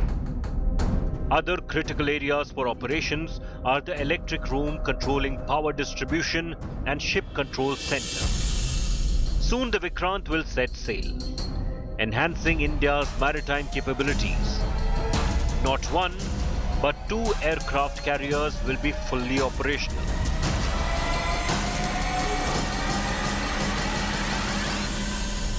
This ski jump is the last point where the aircraft touches before flying. And this will make sure that Indian Navy fighter jets on board INS Vikrant soar high. And when they do so, they will make sure that they keep a very close watch on every activity taking place in the high seas.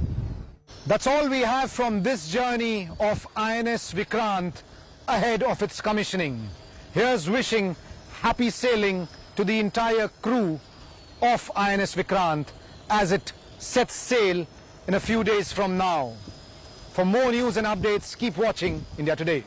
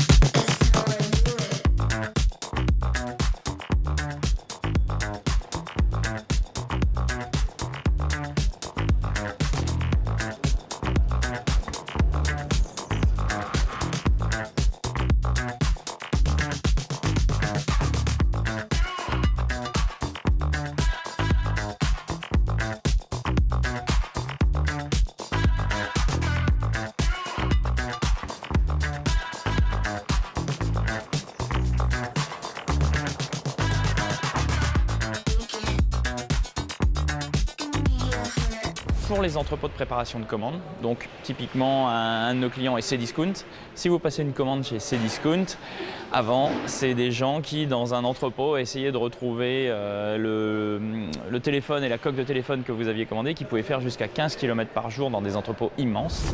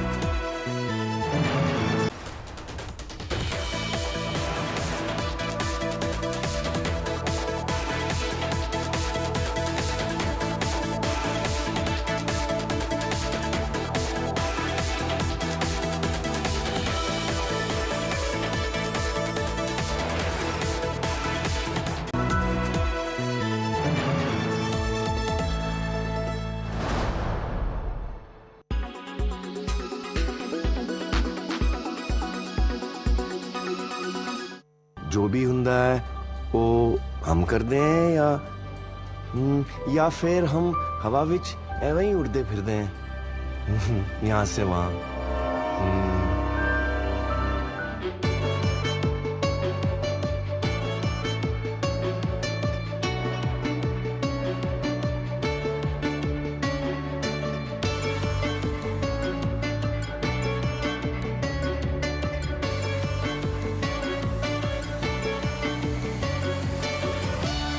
Azad Maidan में भाषण देते वक्त गंगूबाई ने आंखें झुका कर नहीं, आंखें मिलाकर अपने हक की बात की है भाई। I can see dead people. बचपन से भूतों के बीच पला बड़ा हूं मैं। कश्मीर के मसले का एक ही हल, जिहाद। अरे जब शक्ति, संपत्ति, सद्बुद्धि ये तीनों ही औरतें हैं, तो इन मर्दों को किस बात का गुरूर?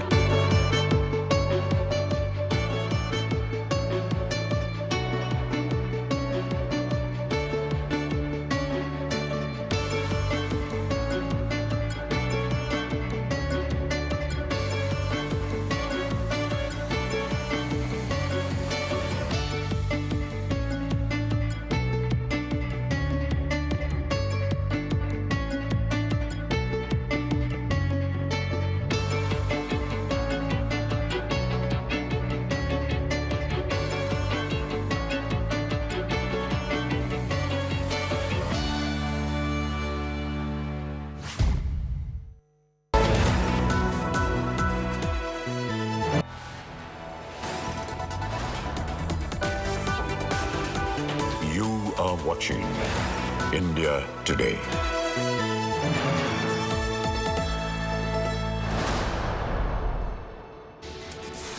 From Twin Towers to dust, let's take a look at the entire sequence of India's biggest demolition.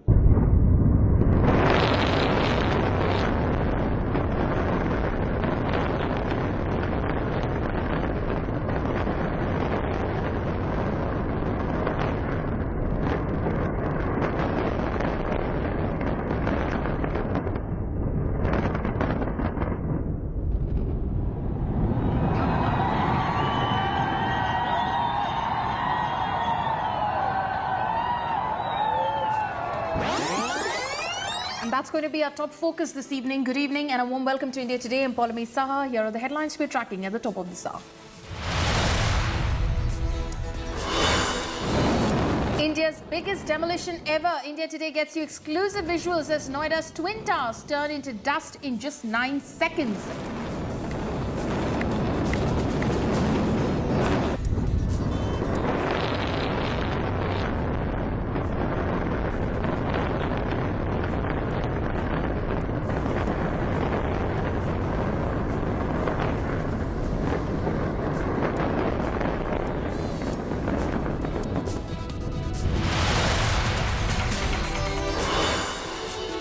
Dust and debris surround the site after demolition. Noida authorities praised for the aftermath, smoke guns and water sprinklers deployed.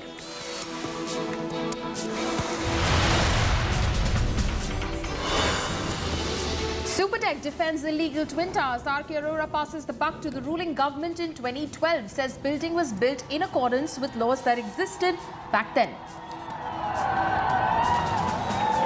आपको विश्वास दिलाना चाहता हूं कि इस demolition की वजह से किसी भी ऑनगोइंग प्रोजेक्ट के ऊपर कोई असर नहीं पड़ेगा और सारे निर्माण कार्य नियमित रूप से चलते रहेंगे. Sonali Phogat's murder mystery gets murkier. Goa Chief Minister backs CBI probe into murder after family alleges conspiracy and demands thorough probe.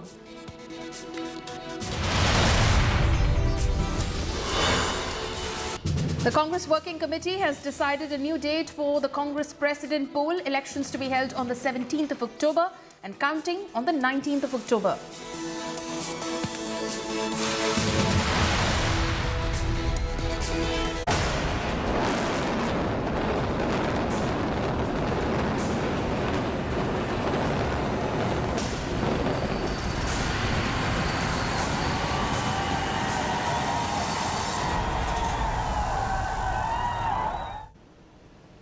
The much-awaited demolition of Noida Supertech Towers is finally done. India Today's cameras captured the clearest full 360-degree view of the demolition. Here are some of the defining images from this afternoon. India Today was on the ground for the biggest demolition ever. This is the live moment when the Twin Towers came crashing down in all of 9 seconds only.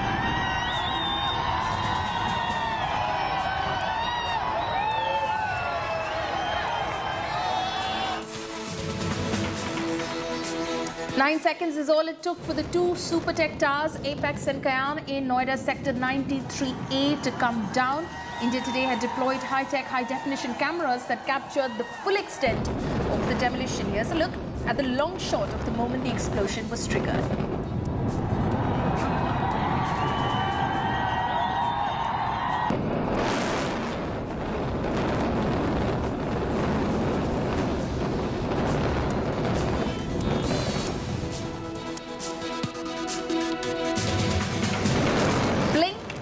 It 9 seconds to bring down 32 floors. So India Today has slowed down the stunning demolition. Here's a frame-by-frame look at the demolition.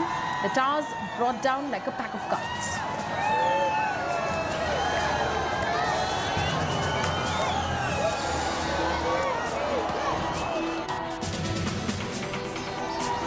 Here's another view of the demolition. India Today's state-of-the-art technology that brings to you never-before-seen images of the explosion and its aftermath.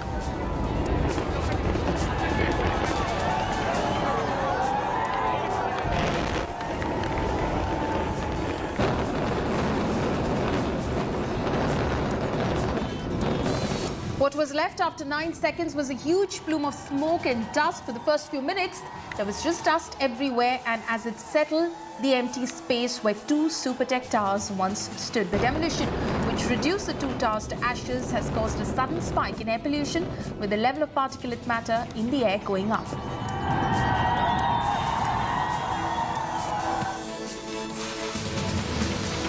Demolition done. The big task ahead is to clear the debris. Soon after, water sprinklers were brought in to remove the dust from plants, trees and neighbouring structures. Fire brigades too were pressed into action to sanitize and clear the area.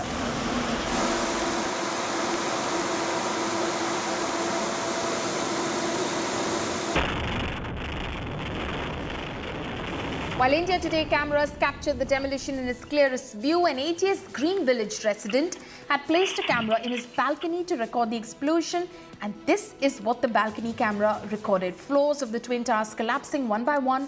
This is the closest view of the demolition.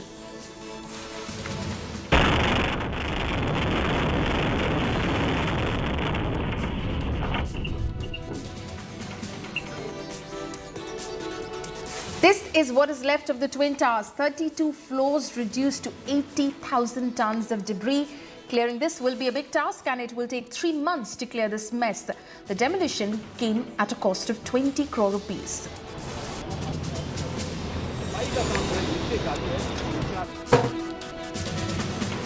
The local residents were seen celebrating after the demolition took place. In Parshvanath Prestige Society, people were seen dancing and beating drums while expressing their happiness over the demolition of the illegal towers.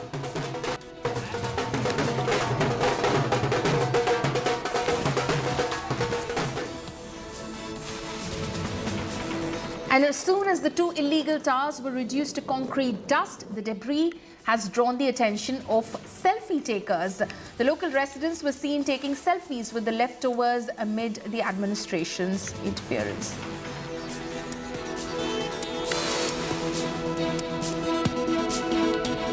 The contrast between the Twin Towers when they stood taller than Delhi's Qutub Minar and the massive pile of rubble is all too stark.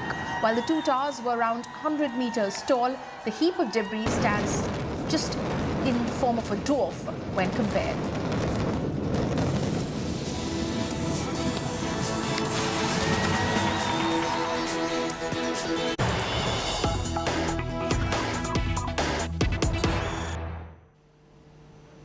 News coming in right now. IGL has resumed gas supply in the areas near the Twin Towers. No major damage of pipeline has been reported from the area post-blast and demolition. Residents can now enter their societies with permission from the authorities on the ground. ATS Village, neighbouring society, asked residents to return by 9:30 p.m.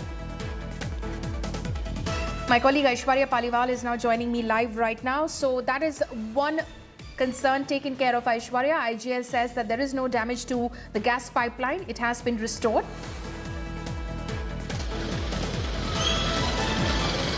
But it definitely is a very big relief for the residents. We are seeing some of them, coming here and just checking the building from outside. The doors, however, are shut. You can see that there are many security guards which are on the gate of the Emerald Court. Now, the people who were fighting the case, they are the ones who used to stay here. You know, we have a family that's now coming in. We will just try and speak with them just to understand. Not willing to speak, these people. Polemy, but we can show you visuals of the cars that are coming in. Are you happy? Yes, yes. Yeah, happy. Yeah. So they're saying that they're happy with the demolition. Cars are now going in, happy families, smiling families. All of them have fought very hard for the demolition of the Twin Towers that we saw today. Polemy, from what we understand, 3 to 4 families have already gone inside. Calls have started going on. They are calling their neighbors. The electricity, however, Polemy, if I can show you the top floors, the electricity has still not been restored. Gas pipeline, however, has been restored, which is a big thing. We understand that the lifts are being checked inside. That's another, that was also one of the major things that people wanted to check. The lifts they will be checking in some time, and then they'll start making calls. Most of the people will be coming back home tonight. Polemy. Right. Aishwarya, thank you so much for bringing us that report. Aishwarya, of course, reporting from the ground since this morning. And, of course, some amount of relief for the residents, of course, with the gas pipeline now being restored. Now, the Supertech Twin Towers in Noida have been brought down in a massive explosion in just a matter of 9 seconds. A total of 915 residential flats and 21 shops were razed to the ground when 3,700 kilograms of explosive material imploded Cayenne and Apex Supertech's Twin Towers in Noida's Sector 93A. Here's a report.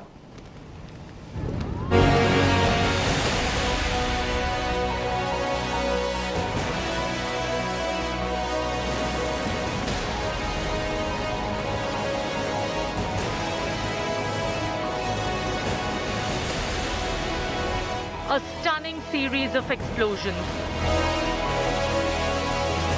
ripping through the Twin Towers.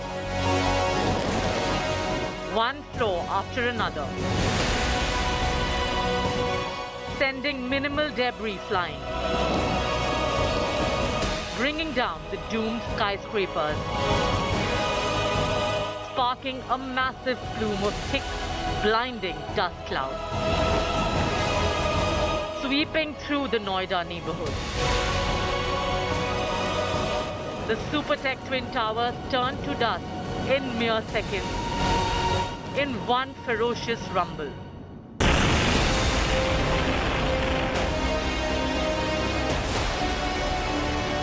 The Twin Towers brought down like a pack of cards. India Today cameras were at all vantage points, capturing the best images of the mother of all demolitions.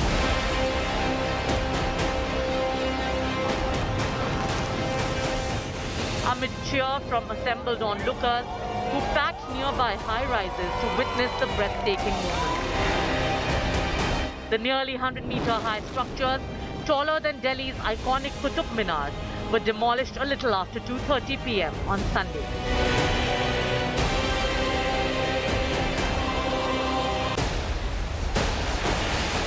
"32 floors of Supertech Twin Towers are now mere 80,000 tons of rubble. The 3,700 kgs of explosives rigged into the structures doing the trick."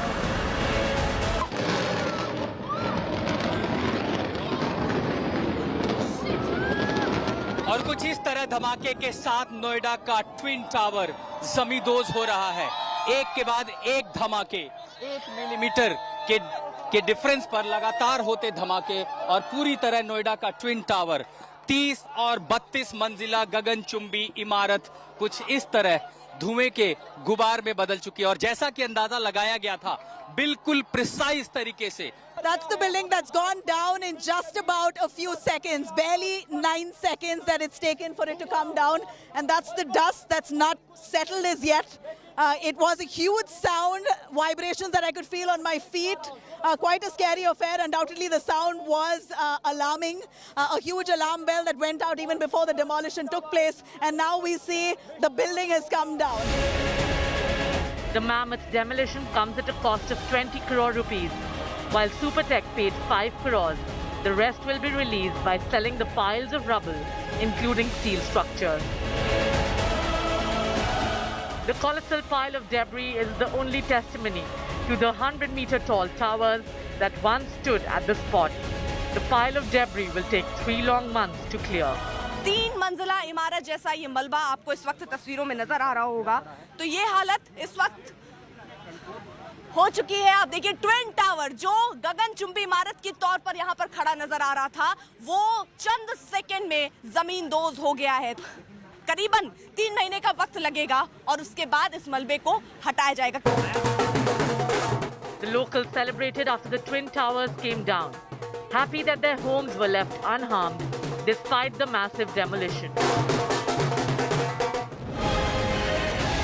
The clockwork-controlled demolition drive left the nearby high-rises unscathed. Buildings covered with massive plastic sheets escaped without any scars, but were piled with debris. With Nabila Jamal, Ashutosh Mishra, Ishwarya Paliwal and Arpita Arya in Noida, Bureau Report, India Today. The Supertech Twin Towers came crashing down in just 9 seconds with a spectacular explosion. The explosion left behind a cloud of smoke and 80,000 tons of debris. While the residents are expected to return to their houses later this evening, the debris will take an estimated 3 months to be completely cleared and disposed of. Noida Authority has made all necessary arrangements to clear the dust from the area. It has deployed sanitation workers, mechanical sweeping machines, water sprinklers at the site. Experts say that the demolition is likely to increase particulate matter PM10 in and around the site, which can lead to allergic reactions in the healthy and aggravation of symptoms in those who have respiratory problems. The health advisory has also been issued for the residents to tackle the situation post-demolition. People had been advised to wear masks, use air purifiers and keep their doors and windows shut. Special care should be taken care, in fact, of kids, elderly and people suffering from asthma and other respiratory ailments. A demolition like this, or rather an explosion happening in open air, is much safer than, say, underground mines, because everything which is coming out of that gets dissipated by in the ambient air, so decreasing the harmful effects of the same. The only risk which has been reported is that occasionally underground channels like drains or something may become the trap for these gases and sometimes even get transmitted further on. So that is, of course, the advisory which has been issued by the authorities, and doctors saying the same as well. Please be careful now if you're living in the vicinity of the demolition site. Now let's listen in to the Supertech demolition squad and what they had to say after the successful mission. हम लोग ने गॉजेस check कर लिए हैं, जो क्राइकोमीटर जो cracks के जो पहले से गैप्स थे उन्होंने ऑलरेडी बेसिक जो चेकिंग था वो कर लिया और सेम है, और स्ट्रक्चर कोई भी बिल्डिंग को टच भी नहीं हुआ एटलीस्ट। तो स्ट्रक्चर बिल्डिंग वाइज तो किधर भी नहीं, हम लोग बेसमेंट में भी जाके आए हैं, जो स्ट्रेंथनिंग का काम हुआ था वहाँ पे भी कुछ भी डैमेज नहीं हुआ। 90 दिन हमको दिए गए और हमको लगता है 90 दिन में हम ये काम पूरा भी कर सकते हैं। इसमें हमको तकनीकी रीजंस दो ही हो सकते हैं कि हमको RWA दोनों RW के साथ मिलके ये करना है, बिकॉज ये एक ईजी जॉब नहीं है उनके लिए भी। ऑलरेडी वो लोग इतना भुगत चुके हैं और आगे 3 महीना जो है जिसमें आवाज़ होगा, ज़्यादातर आवाज़ का इशू आएगा। सो हमने उनसे ऑलरेडी ये बात पे डिस्कस कर चुके हैं। Worked on a building of this nature and built to seismic zone 5 design. So That was a major challenge in our design, making sure that you rupture the columns where you need to and get it down. The successful blast of the Twin Towers has been conducted, and joining with me right now are those who have worked day and night to ensure that this happens. Sir, exactly how long did you guys carry out this extensive task? And roughly, if you could give us a figure of how many of you worked for Edifice Engineering for us to see this day. We are working day and night from last 5 months for this project, and still more 3 months will be there to clear all this debris and scrap. And how many of you all were on the ground? The team of ranges from 50% to 400% were involved in this. Sir, have all the checks and balances been done, or are there some few to follow? Apparent balances has been done. Only the explosive check is going on. Okay. So one more thing, the adjacent buildings, I believe there needs to be a check on whether there has been any effect on the columns or anything of that sort. So far, any untoward report that's coming in? No, nothing. Till now, preliminary report has suggested nothing has happened to even the adjacent building of Emerald or Esther. So there was one news that was floating that there is a wall of the ATS village that could have suffered a damage. Is that true? Yeah, so it was according to our plans, and the wall has been damaged, but that was already pre-discussed that the 10 meters of the ATS wall will go because the distance is very less. That's the reason. Apart from that, there's nothing untoward. No structural damages to the nearby structures. Only the compound wall of 10 meters, just 10 meters have gone, which would be, the debris would be removed and would be repaired. Thank you, sir. So that was the team of those who worked to ensure this day is seen. They say that the damage of the ATS wall that's happened, that was in plan. Anything else hasn't happened. They say it was a successful blast.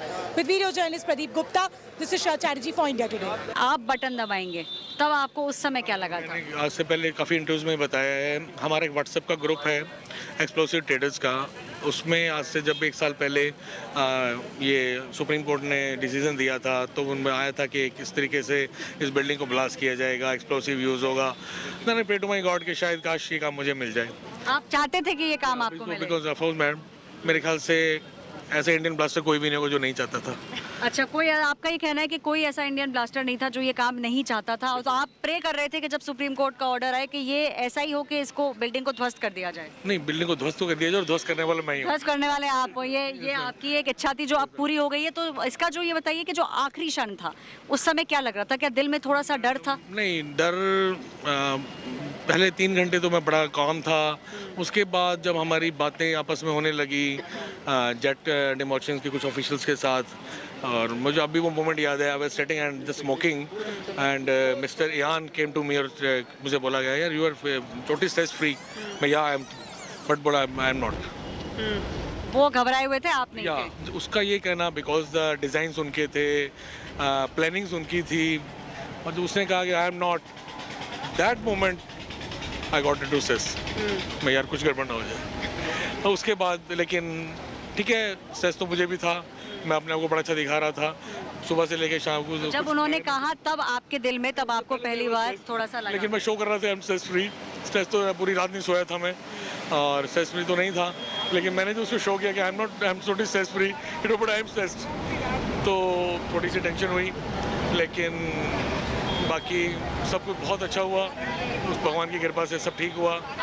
आपके परिवारजन है, या आप अभी भी बहुत ज़्यादा भावुक हो रही हैं, आपको क्या डर लग रहा था? मुझे सिर्फ ये डर लग रहा था कि इसको सांस कैसे आएगा, अगर वहाँ पे जैसे इतना डस्ट आ जाएगा तो ये सांस कैसे लेगा, बस मुझे और कुछ नहीं था। और कोई डर नहीं था, बस सांस को यही बोल रही थी कि कैसे करेगा, कैसे होगा, ऑक्सीजन कैसे मिलेगी, बस मुझे यही डर लग रहा था। ये डर था कि वहाँ ब्लास्ट के अंदर एकदम है तो कुछ, हाँ जी, बस क्योंकि बहुत धुआं जैसे देख रहे थे ना कि और जगह का दिखा रहे थे, तो यही लग रहा था कि इसको सांस कैसे आएगा, बस और कुछ भी नहीं था। कॉन्फिडेंट थी भगवान इसके साथ है, बट उस पे जब देखा सामने से तब बहुत दिमाग खराब हुआ था। जब तक इससे बात नहीं हुई तब तक तो बहुत दिमाग खराब रहा कि पता नहीं क्या होगा। दिल में बहुत आपको वैसा हो रहा होगा कि बात हो जाए। हाँ जी, हाँ जी, बट इसका फोन बहुत अर्ली आ गया था हमें। हाँ, ब्लास्ट होने की कितनी देर बाद बात हो गई थी? 4-5 मिनट के अंदर आ गया था। हाँ, आप लोगों ने कहा बालकनी से देखा था? हम लोगों ने खड़े थे, मीडिया के साथ थे, तो वहीं किया, हमने किया था। हाँ जी। The illegal Supertech Twin Towers in Noida came crashing down in just 9 seconds with a spectacular explosion, with 29 and 32-story towers turning into rubble. Hopes of hundreds of buyers who spent their hard-earned money with a dream of a home in the collapsing towers were also destroyed. Here's a report.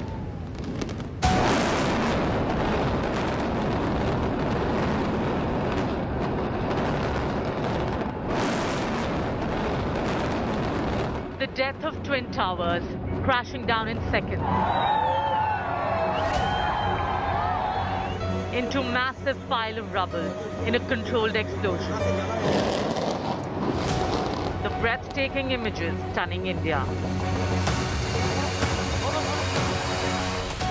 But in the beginning, it was a dream sold to thousands of potential home buyers, ready to shell out their life savings.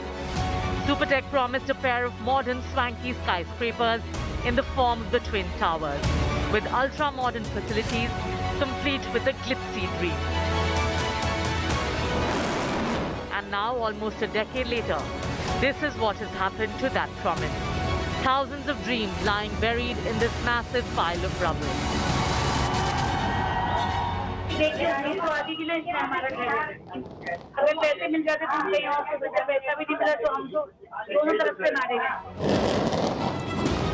The towering deceit on home buyers pulled off by the real estate major using deep-rooted nexus with corrupt Babu in the Noida administration, who gave brazen nod to clear violations. Corrupt Babus in collusion with Supertech officials sanctioned building of the illegal Twin Towers. First conceptualized as 12 floors, the towers were allowed to revise the height to 40 floors in 2012. 26 officials were found to be in multiple violations by the special investigation team formed by the Yogi government after the Supreme Court order. While 11 officials were suspended, 6 were charge-sheeted. 4 Supertech directors were booked by Vigilance Department, and 3 retired Noida fire officials were booked for illegal fire safety nod. But no one has been jailed after 9 years. Supertech backed the Twin Towers, citing its approval by Noida Authority in 2012. अन्य supreme court द्वारा कुछ technical ground के ऊपर इस building को तोड़ने का आदेश दिया गया था। मैं आपको विश्वास दिलाना चाहता हूं कि इस डिमोलिशन की वजह से किसी भी ऑनगोइंग प्रोजेक्ट के ऊपर कोई असर नहीं पड़ेगा और सारे निर्माण कार्य नियमित रूप से चलते रहेंगे। While the Twin Towers are gone, will those who pulled out the towering con on home buyers be jailed? With Kumar Kunal in Noida, Bureau Report, India Today. Amid the much talked about demolition of Noida Supertech Twin Towers, politics has started brewing in Uttar Pradesh, with BJP and the Samajwadi Party blaming each other over corruption in the towers, the illegal construction. Have a look at this detailed story.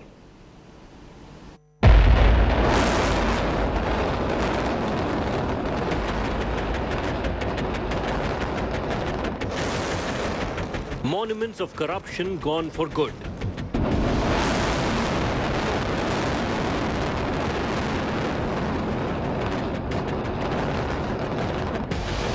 The Twin Towers getting swallowed into a gigantic pile of dust.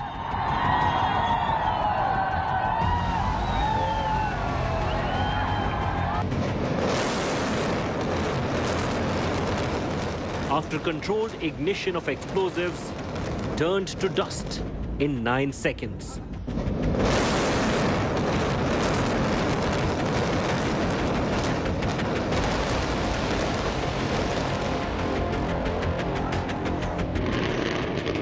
While the apex in Sion met with an explosive end, there is an equally explosive political war is underway.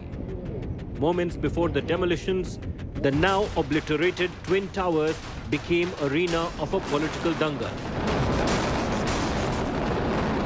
A political storm erupting even before the dust could settle, while the BJP targeting the erstwhile Akhilesh Yadav regime, accusing it of promoting corruption under its watch and allowing the towers of deceit to take shape. भ्रष्टाचार को पूरी तरह से संरक्षण अगर करने का काम किया गया तो सरकार के माध्यम से किया गया। श्री अखिलेश यादव जी को जवाब देना चाहिए, पूरी समाजवादी पार्टी को जवाब देना चाहिए कि उनकी सरकार के समय इतना बड़ा भ्रष्टाचार कैसे हुआ, यह इमारत कैसे खड़ी हुई, और इसके लिए उन्होंने उनको देश की जनता को, प्रदेश की जनता को बताना चाहिए कि वो ऐसा होने क्यों दिए थे। अगर होने दिए थे तो सपा कैसे दूध की धुली हो सकती है। Saffron Party's Kapil Mishra too targeted Samajwadi Party and said no action has been taken against the one who gave the nod for illegal towers. The attacks prompted SP to hit back, taking a power broker giant. 5 साल 6 साल से सरकार किसकी है उत्तर प्रदेश के अंदर में? इन्होंने तो कोई काम किया नहीं। वो वहाँ की लोकल जनता ने 1 करोड़ रुपए इकट्ठा करके सुप्रीम कोर्ट में केस दायर किया। इनका क्या है उसमें? ये क्रेडिट लेने क्यों लौट रहे हैं भैया? ये तो 6 साल की सरकार हो गई इनको। इन्होंने तो कुछ नहीं किया। कोई अधिकारी पे कार्रवाई की क्या? इनके 26 अधिकारी ऐसे जिन पे चार्जशीटेड है। क्या आज तक कोई जेल गया क्या? The BJP points out that in 2004, SP patron Mulayam Singh Yadav was in power when Supertech got nod for the building complex. And Akhilesh Yadav was in power in 2012 when Supertech got illegal nod to build the 40-floor Twin Towers.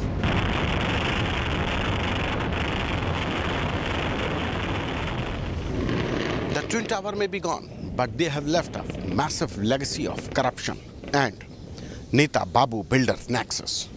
Will it become a fresh flashpoint of BJP and SP in politically surcharged Uttar Pradesh? With camera person Sanjay, this is Santosh Kumar for India Today.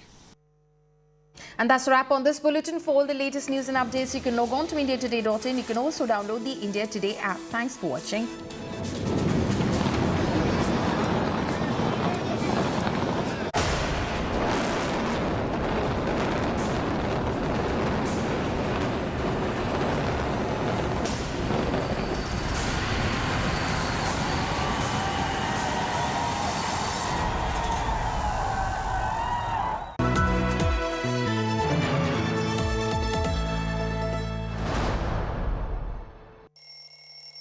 I'm the early bird who gets the news. The fresh morning air is my energizer. With me around, there are no dwindled dawns.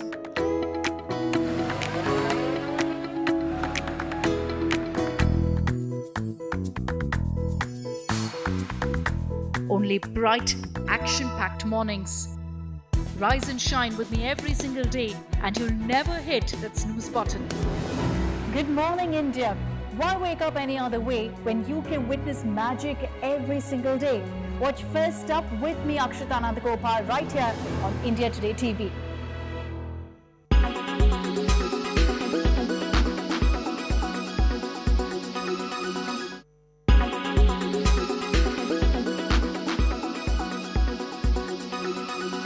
Make your media plan smarter with India Today Live TV on your connected devices. Make your media plan smarter with India Today Live TV on your connected devices.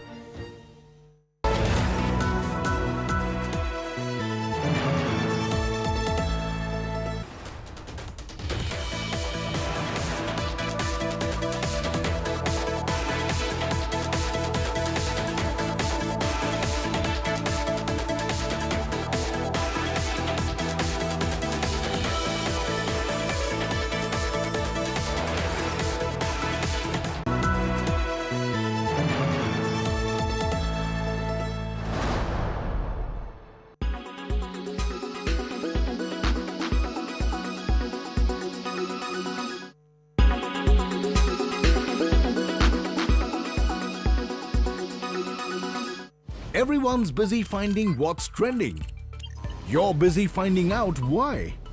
India Today, for those who research before reacting.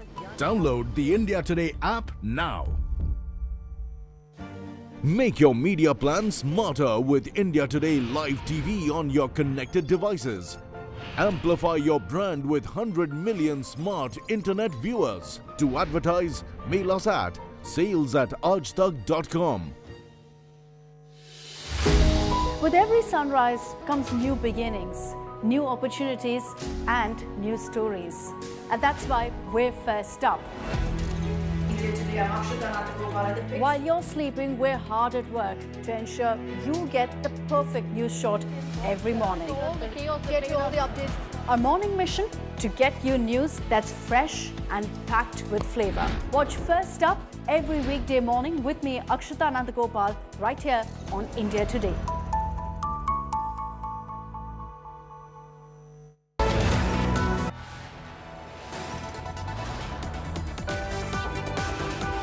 You are watching India Today.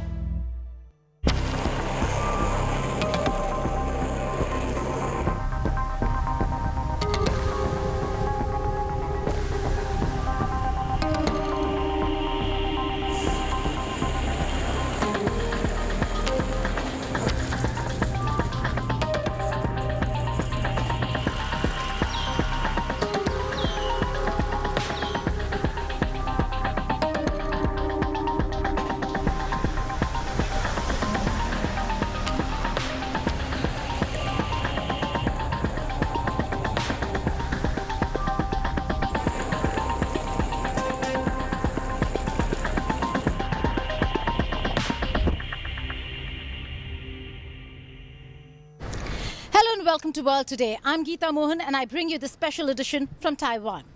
Standing right outside President Tsai Ing-wen's residence, we'll tell you how she has been fighting an aggressive China, a bully who they're not going to succumb to or cower to. Taiwan is preparing herself on military front, on the cyber front, also ensuring that the economy does not crumble because of Chinese aggression and Chinese economic blockade. Here's a ground report on various places that I traveled to show how Taiwan is preparing herself, be it on the military front or for that matter on how they're trying to ensure that should there be Chinese aggression and action, how they're going to protect their citizens. Take a look.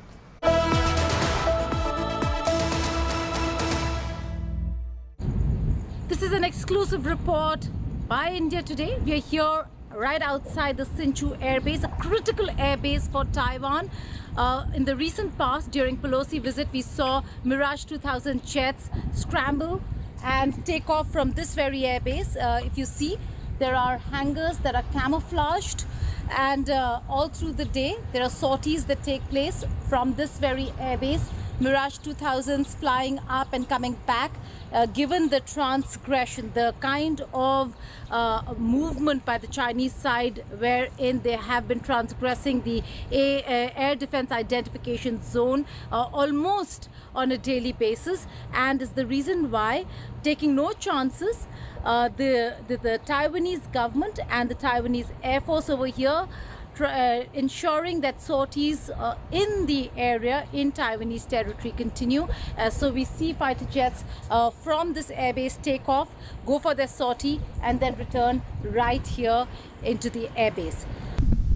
Taiwan's offensive capability, the Marine Corps, that's where they are stationed, and that's why Kaohsiung becomes a very important city, area, and certainly a target for China. The waters that you see over here is the Taiwan Strait, and across the Taiwan Strait is China. Look at the ships around there. You can make out the importance of Kaohsiung not just as a port and a naval asset, but also the shipping and commercial asset.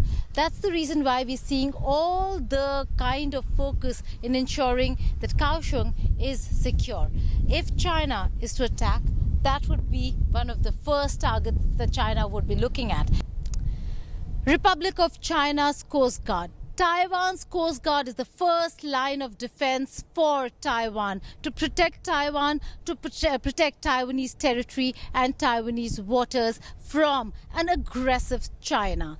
They have been working very hard to ensure that the People's Liberation Army's militia, the little boats that come in the garb of being fishermen and harass the Coast Guards to try entering and intimidating Taiwan, is stopped in time, and they do not really get to enter Taiwanese territory. So one of the most critical part of the military infrastructure or defense line of Taiwan is the Coast Guard. And we are here in Kaohsiung port where they've been docked and they keep going for the patrols to ensure that Taiwan is secure. At the Kaohsiung port here in Taiwan, which is one of the most critical infrastructure for the country, we are here in front of the Coast Guards, and it's an important perspective. Taiwan needs two-tier protection when it comes to maritime protection. One is the Taiwanese Navy, and the other are the Coast Guards, who are the first line of defense. Joining me is Suyash Desai, who is an expert on PLA and how China has been handling this entire, handling Taiwan, or for that matter, is provoked to the extent that they've been carrying out military operations. Suyash, many thanks for joining us here on India Today. We see Coast Guard boats over here, docked at one of the most important ports. Explain to us what China really does and how China is trying to intimidate Taiwan. Okay, so for this we have to understand how China works, how security in China works. Chinese security is divided in three parts. First is the PLA, which is their military, armed forces. Second is the Coast Guard, which is under Xi's reform, a part of PLA. And third is the their marine infrastructure, which is called as militia. So generally what happens is, if there is a major escalation, then PLA comes in the fourth. In Taiwan Strait, in South China Sea, which is also a part of Taiwan Strait, generally militia is the one responsible for harassing coast guards, other countries' coast guards, not only Taiwan, Philippines, Indonesia, Malaysia, all countries' coast guards. Militia harasses them. But during the escalation that is happening right now, we see PLA aircrafts crossing the median line. This is important and historical because median line was first crossed in 1999, and after that it was next crossed in 2019. Okay, and that's important. Why? Yes, because it's a major escalation. Crossing a median line is a major escalation. Generally, if you see the pattern, there are overlapping ADIZs. ADIZ is Air Defense Identification Zone. So generally, even if China is practicing itself in its drills in its ADIZ, it can be interpreted as it's practicing in Taiwan's ADIZ. But crossing median line is a imaginary line which is between Taiwan, in the Taiwan Strait, between China and Taiwan. Yes. Crossing that is very escalatory. But since 2019, it has become more often, which is under Xi Jinping. Now, when Pelosi's visit happened, it has happened very frequently. It has happened very frequently. So that is a major escalation that is happening. Why this is important? Once the median line has been crossed, Taiwanese radars are being alerted, and initially Taiwan used to dispatch their aircrafts as a response. Now Taiwan has learned that it is an attrition war. More and more things that happen takes a toll on Taiwanese aircraft.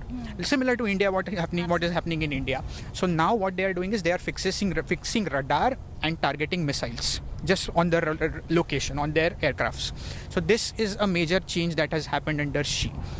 This is Xi Chewao Shetao, which means a tunnel that leads up to a university, an institute, a very important one at that today.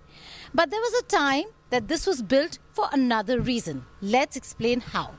Now, the Japanese Empire had built this tunnel as an infrastructure project, which later on became an air raid shelter during Second World War against American bombing. If you see the tunnel, it's a very long tunnel, and it has doorways to enter into this entire infrastructure, which is huge because this tunnel is over an entire mountain, and the mountain has atop this mountain on the other side is the Marine Corps. Now, what is the Marine Corps? Taiwan's Marine Corps is its offensive capability, which means if China wants to strike, the first place they would be looking at is the Marine Corps base up this hill. And if that happens, then today, like during Second World War, when the Japanese used this as an air raid shelter, Taiwan has announced that this would be the air raid shelter for the people of Kaohsiung. Over here, Taiwan, the kind of provocation, the kind of escalation that we are seeing is the reason why we are looking at bunker spaces, and now Taiwan has come out with an app. The government has an app. Should there be escalation, should there be a real fear or scare, they can download the app and find the nearest bunker. That is a very interesting way of operating for all countries under threat. Let's just go across and show you exactly how this bunker looks like. It's a long tunnel-like structure. If you go, because today is a close, so we cannot access this place. But previously I came here because I live nearby. So we went inside and we saw it's a very huge, long. So I think it's a big number. I don't know exactly. Structure, very thick structure. It's built to ensure that bombs do not really destroy this space. And if you see these doors, they can't open. They're really old era. It was built by the Japanese. Must have been refurbished later, but Imtiaz over here has seen the space inside. How does it look inside? Actually, it's very long inside, and not only, you can see a lot of gates are there. So for people, like if some emergency happen, so people can access in different gate. This is Kaohsiung, which is on the western border of Taiwan, and should there be any escalation or Chinese aggression or provocation, intimidation, and that amounts to any action by China, this city is going to be under direct threat because they are going to look at landing. And if they're looking at landing, Kaohsiung is going to be the city. The port, the Marine Corps over here, certainly a target, and that's the reason why this is only, like Imtiaz said, one of the bunkers. There could be many more, and Taiwan is looking at building more and more so that their citizens are safe in case of an attack. In Kaohsiung, Geeta Mohan for India Today.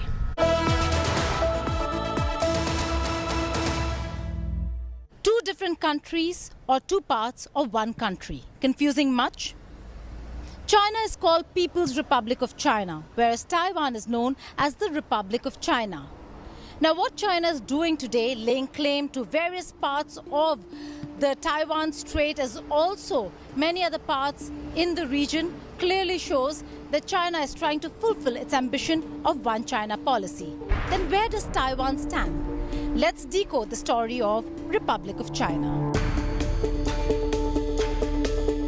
Taiwan is the first island from the chain of islands in the Western Pacific region. And while we march down the history lane, it was in the 17th century when it was ruled by the Qing dynasty, the Imperial China.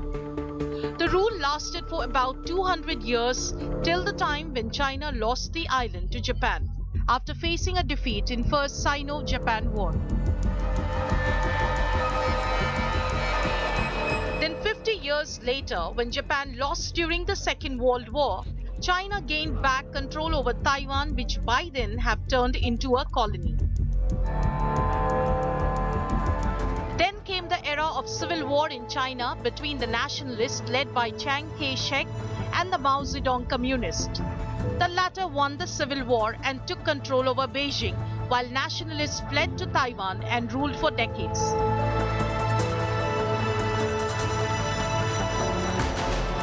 That's how Taiwan came into existence. But both point to this same history to claim different points. China uses this history to claim that Taiwan is a part of mainland China, while Taipei says it was never a part of modern China led by Mao's Communist Party, hence making them a separate nation.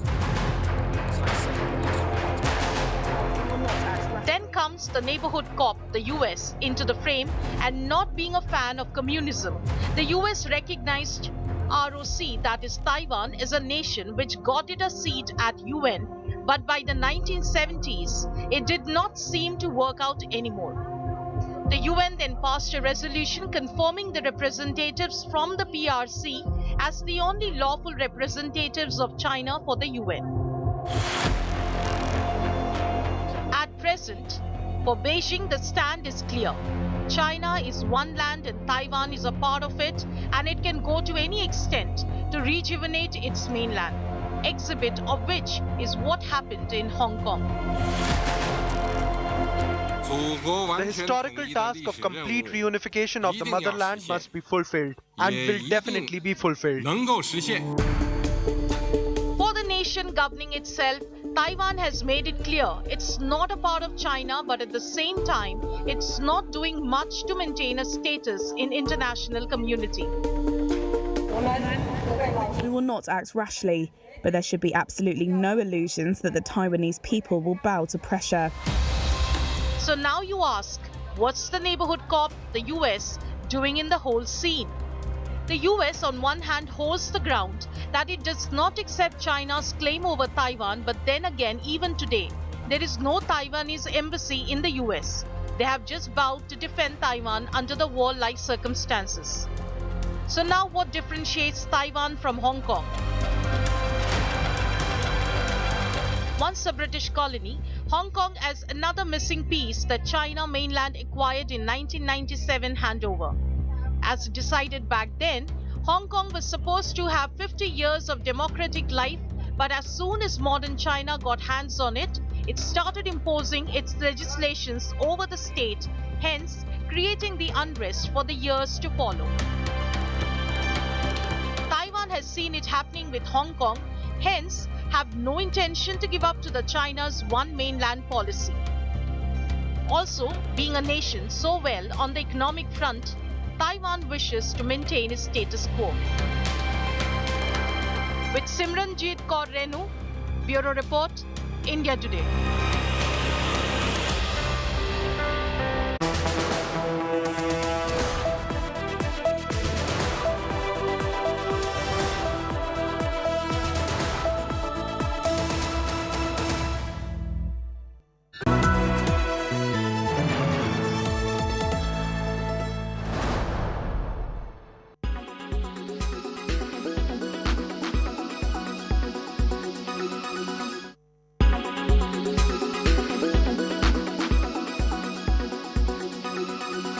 Make your media plan smarter with India Today Live TV on your connected devices. Everyone's busy finding what's trending. You're busy finding out why. India Today for those who research before reacting. Download the India Today app now. Make your media plan smarter with India Today Live TV on your connected devices.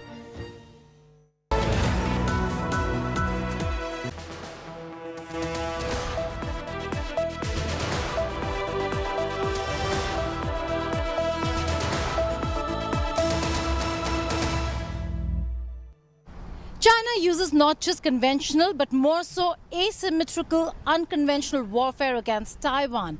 It uses lone wolves to attack Taiwan on a continued basis. On Spotlight this weekend, I spoke with Professor Zheng of the Institute for National Defense and Security Research. He spoke about how and the volume in which China attacks Taiwan as also lessons for India with the kind of asymmetrical warfare that China carries out against Taiwan. Listen in.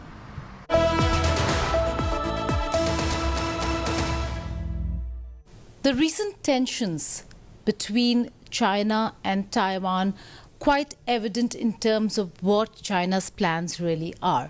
But if people think that Taiwan is under attack or under threat now, that's not the case. Taiwan has been under attack and has faced Chinese threat, if not through conventional, through asymmetrical warfare, cyber war. One of the most dangerous kind of warfare that we see today. To discuss a little more on this, I'm being joined by Professor Yi-Suo Zheng, who is a part of the INDSR and a think tank that also works very closely with the Ministry of Defense over here in Taiwan and focuses on this unconventional asymmetrical warfare. Professor Zheng, if you could begin by telling us how much of a threat does Taiwan face on a regular basis from the other side of the Taiwan Strait? Well, we face monthly tens of millions in volume of distributed denial of service, so-called DDoS attack. Beyond that, we also deal with a lot of China's state-sponsored APT, Advanced Persistent Threat Attack and infiltration. But it's on a daily basis, and we also terms it as gray zone activities, because it wouldn't go beyond the threshold of war. But that said, we are dealing with a whole of society approach.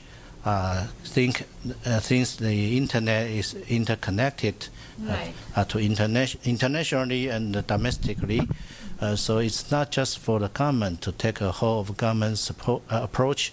We also connect and collaborate with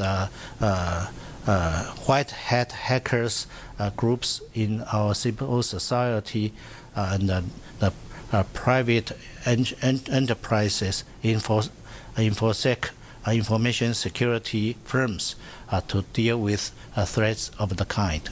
Right. What are the areas that China focuses on when they're looking at these attacks? What is the impact on Taiwan's critical infrastructure?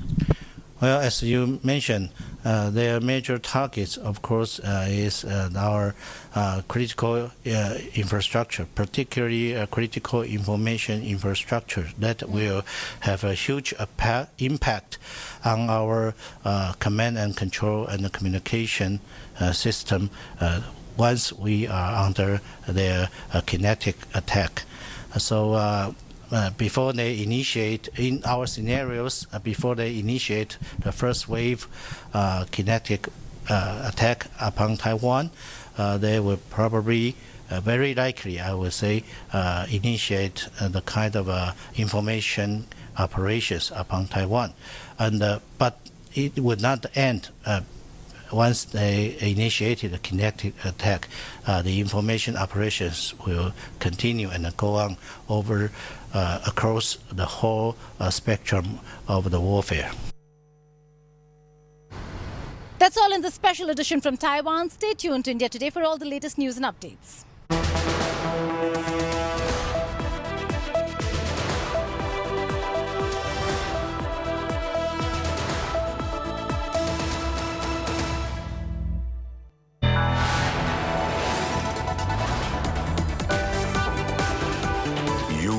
Watching India Today.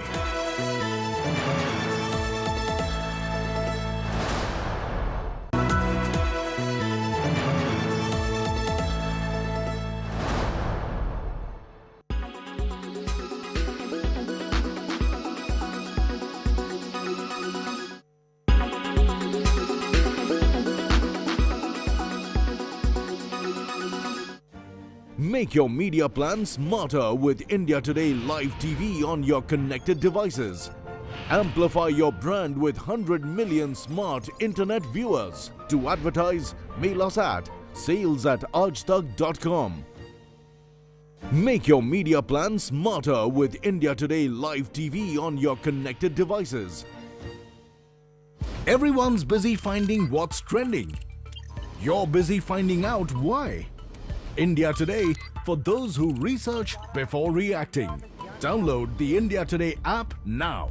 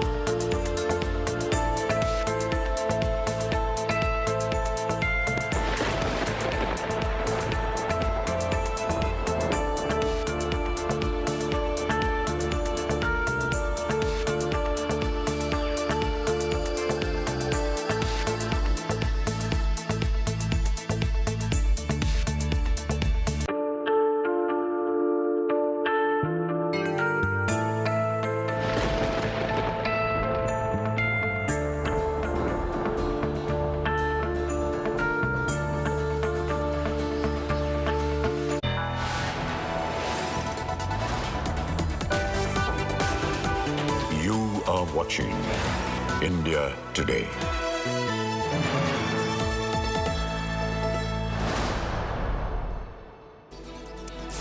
From Twin Towers to dust, let's take a look at the entire sequence of India's biggest demolition.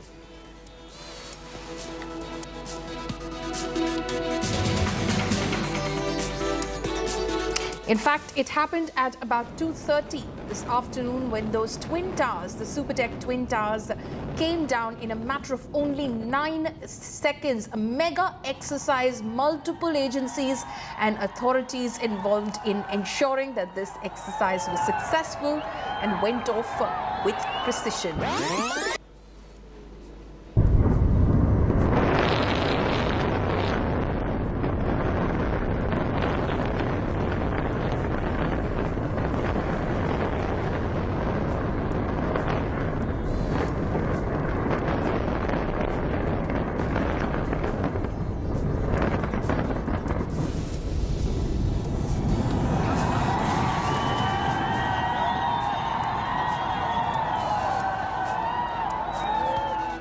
Good evening and a warm welcome to India Today. I'm Paulami Saha. Here are the headlines we're tracking at the top of the hour.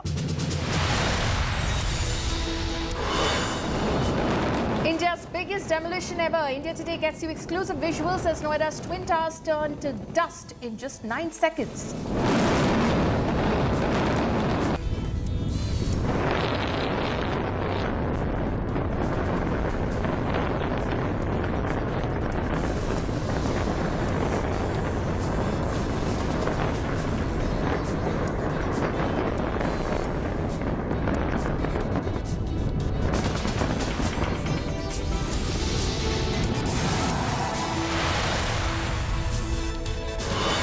Dust and debris surround the site after demolition. Noida authorities brace for the aftermath. Anti-smoke guns and water sprinklers deployed.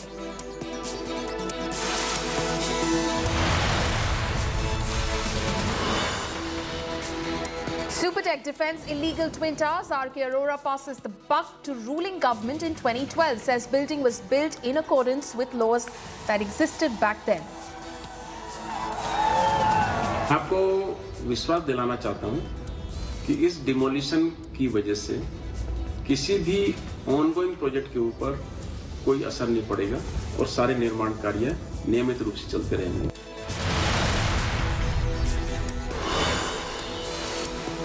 Sonali Fogart's murder mystery gets murkier. Goa Chief Minister backs CBI probe into murder after family alleges conspiracy and demands thorough probe.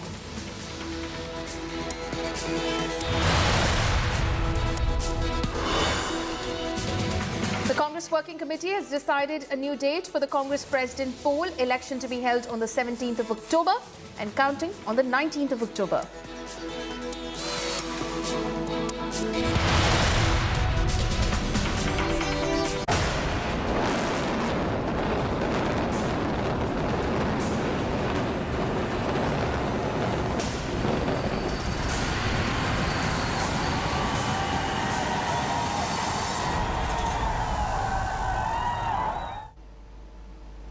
The Supertech Twin Towers in Noida have been brought down in a massive explosion in mere 9 seconds. A total of 915 residential flats and 21 shops were razed to the ground when 3,500 kgs of explosive material imploded Kayan and Apex, Supertech's Twin Towers in Noida's Sector 93A. Here's the report.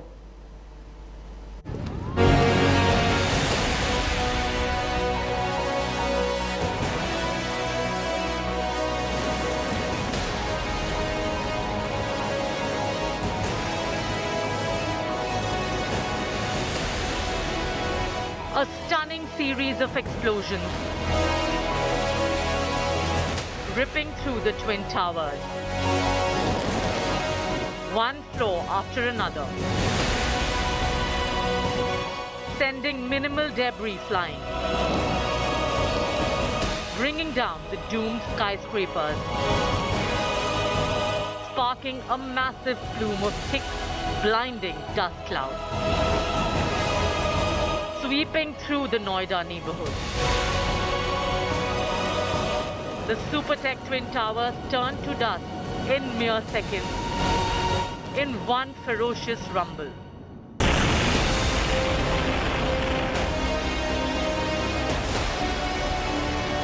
The Twin Towers brought down like a pack of cards.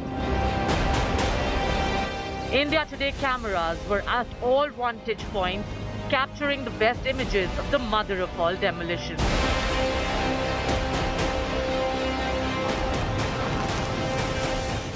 Amid cheer from assembled onlookers who packed nearby high-rises to witness the breathtaking moment. The nearly 100-meter-high structures, taller than Delhi's iconic Qutub Minar, were demolished a little after 2:30 p.m. on Sunday.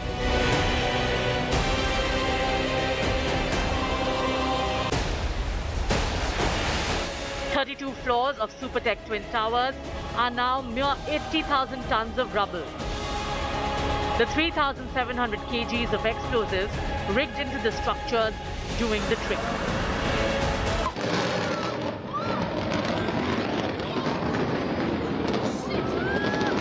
और कुछ इस तरह धमाके के साथ नोएडा का twin tower जमींदोज हो रहा है। एक के बाद एक धमाके, 1 मिलीमीटर के डिफरेंस पर लगातार होते धमाके और पूरी तरह नोएडा का ट्विन टावर 30 और 32 मंजिला गगनचुंबी इमारत कुछ इस तरह धुएं के गुबार में बदल चुकी है और जैसा कि अंदाजा लगाया गया था बिल्कुल प्रिसाइज तरीके से। That's the building that's gone down in just about a few seconds, barely 9 seconds that it's taken for it to come down. And that's the dust that's not settled as yet. It was a huge sound, vibrations that I could feel on my feet. Quite a scary affair. Undoubtedly, the sound was alarming. A huge alarm bell that went out even before the demolition took place. And now we see the building has come down. The mammoth demolition comes at a cost of 20 crore rupees.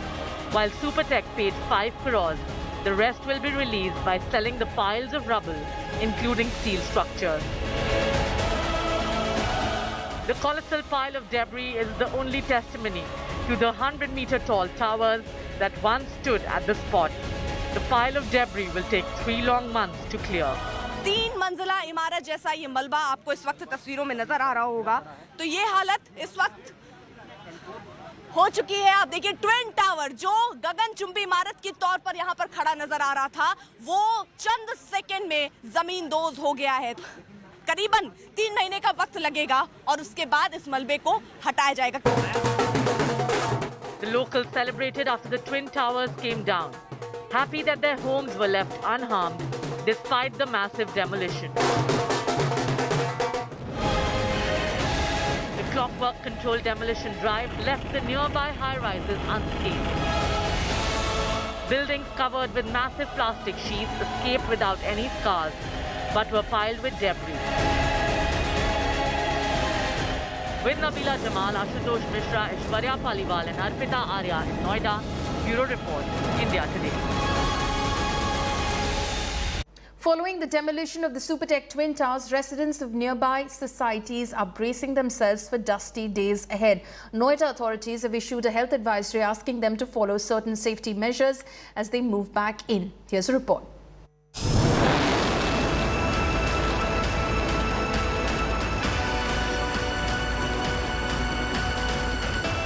Illegal Supertech Twin Towers in Noida came crashing down in just 9 seconds with a spectacular explosion.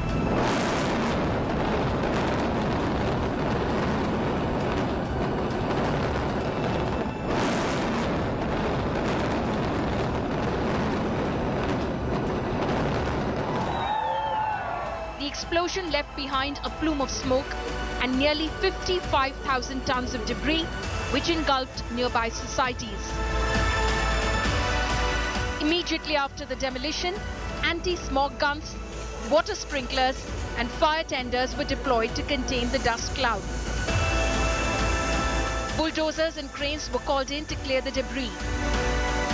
Mammoth chunks of rubble are being moved out in containers. Sanitation workers are working round the clock to clear the vicinity of the demolition site. Mechanical sweeping machines were used to clear the debris off the streets. The authorities are facing the mega task of clearing the rubble, which will take around 3 months.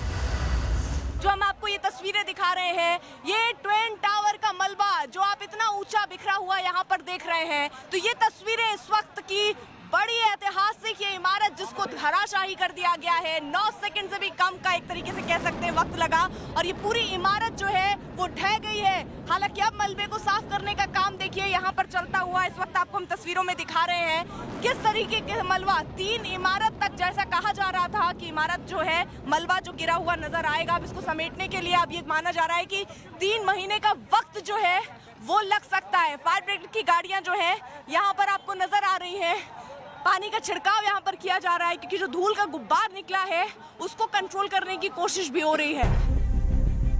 While the residents started returning to their homes by Sunday evening, normalcy is yet to be restored. सारी cleaning operations underway हैं।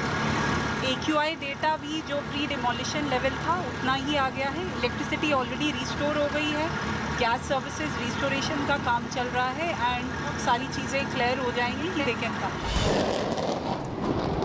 However, experts have warned that the demolition will increase particulate matter in and around the site, leading to allergic reactions in the healthy and aggravation of symptoms in those who have respiratory diseases. Noida Health Department has issued advisory for residents. People have been advised to wear masks, use air purifiers and keep doors and windows shut. Special care has been advised for kids, the elderly and people suffering from asthma. With Arpita Arya, Ashutosh Mishra and Nabila Jamal in Noida, Bureau Report, India Today. The illegal Supertech Twin Towers in Noida came crashing down in just 9 seconds with a spectacular explosion, with 29 and 32-storied towers turning into rubble. Hopes of hundreds of buyers who spent their hard-earned money with a dream of a home in the collapsing towers were also destroyed. Here's a report.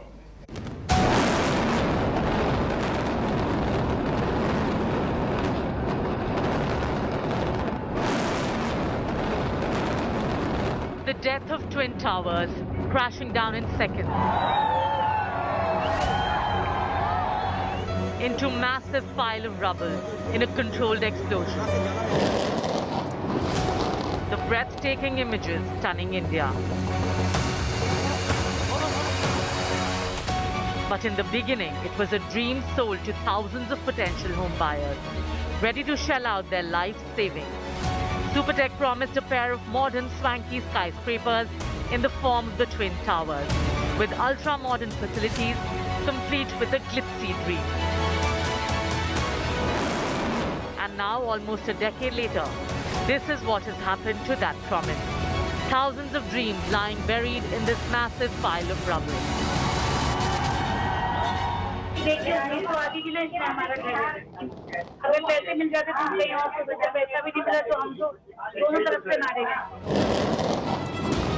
The towering deceit on home buyers pulled off by the real estate major using deep-rooted nexus with corrupt Babu in the Noida administration, who gave brazen nod to clear violations. Corrupt Babus in collusion with Supertech officials sanctioned building of the illegal Twin Towers. First conceptualized as 12 floors, the towers were allowed to revise the height to 40 floors in 2012. 26 officials were found to be in multiple violations by the special investigation team formed by the Yogi government after the Supreme Court order. While 11 officials were suspended, 6 were charge-sheeted. 4 Supertech directors were booked by Vigilance Department, and 3 retired Noida fire officials were booked for illegal fire safety nod. But no one has been jailed after 9 years. Supertech backed the Twin Towers, citing its approval by Noida Authority in 2012. माननीय supreme court द्वारा कुछ technical ground के ऊपर इस building को तोड़ने का आदेश दिया गया था। मैं आपको विश्वास दिलाना चाहता हूं कि इस डिमोलिशन की वजह से किसी भी ऑनगोइंग प्रोजेक्ट के ऊपर कोई असर नहीं पड़ेगा और सारे निर्माण कार्य नियमित रूप से चलते रहेंगे। While the Twin Towers are gone, will those who pulled out the towering con on home buyers be jailed? With Kumar Kunal in Noida, Bureau Report, India Today. Amid the much talked about demolition of Noida Supertech Twin Towers, politics has now started brewing in Uttar Pradesh, with the BJP and the Samajwadi Party blaming each other over the corruption in the towers' illegal construction. Here's a look at this detailed report.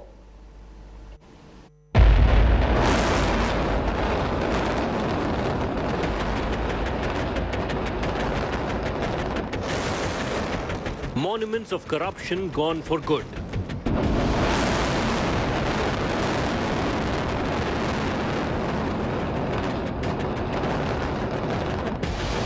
The Twin Towers getting swallowed into a gigantic pile of dust.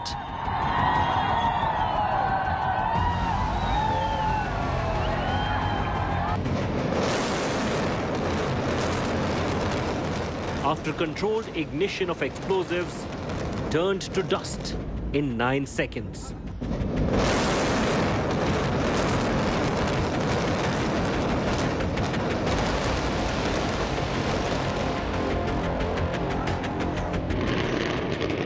While the apex in Sion met with an explosive end, there is an equally explosive political war is underway. Moments before the demolitions, the now obliterated Twin Towers became arena of a political dangal.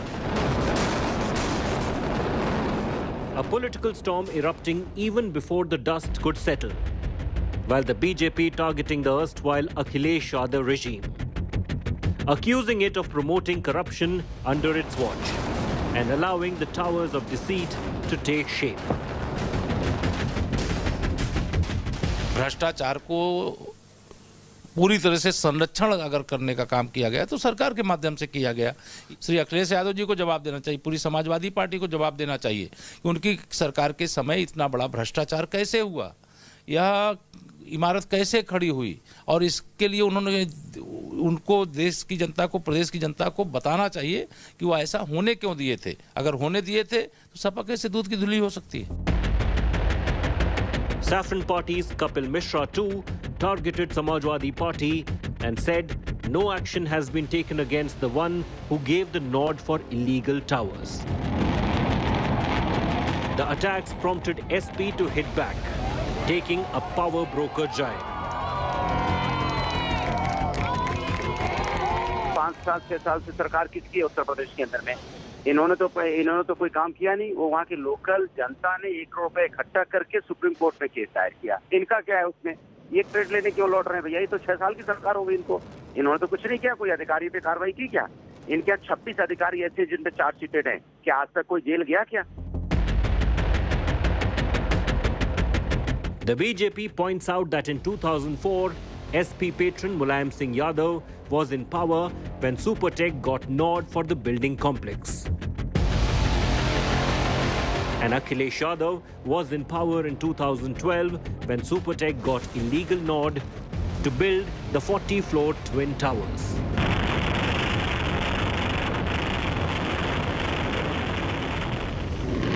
The Twin Tower may be gone, but they have left a massive legacy of corruption and Neta Babu builder nexus. Will it become a fresh flashpoint of BJP and SP in politically surcharged Uttar Pradesh? With camera person Sanjay, this is Santosh Kumar for India Today. The much-awaited demolition of Noida Supertech Towers is finally done. India Today's cameras captured the clearest full 360-degree view of the demolition. Here are some of the defining images from this afternoon. India Today was on the ground for the biggest demolition ever. This is the live moment when the Twin Towers came crashing down in all of 9 seconds only.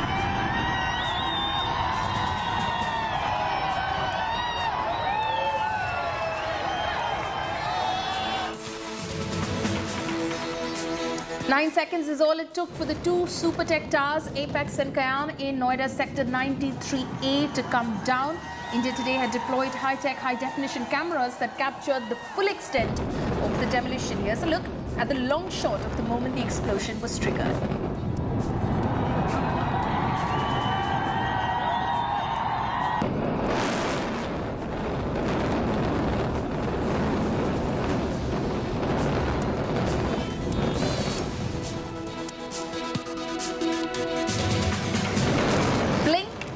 it. 9 seconds to bring down 32 floors. So India Today has slowed down the stunning demolition. Here's a frame-by-frame look at the demolition. The towers brought down like a pack of cards.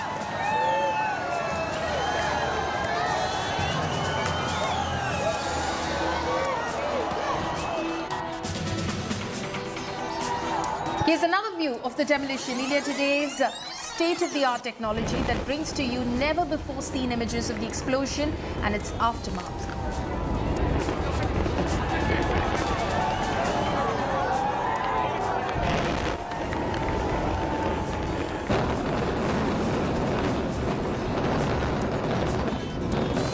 What was left after 9 seconds was a huge plume of smoke and dust. For the first few minutes, there was just dust everywhere, and as it settled, the empty space where two Supertech towers once stood. The demolition, which reduced the two towers to ashes, has caused a sudden spike in air pollution, with the level of particulate matter in the air going up.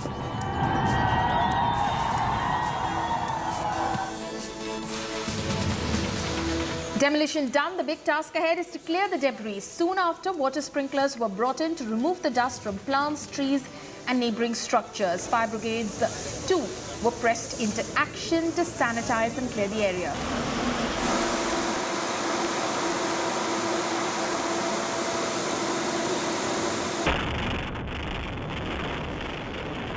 While India Today cameras captured the demolition in its clearest view, an ATS Green Village resident had placed a camera in his balcony to record the explosion, and this is what the balcony camera recorded. Floors of the Twin Towers collapsing one by one.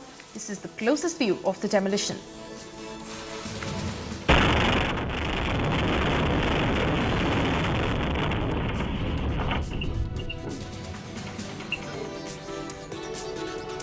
This is what is left of the Twin Towers. 32 floors reduced to 80,000 tons of debris. Clearing this will be a big task, and it will take 3 months to clear this mess. The demolition came at a cost of 20 crore rupees.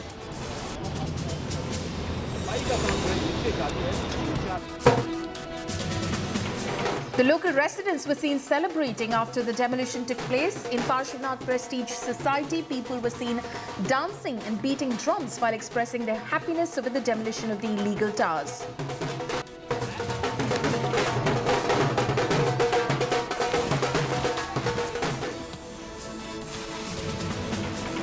And as soon as the two illegal towers were reduced to concrete dust, the debris has drawn the attention of selfie takers. The local residents were seen taking selfies with the leftovers amid the administration's interference.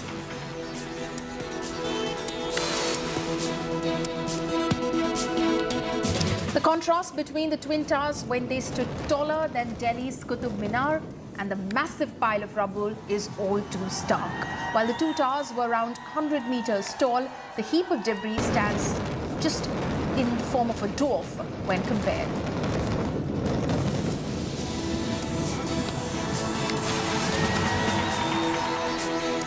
Slipping into a short break, stay tuned. News and updates will continue on the other side of this break.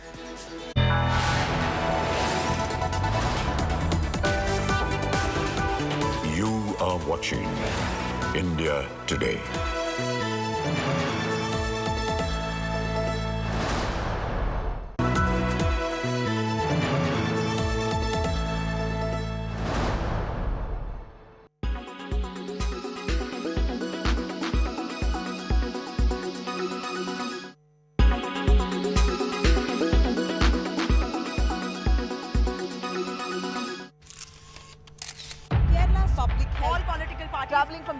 Armed with facts, she takes the news by its horns. Do you think the future of these students are not hampered?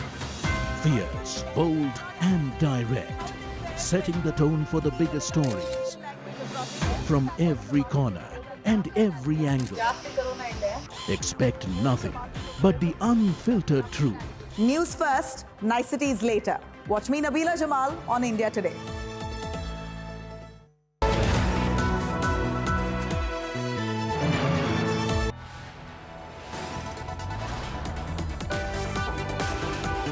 You are watching India Today.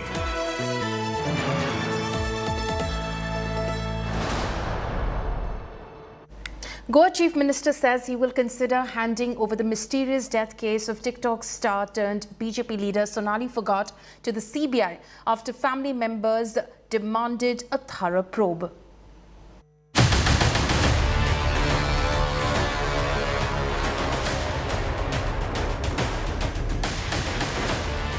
Illegal drugs, partying and an alleged murder of a high-profile TikTok star turned BJP Neta. The mystery death of Sonali Phogat in Goa has sparked a massive controversy and allegations of foul play. After images exclusively accessed by India Today showed an intoxicated Phogat being forced to take suspected spiked drink by her aide, Sudhir Sangwan. Earlier, Sangwan was caught on CCTV cameras escorting an inebriated Phogat to washroom. Sudhir Sangwan and his friend Sukhwinder Singh have been arrested for murder. Owner of Curly Restaurant, Edwin Nunes, drug peddlers Rama Mandrekar and Datta Prasad Gaonkar have been arrested under anti-drugs law. India Today pieced together the final moments of Sonali Phogat in Curly's restaurant.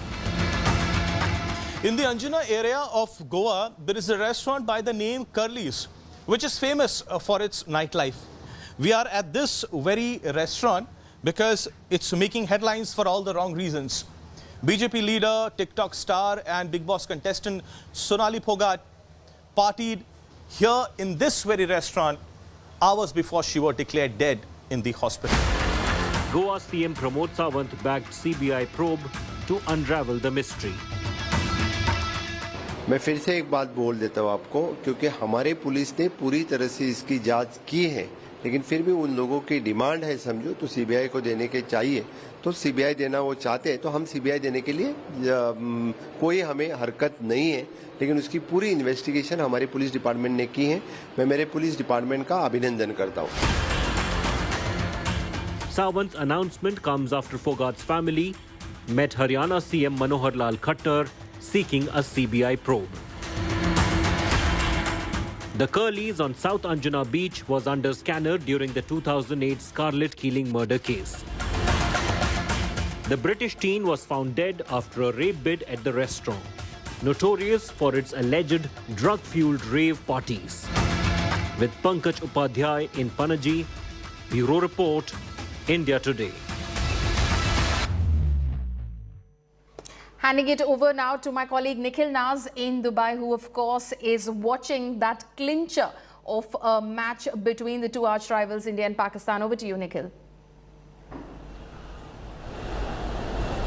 Well, Polomi, thanks a lot. It's been an exciting game between India and Pakistan at the moment. And, if you take a look at how the encounter has panned out, I think India has had the better of the exchanges versus Pakistan up until now. And we're just towards the end of the 20 overs.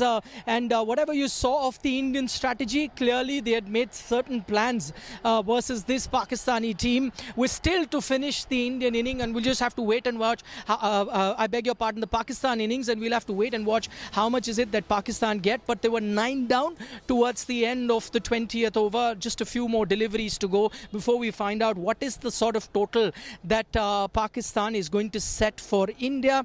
Remember, this is the same venue where India and Pakistan played earlier as well, about 10 months ago. And at that time, India is the team that batted first and could get just 152, which many felt was below par. Pakistan chased it down very, very comfortably. We don't know what sort of a total now Pakistan give India, but it's in the vicinity of 150 odd, which you would then think that India would be favorite to get in Dubai, a stadium which is well known for teams that will be chasing. It gets slightly easier to be chasing a total, and depending on how much Pakistan give India, we will find that out. But just let me run our viewers through the Indian bowling.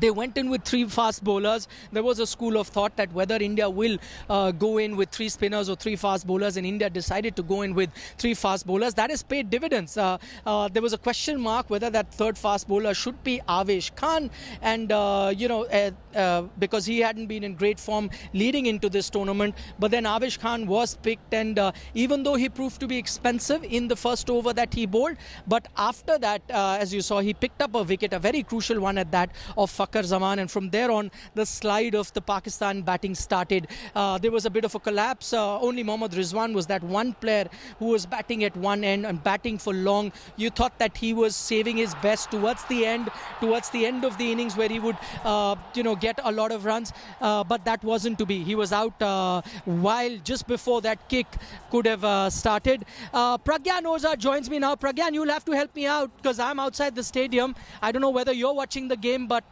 I'd requested my backroom team to just keep telling me the commentary, so you'd have to be my backroom team. What is it that Pakistan has managed?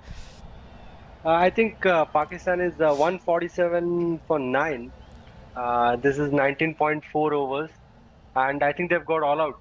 So 148 is the target.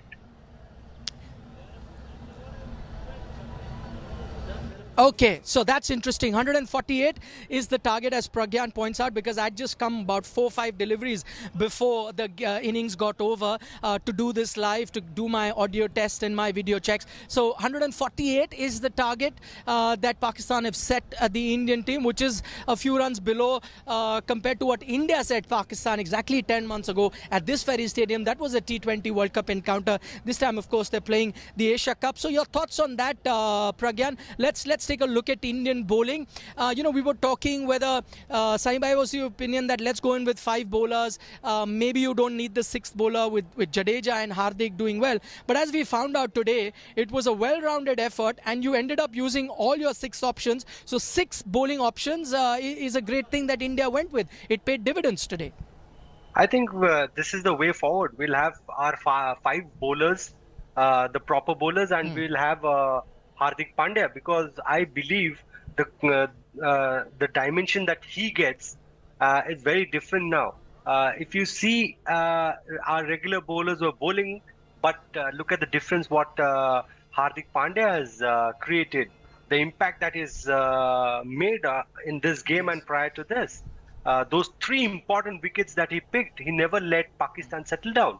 And if you remember, last time that India played against Pakistan, none of our bowlers could manage to pick wickets. Yes, I know there was due factor, or maybe we were bowling second, whatever it is. But if you see today's game, Hardik Pandya, he played last game, didn't bowl. This game, he played and he's bowling now, the important wicket that he got.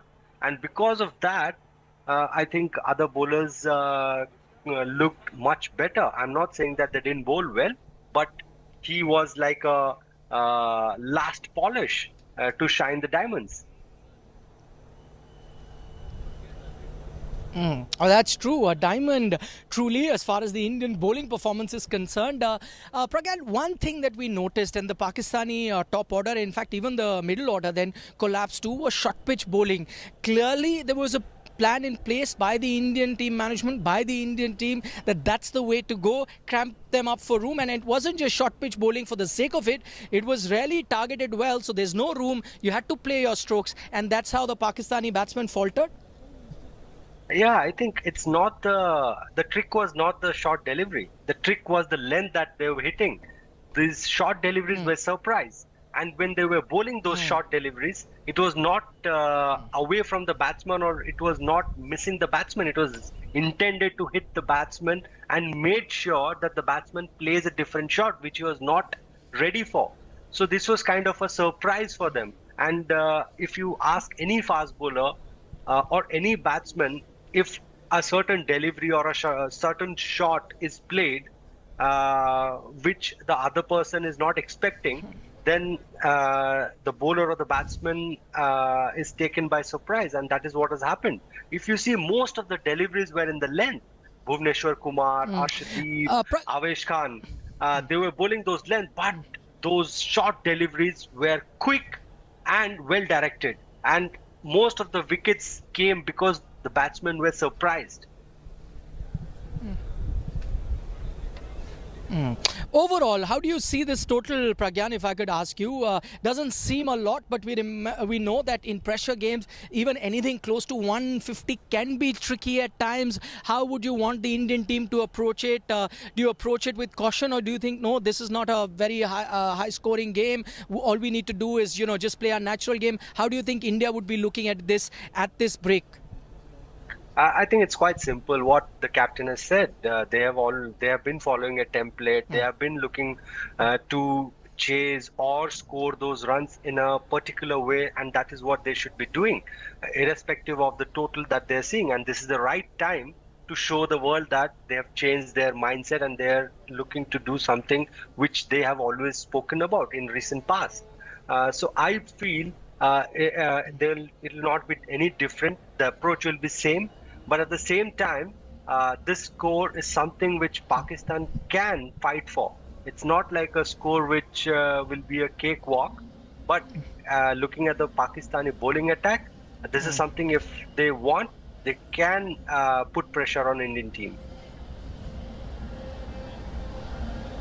Okay, words of caution there from Pragyan Ojha as he says that this is a crucial game, it's a pressure game, and Pakistan does have the bowling lineup to fight with this total. What you can see behind me is the Dubai skyline, and that is really, really imposing, but that's not how the Pakistani batting lineup was today. If you look at their batting graph, it's not as imposing as the Dubai skyline, because the Indian bowlers were really dominant from the word go. As we pointed out, that India came in with a plan, have now got Pakistan under 150, which will make the batting feel very, very comfortable. At the moment, if you had to push me to pick a winner, I'd say it is overwhelmingly in favor of India, because you expect a batting lineup like India to chase this total down. But funnier things have happened in cricket. What we'll do is we'll take a short break right now. That's all that we have for you in this special coming to you from Dubai. But a reminder, don't forget to tune into India Today, because we'll be live right after the game, whichever way the game settles. We'll be joined by Pragyan Ojha, Sunny Gavaskar live with all the analysis right after that last ball is bowled. So see you then. For the moment, it's bye-bye from me.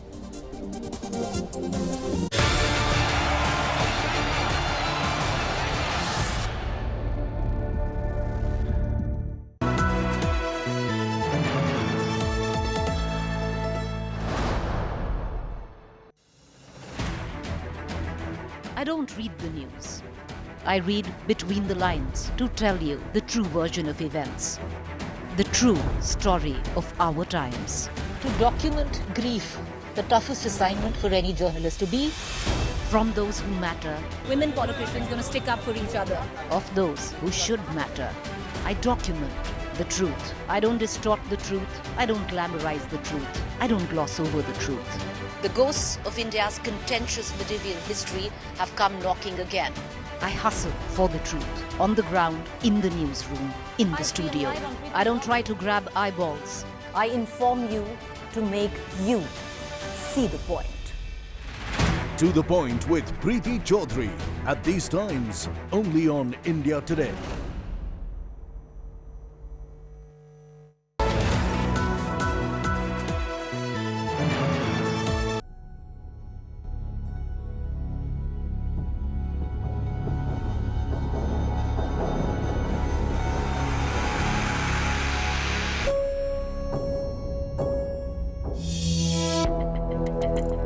They were freed on the day India was celebrating 75 years of its independence. There was jubilation and celebration for these 11 men being freed from prison after spending 15 years behind bars. They are the convicts of Bilkis Banu's gang rape and killing of 7 of her family members in the aftermath of the 2002 Godhra riots. One of the convicts released a video professing innocence. અમે નિર્દોષ હોવા છતાં ખાલી વિચારધારામાં believe કરવાના કારણે અમારા ખોટી રીતે નામ આપવામાં આવ્યા હતા અને એના કારણે અમને આજીવન કેદની સજા કરવામાં આવી હતી. At the Vishwa Hindu Parishad's Godhra office on 15th August 2022, 2 decades after the heinous crime, they became the heroes befitting of garlanded welcome backs in the free society. Their release was approved by the Gujarat government based on recommendations of the Prison Advisory Committee. The panel had 2 BJP MLAs as its members in addition to other officials. Gujarat government officials had claimed the release was based on the state's 1992 remission policy. India Today has accessed the 1992 policy document. According to it, convicts can be released only after completing 14 years of imprisonment. To be considered to be freed, the convict's conduct inside prison has to be good. This has to be recommended by the jail IG. If the convict meets both conditions, the Jail Advisory Committee recommends whether the convict should be released or not. Bilkis Banu's family is shaken. After many requests by India Today, her husband met us away from his workplace and home. 14 लोगों को मारा गया है। उनके बारे में हम रोज़ याद करते हैं, रोज़ उनके लिए दुआ करते हैं। उसमें मेरी 3 साल की बेटी जो है, उनके लिए भी हम उनकी आत्मा को शांति मिलेगी। Yaqub says the government never consulted them before taking the decision to waive the convict sentence, and now he fears for his family's safety. कुछ तो है, डर है, लेकिन इस तरह का जो मामला आया है तो हमको तो थोड़ा बहुत तो डर ज़्यादा ही है। Gopal Singh Solanki, who represented the convicts in the court battle, sees nothing wrong in letting off the rape and murder convicts. ये जो सजा माफ की गई है, उसमें कोई गलत नहीं है। 2 भाई थे, 2 ब्रदर्स, 2 भाई एक साथ में किसी के साथ रेप नहीं कर सकते, एक बात है। दूसरा, father and son can't rape together. और दूसरा, जेल में होने के बाद हर कोई एक्यूज जो तोहमतदार होता है, उसके लिए उनकी एंटीसीडेंट देखी जाती है, कैरेक्टर देखा जाता है। और 11 साल में उन्होंने कुछ नहीं किया। अनटूवर्ड इंसिडेंट इनके सामने ऐसी कोई एटीट्यूड भी इनका एंटीसीडेंट ऐसा नहीं था कि उनके अगेंस्ट में जावे, कोई जेल में तूफान किया हो, ऐसा कुछ नहीं हुआ है। All 11 of them were convicted of gang rape of then pregnant 21-year-old Bilkis Banu, her mother and 2 other women. The murder of 14 people, including 7 members of Bilkis Banu's family.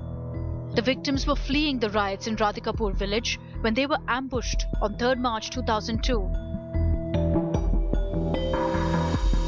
Samir Gachi, along with his 3 sisters, 2 brothers, and an entire family of 12, left Radhikapur village and migrated to his uncle's place in Rahimabad colony of Devgadbaria after the riots of 2002.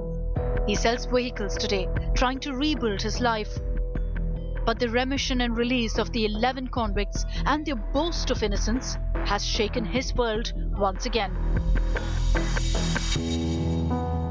અને આજે એ લોકો રંધીકપુરમાં બિંદાસ ખુલ્લેઆમ ફરી રહ્યા છે અને એક ડરનો માહોલ પેદા કરી દીધો અને રંધીકપુર ગામમાંથી કેટલાય મુસ્લિમ પરિવારો ગામ છોડીને જતા રહ્યા અને ખુલ્લામાં એ લોકો આજે ફરી રહ્યા છે તો અમે એ અપેક્ષા માટે અહીંયા આવ્યા છે.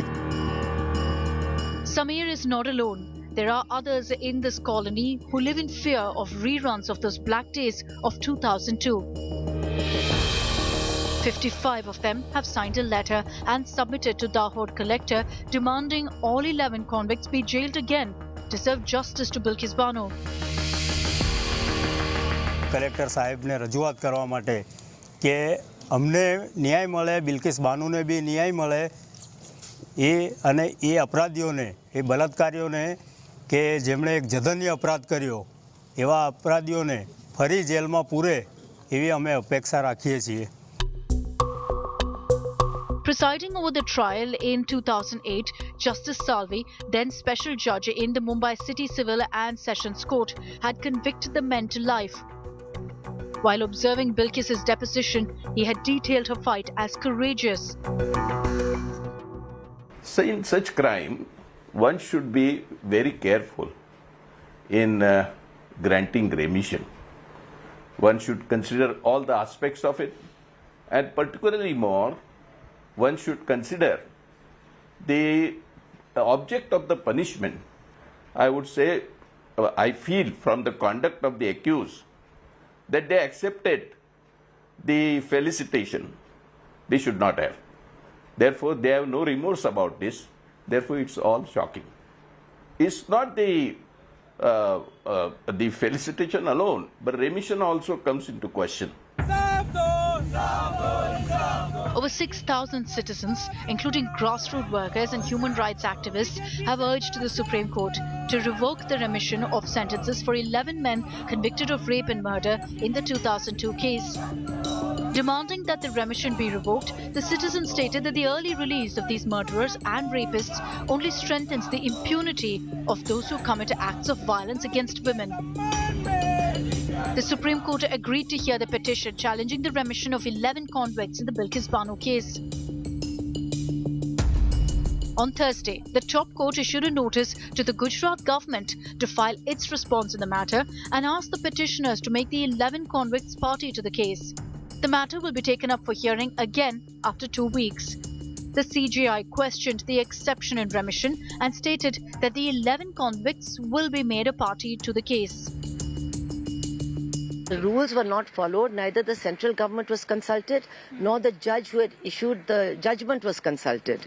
So that is what the point of the petition was, an important point in the petition. This is such a big case with such ramifications that I think that is why the Supreme Court admitted it. This is a question of human rights, of humanity, and what kind of thinking is behind remission of this kind.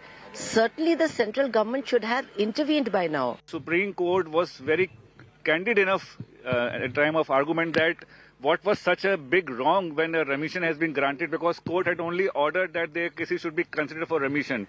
And if the remission was granted, what was such a big deal, because every day in, day out, the people are released on remission.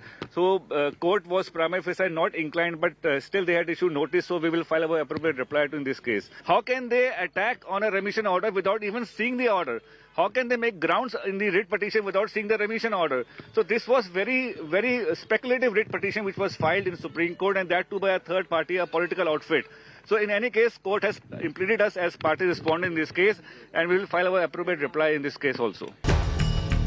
Bilkis Bano's lawyer, after going through the petition, has confirmed the possibility of a petition by Bilkis before the Apex Court. PIL petitioners always have certain limitations, and unfortunately these petitions also suffer. Like they have not been able to raise all the issues which we want to. So maybe if not more petitions are coming and adding all those issues, and if something is living outside, we would certainly be then chipping in, filing a substantial petition, not becoming party by way of impleadment. But yes, there are issues which have to be brought in before the court, that in these circumstances, these orders were passed, and what all has been brought before you, and what all had to be looked into. Okay, so you're going to look at that. I am of the firm belief that there are so many things, in all fairness, for the judges also, things have to be brought before them. Okay, so you, in all probabilities, Bilkis might make a legal move before that. In all probability, yes.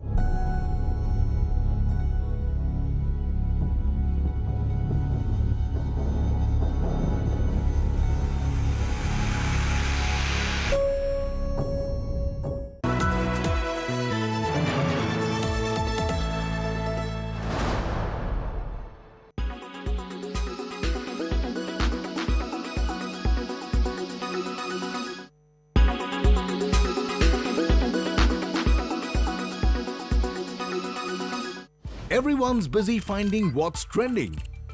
You're busy finding out why. India Today, for those who research before reacting. Download the India Today app now. Make your media plan smarter with India Today Live TV on your connected devices. Amplify your brand with 100 million smart internet viewers. To advertise, mail us at sales@aajtak.com. Make your media plan smarter with India Today Live TV on your connected devices.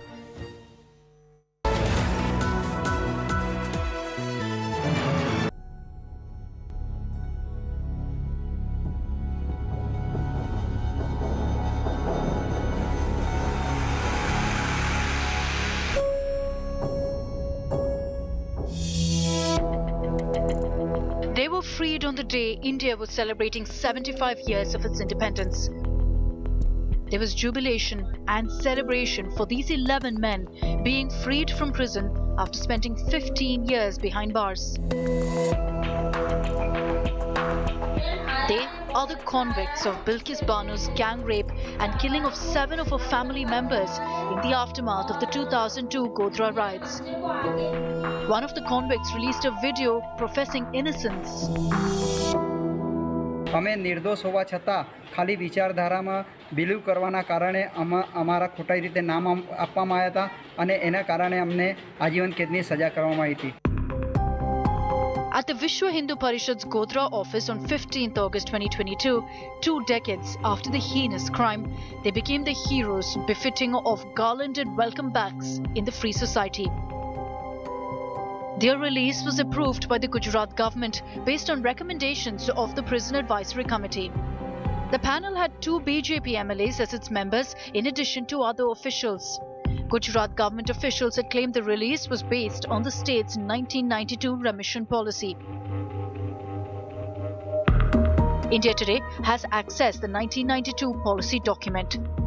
According to it, convicts can be released only after completing 14 years of imprisonment. To be considered to be freed, the convict's conduct inside prison has to be good. This has to be recommended by the jail IG. If the convict meets both conditions, the Jail Advisory Committee recommends whether the convict should be released or not. Bilkis Banu's family is shaken. After many requests by India Today, her husband met us away from his workplace and home. 14 लोगों को मारा गया है. उनके बारे में हम रोज़ याद करते हैं, रोज़ उनके लिए दुआ करते हैं. उसमें मेरी 3 साल की बेटी जो है, उनके लिए भी हम उनकी आत्मा को शांति मिलेगी. Yaqub says the government never consulted them before taking the decision to waive the convict sentence, and now he fears for his family's safety. कुछ तो है, डर है, लेकिन इस तरह का जो मामला आया है तो हमको तो थोड़ा बहुत तो डर ज़्यादा ही है. Gopal Singh Solanki, who represented the convicts in the court battle, sees nothing wrong in letting off the rape and murder convicts.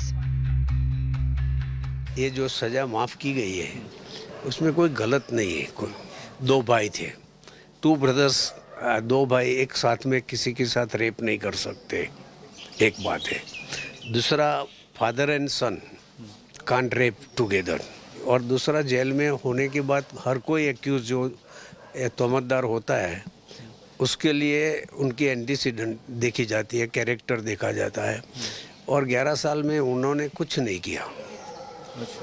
Untoward incident इनके सामने ऐसी कोई एटीट्यूड भी इनका एंटीसीडेंट ऐसा नहीं था कि उनके अगेंस्ट में जावे, कोई जेल में तूफान किया हो, ऐसा कुछ नहीं हुआ है.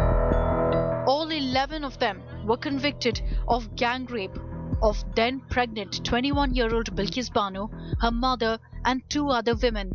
The murder of 14 people, including 7 members of Bilkis Banu's family. The victims were fleeing the riots in Radhikapur village when they were ambushed on 3rd March 2002. Samir Gachi, along with his 3 sisters, 2 brothers, and an entire family of 12, left Radhikapur village and migrated to his uncle's place in Rahimabad colony of Devgadbaria after the riots of 2002. He sells vehicles today, trying to rebuild his life. But the remission and release of the 11 convicts and their boast of innocence has shaken his world once again. અને આજે એ લોકો રંધીકપુરમાં બિંદાસ ખુલ્લેઆમ ફરી રહ્યા છે અને એક ડરનો માહોલ પેદા કરી દીધો. અને રંધીકપુર ગામમાંથી કેટલાય મુસ્લિમ પરિવારો ગામ છોડીને જતા રહ્યા અને ખુલ્લામાં એ લોકો આજે ફરી રહ્યા છે. તો અમે એ અપેક્ષા માટે અહીંયા આવ્યા છે. Samir is not alone. There are others in this colony who live in fear of reruns of those black days of 2002.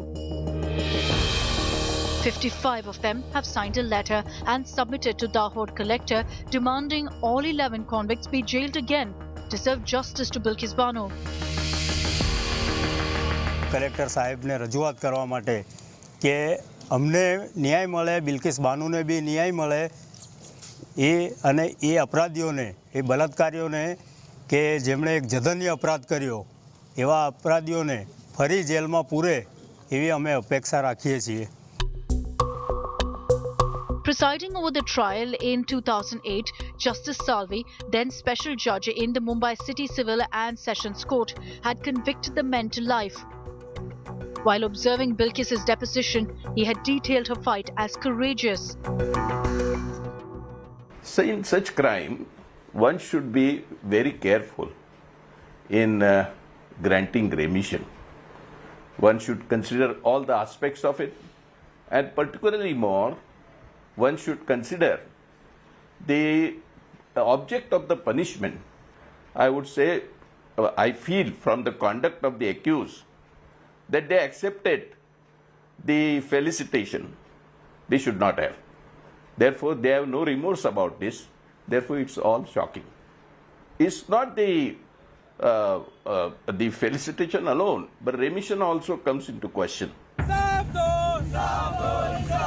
Over 6,000 citizens, including grassroots workers and human rights activists, have urged the Supreme Court to revoke the remission of sentences for 11 men convicted of rape and murder in the 2002 case. Demanding that the remission be revoked, the citizens stated that the early release of these murderers and rapists only strengthens the impunity of those who commit acts of violence against women. The Supreme Court agreed to hear the petition challenging the remission of 11 convicts in the Bilkis Banu case. On Thursday, the top court issued a notice to the Gujarat government to file its response in the matter and asked the petitioners to make the 11 convicts party to the case. The matter will be taken up for hearing again after 2 weeks. The CJI questioned the exception in remission and stated that the 11 convicts will be made a party to the case. The rules were not followed, neither the central government was consulted, nor the judge who had issued the judgment was consulted. So that is what the point of the petition was, an important point in the petition. This is such a big case with such ramifications that I think that is why the Supreme Court admitted it. This is a question of human rights, of humanity, and what kind of thinking is behind remission of this kind. Certainly the central government should have intervened by now. Supreme Court was very candid enough at the time of argument that what was such a big wrong when a remission has been granted, because court had only ordered that the cases should be considered for remission. And if the remission was granted, what was such a big deal, because every day in, day out, the people are released on remission. So court was prima facie not inclined, but still they had issued notice, so we will file our appropriate reply to in this case. How can they attack on a remission order without even seeing the order? How can they make grounds in the writ petition without seeing the remission order? So this was very speculative writ petition which was filed in Supreme Court, and that too by a third party, a political outfit. So in any case, court has implemented us as party respondent in this case, and we will file our appropriate reply in this case also. Bilkis Banu's lawyer, after going through the petition, has confirmed the possibility of a petition by Bilkis before the apex court. PIL petitioners always have certain limitations, and unfortunately these petitions also suffer. They have not been able to raise all the issues which we want to. So maybe if not more petitions are coming and adding all those issues, and if something is leaving outside, we would certainly be then chipping in, filing a substantial petition, not becoming party by way of impleadment. But yes, there are issues which have to be brought in before the court, that in these circumstances, these orders were passed, and what all has been brought before you, and what all had to be looked into. Okay, so you're going to look at that. I am of the firm belief that there are so many things, in all fairness, for the judges also, things have to be brought before them. Okay, so you, in all probabilities, Bilkis might make a legal move before that. In all probability, yes.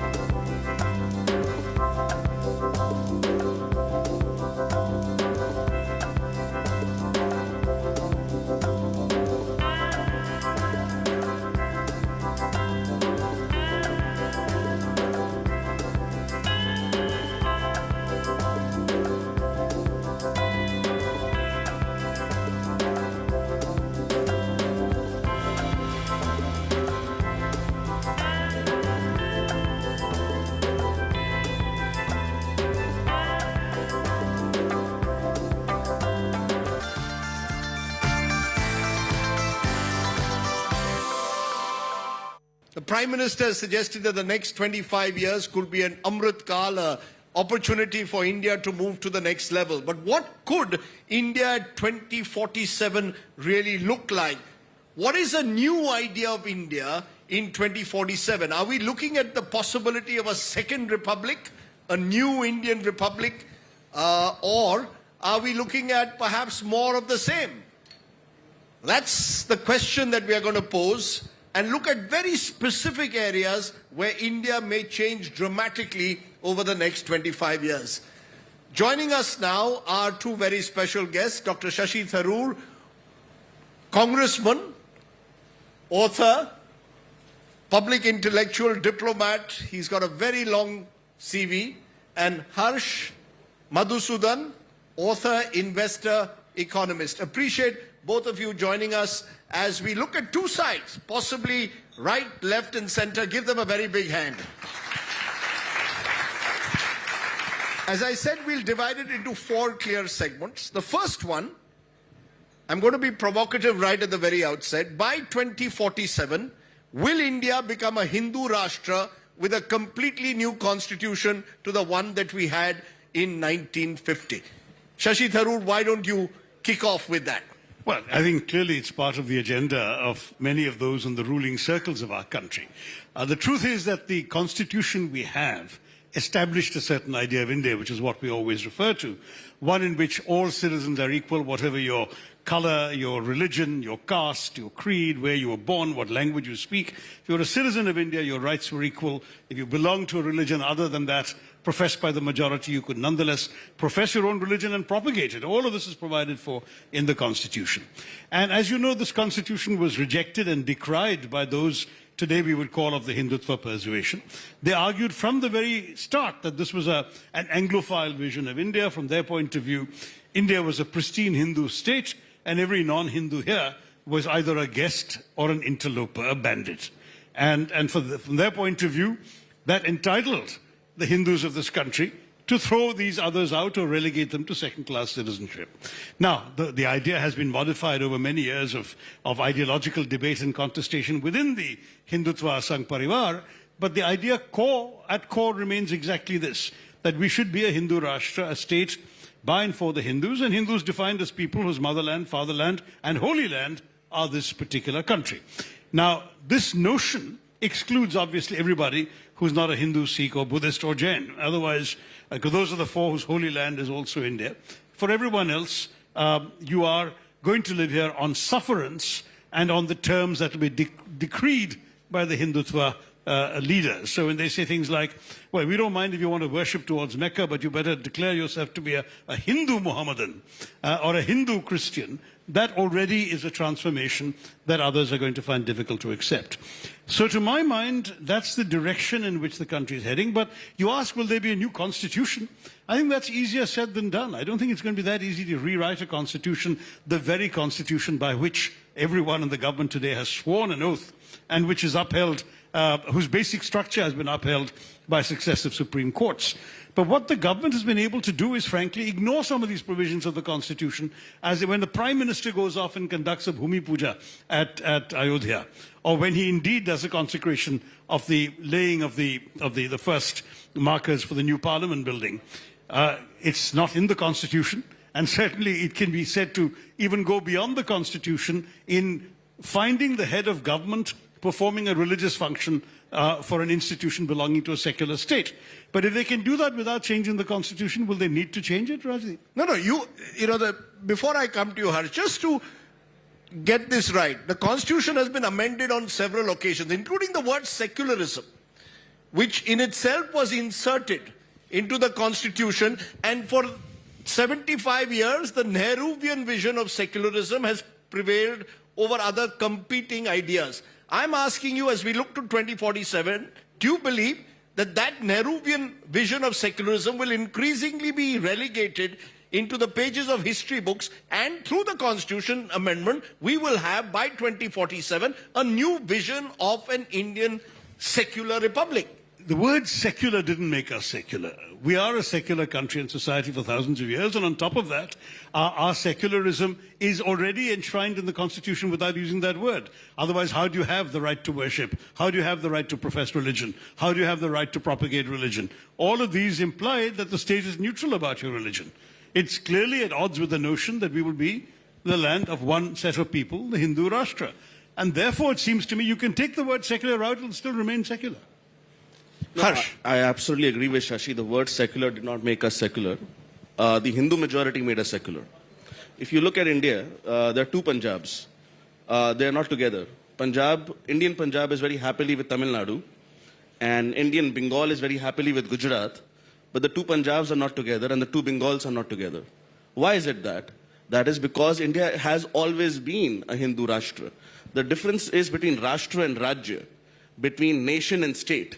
And the question is, how much does the Constitution reflect it or should reflect it? And that's a legitimate debate to have. But India has always been a Hindu Rashtra. As Sri Aurobindo said in his Uttarpara speech, that Sanatan Dharma, that for you, for all of us, is nationalism, just before he retired to a life of spirituality in Pondicherry. So it depends how you define the word Hindu Rashtra. But in a very broad, pun intended Catholic sense, small c Catholic sense, it has always been a Hindu Rashtra. Now on Hindutva, you mentioned about at the sufferance of the majority. The person who actually coined the term, the person who popularized the term, Veer Savarkar, he was very clear that everybody will have equal individual rights in this free Hindustan.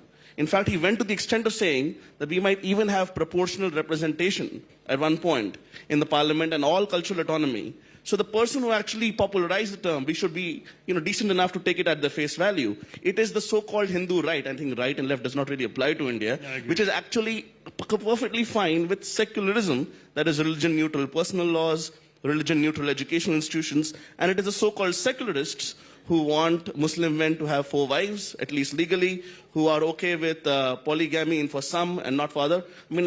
For Acharya Kriplani, during the Hindu Code Bill debate, told Nehru on his face that you are bringing monogamy for Hindus, take it from me, the Muslims are ready to have it, you're not brave enough to do it. So let us not use straw men to take the debate in the wrong direction. You just raised that straw man, Harsh, yourself. Just two things very quickly. When you speak of Hindus as a nation, quoting Aurobindo, and when you quote Savarkar, Savarkar, by the way, said in 1937 as president of the Hindu Mahasabha that India has 2 nations, the Hindus and the Muslims, which is the words that were echoed 3 years later by Jinnah and Lahore. So the fact is that this notion of nationhood is an exclusive one. It excludes those who do not subscribe to the notion of a Hindu identity. Was Savarkar not proven correct by partition? Let us ask that honestly. Well, I think again, Lahore is not in India. My grandmother was born there. My wife's grandmother grew up in Bangladesh. That's not part of India last I checked. It is a reality, it's a lived reality, that those parts of the Indian subcontinent where Hindu majority stopped are no longer India. Perry Anderson, an academic, once attacked Nehru from the left, said wherever the Hindu majority stops, AFSPA begins. And Indian secularism is nothing but a version of Hindu confessionalism. He was attacking Nehru from the left, saying that Nehru was a crypto-Hindutva figure. So it really, and remember, Indian Union Muslim League, All India Muslim League, very much saw Nehru and Gandhi as Hindu figures. And Patel famously said in a speech, just days before Gandhi was murdered by Godse, in January 1948 in Kolkata, that कि सारे Muslim League वाले Congress बन गए. Congress was the large church, again pun not intended, Hindu party. Big Tent. It was the Big Tent Hindu party. No, but the fact is in 1947, Pakistan decided to become an Islamic Republic of Pakistan. Very clearly. And India didn't. Shashi Tharoor has been attacked by his own party at times for saying that India will never become a Hindu Pakistan. That's right. And you still believe that therefore there is a distinction, a firm distinction between the route that Pakistan chose and the route that India did. I ask you, looking ahead to 2047, do you believe India will move towards a point where on August 15, 2047, we will be declared as a Hindu Republic of India? There's a struggle for India's soul going on right now. There's certainly people in and close to the ruling establishment who would like to see India officially declared a Hindu Rashtra. And there are people outside who resist that for precisely the reason that Harsh mentioned. If you equate your nationalism with Hinduism, what happens to those who don't consider themselves Hindu, but who consider themselves Indian and nationalist and patriotic? What happens to them? What happens to 180 million Indian Muslims or 28 million Indian Christians? The truth of the matter at the end of the day is, You either have a notion of Indian civilization as exclusive or have a notion of Indian civilization as inclusive. My notion, which indeed you're right, is Nehru's notion as well, is that ours is a civilization to which all sorts of streams have contributed. What is that civilization? It is the Hindu civilization. Into which various streams have flowed. Exactly. So it starts off, obviously, with what is totally indigenous, but we have not been immune. Look at what you're wearing, Bhai Harsh. Which Hindu invented these clothes? I think Hinduism is universal. I think Hinduism is not just Indian. There you are. So in that case, I could do no better than quote Shashi himself. He says, Hinduism has no one founder, no one prophet, no one holy book, no one God, no one way of praying. He actually believes in Hindu exceptionalism. I am arguing his point of view. I'm simply saying you have to defend Hinduism. You can quote Karl Popper if you're not okay with Savarkar. I can quote Karl Popper, Open Society and Its Enemies, saying that sometimes you have to stop tolerating the intolerant. Let's stop being abstract. There are people who are ostensibly being oppressed, going out on the street saying, Sar tan se juda, if you disrespect the Prophet. And then we have comparisons of Hindu India with Nazi Germany. I don't remember Jews going out on the street saying they will go and behead Gentiles. So let us be very clear that this is nothing but gaslighting people who are actually being scared. And not just Hindus, liberal Muslims, reformist Muslims, Muslims who came out and said, let's be for free speech. Either during the Charlie Hebdo case or during the Nupur Sharma case, they were beaten by Muslims, and both BJP and non-BJP governments let them go and rot in jail, or they had to go underground. It is a collective failure. I'm not arguing on behalf of a party. The Indian state has let go of the minority within the minority, the liberal, reformist Muslim, however rare that creature may be. Maybe it's not so rare, maybe they just don't speak out much for understandable reasons. And unfortunately, the Congress party or the broader opposition has made peace with obscurantist elements in Indian minorities, which, by the way, are the global majorities. Indians forget that we are not all the world. We are the last surviving, quote-unquote, pagan civilization. Even the Chinese are officially communist. The entire world has been at least converted to Christianity or Islam, including Southern Africa in the last 100 years. I wrote an essay on Dharmatva, which Shashi promoted, just like he promoted my book, co-authored with Rajiv, A New Idea of India. One of the very few people, I must say, in Indian politics who actually debates with all people. So thank you, Shashi, for that. And I really believe that we cannot understand India without looking at the world at large. And global Islam is going through a crisis. Indian Islam is only one section of that. Since the 1970s, there has been a massive increase in Islamic radicalization. You can go to Kerala, you can go to any part, and what you would not see earlier, you see right now. In dresses, am I wrong, Shashi? No, I've written about this, so I know what you're talking about. But the truth is, and you're allied with IUML in your UDF. You know, in a way, somewhere the crisis in a way of the Congress party is being almost equated with the crisis of Indian secularism. Today's a decent day. Today one of your leaders, your sort of so-called Kashmiri Muslim face, Ghulam Nabi Azad, has left your party angrily. So I think what has happened, it appears almost that the decline of the Congress, which many believe by 2047 may not even be around, or maybe a much weakened force, leads people to believe that will we, in a way, continue to embrace the Congress's vision of secularism, or are we now moving to a more BJPized Hindutva view of our constitutional republic? I think that's what I'm asking. In the next 25 years, do you see those forces getting momentum as you and your party get weakened? As I say, the Congress view of secularism is actually, by and large, the majority Indian view. And let's not forget that it got warped by vote bank politics. In the polls. It got warped by vote bank politics of majority communalism and minority. You ran with the secular hare and hunted with the communal hound. Look, you know how long I've been in the Congress? 13 years. And in these 13 years, I have never had any truck with communalism by any faith. I have not hesitated to criticize majority communalism, and I've not hesitated to criticize minority communalism. My view, very simply, is we've got to live together. I mean, I am a deep Bhakt of Vivekananda, who taught us very simply that Hinduism is not just about tolerance, it is about acceptance. The tolerant guy is basically very patronizing. He was also ready to fight for Hinduism, you remember, right? He said, if you try to forcibly convert me, I'll go and actually fight you. No, but what is the idea of Hinduism he's talking about? He said, I mean, what is tolerance? Tolerance says, I have the truth, you are in error, but I will indulge you in your right to be wrong. We believe in mutual respect. Whereas, exactly, acceptance says, I believe I have the truth, you believe you have the truth, I will respect your truth please respect my... Hinduism is exceptional in that way, and therefore to preserve the Hindu character of so Indian that's not just civilization. Congress secularism, boss. That's what our civilization, in my view, is all about. But if you have a different view that says that you reduce the Hindu identity to that of the British football hooligan, and you say if you don't support my team, I'll bash you on the head. That's not Hinduism. But Harsh, as we end this segment, the question arises, is this going to become more and more of what is described as a majoritarian country?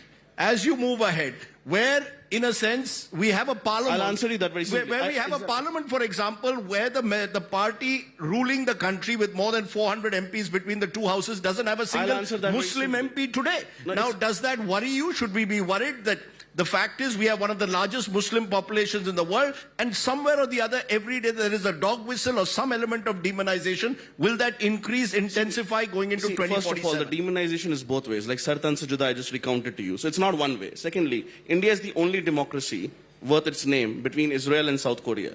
Again, it's not a coincidence that it's a Hindu majority in this part of the world. Now, to answer your question, I fully agree, and I'm worried. I want to see a strong opposition. However, to see a strong opposition, the Congress, or whatever replaces the Congress, will have to give ground on the Uniform Civil Code, on 370. The Congress party has still not accepted the abrogation of 370. Kejriwal was smart enough, at least to rhetorically accept it.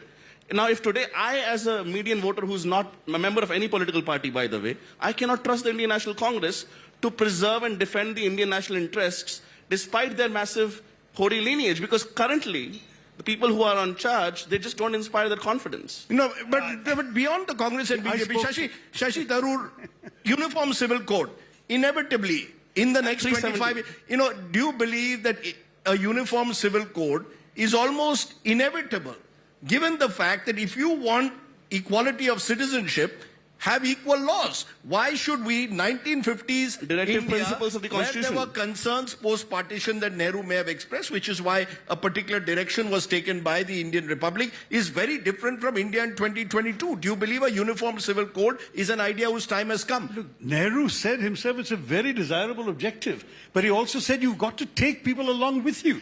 He had so many difficulties passing the Hindu Code Bill. You remember Ambedkar resigning over it. The fact is that when reforming religious personal law is the most difficult thing in a traditional hidebound society, change comes gradually. But you believe it should. He said 370 was a temporary provision. What we objected to, I spoke for the Congress and the Lok Sabha, was the way in which this was done and the manner in which it was conducted and the precedents It reminds me of St. Augustine, who said, God give me chastity, but not yet. The Congress's position on the Common Civil Code, the secular civil code, and I don't think the Congress is a party of secularism. It's a very bastardized version of pseudo-secularism. Sorry to be very clear. Panth Nirpeksh is the dharmic sense of secularism, not Dharma Nirpeksh. You cannot be neutral to Dharma. You have to be Panth Nirpeksh. You're not Panth Nirpeksh if you have different laws. Show me the religion, I'll show you the law. That is not secular anywhere in the world. Why is the Congress party either opposing it, or Shashi, when he has to speak in more global audiences, said we agree with it, but we won't do it just yet? Why don't you get ahead of the train so that people say, wait a second, this Congress party we can trust? And by the way, the Indian Muslims will vote for the party who can get moderate Hindus. Because if you become the de facto Muslim League, even the Muslims will not vote for you because you're not electable. That's the only way to actually have a strong opposition in the country. For your own survival, you must actually become electable. So Shashi, I've won my last 3 elections. Okay, so Shashi, you agree with Nehru when he said a uniform civil code is desirable? Yeah. But do you also agree that therefore in 2022 we need to have a relook at it and maybe look at it over the next 25 years as one of the objectives to try and build a more inclusive society, have equal laws? It shouldn't be a majoritarian code. It should be one that takes into account the views of all religions. I mean, there have been attempts. Sure. They come from Goa. There's a uniform civil code there. So it's already See done. how that worked. Let's say get elements that work. No, but the elements of Portuguese law there that won't apply in the rest of India. Similarly, now we understand there's an experiment being attempted in Uttarakhand, but Uttarakhand doesn't have too many minorities. The challenge is going to be to take the interests of all groups in a diverse and plural society into account. That's all we're saying. The Hindu code has already been constantly reformed. Increasingly there is gender equality in inheritance, in marriage, in all matters. Supreme Court decisions. And I fully support it. And the BJP, which is in power, has not once tried to reverse anything introduced by Nehru, Ambedkar, Supreme Court. If at all, they've gone the more quote-unquote progressive direction, saying we should have minimum age of marriage is 21, including for women. But the problem is society cannot run in parallel tracks. You cannot have Indian Muslim girls being allowed to marry at 13 because they've achieved puberty, because that's what Fatwa-e-Alamgari says as per the Supreme Court. But Indian Hindu girls can only marry at 21. Similarly, if I support, for example, going as opinion changes, same-sex marriage, but not under the Hindu marriage law, under a uniform civil code. Let consenting adults live a life of dignity. But you cannot put all the reform on the Hindus and say, by the way, a 13-year-old Muslim girl can marry if she wants, and that husband can have 3 more wives. And that is the law of the land. Whether or not it happens on the ground, I agree. We should not demonize our Muslim brothers and sisters. Most of them do not actually do this on the ground.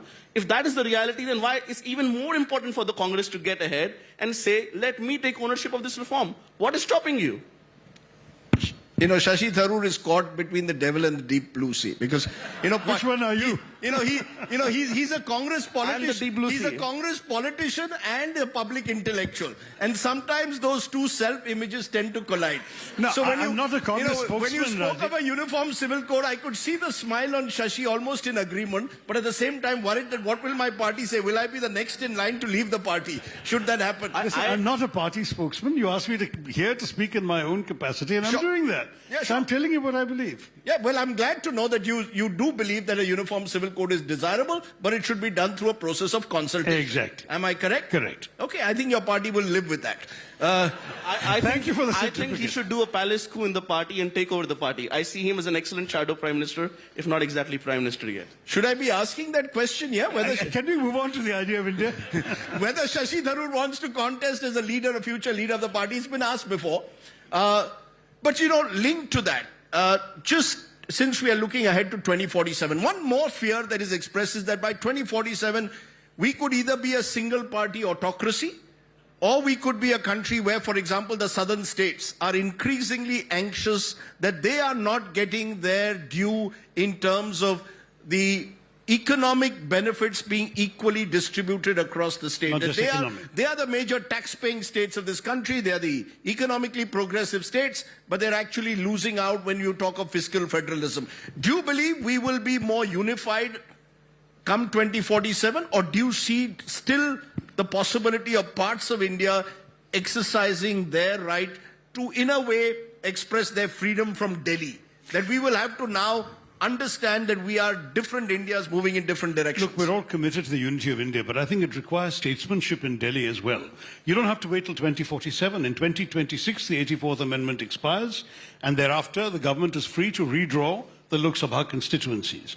Now, they can either do it in a way that they can say strictly respects the increased population in the Hindi belt, and give themselves, because they're all very strong in the Hindi belt, the ruling party, give themselves a 2/3 majority in the Lok Sabha. Or they can say we've got to find arrangements that take the rest of the country along. Because if they do give themselves that 2/3 majority, and the first opportunity declare Hindi to be the national language, thereby disempowering the non-Hindi speakers, thereby declare a Hindu Rashtra, thereby disempowering the non-Hindu believers, and so on. If they do all of that, you will have a serious crisis of allegiance. Because there will be people in the South saying, why do we want to be part of this experiment? Frankly, these are issues that people in the North have to be much more sensitive to. But if they have the wisdom and the statesmanship to say, we can make adjustments, but we don't have to put ourselves in a position where people will need to fear that, you know, Aryavrat has been recreated in the North and everybody else is a supplicant, subjugated kingdom, as in the bad old days.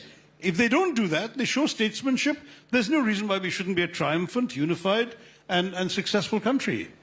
Harsh, do you agree with that? Or do you think that there are real cleavages that are emerging in India between states that, for example, are rapidly pushing towards possible double-digit growth versus states which are struggling with population, with resources, with industrialization? So you've got two Indias or multiple Indias. You perhaps always have had them, but the inequalities, if anything, are only growing between North and South in particular. I think there are multiple aspects there. We are seeing early signs of economic convergence between the states, coastal, broadly South and West, and the interior North and East. We are seeing early signs of convergence, Uttar Pradesh most prominently. But to answer it broadly, I think the fault lines are actually healing gradually instead of becoming worse. For example, look at Southern movies doing so well all over the country. Look at the fact that it is so easy for somebody to plug and play, relocate from Kolkata to Bangalore to Mumbai to Delhi and vice versa. That kind of broad basing of the middle class kind of fungibility was not there earlier. Earlier it was the ICS, then the IAS, which actually, and before that, you could argue the Brahmins of the country, the sacred geography. Somebody would go and be a Pandit in Uttar Kashi from the south or vice versa. Diana Ek wrote the sacred geography of India, and many Indian authors wrote as well. So I don't agree with the notion that we are falling apart, precisely because the notion of civilizational awareness of what keeps us united is very much there and actually becoming stronger as the fault lines of caste and language actually go less and less. There is a lot of politics on language, I will grant you that. I don't think anybody will ever declare Hindi as a national language. If at all, Sanskrit at some point could become a link language. But it is important to understand that it is Hindi plus English, some kind of Creole there, has become the de facto language of the street in most Indian cities. That is an organic process. It has not been enforced by anybody, and that is how it should be. But I do not support having one language for the entire country, and I don't think anybody sensible in the BJP does so. But every session of Parliament, some BJP MP stands up and says... There are so many MPs. If you had so many MPs, you'd also have some people saying silly things. So let's be clear. Do you think the Indian state, in a sense, is behind civil society? Civil society, in its own way, is organically integrating. North and South are integrating. It's the Indian state which perhaps is a step behind. Do you believe that the Indian state needs to recognize, in a way, that perhaps the gap between Delhi and South India, or Thiruvananthapuram, needs to be bridged? Look, Bollywood is actually doing a better job in promoting Hindi than the Hindi Prachar Sabha. I mean, the fact is that you can have all these committees to promote Hindi coming out of Delhi. But if people need to understand some Hindi to follow their favorite films, that'll be enough for them to have an incentive to acquire it. I mean, why do people learn languages? Because it's useful for them in some way. If you make it obligatory that you can't deal with the government without knowing Hindi, or you can't deal with officialdom, you can't deal with the courts, then you have people's backs coming up. Whereas, yes, English isn't anybody's first language in the South or the North, but at least everyone's at an equal advantage or disadvantage. Everyone has to make the same effort to learn it. Therefore, it becomes a useful link language. That's the concept. So basically, 2047, you see a more unified, harmonious India. I'm saying it can be possible, provided those who are ruling India show the wisdom and statesmanship required to recognize it. Basically, you're asking the public... Don't pander to the worst elements within your ruling party movement. Basically, you're asking, make us the ruling party once again. Oh, that'll be very welcome, absolutely. I don't know whether that'll happen by 2047, but thank you. I won't be around to find out, but thank you very much. Neither will the Congress. But the fact is, equality is the other notion which was part of the very basis of the first Indian Republic, was that equality of citizenship. But if you look at income inequalities, for example, and that is the big challenge, 10% of our population accounts for 58% of this country's national income. And the income inequalities have only seemed to be widening at one level. You've got this great Indian middle class that has emerged. You've got millions of people who've been lifted out of poverty, but you still have sharp income inequalities. Do you see that as one of the fractures that could widen in the next 25 years? Or do you believe that as the economy grows, the fact is we will have those inequalities also lessening? So I think there are a couple of aspects there. Inequality per se, and then opportunity/mobility. I think inequality, if you take a longer lens, Mughal period, British period, the Nehruvian socialist period, where of course a lot of the wealth at the top was not reported, by the way, because you had 97% taxes. I don't think inequality in that sense is increasing. In the last 20-30 years, perhaps yes. Remember, the top Indian talent pool is globally mobile. They can work in Bangalore and show up, inequality numbers, or they can go to San Francisco, in which case you lose the taxes, but the inequality number goes down. What would you rather have? That's one. Secondly, it's more important to have broad-based opportunity and socioeconomic mobility. Now, on that case, for example, the fact that we are finally focusing on toilets, we're finally focusing on roads, we're finally focusing on electricity at the last level, drinking water at the last level. That is actually a real investment in human capital. I mean, I say that some of the most obvious Amartya Sen ideas have actually been implemented by the Narendra Modi government. And I think one of the reasons that has happened is, let us be honest, he actually comes from the socioeconomic background. it was perhaps not obvious to the earlier government that this should be done. And when it was being done, it was done in a very kind of noblesse oblige manner, kind of very condescending top-down manner. So it is very important to understand why but with due regard, Harsh, let's be honest, road infrastructure didn't start in 2014. No, I'm not saying it almost accelerated. I mean, it almost at times seems, even sometimes when I read your book, it almost as if India is, the Indian Republic has got independence after 2014, which it hasn't. Many of these ideas were before. India also did not start in 1947, which is what it seems like when you listen to Nehruvians. But let me just simply say that, of course, a lot of work happened earlier. But the fact that this final human capability has been bank accounts, especially women getting it, why was this not done earlier? Why was drinking water not a focus earlier? The bank accounts were done earlier, but I'm actually not going to argue on one important point. I think that if you look at the hardware of development, the ports, the roads, the infrastructure, the railways, all of these things, this government is paying attention. And I will not criticize them. They've been giving it priority. But when it comes to the software of development, the fact that you still haven't seen an improvement in at least 250 million of our people do not have a primary healthcare center within 5 kilometers walk of their places of residence, a place where they can actually get a nurse or a doctor and medicines. So that's going to be an injustice that needs to be addressed. You need decent schools for our people. Our government schools are not decent, massive teacher absenteeism, lots of problems. So the ordinary person in India is not getting the education that will enable them to take advantage of the opportunities that the world offers them. So education and healthcare both need serious attention. Skill development for those who can't hack a conventional education. Why haven't we engaged the private sector much more? Getting companies of a certain size to compulsorily offer vocational training if necessary, with certificates attached, so people can then have the capacity to move and get jobs done.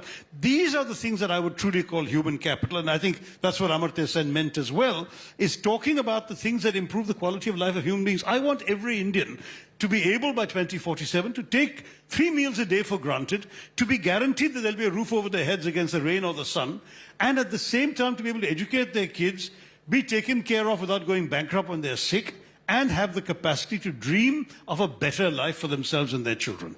That's what we need to achieve. That's true development.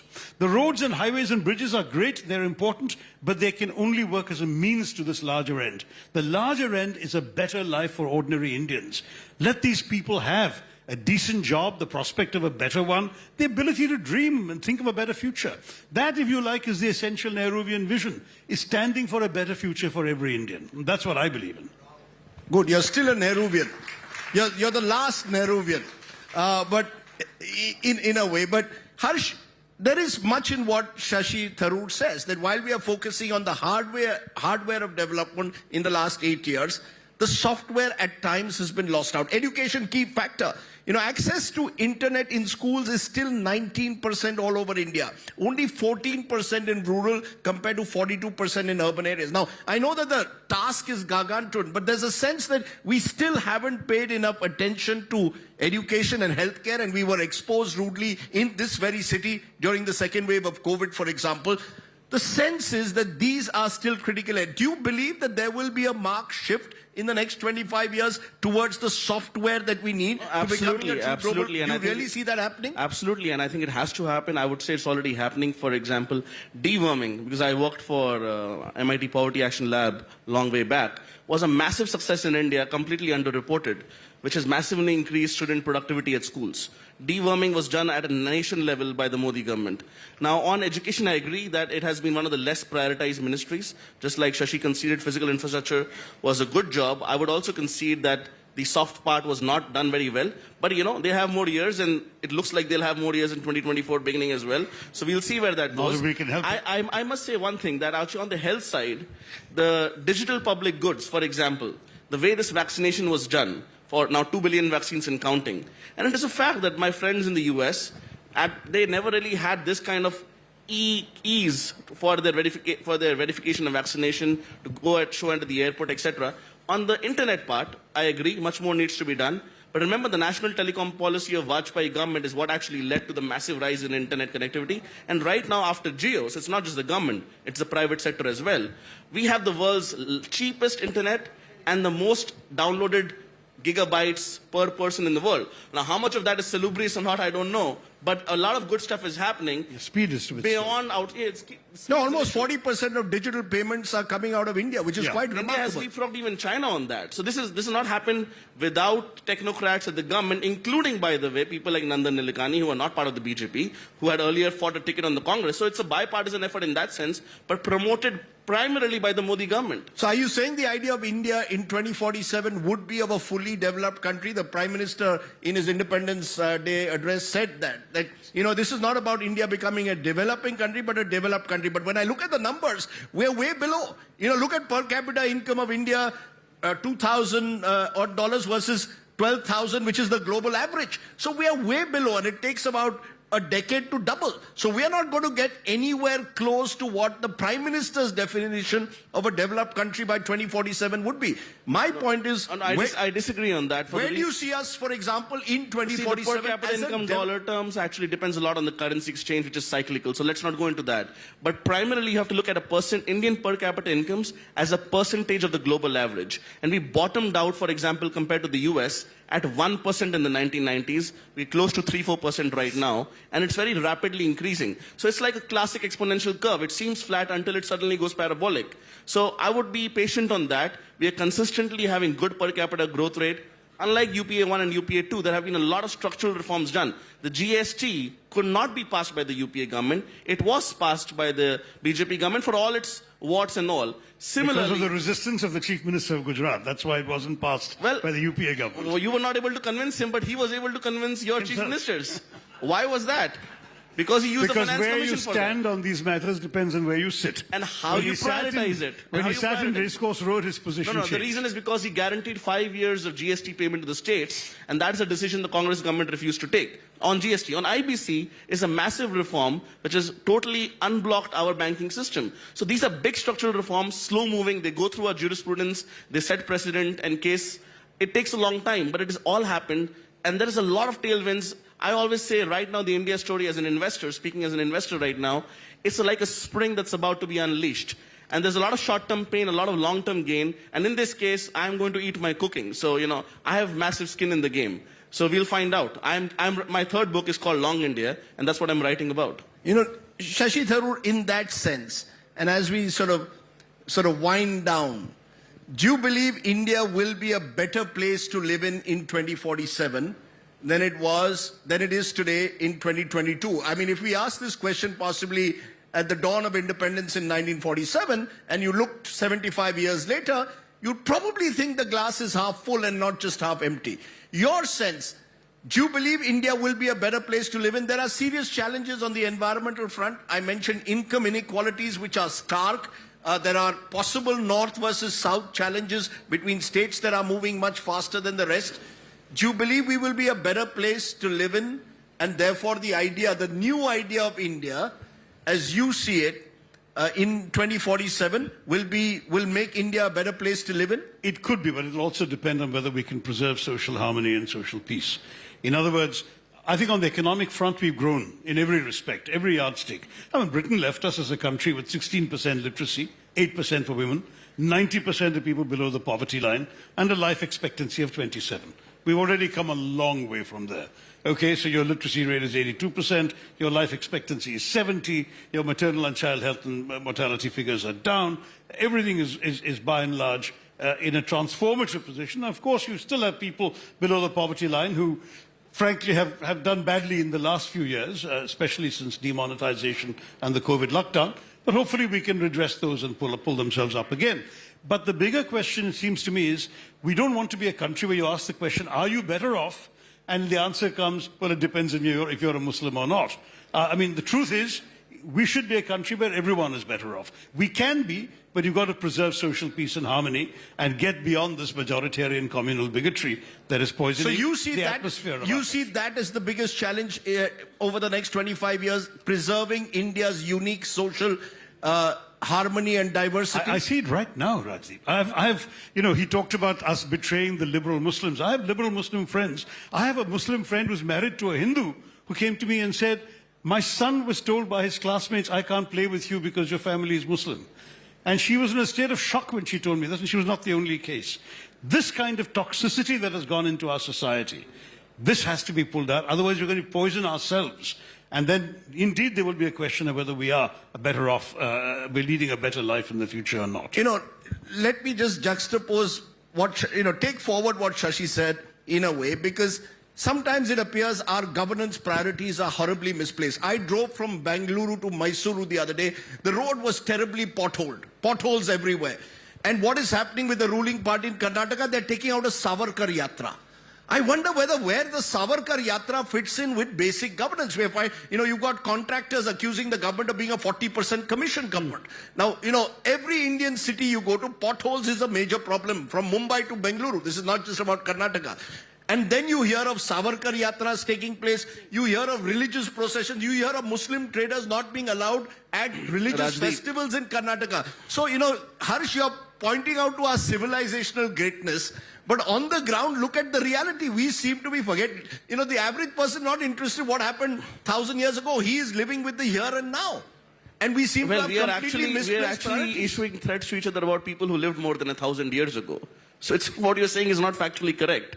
We are issuing threats to each other based on disrespect, apparent disrespect, to people who lived more than 1,000 years ago.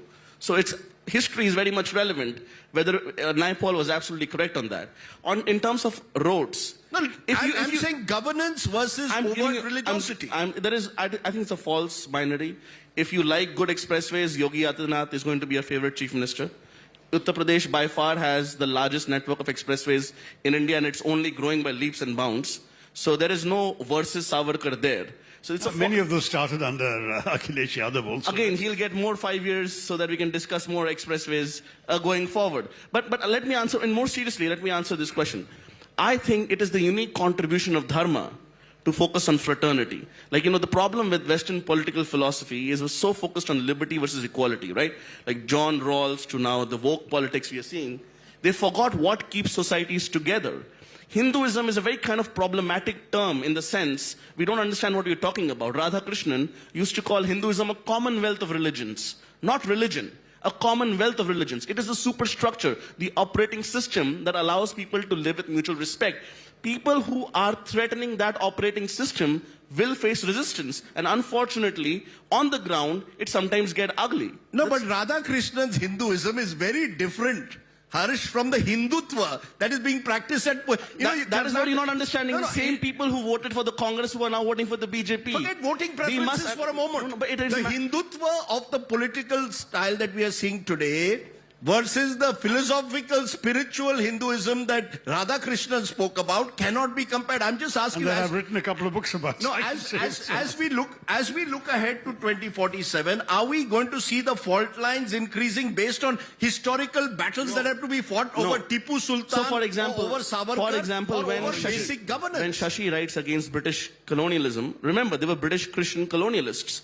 Nobody in India thinks that we are speaking against Indian Christians.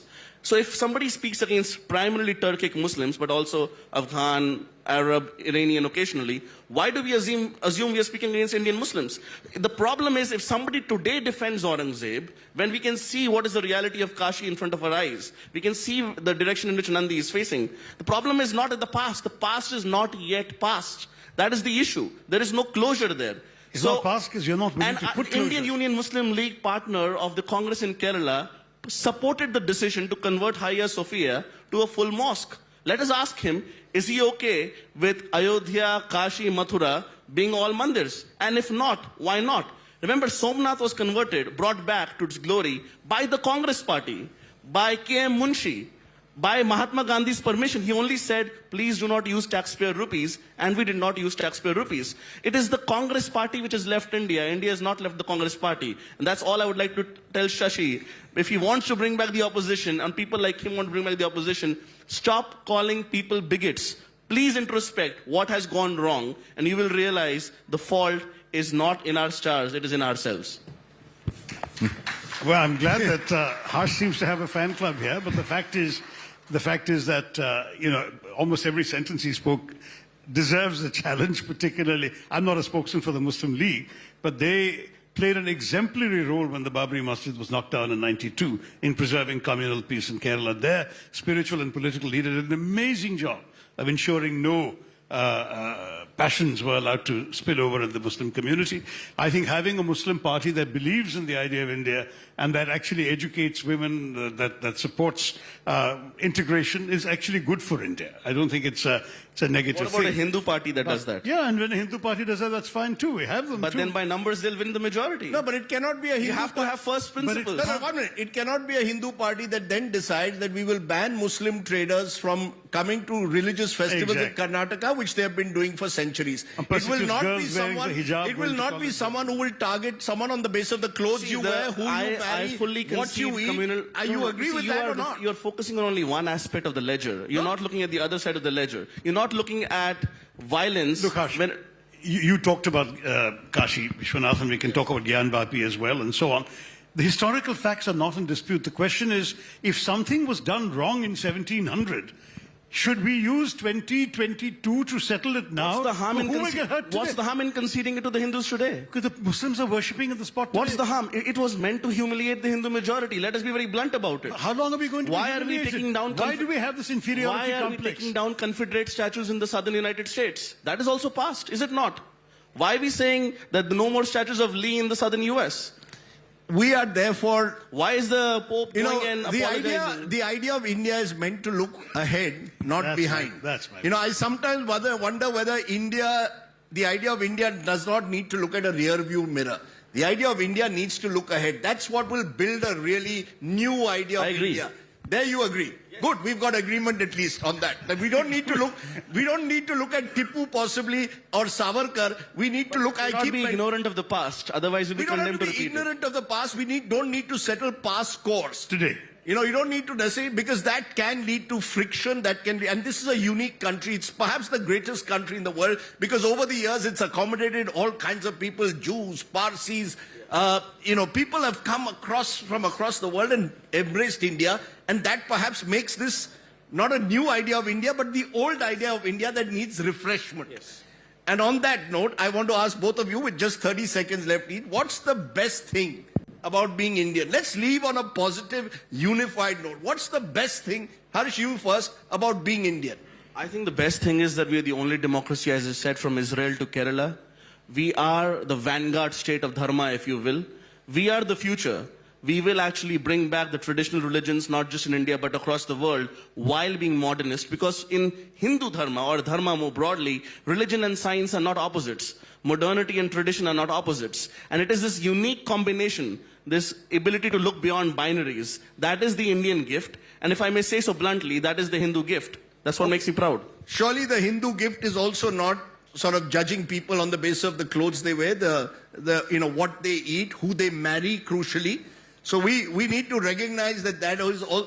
We have differing views possibly on what is Hindu dharma, but we will debate that on another day. Shashi Tharoor, what's the best thing? Not about being first of all, what's the best thing about being a congressman at the moment? Now, let me answer your question, which was about what's because the best I was going to get a news point out of you because you were also part of the G23, but this would not be the right forum to do that. That's right. So we'll find another forum. I didn't come here to talk about that. You said, give me what is the best thing about being Indian? Democracy, diversity, acceptance of difference, inclusiveness, and a willingness to debate. I mean, we were the argumentative Indians of Amartya Sen's famous title, because throughout our history, every point of view was acceptable. You just had to argue it out. Shastrat was our tradition. So I'm glad we had a chance to argue things today. But ultimately, the fact that you do so with respect, that you don't illegitimize the other point of view, but you talk things through with a view to eventually going on and living together, that was the great strength of Indianness. I hope that will not be undermined by those who have the good fortune to be in power today. Actually, there's a lovely word in Varanasi that is used again and again, and since Varanasi is always top of the mind, it's samvad, which is dialogue. So if we can move from vivad to samvad while discussing these issues of our times, maybe we will once again discover those renewed energies of a new India. On that note, Harsh and Shashi Tharoor, thank you very much for this wonderful conversation.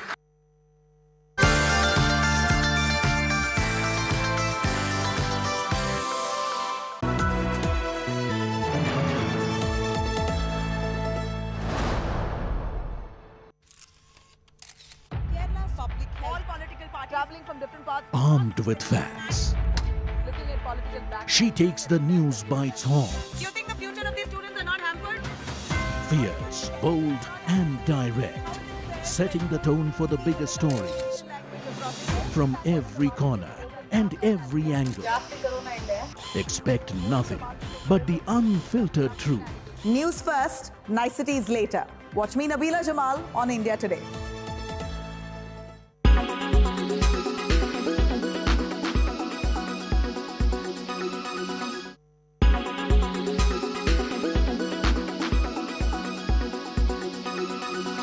Make your media plan smarter with India Today Live TV on your connected devices. Kerala public health. All political parties traveling from different parts. Armed with facts, Looking at political back. she takes the news by its horns. Do you think the future of these students are not hampered? Fierce, bold and direct, setting the tone for the bigger stories. From every corner and every angle. Expect nothing but the unfiltered truth. News first, niceties later. Watch me, Nabila Jamal, on India Today.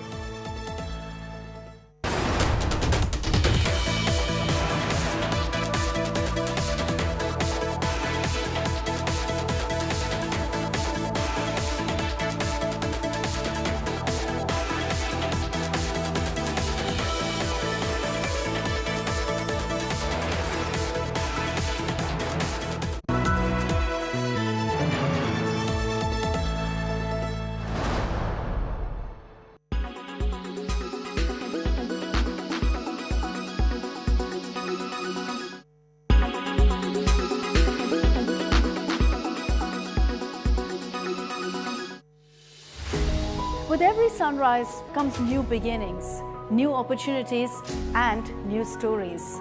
And that's why we're first up.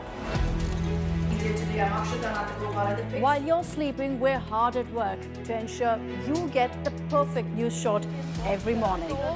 Get you all the updates. Our morning mission to get you news that's fresh and packed with flavor. Watch First Up every weekday morning with me, Akshita Nandagopal, right here on India Today.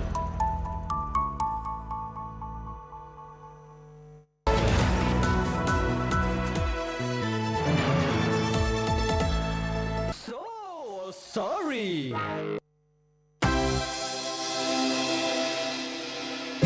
काम किया है जी, काम करेंगे, लोग हमें यूं ही बदनाम करेंगे, हमारी वजह से दिल्ली वाले हंस रहे हैं जी, समझ नहीं आ रहा फिर हमारे लोग क्यों फंस रहे हैं जी।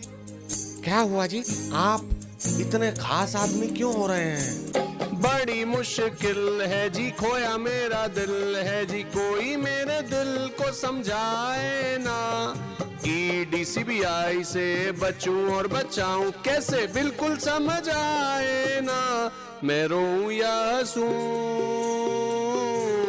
करूं मैं क्या करूं जी, बताओ ना कोई। मैं रोऊं या हंसूं, करूं मैं क्या करूं जी। झाड़ू लेकर आया था तो झाड़ू लेकर जाएगा, सबका नंबर आएगा भाई, सबका नंबर आएगा। जो होगा वो देख लेंगे, हम तो तैयार हैं जी, आरोप कोई लगा ले, हम तो कट्टर ईमानदार हैं जी। नमस्कार जी।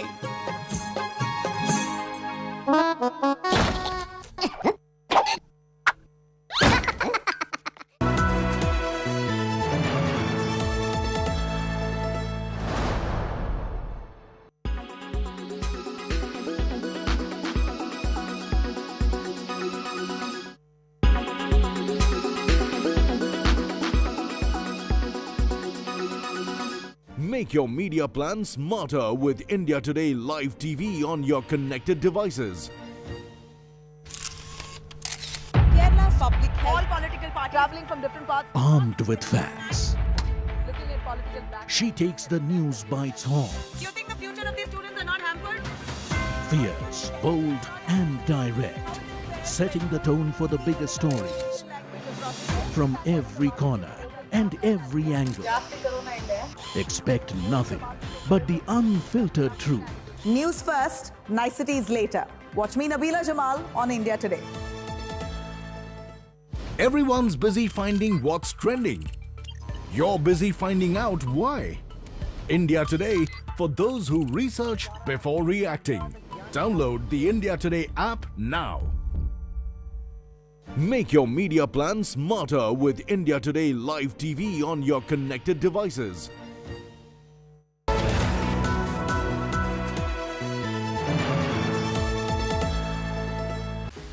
With every sunrise comes new beginnings, new opportunities, and new stories. And that's why we're first up. While you're sleeping, we're hard at work to ensure you get the perfect news shot every morning. Get you all the updates. Our morning mission to get you news that's fresh and packed with flavor. Watch First Up every weekday morning with me, Akshita Nandagopal, right here on India Today. Co-powered by The World Comes Together at Sharda University. Co-powered by RK Marble, Khubsurat Imandari. In association with Dell, advice and expertise to help your business grow. EcoLink LED lights and fans.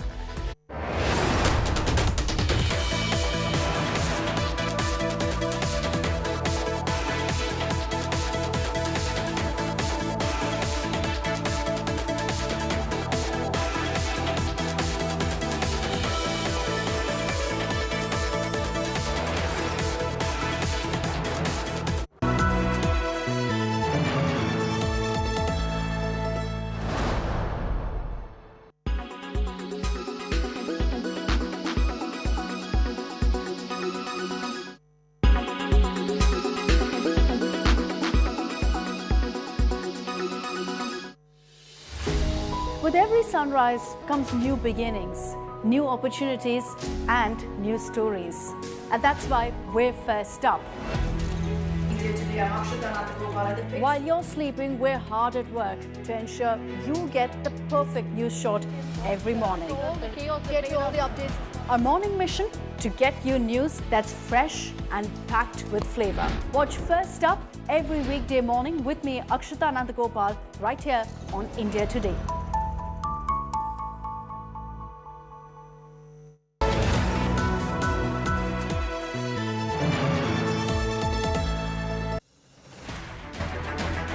I don't read the news.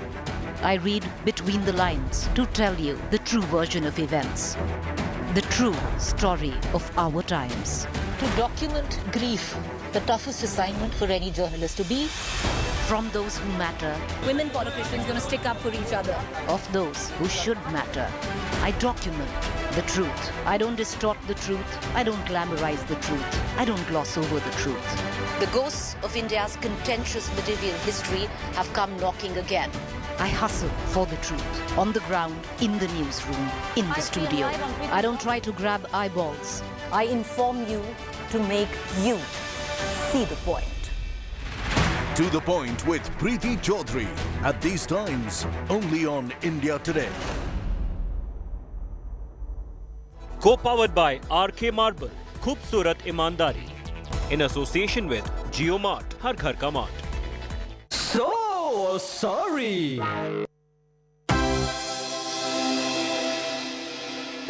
काम किया है जी, काम करेंगे, लोग हमें यूं ही बदनाम करेंगे, हमारी वजह से दिल्ली वाले हंस रहे हैं जी, समझ नहीं आ रहा फिर हमारे लोग क्यों फंस रहे हैं जी। क्या हुआ जी, आप इतने खास आदमी क्यों हो रहे हैं? बड़ी मुश्किल है जी, खोया मेरा दिल है जी, कोई मेरे दिल को समझाए ना। ईडी सीबीआई से बचूं और बचाऊं कैसे, बिल्कुल समझ आए ना। मैं रोऊं या हंसूं, करूं मैं क्या करूं जी, बताओ ना कोई। मैं रोऊं या हंसूं, करूं मैं क्या करूं जी। झाड़ू लेकर आया था तो झाड़ू लेकर जाएगा, सबका नंबर आएगा भाई, सबका नंबर आएगा। जो होगा वो देख लेंगे, हम तो तैयार हैं जी, आरोप कोई लगा ले, हम तो कट्टर ईमानदार हैं जी। नमस्कार जी।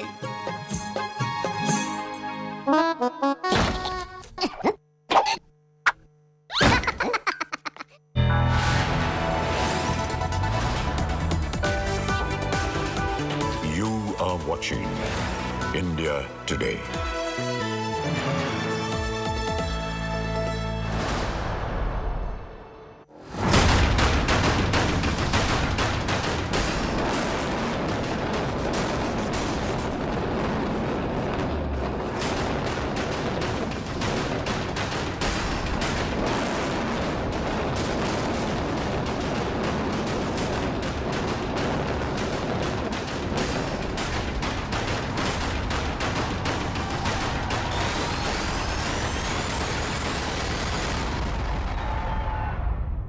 Hello and welcome to India Today. I'm Paulami Saha. Here are the headlines we are tracking at the top of this hour.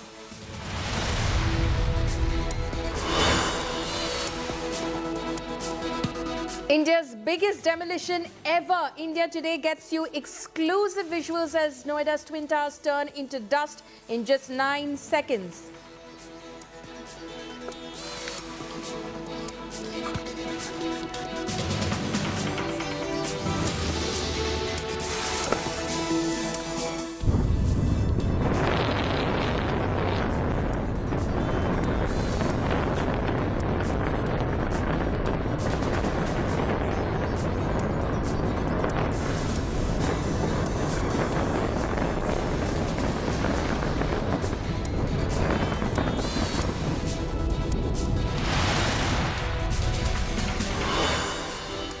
Dust and debris surround the site after demolition. Noida authorities brace for the aftermath. Anti-smog guns and water sprinklers deployed.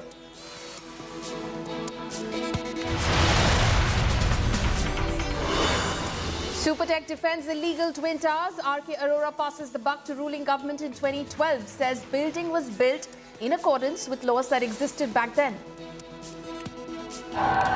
आपको विश्वास दिलाना चाहता हूं कि इस demolition की वजह से किसी भी ऑनगोइंग प्रोजेक्ट के ऊपर कोई असर नहीं पड़ेगा और सारे निर्माण कार्य नियमित रूप से चलते रहेंगे।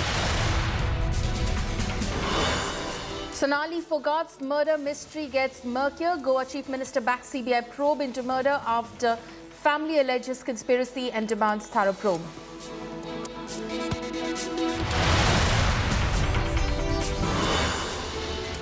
The Congress Working Committee has decided a new date for the Congress President poll, election to be held on the 17th of October and counting on the 19th of October.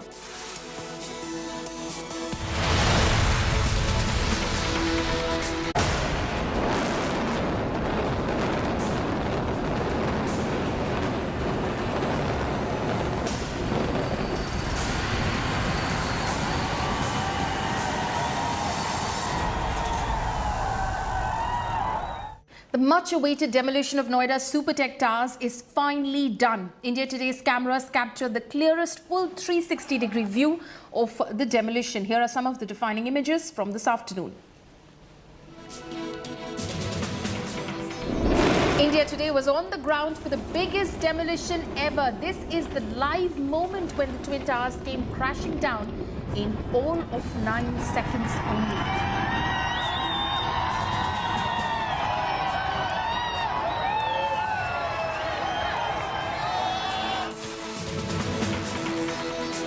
Nine seconds is all it took for the two Supertech Towers, Apex and Kayan, in Noida Sector 93A to come down. India Today had deployed high-tech, high-definition cameras that captured the full extent of the demolition. Here's a look at the long shot of the moment the explosion was triggered.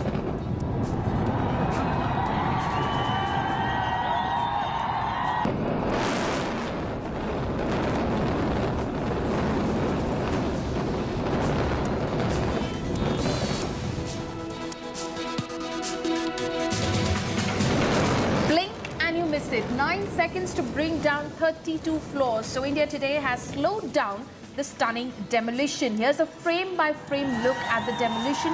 The towers brought down like a pack of cards.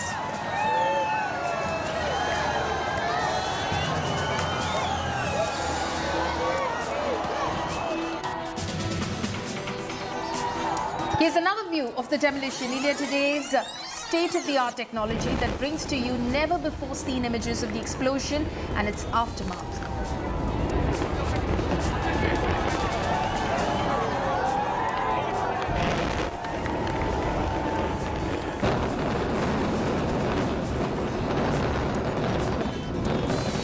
What was left after 9 seconds was a huge plume of smoke and dust. For the first few minutes, there was just dust everywhere, and as it settled, the empty space where two Supertech towers once stood. The demolition, which reduced the two towers to ashes, has caused a sudden spike in air pollution, with the level of particulate matter in the air going up.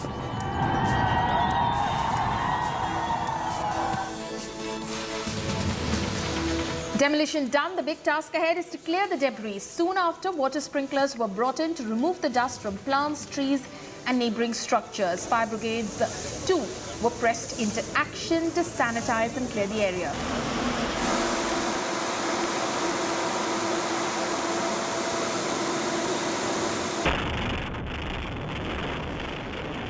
While India Today cameras captured the demolition in its clearest view, an ATS Green Village resident had placed a camera in his balcony to record the explosion, and this is what the balcony camera recorded. Floors of the Twin Towers collapsing one by one. This is the closest view of the demolition.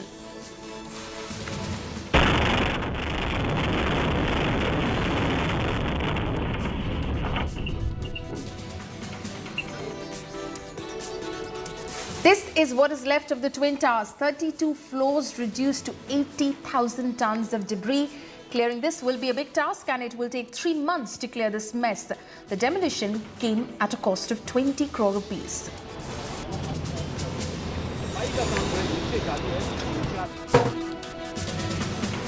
The local residents were seen celebrating after the demolition took place. In Parshvanath Prestige Society, people were seen dancing and beating drums while expressing their happiness over the demolition of the illegal towers.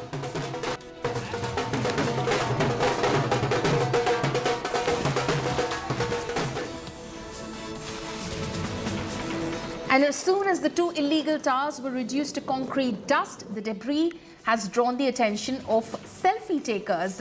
The local residents were seen taking selfies with the leftovers amid the administration's interference.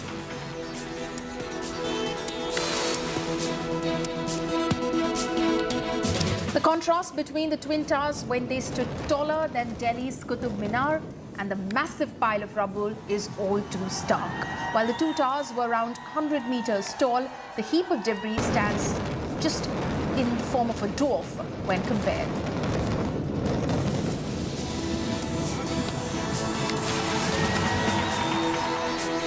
The Supertech Twin Towers in Noida have been brought down in a massive explosion in a mere 9 seconds. A total of 915 residential flats and 21 shops were razed to the ground when 3,700 kilograms of explosive material imploded Kayan and Apex Supertech's Twin Towers in Noida Sector 93A. Here's a report.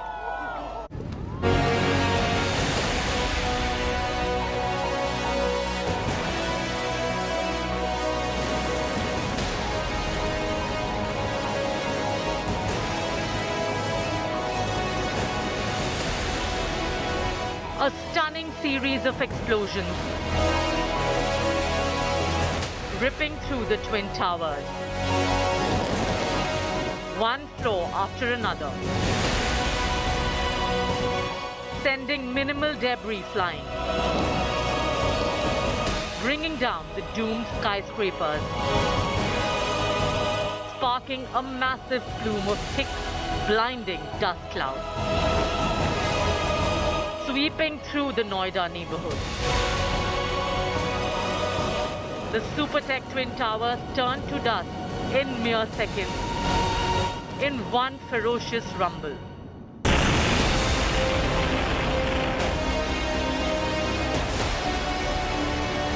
The Twin Towers brought down like a pack of cards.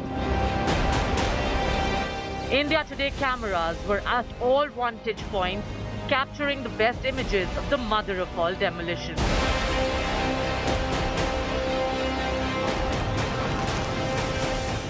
Amid cheer from assembled onlookers who packed nearby high-rises to witness the breathtaking moment.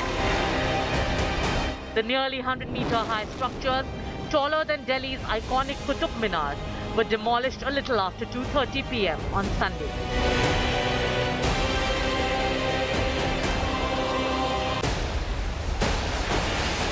"32 floors of Supertech Twin Towers are now mere 80,000 tons of rubble. The 3,700 kgs of explosives rigged into the structures doing the trick.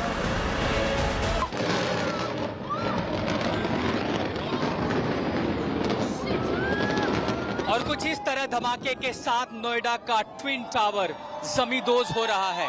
एक के बाद एक धमाके, 1 millimetre के difference पर लगातार होते धमाके और पूरी तरह नोएडा का ट्विन टावर 30 और 32 मंजिला गगनचुंबी इमारत कुछ इस तरह धुएं के गुबार में बदल चुकी है और जैसा कि अंदाजा लगाया गया था बिल्कुल प्रिसाइज तरीके से। That's the building that's gone down in just about a few seconds, barely 9 seconds that it's taken for it to come down, and that's the dust that's not settled as yet. It was a huge sound, vibrations that I could feel on my feet.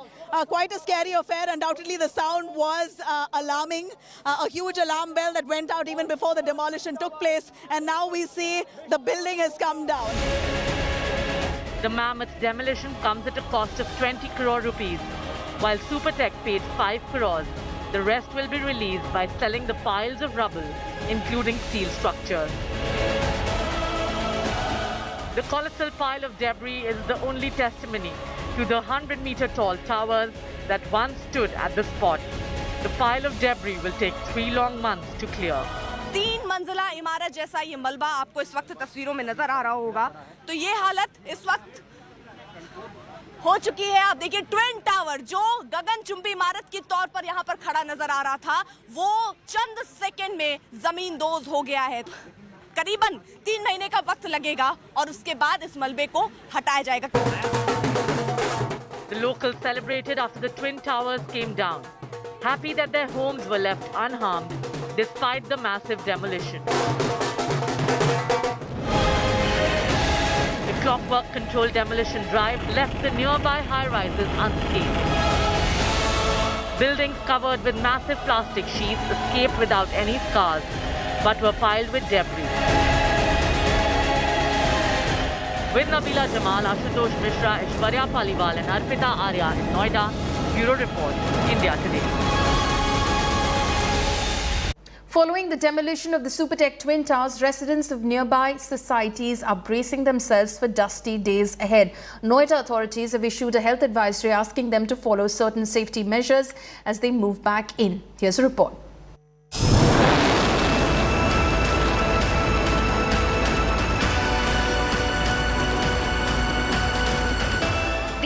The Supertech Twin Towers in Noida came crashing down in just 9 seconds with a spectacular explosion.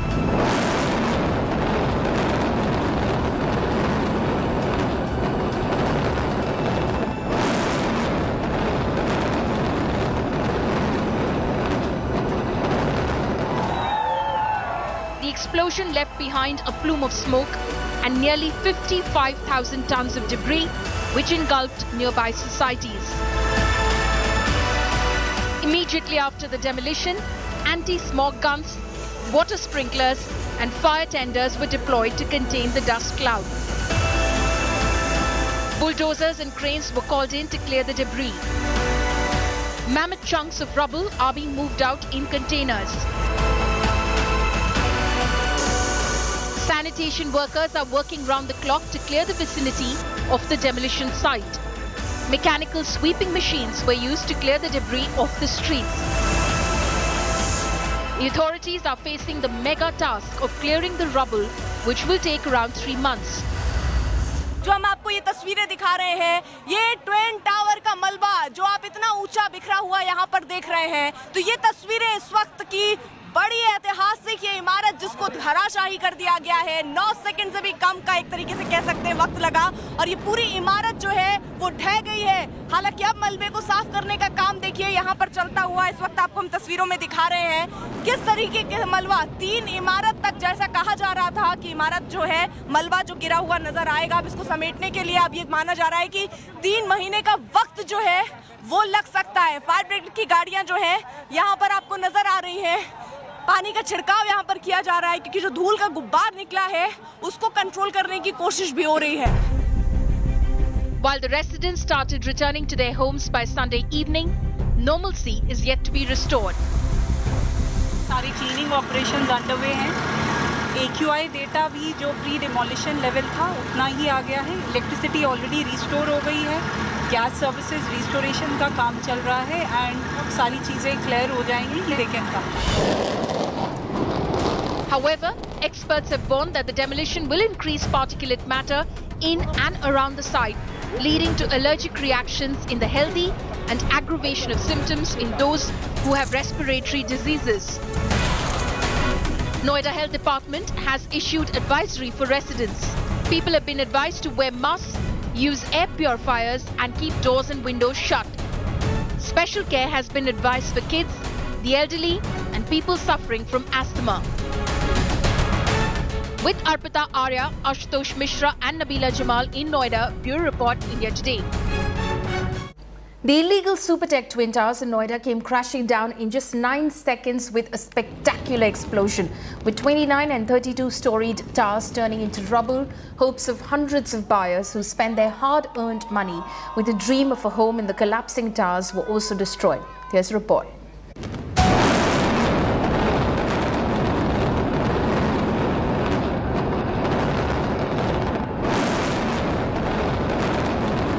The death of Twin Towers, crashing down in seconds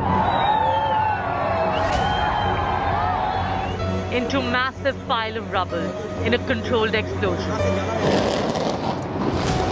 The breathtaking images stunning India. But in the beginning, it was a dream sold to thousands of potential home buyers, ready to shell out their life savings. Supertech promised a pair of modern swanky skyscrapers in the form of the Twin Towers, with ultra-modern facilities complete with a glitzy dream. And now, almost a decade later, this is what has happened to that promise. Thousands of dreams lying buried in this massive pile of rubble. देखिए उन्नीस सौ आदि के लिए हमारा घर है। अगर पैसे मिल जाते तो हम कहीं और से बचा, पैसा भी नहीं मिला तो हम तो दोनों तरफ से मारे गए। The towering deceit on home buyers pulled off by the real estate major using deep-rooted nexus with corrupt Babu in the Noida administration, who gave brazen nod to clear violations. Corrupt Babus in collusion with Supertech officials sanctioned building of the illegal Twin Towers. First conceptualized as 12 floors, the towers were allowed to revise the height to 40 floors in 2012. 26 officials were found to be in multiple violations by the special investigation team formed by the Yogi government after the Supreme Court order. While 11 officials were suspended, 6 were charge-sheeted. 4 Supertech directors were booked by Vigilance Department, and 3 retired Noida fire officials were booked for illegal fire safety nod. But no one has been jailed after 9 years.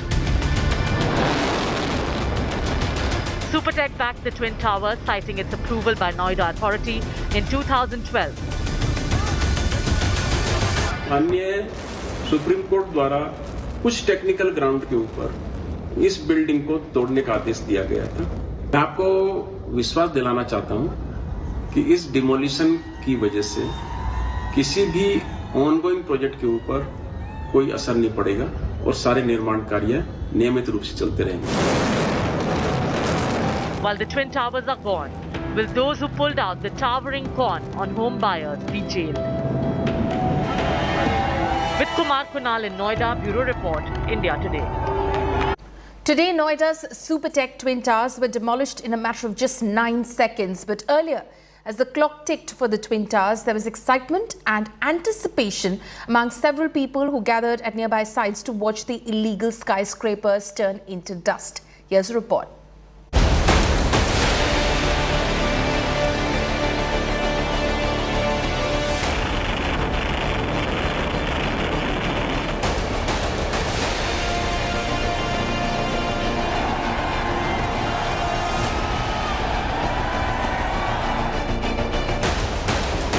India's biggest demolition ever.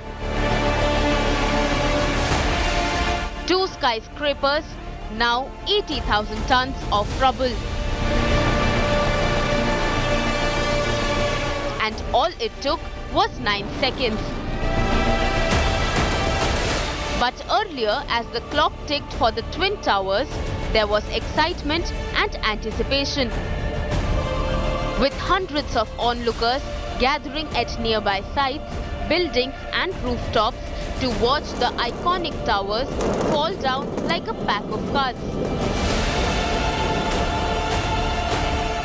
Locals and visitors from outside Noida had thronged the site a few hours before the demolition to take a final look at the structures.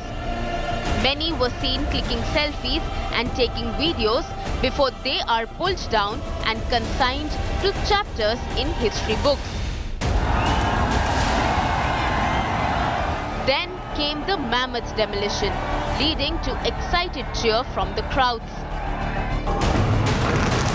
Celebrating the death of the Twin Towers, symbolizing corruption and Babu Builder nexus.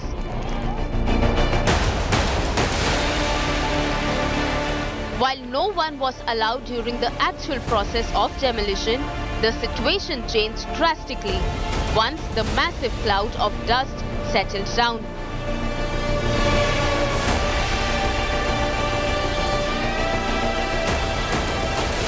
A steady stream of onlookers flocked to the rubble. The gigantic piles of concrete slabs, steel structures turned a virtual tourist spot. People were seen posing for selfies with the rubble in the background. Families and even children who had been watching the demolition from safe distances trooped in once restrictions were lifted by the cops.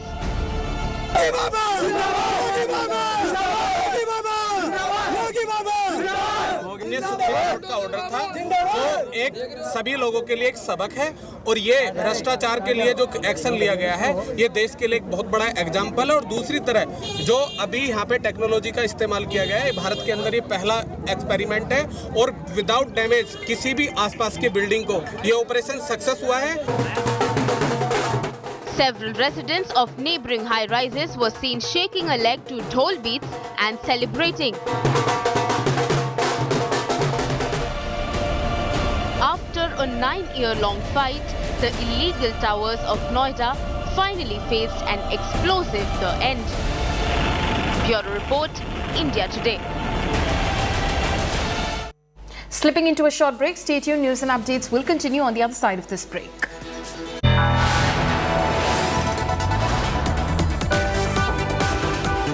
You are watching India Today.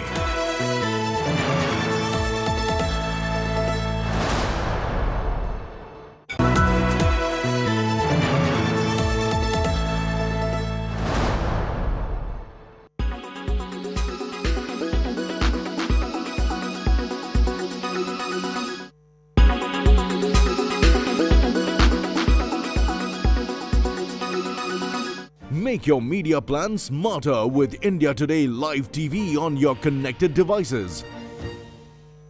Everyone's busy finding what's trending. You're busy finding out why. India Today for those who research before reacting. Download the India Today app now.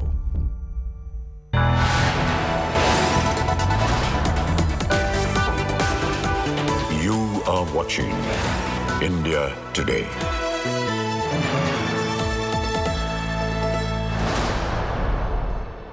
The race for the post of the next Congress president heats up. The election will be held on October 17 and the results will be declared on October 19. After counting, the dates were finalized at the Congress Working Committee meeting, which was held earlier on Sunday under the chairmanship of Congress Interim President Sonia Gandhi. The election will be notified on September 22nd and the date for filing the nomination would be between September 24 and September 30. The last date of withdrawal of a nomination would be October 8. The meeting, which took place in the shadow of the resignation of senior Congress leader Ghulam Nabi Azad, who in his resignation letter tore into Rahul Gandhi and his style of functioning, was in fact extremely crucial. Ghulam Nabi Azad had in fact earlier called Rahul Gandhi childish and immature and blamed him for the Congress party's loss in the 2014 general elections. He blamed Rahul Gandhi for sidelining senior leaders and creating a coterie of inexperienced sycophants.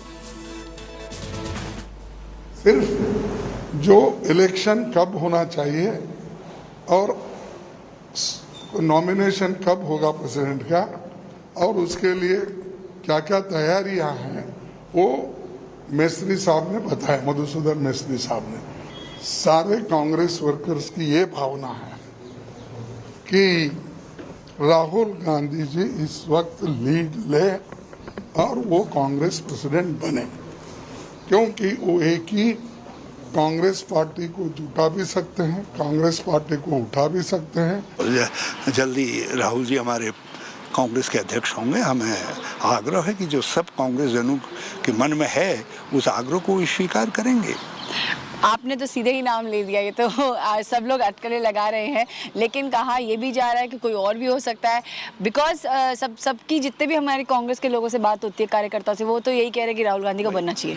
अब यदि मिस्त्री जी के role में मेरा नाम होगा तो मैं भी एक वोटर हूँगा, तो एक वोटर के रूप में मुझे अपनी आकांक्षा, अपनी इच्छा, अपनी भावना जाहिर करने का पूरा हक है। मेरी आकांक्षा, मेरी इच्छा, मेरी भावना श्री राहुल गांधी को कांग्रेस अध्यक्ष के रूप में देखने की है। Our only one point agenda was there to finalize the Congress President election schedule, which has been approved by CWC today. Certainly, majority of the Congress workers want Rahul Gandhi as a president, but it is up to him to take a decision on that. Goa Chief Minister says he will consider handing over the mysterious death case of TikTok star turned BJP leader Sonali Phogat to the CBI after family members demanded a thorough probe.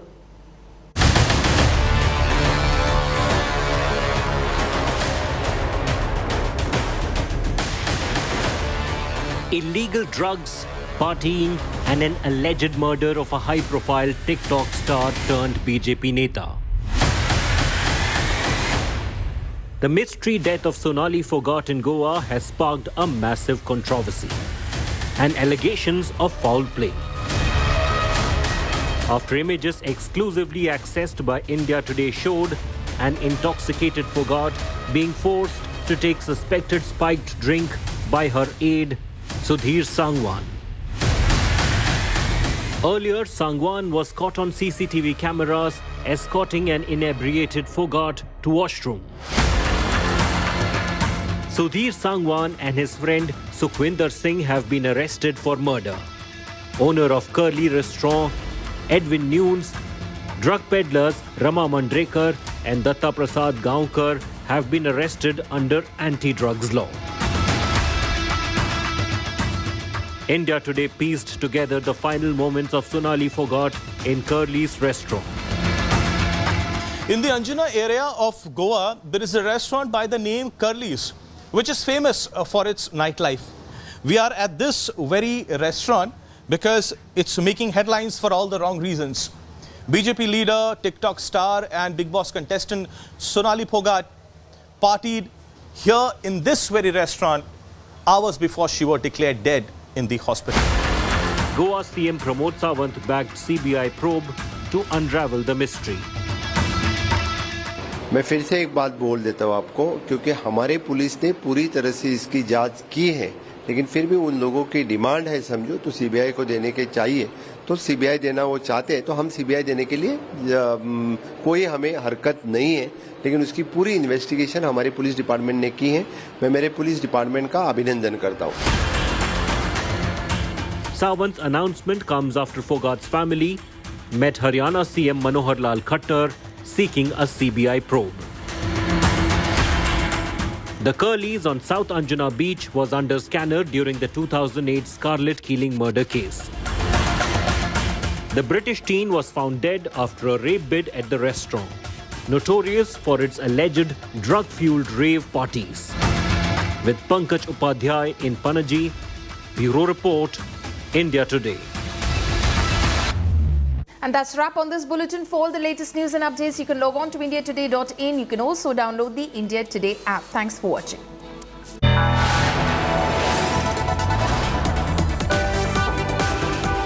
You are watching India Today.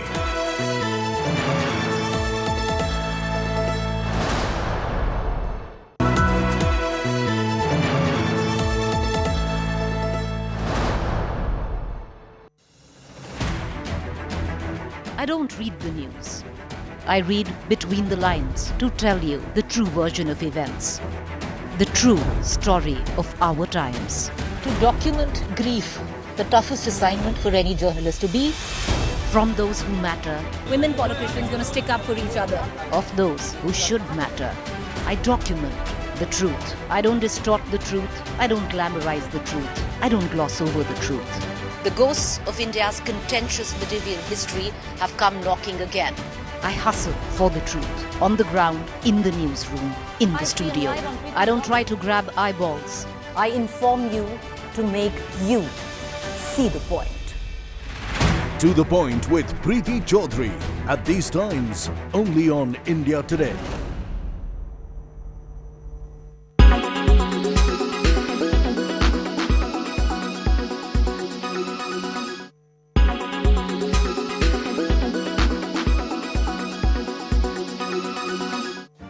Make your media plan smarter with India Today Live TV on your connected devices. Amplify your brand with 100 million smart internet viewers. To advertise, mail us at sales@aajtak.com. Make your media plan smarter with India Today Live TV on your connected devices.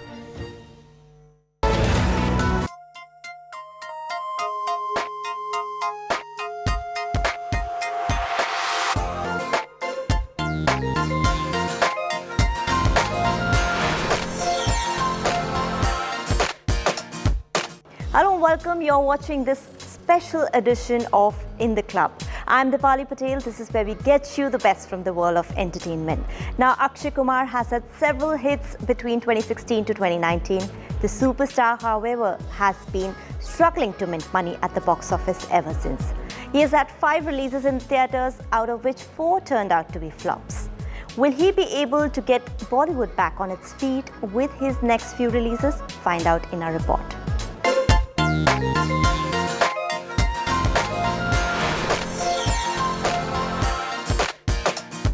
अपनी जिंदगी के बदले में मैं सुल्तान को अपने वतन की मुट्ठी भर मिट्टी भी ना दूं।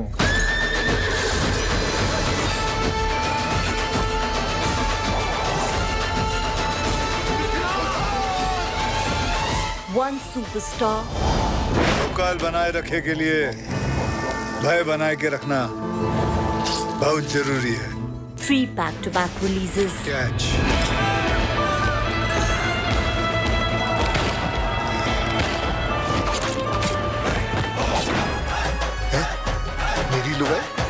And not even a single film that worked wonders at the box office. 6 महीने तेरे पास, वरना कोई बढ़िया सा रिश्ता देख के ना इसको निपटा दूं।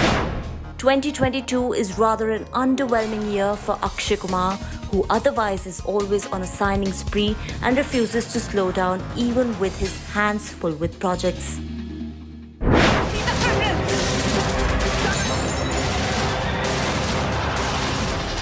Between 2016 to 2019, Akshay has had several hits at the box office.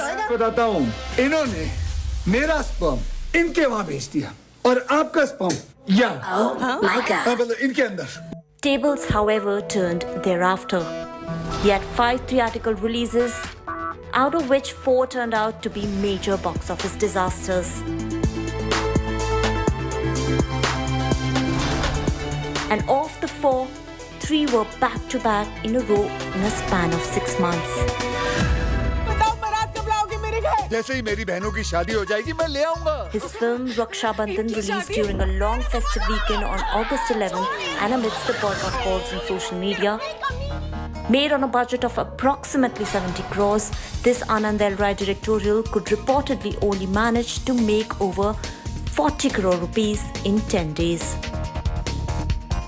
Akshay Kumar's Samrat Prithviraj, which was reportedly made on a budget of rupees 175 crore, finally rolled out in cinemas on June 3rd after several delays, but its lifetime collection in India stands at rupees 68.5 crore rupees. This period drama was his second consecutive flop after Bachchan Pandey, a multi-star action comedy which had its theatrical run for 21 days and turned out to be a commercial misfire at the ticket counters.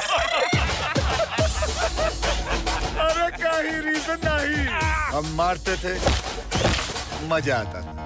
Yes, this Farhad Samji directorial was reportedly made on a budget of rupees 130 crore and had raked in rupees 49.98 crore at the box office in India. तुम पर नजर तो हमरा. With these back-to-back flops, Akshay has not just been having a hard time delivering a hit, but has equally been also struggling to get Bollywood back on its feet after it incurred huge losses in 2020 and 2021.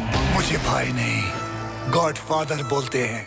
In fact, the actor during the trailer launch of his next film Katputli took complete responsibility for the lackluster box office performance of his films and sought to make changes in order to be more appealing to the audience. See, films are not working. It is our fault. It is my fault. Okay? I have to make the changes. I have to understand what the audience wants. I want to do my changes.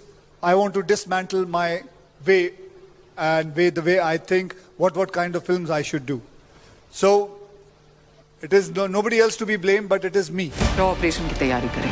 Ma'am, अब बचे हुए fuel से ये लोग mid east के 3 possible destination तक जा सकते हैं. Dubai, Abu Dhabi and Muscat.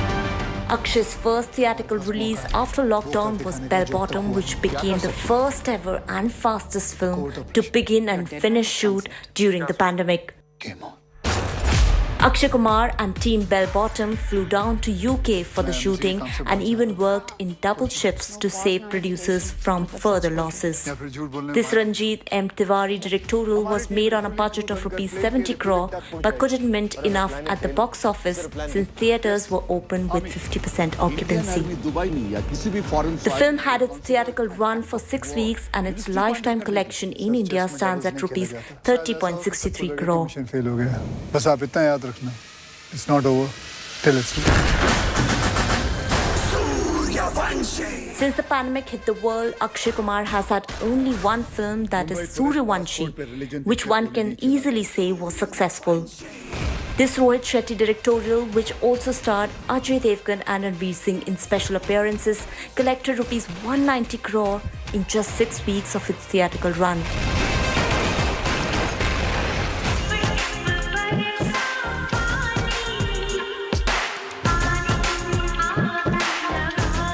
According to reports, Suryavanshi was made on a budget of rupees 160 crores and it even got Akshay Kumar and Katrina Kaif back on the big screen after a long gap of 10 years.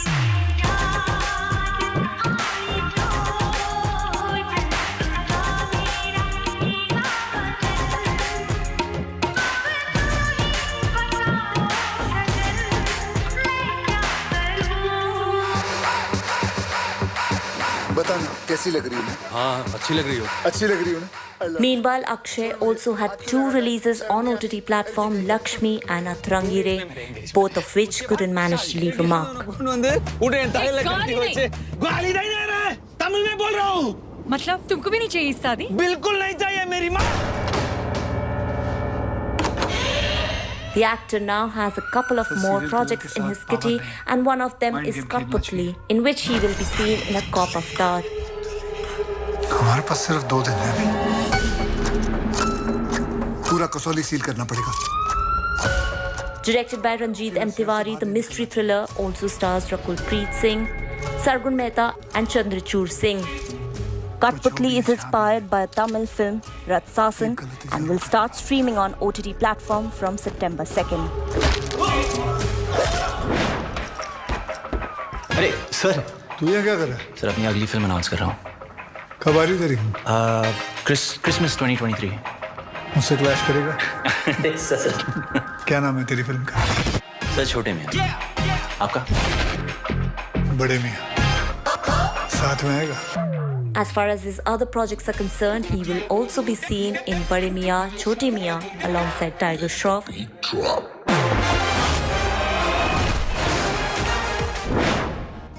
He also has Ram Setu, in which he will be seen playing the role of an archaeologist, a biopic on chief mining engineer Jaswant Singh Gill, and Selfie, which also stars Imran Hashmi, Nusrat Bharucha and Diana Penty.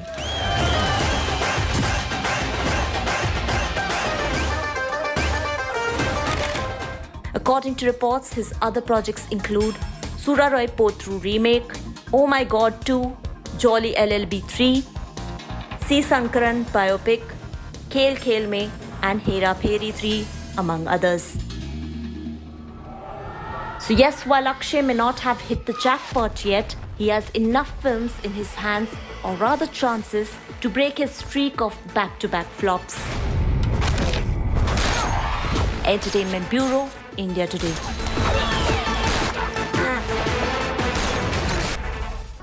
Now in our next segment, we bring you news from regional cinema that came in this week. From Rajnikant to Kamal Hassan, here are all the big newsmakers.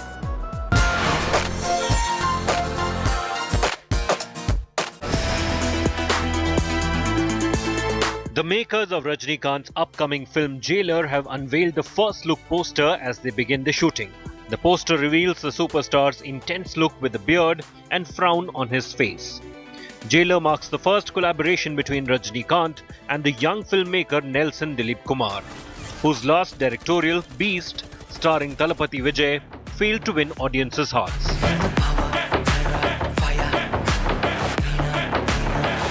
Meanwhile, Rajnikant was last seen in Annate, a family drama which opened to a good response at the box office, despite receiving mixed reviews.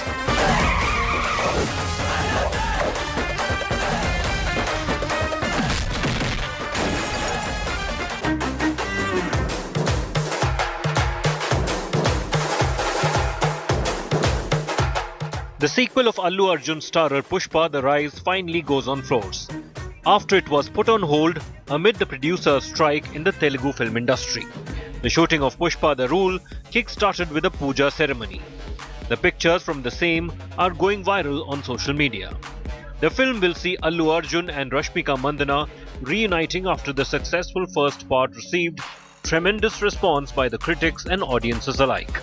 Directed by Sukumar, Pushpa The Rule will also see Fahad Fasil reprise his role as an antagonist in the film. That's not all, the icon star also represented India at Annual Day Parade in New York. The visuals from the same are also ruling the internet. ये भारत का तिरंगा है, कभी झुकेगा नहीं। Thank you. Allu Arjun was joined by his wife Sneha Reddy, where he was honoured with the title of Grand Marshal.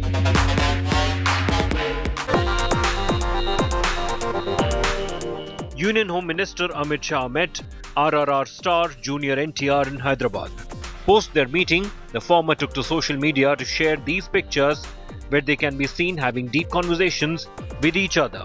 He captioned the post as, "Had a good interaction with a very talented actor and a gem of our Telugu cinema." Meanwhile, on work front, Junior NTR, who was last seen in RRR, delivered a remarkable performance as Kumaram Bheem alongside Ram Charan.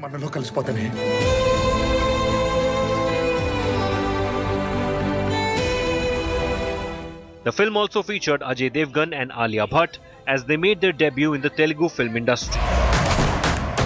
Praise yourself for Ram.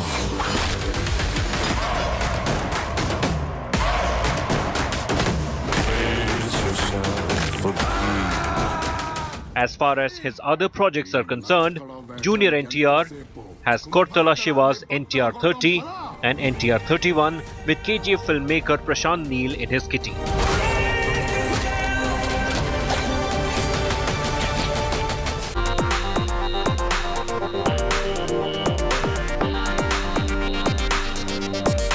The internet is bombarded with the visuals of Shah Rukh Khan and Deepika Padukone as the two were spotted in Chennai. And joining them, the filmmaker of SRK's upcoming film Jawan, Atlee, which led to the speculations about Deepika making a cameo in the action drama. In one of the clips surfacing online, the trio can be seen sharing laughs and conversations. For the unversed, Jawan, which marks the first collaboration between Shah Rukh Khan and the filmmaker Atlee, also stars Nayanthara in lead role. The film features Sanya Malhotra and Sunil Grover in key roles as well. Apart from Jawan, Shah Rukh Khan also has Pathaan with Deepika Padukone and John Abraham. Directed by Siddharth Anand, the film is all set to roll out in cinemas on January 25, 2023.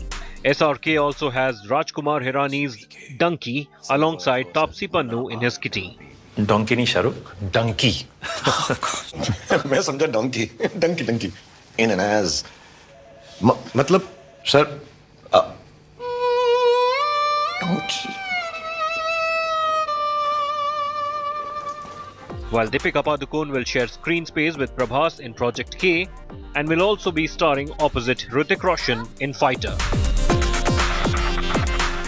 It's time for a short break now, but there's lots more coming up on the other side, so stay tuned to In the Club.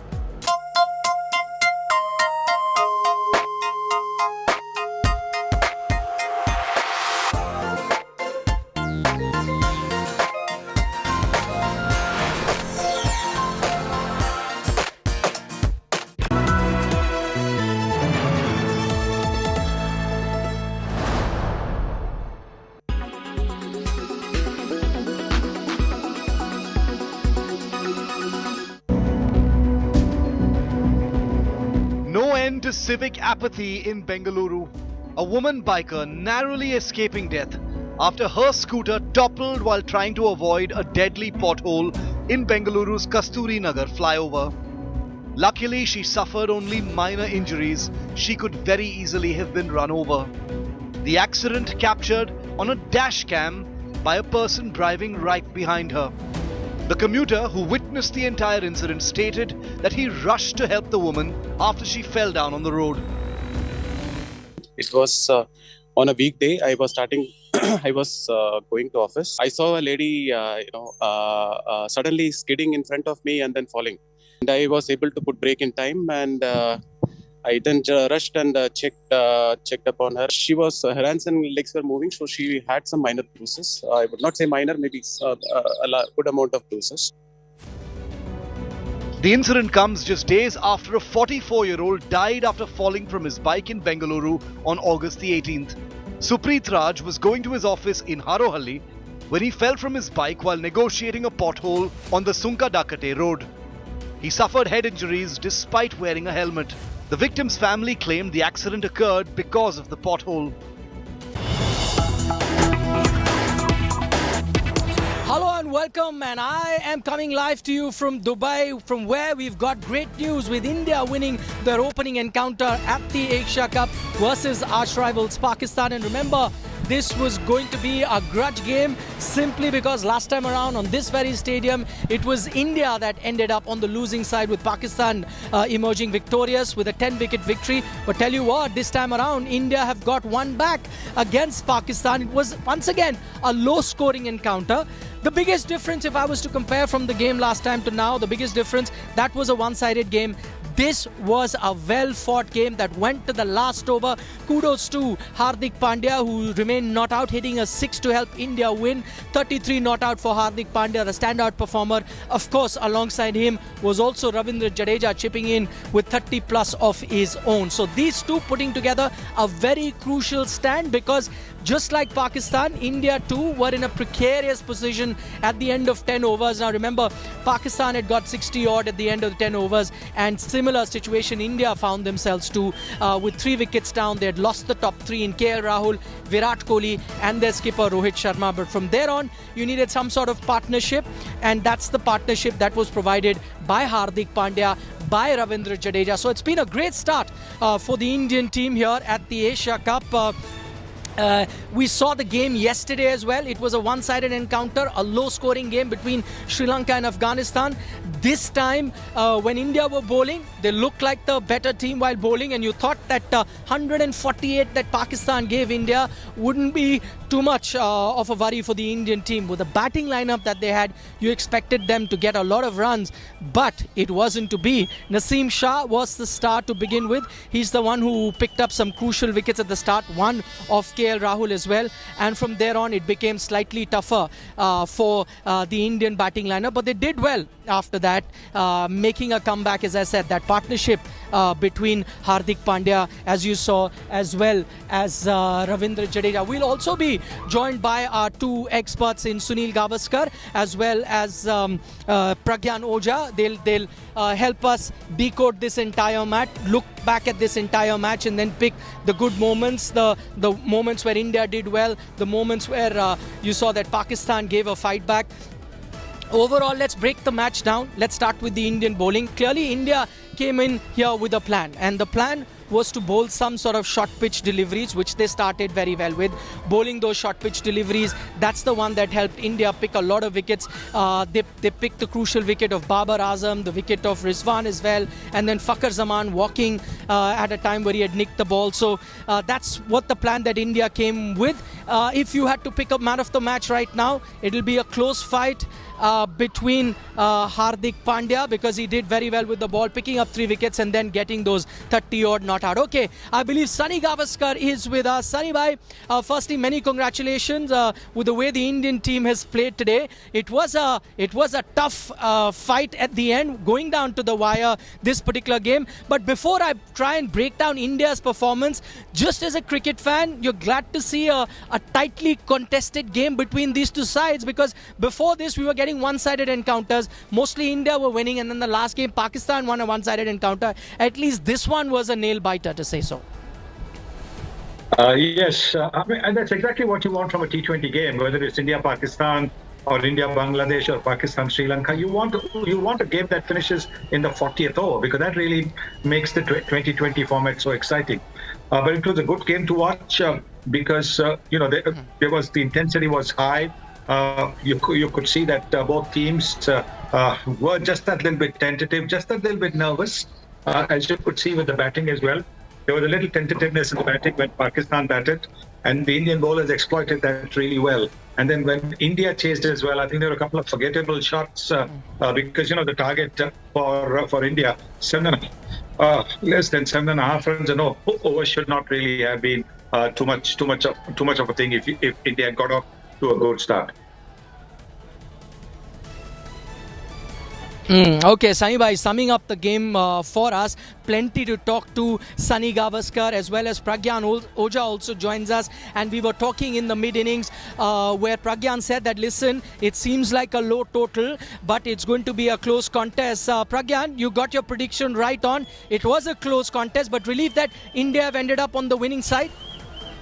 I think it was a brilliant show. I was telling you, you will see this Indian team will shuffle their batting lineup. We saw Ravindra Jadeja coming up the order, and then Hardik Pandya just continuing his brilliant form, both with the bat and the ball. And the way they knew exactly what they needed to do. They were very calm. That is very pleasing to see. And that is the reason why I always said, whenever the game is moving on, you also have to move on. I think Pakistan missed a trick. They never had a sixth bowler. So you have to understand, when you're having a sixth bowler, it totally depends on the wicket that you're playing on. Their fast bowlers bowled really well, but they were actually missing out for another fast bowler. Had they had another fast bowler, things would have been very different. That is why Hardik Pandya is very crucial in the near future and the T20 World Cup that we're talking about. Okay, Pragyan, I'll pick your brains a little later in the program about, Pakistan not having another fast bowler to support Naseem Shah, as well as the contribution of Hardik Pandya. But for the moment, in news just coming in, Prime Minister Narendra Modi was also keeping a close eye on this encounter, just as 1.3 billion other Indians were. And he's just tweeted congratulating the Indian team for a fine performance versus Pakistan in that first game that they were playing in this edition of the Asia Cup. India emerging victorious with 5 wickets. So Prime Minister Narendra Modi sending out his congratulatory message to the Indian team for a very good performance versus arch rivals Pakistan.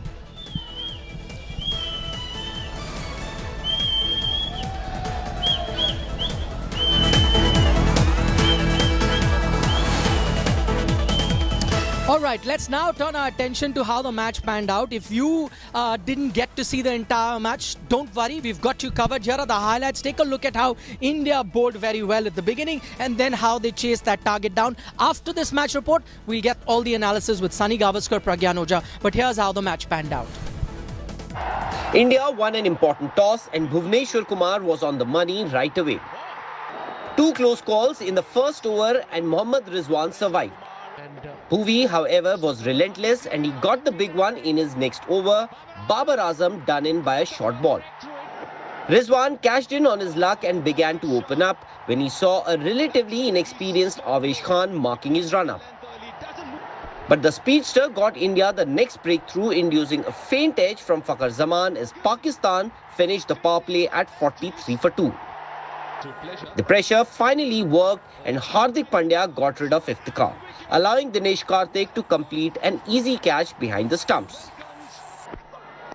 Hardik wasn't done yet and came back in his next over to dismiss Rizwan, who took 42 deliveries for his 43, and then in the same over he had Khushdil Shah too, again to a short delivery. Pakistan did manage a few big hits towards the end, but eventually they could manage just 147 runs. Sports Bureau, India Today.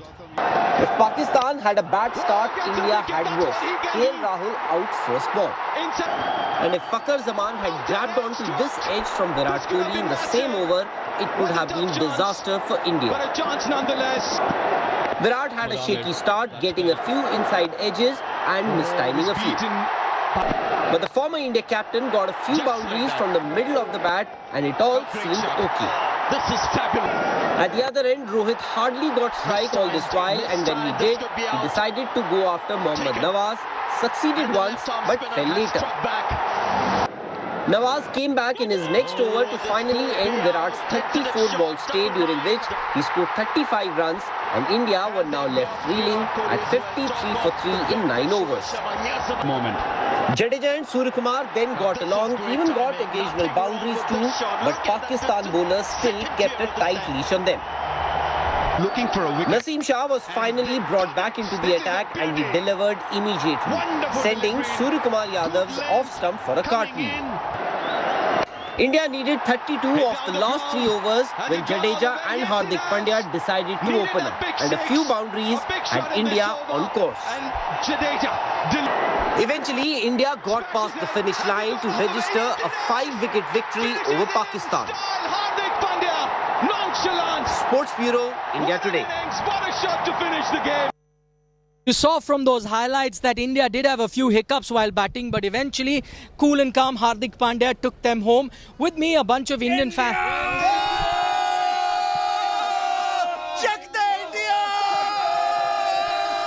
I was just going to say that looking at you so quiet, it felt like India's lost, but... How come I see no Pakistani fans around? Well, they started disappearing 3 overs before the match ended, so yeah. Okay, you know what? I met a lot of Pakistani fans, most of them wearing that t-shirt of 152 for no loss. Yes. Huh? What's going to be your next t-shirt? Any t-shirt ideas to, you know... 3 balls to spare, 6 runs!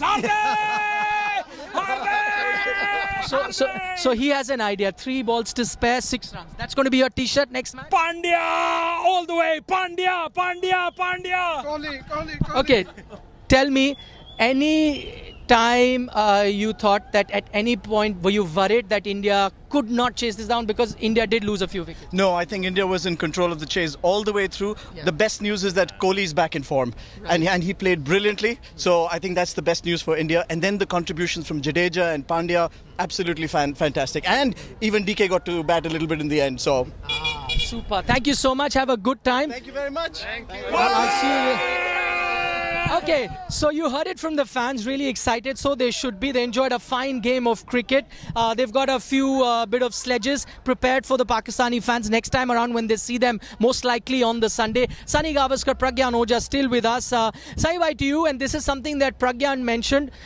Do you think now, just looking at the way the Indian team is set up, just tells you the importance of a very fine middle order, that you do not lose hope, even if you were to lose the top 3, because you have the likes of Hardik Pandya, you got the likes of Suryakumar Yadav, and let's just add Ravindra Jadeja with the bat too in that mix of things. Yes, 2 all-rounders, Hardik Pandya, Ravindra Jadeja. It's a huge plus to have. Look at the Indian teams that have won the white ball titles. The 1983, how many all-rounders they had? The 2011, how many all-rounders there? 2007, the first ever ICC T20 World Cup. Look at the all-rounders they had. What the all-rounders do is give the captain and the coach the options have floaters in the batting order, to have a spare bowling option. And I think that is going to be the key, with Hardik Pandya being fit to bowl, and he bowled superbly today. 3 wickets for just 24 runs, absolutely top class. And then Jadeja also just bowling a couple of overs, but in the field taking catches, stopping runs, and then coming and playing that crucial innings. The all-rounders make a big difference. You need your specialists, of course you need your specialists. But I think if you have these all-rounders, they certainly give the team a great deal of balance, and that's what we saw today. Okay, just a question from you, Pragyan. Just looking at how this entire balance of the team is, were you, or how do you see the top three's performance today? KL Rahul, he's looked a bit rusty ever since he's come back from the injury. Didn't get a good start today, and then you had Rohit Sharma and Virat Kohli get a few runs, but not the one that you really want from these star batsmen. How do you see this situation? It was good that Virat Kohli spent some time, or do you think no? You still thought that they were rusty. Was it glass half full for you or glass half empty? No, it was absolutely, what a great team looks like. See, if your top order, they don't have a good day, your middle order and your lower down the order, they perform for you. That's a champions team sign.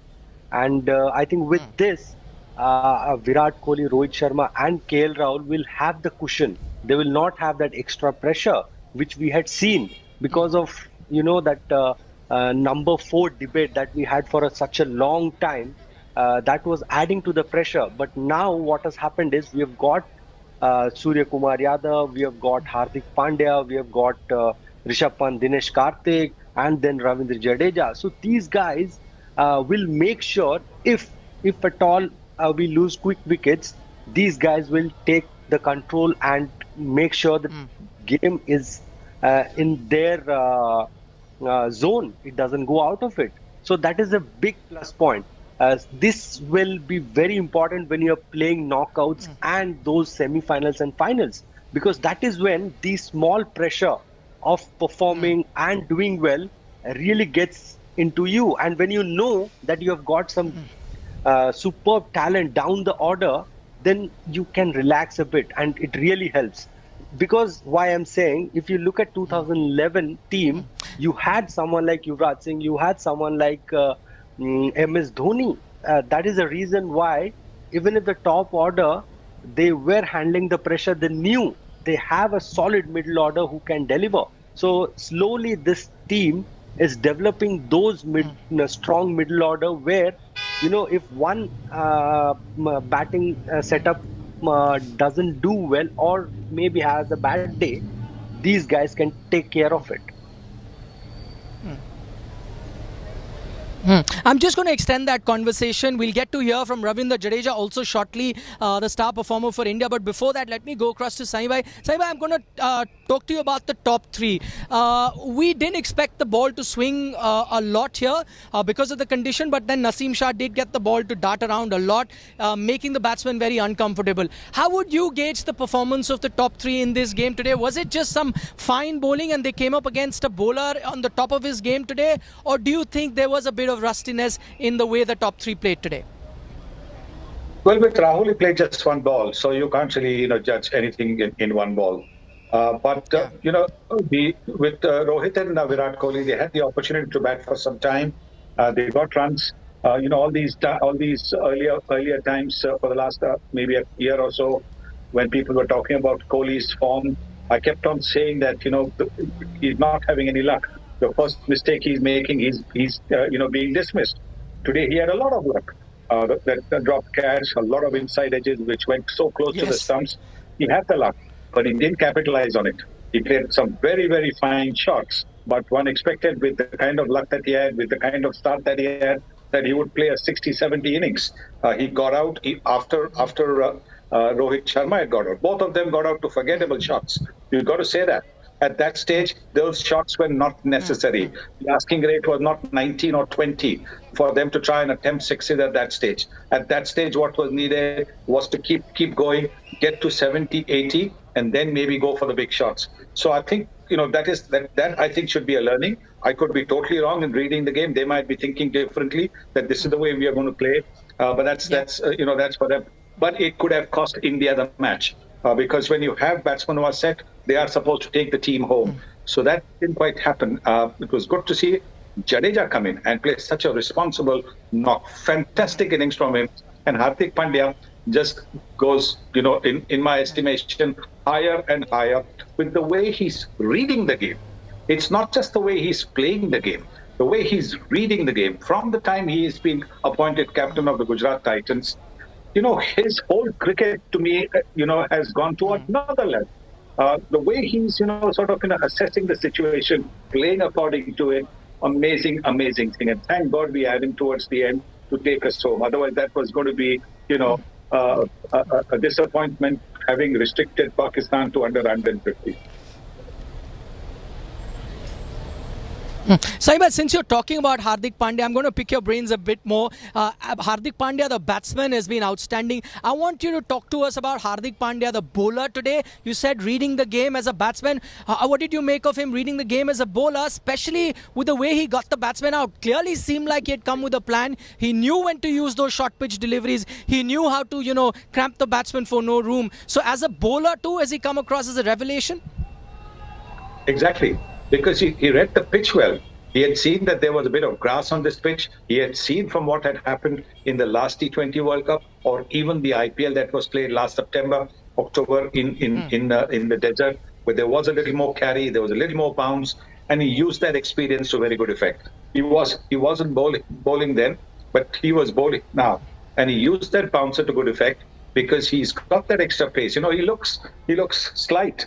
But because he's got such good rhythm, when he runs into bowl, he can generate pace. And that's what he was doing. So again, very good reading of what the pitch was going to do as a bowler for him and using it to good effect, as well as when he came into bat, recognizing that, there were shots that he could play more to the onside because the length of the Pakistani bowlers was going to be mainly short of length. So short of length, you can generally play the pull shot or the flick shot. Yep. And he was prepared for that. He was ready for that. That's what I mean by reading the game well. No, absolutely, Saiba. You just hit the nail on the head. We were all discussing his batting. He targeted that mid-wicket area every time it was shot, and then, that short arm jab that he had got those 4 runs for India, much needed at a time where the game was on a knife's edge, very, very close. But we'll talk about Hardik Pandya, but we'll talk about another man from Gujarat. The two of them put together a fine partnership. I'm talking about Ravindra Jadeja, pushed up the order today. This is what he had to say after India's win. Well, I've got Ravindra Jadeja here with me. First question, you're okay to talk to me, right, Jaddu? Yeah, absolutely, I don't have any problem. well done. Great performance with the ball, 2 crucial overs, and, they're right till the end. Well played. Thank you very much. Yeah, that is what we're looking to, play till the end. We all know that they have a very good bowling attack. They're fast, especially their fast bowler. They are very accurate and they're not giving any loose ball. So we have to play good shot. Do you want to talk about that particular shot that you played, because you seemed so unhappy after you got out because you were so close? Yeah, I could have finished the game because left arm spinner against left-hander and last over. So yeah, I think I could have finished the game, but unfortunately I didn't finish the game. But yeah, Hardik was playing superbly. Yeah, what about Hardik Pandya?